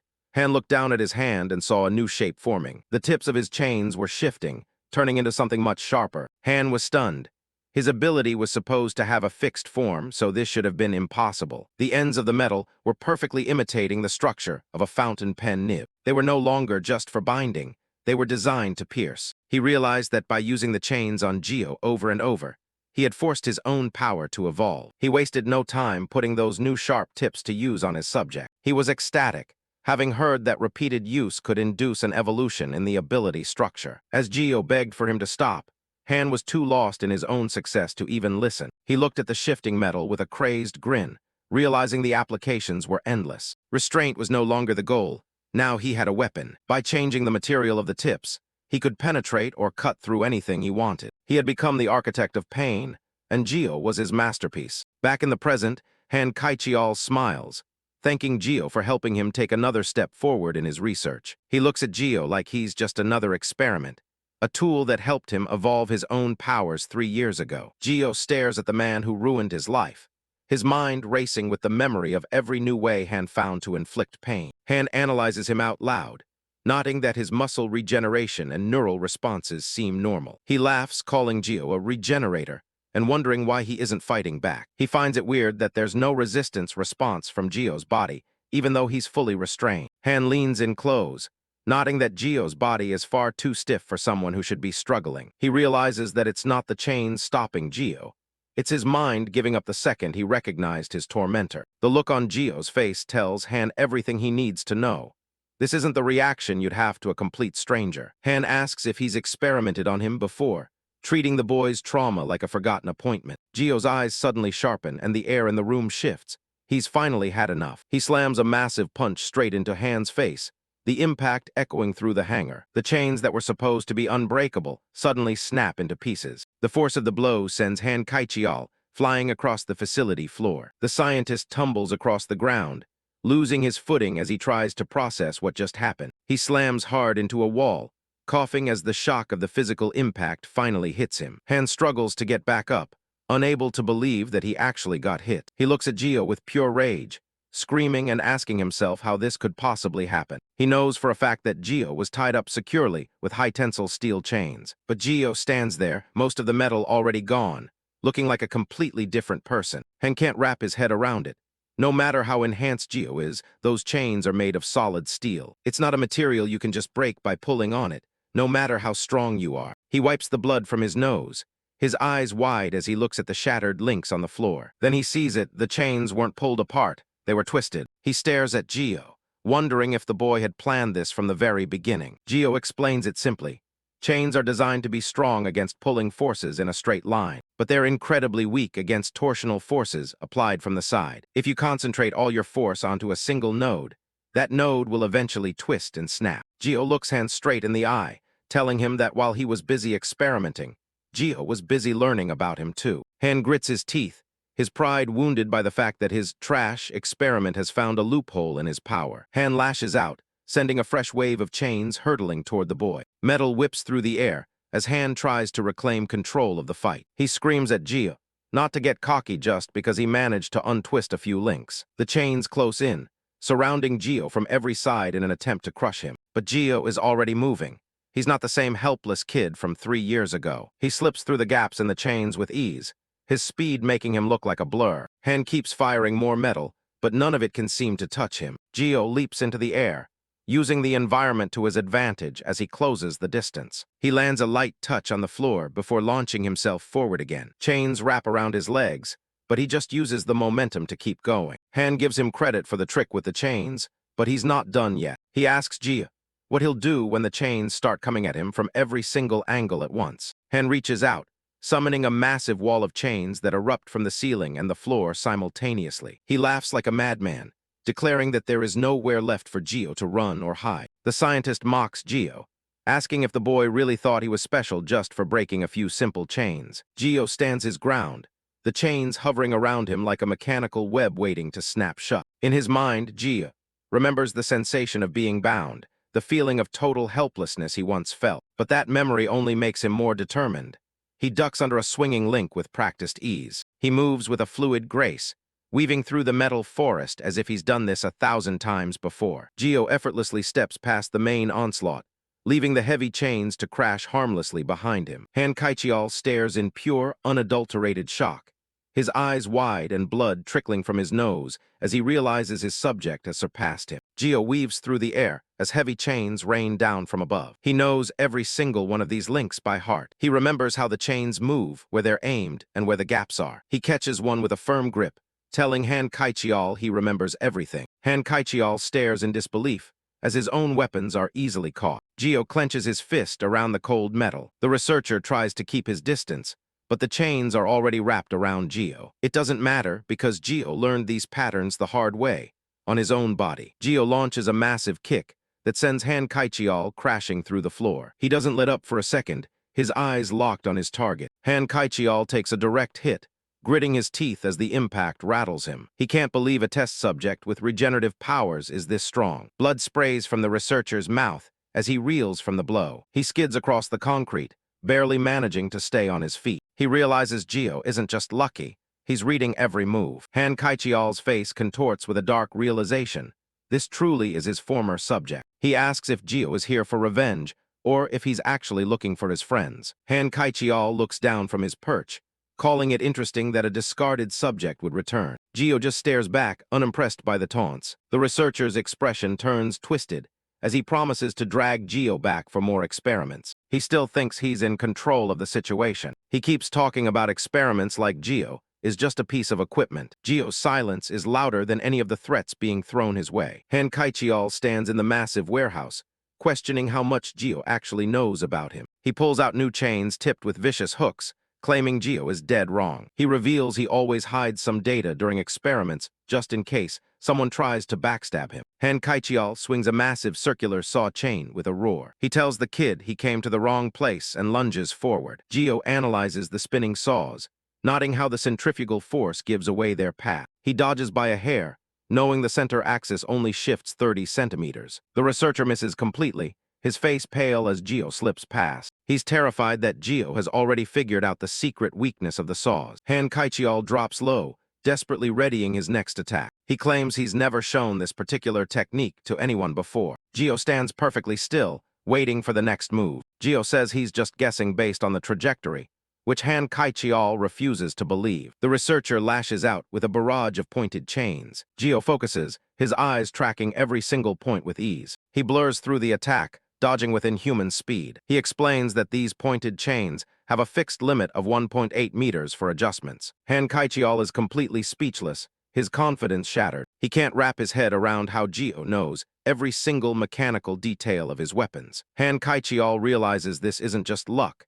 His opponent knows the exact traits of every chain. Gio's movements are precise, anticipating every mechanical quirk of the weapons. The researcher is floored by how accurately his attacks are being read. Han Kaichial buckles under the pressure, unable to keep up with the counteroffensive. He demands to know who this kid is and how he has access to classified data. Han Kaichial had kept his experiments top secret specifically to avoid a situation like this. He scans his memory, but he doesn't recognize the face of the boy in front of him, a mutant with regeneration who knows his work inside and out.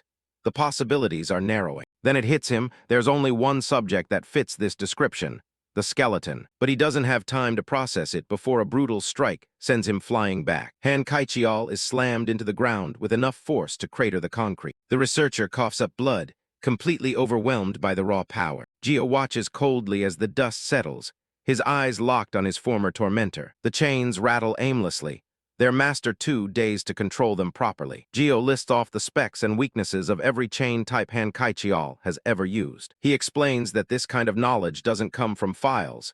It comes from enduring the pain. Han Kaichial trembles as he looks at the boy, finally putting a name to the nightmare. Kim Jae-o, the legendary skeleton, is standing right in front of him. Gio confirms the identity, stretching his arms as his wounds finish knitting together. Han Kaichial is stunned by the speed of his recovery.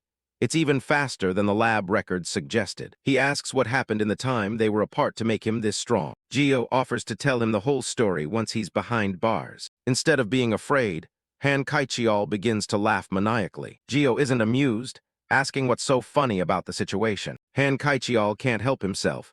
The sight of that immortal body is just too perfect. He mentions how much time and resources he wasted trying to track Gio down. To him, it's hilarious that his greatest prize just walked right back into his hands. Everything is finally making sense for the twisted researcher. He brings up the elder lab directors and their obsession with capturing the skeleton. Gio is interested now, asking where these directors are located. Han Kaichial admits they're the ones who originally brought Gio in, but he couldn't care less about them. His focus is entirely on the masterpiece standing before him. The lab directors don't matter right now. The only thing that counts is that his favorite test subject has returned stronger than ever. Han Kaichial admits that Gio isn't the same skeleton he used to toy with. He recognizes that ordinary chains aren't going to get the job done this time. He prepares for a new kind of experiment, one that Gio has never experienced. With a manic grin, he welcomes his greatest test subject back to the nightmare. He begins force-feeding iron into a central core, causing his power output to skyrocket. This is the heart of chains, a high-risk technique that drains the user's nervous system. Gio realizes the scale of the power surge and knows he needs to create some distance. He springs into action as the full force of the chains is unleashed. Han Kaichial screams that Gio will be finished before he can do anything. A massive wave of chains lashes out, wrapping around the support pillars. Gio is caught in the crossfire, blood spraying as a chain slashes across his face. Han Kaichial declares that by combining Gio's data, he has created an instant lab just for him. He mocks Gio, asking if he really thought he knew his former captor well. With a bloody, wide-eyed grin, Han Kaichial claims to know more about Gio than Gio knows about himself. The chains tighten around Gio's arms, binding him securely. Han Kaichial lunges forward, demanding to know where Gio thinks he's going. More chains wrap around Gio's neck and torso, restricting his every move. Han Kaichial explains that the chains are locking Gio's joints and destroying his muscles to drop his physical output. Microchains bite into Gio's flesh, tearing at his body from all angles. Han Kaichial laughs, saying the chains will shred Gio the moment he tries to regenerate. Muscle output is down to 17%, while core damage hits 72%. Han Kaichial confirms that this is indeed Kim Jae-o he's dealing with. He tells Gio that no matter how strong he's become, their fundamental relationship remains unchanged. Han Kaichial asserts his dominance, reminding Gio that he is the test subject and Han is the researcher. He scoffs that Gio's heart only serves to make him an immortal canvas for pain. He points out that no matter how incredible the regeneration is, it won't save Gio. A chain rips through Gio's arm, exposing bone and muscle. Han Kaichial notes that his stamina isn't infinite. Gio's leg is torn open as he struggles against the metal bindings. Han Kaichial tells him that in this prison of chains, there is only one thing he can do. Gio's body is a mess of shredded flesh and exposed bone, but the regeneration keeps trying to work. Han Kaichial declares that Gio's only purpose is to regenerate endlessly while being consumed. He gloats that this is the inherent weakness of Gio's immortal heart. Despite the agony, Gio's bloodied hand snaps shut around a single chain. A sudden silence falls over the warehouse as the hundreds of chains freeze in midair. Han Kaichial's eyes widen in shock as he realizes his attack has been halted. He can't believe it. Gio found the anchor chain in that tangled mess. Gio, with half his face torn away to reveal the skull beneath, glares with a single glowing red eye. Han Kaichial's thoughts flash back to his calculations. It's impossible to move thousands of chains individually. The anchor chain isn't used for attacking. It's the rhythm setter for all the others. If it's disrupted, the whole system collapses. In the past, Han Kaichial had used the anchor chain to efficiently restrain the skeleton during experiments. He realized then that the anchor chain was his greatest asset for controlling his subjects. Gio, looking more like a monster than a human, tells Han that he's been waiting for this exact moment. Out of the countless chains, he found the single one that acted as the anchor. He declares that the moment he severs it with his own hands, the experiment is over. Han Kaichial watches in pure horror as Gio severs the anchor chain. Instantly, all the other chains lose their tension and fall lifelessly to the floor. Han Kaichial frantically tries to manifest more chains, refusing to believe his ultimate move was neutralized. He strains against the air, his face contorted in desperation. He's in total disbelief as his power fails to respond. The chains aren't coming out. Gio stares down at his bloodied hand, calling out Han Kaichial's name. He remembers the past when he could do nothing but be bound and broken by these very same tactics. Gio looks at his blood-soaked hand, thinking back to the times he could only endure the torture. But those days are over. He lunges forward, blood trailing from his hand like jagged blades. His heart pulses with power, fueling his resolve to never be a victim again. Han Kaichial is paralyzed with fear, screaming that it's not supposed to end like this. Gio closes the gap in an instant. Han Kaichial realizes he has to move or he'll be killed. Han Kaichial's voice cracks as he screams that Gio is just a test subject, while he is the researcher. Gio delivers a heavy punch directly into Han Kaichial's gut, cutting off his frantic shouting with a simple no. He looms over the gasping man, asserting that he is no longer anyone's experiment. Gio's gaze is cold as he tells Han Kaichial that he is nothing more than a mere researcher. Han Kaichial's face is a mask of agony as he coughs up a violent spray of blood. Another strike sends the blonde researcher hurtling through the air. He crashes hard into the warehouse wall, the impact shaking the entire structure. Han Kaichial falls limp to the floor, his body broken and defeated. Gio stands tall, declaring his intention to hunt down and destroy every single lab involved in his suffering. He prepares to deliver the final blow, his muscles coiled and ready. Gio slams his fist down with enough force to shatter the concrete floor beneath Han Kaichial's head. Han Kaichial grunts in pain, his face bloodied and pressed into the debris. A series of thunderous impacts follow as Gio relentlessly beats the man who once tortured him. Han Kaichial screams in pure agony. Gio reaches down and grabs Han Kaichial by his blonde hair, forcing him to look up. Despite the beating, Han Kaichial pulls his face into a twisted, bloody grin and tells Gio to keep going. In the dim light of the warehouse, Han Kaichial tells Gio that none of this violence will change the reality of his situation. He laughs, asking if Gio really has the resolve to kill him right now. Han Kaichial mocks Gio, saying that if his only goal was Lim Narin, he would have snapped Han's neck already. He taunts Gio further, claiming that without him, Gio will never find the information he needs about his friends. "Am I right?" he asks. Gio stays cool, telling the guy he can't afford to kill him. Han's face is a bloody mess, but he's still grinning, mentioning they're already way behind schedule. He laughs it off, claiming backup is already on the way since they're out of contact. Gio just stares at him, completely unfazed by the threat. The researcher keeps taunting, offering Gio 10 minutes to vent his anger. Gio takes him up on it immediately, burying a fist deep into his face. He doesn't stop there, grabbing the guy's jaw and leaning in close. Han screams as Gio begins absorbing his blood, his expression turning to pure terror. The sound of a frantic heartbeat fills the air as Han begs him to stop. Gio stands back and points a finger, reading him like a book.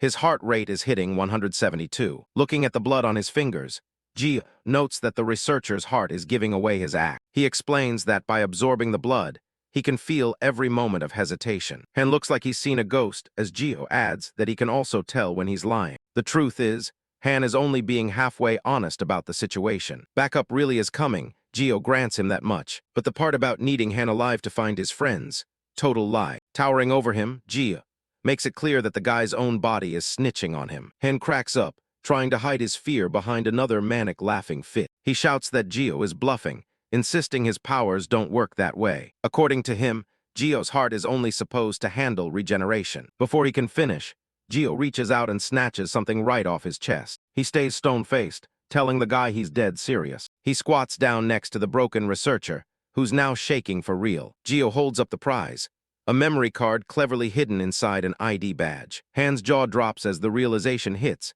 His entire life's work just got swiped. He lunges forward in a panic, screaming at Gio to give it back. A quick kick to the gut sends the researcher skidding across the floor. Han groans on the ground, his face twisted in a mix of pain and desperation. He yells that Gio has no right to touch that card. Gio doesn't let up, landing a brutal series of strikes right on the guy's chest. It's a complete one-sided beatdown as Han takes hit after hit. One last heavy blow sends the guy tumbling back into the shadows. Han crashes against the concrete, totally spent. Gio stands firm, knowing all the data is on that card.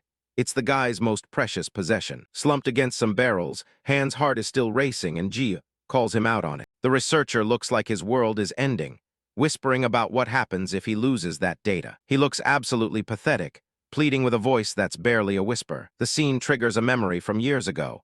A room full of tied-up kids waiting for their fate. A file on Han Kaichiol reveals a tragic start.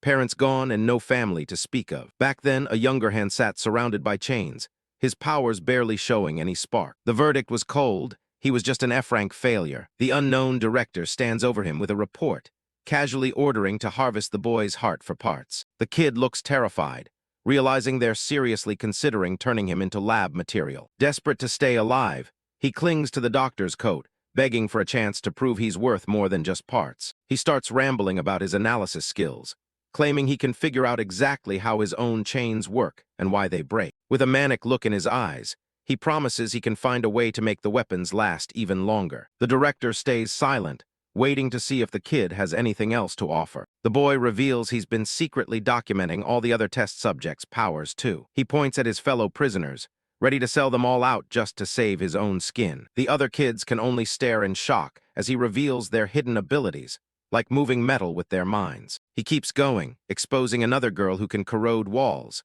blowing their entire escape plan wide open. One of the boys lunges at him, calling him a piece of trash for the betrayal. The group is devastated. They had all promised to escape together, and now it's all gone. Before any of them can do anything, the director and his men move in to shut it down. The kids are quickly rounded up and restrained as their hope for freedom vanishes. The director looks over the boys' notes, seemingly impressed by the cold, analytical detail. He admits the kid has a surprisingly sharp mind for someone so young. Instead of harvesting him, the director decides to take him in, telling him it's time to prove his worth. He looms over the boy, demanding to see just how useful a traitor can really be. Back in the present, Ji stares at the ID card, having heard all about the researcher's pathetic history. He looks at the man on the floor, knowing that without this little piece of plastic, he'd just be another discarded experiment. Han Kaichiol is losing it, screaming at the kid for bringing up his pathetic past. Kim Jae-oh doesn't care about the yelling. He just starts crushing Han's researcher ID card right in front of him. The researcher drops to his knees, begging for his life and offering anything to make the pressure stop. Jae-oh isn't looking for a deal. He tosses a pen and paper onto the floor and tells the man to start writing. He wants everything: the locations of the other kids, the full list of captives, and the transport routes they use. Han scrambles to pick up the pen, promising to document every detail as long as he's spared. The boy tells him to talk while he writes so he can monitor his heart rate for any lies. The pen hits the paper as the scientist begins nomming names and locations, starting with a subject in southern Seoul. Even while writing, Han is desperately plotting, hoping reinforcements will arrive if he can just hold out. He figures he can buy himself some time by dragging out the process as slowly as humanly possible. But Jae-oh cuts him off mid-sentence, telling him there's absolutely no point in trying to stall. Han freezes, realizing his little plan was seen through before he even got started. His teeth grit in frustration at the thought of losing all the precious data he's spent years collecting. Jae-oh delivers the final blow to his hope. The police have blocked every road and nobody is coming to save him. He keeps a tight grip on that ID card, reminding the scientist that they're both stuck here until this is over. The reality of the situation sinks in, and the man realizes he's truly cornered with no way out. He knows Jae has zero intention of letting him go, regardless of what he writes down. If he loses his data and his value, he knows the lab will dispose of him just like they do with any other failure. His eyes dart back to his researcher card. That data is his only leverage, his only way to stay alive. Hidden from view, he realizes he can still move his chains, giving him one last desperate opening to escape. He prepares to strike the moment the boy lets his guard down, reaching out to reclaim his card. But before he can make a move, sharp metal spikes suddenly burst through his body from behind. Jae's eyes widen as he watches the unexpected intervention. Han's scream is cut short as a spike tears right through his jaw. Lim Narin is finally on her feet, standing over her former captor with her spikes still embedded in his back. She's still groggy, clutching her head and cursing whatever drugs were put in her system. The researcher can't believe it. She was supposed to be out for hours on those high-concentration pills. She tells him not to even think about moving, as she drives even more spikes into his shoulders. This is personal for her. She's ready to pay him back for every single thing he put her through. Every memory of his face and the way he treated her just makes her more and more furious. She goes on about how every little thing he did annoyed her, like how he'd tilt his head or wipe away blood. She continues to rain down the metal, each strike calculated to inflict as much pain as humanly possible. The scientist is reduced to nothing but a screaming mess as the metal tears into him. She mocks him, telling him he should have at least put some clothes on while doing his research. Han is completely pinned down, a silhouette trapped in a cage of metal spikes. To her, the man is nothing more than a disgusting bug she's finally about to crush. Just as she goes for another strike, Jae reaches out and firmly grabs her wrist. His expression is cold and unreadable, showing he has no intention of letting go. She looks back in shock, her eyes wide as she realizes someone is actually stopping her. She demands to know why he's interfering, and more importantly, who he even is. He tells her to hold off on the killing. They still need more information from the man before he dies. Narin stares back at him, her intense gaze fixed on the boy who just interrupted her vengeance. Narin realizes she almost messed up by attacking her savior. She looks over at the researcher pinned by spikes. She has no intention of killing him yet. She just wants to make him suffer for as long as possible. She turns her attention back to the guy in front of her, asking if his name is Kim Jae. He confirms it, and she remembers a friend with that same name who had a regeneration ability. She looks at him with wide eyes, asking if he's really that same skeleton from before. It's hard for her to believe, since the kid she knew was soft-hearted and terrified of Han Kai-chiol. She looks around at the chains in the room and calls him a liar, unable to square his new look with her memories. Jae stares back at her with a heavy gaze, telling her he isn't lying. He admits he was that same weak, childish boy who used to tremble in front of their captor. He addresses her by her full name, Lim Narin, leaving her completely stunned. Meanwhile, outside the facility, Song Hye-in is coordinating the cleanup, reporting that the lab personnel have been subdued. Suddenly, a static-filled voice comes over her radio. It's Jae trying to check in. The boy is clearly struggling with the tech, asking which button he's even supposed to press to make it work. Once he figures it out, he reports that he's caught Han Kai-chiol and secured all the data on the other kids. Hye-in tells him to stop touching the guy and just tie him up while she sends in the recovery team. Then she asks about the status of Lim Narin. Jae confirms that he managed to rescue her as well, but he trails off, sounding like he's dealing with a bit of a problem. It turns out Narin has developed a bit of an obsession, clinging to him tightly as hearts practically radiate off her. He tells the radio that she hasn't let go of him for quite a while now. The girl is completely smitten, hugging his bare chest while Jae just looks exhausted. He tries to tell her to let go, but she just refuses with a playful smile. She looks up at him with a blush, calling him her prince. Jae is completely blindsided by the sudden title. She explains that since he came to save her after she was captured, he's officially her savior and her prince. She starts poking at his abs, wondering what happened to his body since he isn't just skin and bones anymore. She admits she liked the skeleton look, but she's definitely a fan of his new muscular physique too. The boy tries again to push her off, but she just digs in and refuses to move. She tells him that since he saved her, he has to take full responsibility for her now. She's already planning their escape, asking if they should run away together to Europe, Hawaii, or even the Maldives. Jae stops her right there, telling her he didn't come to this lab just to rescue her. He places a firm hand on her shoulder, his tone turning serious. He makes it clear that his goal is to save every single friend of his who is still locked up in the lab system. He looks down at her with a gaze that's cold and determined. Narin's expression sours instantly as she asks if he really plans on saving all those other B** teachers too. He doesn't flinch, correcting her and saying that they aren't what she called them, they're his friends. She asks if he can't just stop at saving her and forget the rest. His answer is a flat no.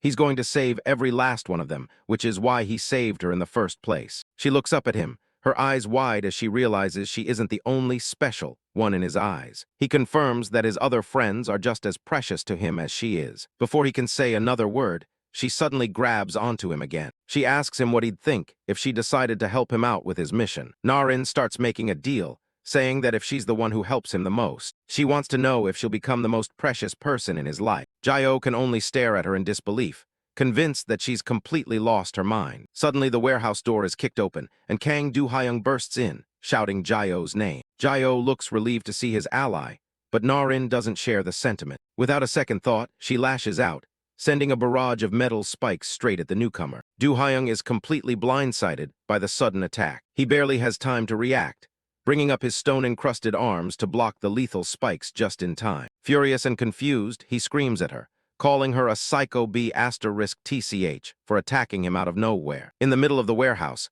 Narin continues to cling to Jae-oh's back as she keeps her deadly focus on Do-hyung. She looks at him with a cold gaze, acknowledging that he somehow didn't die from her initial strike. Do-hyung retorts that anyone else would have been killed on the spot by an attack like that. Narin just shrugs it off, completely indifferent to the danger she almost caused. Jae-oh finally steps in, grabbing her wrist and firmly telling her to cut it out. He explains that Do-hyung isn't an enemy.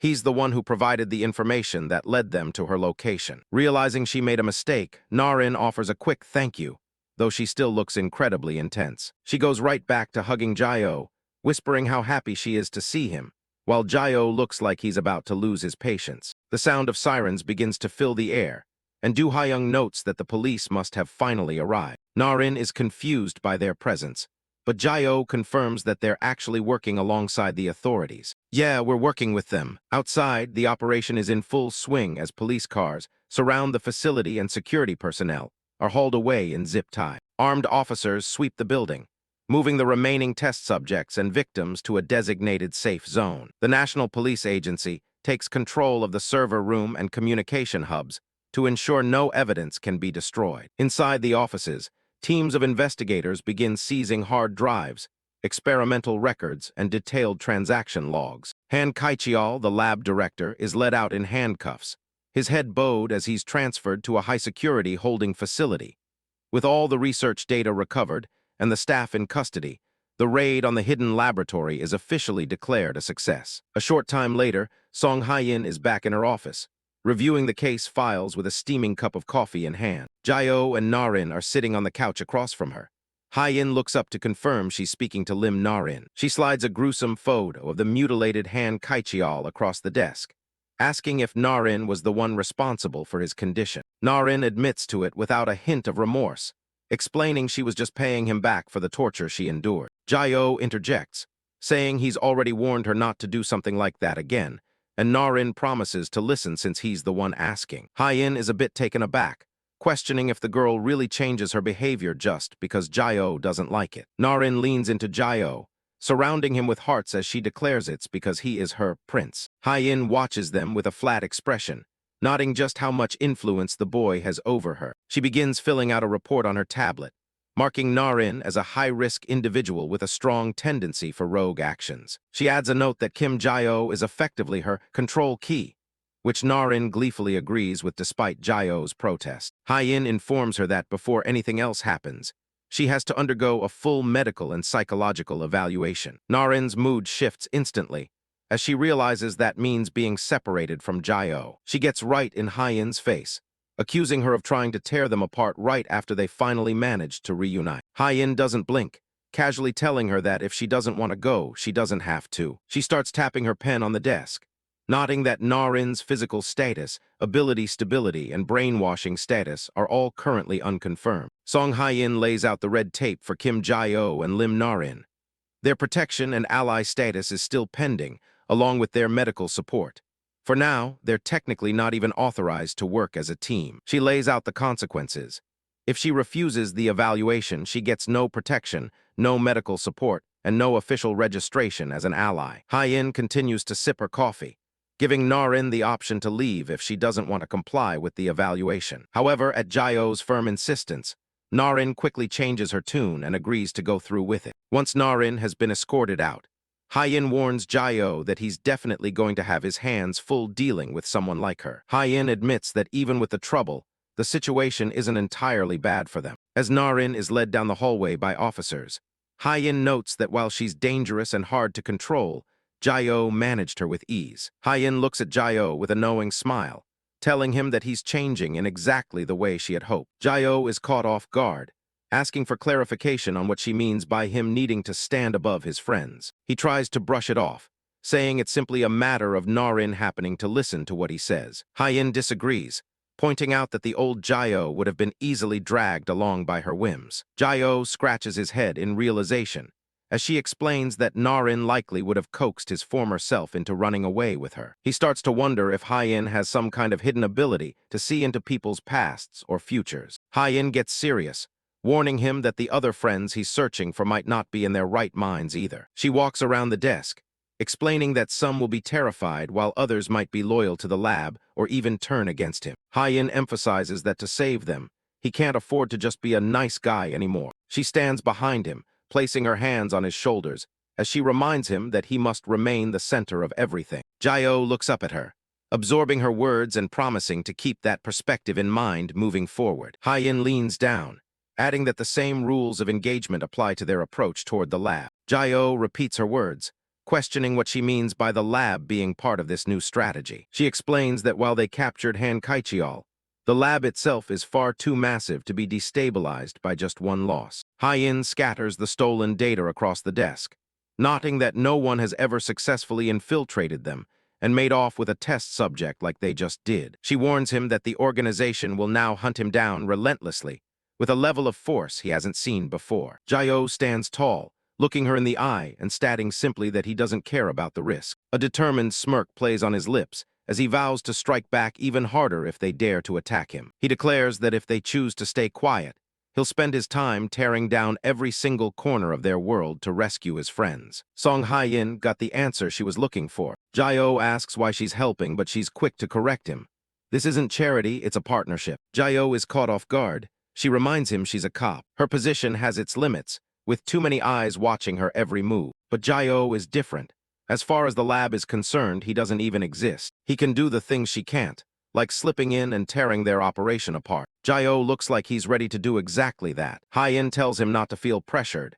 He just needs to keep doing what he's doing and find his friends. While he's on the ground, she'll deal with the ones taking bribes from the lab. She's planning to clean up all the high-profile trash. She points right at him. This is a contract. He strikes from the inside, and she hits them from the outside. Jae-oh mulls over the idea of a contract. She explains that doors the law can't touch will fly open the second he moves. The lab will expose its own hidden paths the moment they try to drag him back. He has to be the center of everything. She gives him a rare smile, saying she's counting on him. Jae-oh doesn't hesitate, giving a sharp salute in response. Night falls on a high-end traditional restaurant, where expensive cars are lined up outside. Inside, a massive feast is laid out across the table. A politician's badge glints on a dark suit lapel. Assemblyman Moon T.O. sits across from a silver-haired man, reporting that Director Han was arrested. Moon explains that Song Hye-in's team handled the raid, and they're still discussing how to react. Ju Jin-hyuk scrolls through the damages.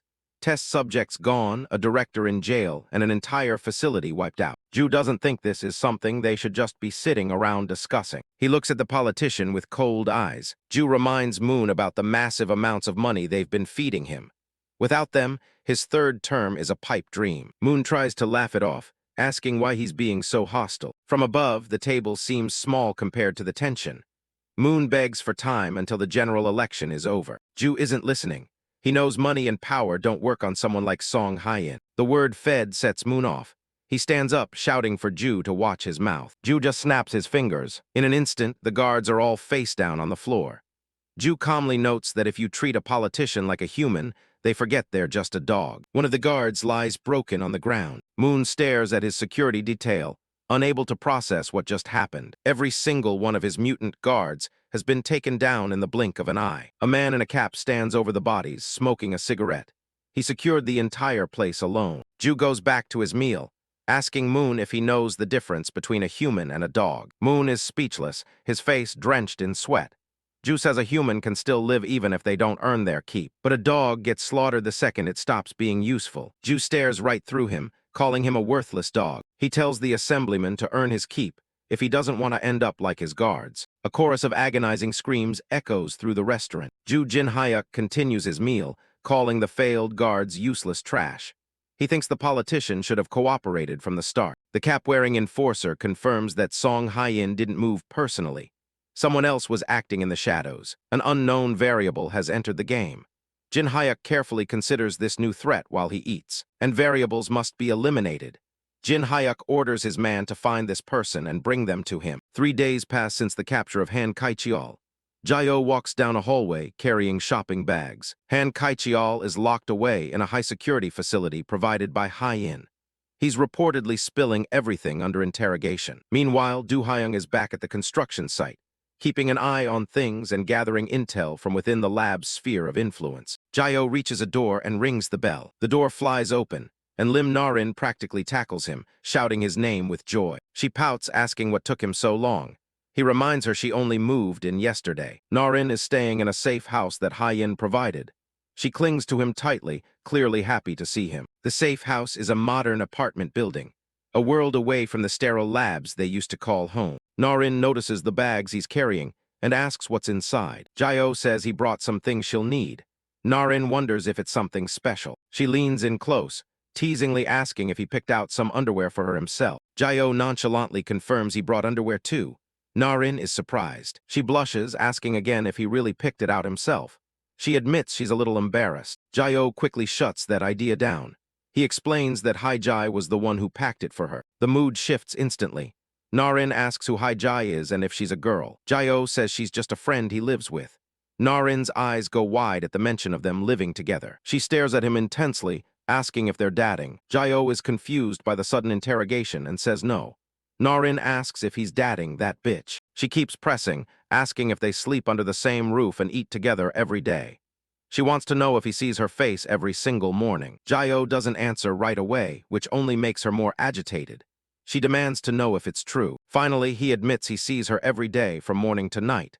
Narin looks absolutely furious. She asks if she can mess with her.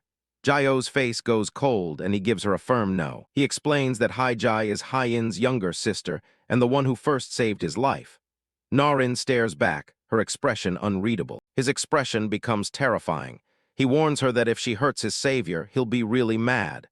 Narin is visibly taken aback by his intensity. She remains silent for a moment, absorbing his threat. She stands up and starts walking away from him. Jae-oh watches her, wondering if he went too far. But she doesn't go far. She stops just a few feet away. She suddenly turns around and collapses into Gio's lap, looking defeated.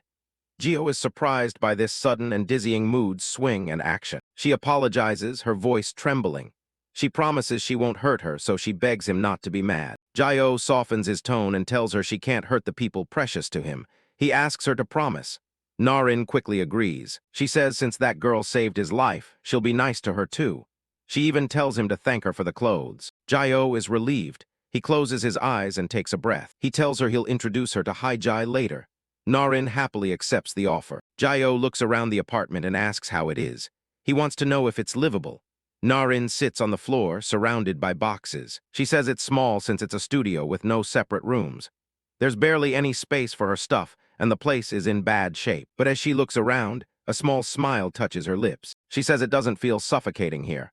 For the first time, she feels like she can breathe. Lim Narin shares that while the lab felt like a prison, this apartment feels like a true home where she isn't constantly watched. Kim Jae-oh offers a warm smile, genuinely happy she feels safe, but she isn't finished with her thought. She clings to his arm with a blush, calling him her prince and relishing the fact that they're finally in the same room. Narin suggests that he should move out of Hye-ji's place and live here with her instead. Jae-oh looks a bit overwhelmed by the suggestion, stammering that living together might be moving a bit too fast. Narin points out the hypocrisy since he's already living with Hye-ji, prompting him to admit he plans to move out soon. Their conversation is interrupted by the sound of the doorbell.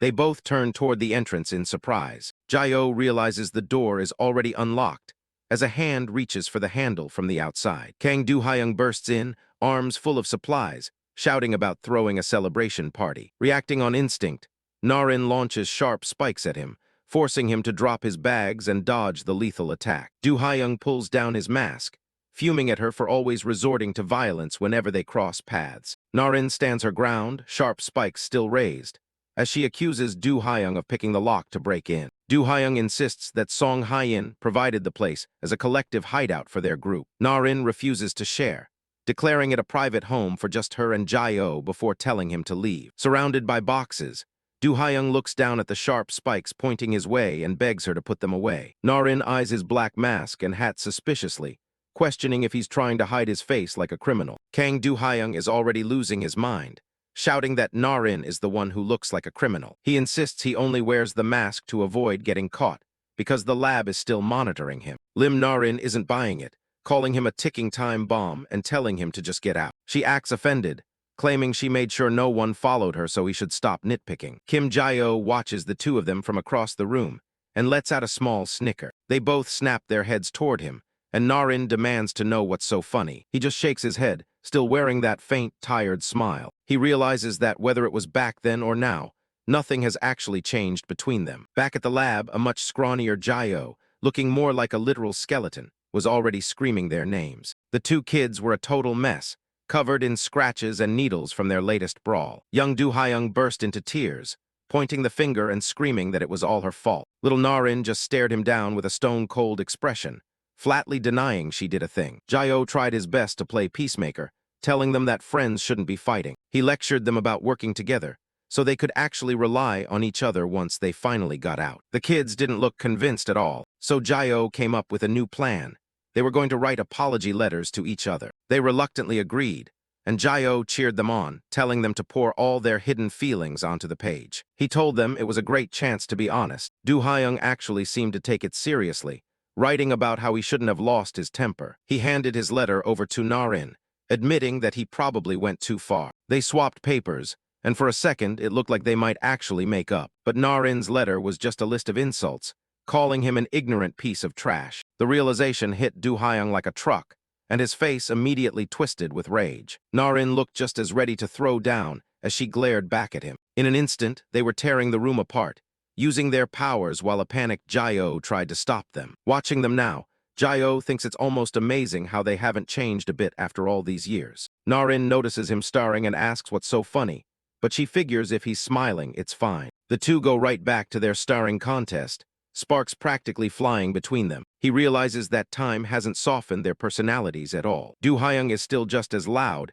and Na-in is still just as stubborn. But at least where they are now is a world away from the lab. They're finally eating a real meal, even if they're fighting over it. Do Hye-young tries to snatch the ramen away, shouting at her to stop stuffing her face. Back then, they had to walk on eggshells every single day, but now, nobody is there to stop them. The room is cramped and chaotic, but Jae-oh finds himself wishing this moment would last just a little longer. Later that night, he heads out to a quiet spot in the forest to be alone with his thoughts. He pulls out a bank book, squinting at the small print in the dim light. A voice suddenly calls out his name, making him look up in surprise. It's Hye-ji, looking down at him with a curious expression. He's relieved to see her, especially since she brought Twigim along. She says she knew she'd find him here since he always comes to this spot when he has a lot on his mind. She holds out a bag of food, guessing he must be hungry. Jae-oh is practically drooling over the sandwich, saying he's been dying to eat something like this. Hye-ji smiles and asks what he was reading so intently when she walked up. He holds out a bank book,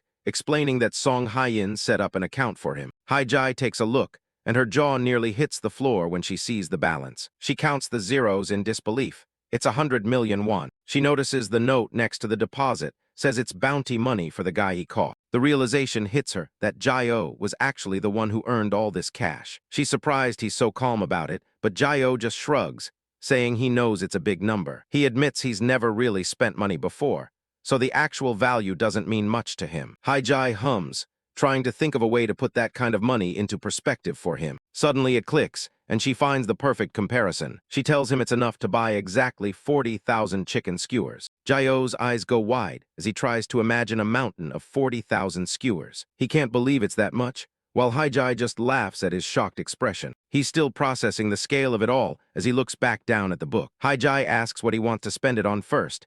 Maybe some new clothes or shoes. She suggests all those snacks he wanted to try at the convenience store. Jae-oh goes quiet, his gaze lingering on the bank book. He tells her that for now, He doesn't plan on spending a single cent. Hye-ji is taken aback, asking him why he wouldn't want to use it. He says his plan is to save it all and buy a house where everyone from the lab can live together one day. Hye-ji stays silent for a moment, letting his words sink in. She gives him a warm smile, telling him that sounds exactly like something he would do. Jae-oh looks down, acknowledging that it's just the way he is. He mentions that Narin and Do-hyung keep telling him he's changed and grown cold. They remember him as someone who was soft-hearted and always trembling in fear. He confesses that even when he reunited with his friends, he couldn't let himself be happy. Hye-ji listens closely as he starts to open up about the weight he's carrying. He explains it's because there are still so many kids back at the lab that haven't been saved yet. He's worried that if he allows himself to be too happy, it'll feel like the fight is already over. Hye-ji gazes at him,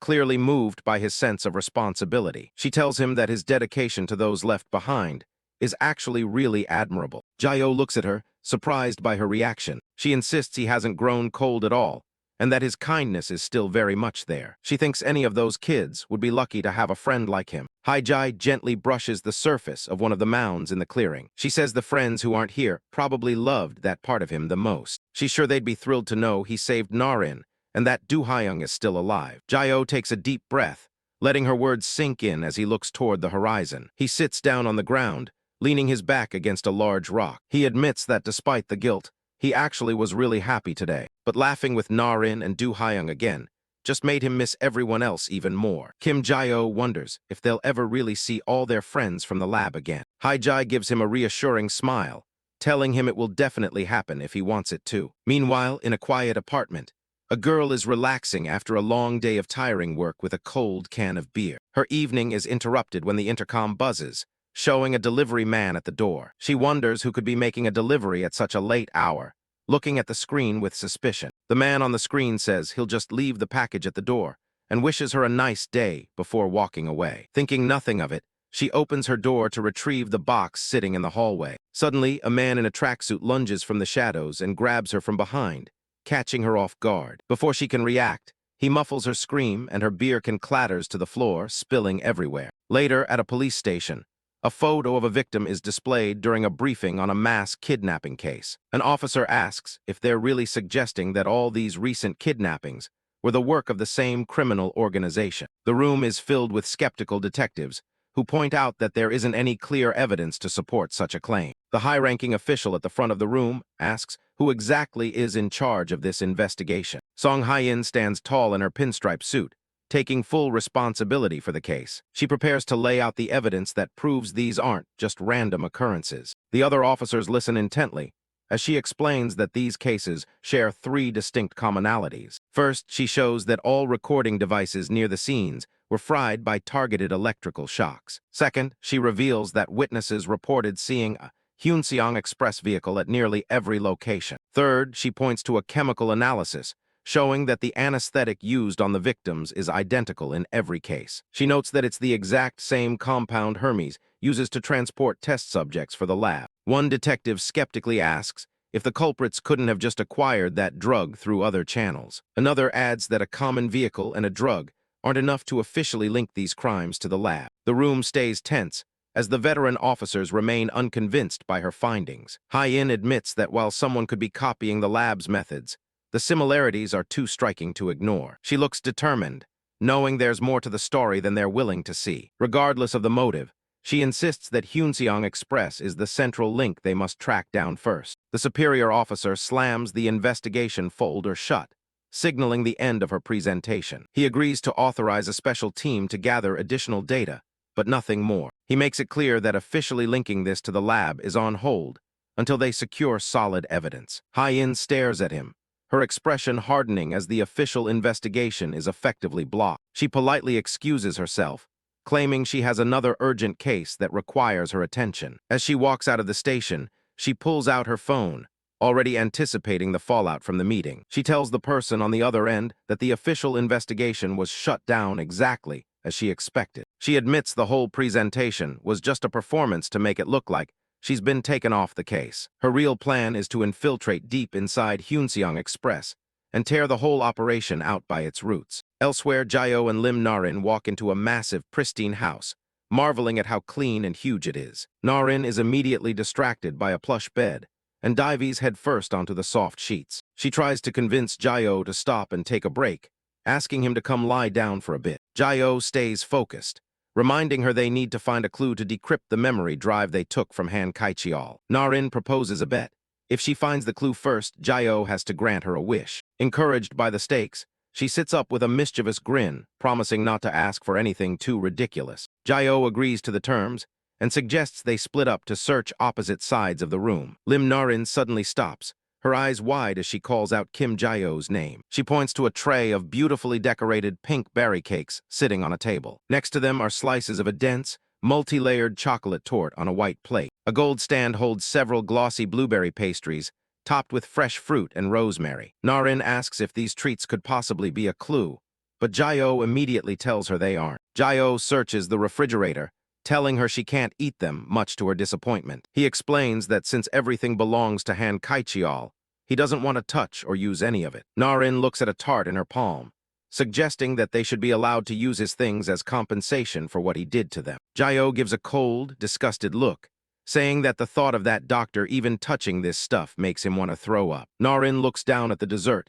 staying quiet as she processes his intense hatred for the man. She suddenly tosses the treat into the air, suggesting that if they aren't going to use anything, they should just smash it all. Jae-oh is taken aback by her sudden shift in attitude, a bead of sweat rolling down his face. He lunges forward to stop her, shouting for her to wait and not break anything. He reminds her that they are in Han Kai-cheol's safe house for a reason, and they need to keep it intact. He thinks about the memory card he stole from the doctor, which contains vital data he still can't access. Jae-oh recalls the horrific experiments the doctor performed, and knows the key to stopping him must be hidden here. He remembers seeing a pile of discarded labels and addresses at the lab, realizing they were all leads to this place. Back in the present, he is gripping the sharp spike so tightly that blood begins to seep through his fingers. He tells Na-in that everything here is evidence, and if they break the wrong thing, they might never find the password they need. Seeing his distress, Na-in relents and promises not to break anything,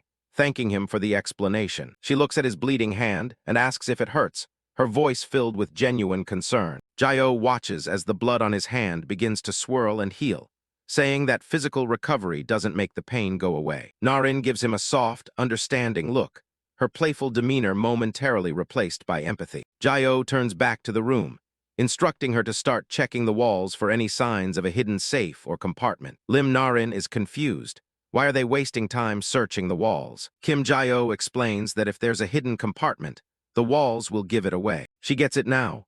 They're looking for hollow spots instead of just smashing everything in sight. Na-in is ready to help. Her fingers begin to shift, turning into long, sharp black spikes. While she checks the structure, Jae-oh goes back to the desk to examine a well-worn notebook. He tosses one aside, nodding it's far too clean to be the one where Kai-cheol kept his real secrets. He keeps searching the shelves, hopping to find a clue to the password for Kai-cheol's data. Na-in stops. She's found something interesting on one of the wall panels. She calls him over, sensing that this section feels different from the rest of the room. She taps the wood with her claws. There's definitely a void hidden right behind it. Na-in doesn't hesitate. She pulls her arm back, ready to tear through the facade. Her spiked hand punches straight through the paneling like it's made of thin paper. She taps into her power, the heart of the cactus, to force the hidden space open. With a sharp tug, she shatters the wall, revealing what Kai-cheol was trying to hide. Tucked away in the secret compartment is a heavy metal safe sitting atop a filing cabinet. Jae-oh looks back at the notebook he found.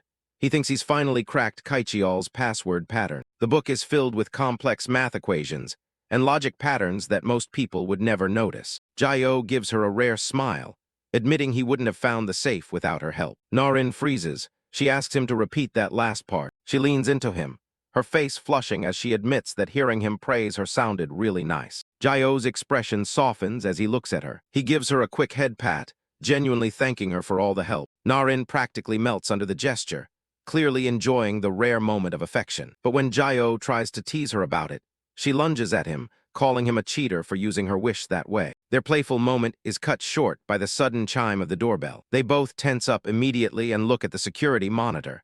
Someone is actually at the front door. The screen shows a man in a delivery uniform waiting outside. It's the tracksuit man in disguise, and he's asking if Mr. Han Kai-cheol is home. Without waiting for an answer, he drops a package from Hyunseong Express and starts to walk away. Jae-oh signals Na-in to stay quiet, She wonders if it's a delivery they can use for their search. Jae-oh whispers that the guy hasn't actually left.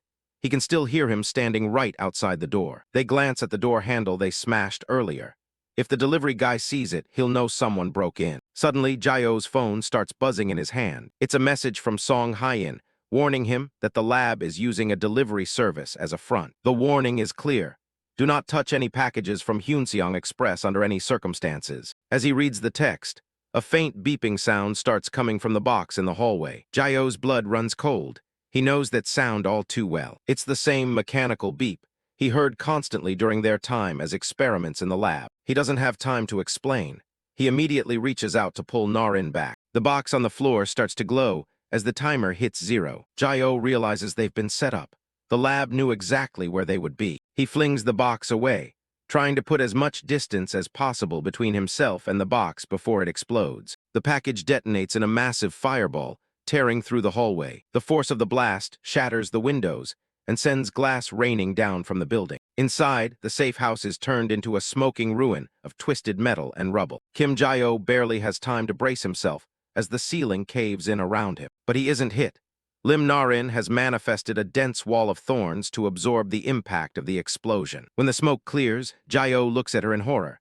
The left side of her face has been scorched raw by the flames. He can't believe she would go this far, asking why she would ever put herself in that much danger for him. Narin just looks at him with her one good eye, saying she couldn't stand the thought of him being the one in pain. Through the haze, a dark silhouette slowly approaches them, nodding that they actually managed to survive. The tracksuit man steps forward, impressed that they managed to avoid a blast that should have been fatal. He stares at Narin's charred but still standing form, realizing he's dealing with high-level mutants. Narin doesn't care about the pain. She sends a massive cluster of black spikes surging toward the intruder. The man's eyes widen. He didn't expect her to be this fast while carrying those kinds of injuries. He leaps into the air, twisting his body to weave through the deadly forest of thorns. He moves with a predatory grace, effortlessly dodging every strike she throws at him. He slides across the floor, coming to a stop just a few feet away from the two survivors. Narin's voice is shaking with pure rage. She tells him he crossed the line the moment he tried to hurt Kim Jae-oh. The intruder remains silent, his expression hidden under the brim of his cap. She demands to know who the hell he is and why he's hunting them. The man finally speaks, asking if they're just another pair of pawns following Song Hye-in's orders. Deep inside him, a volatile power begins to pulse, the heart of explosion. He tightens his tactical gloves and gives them an ultimatum. They're coming with him.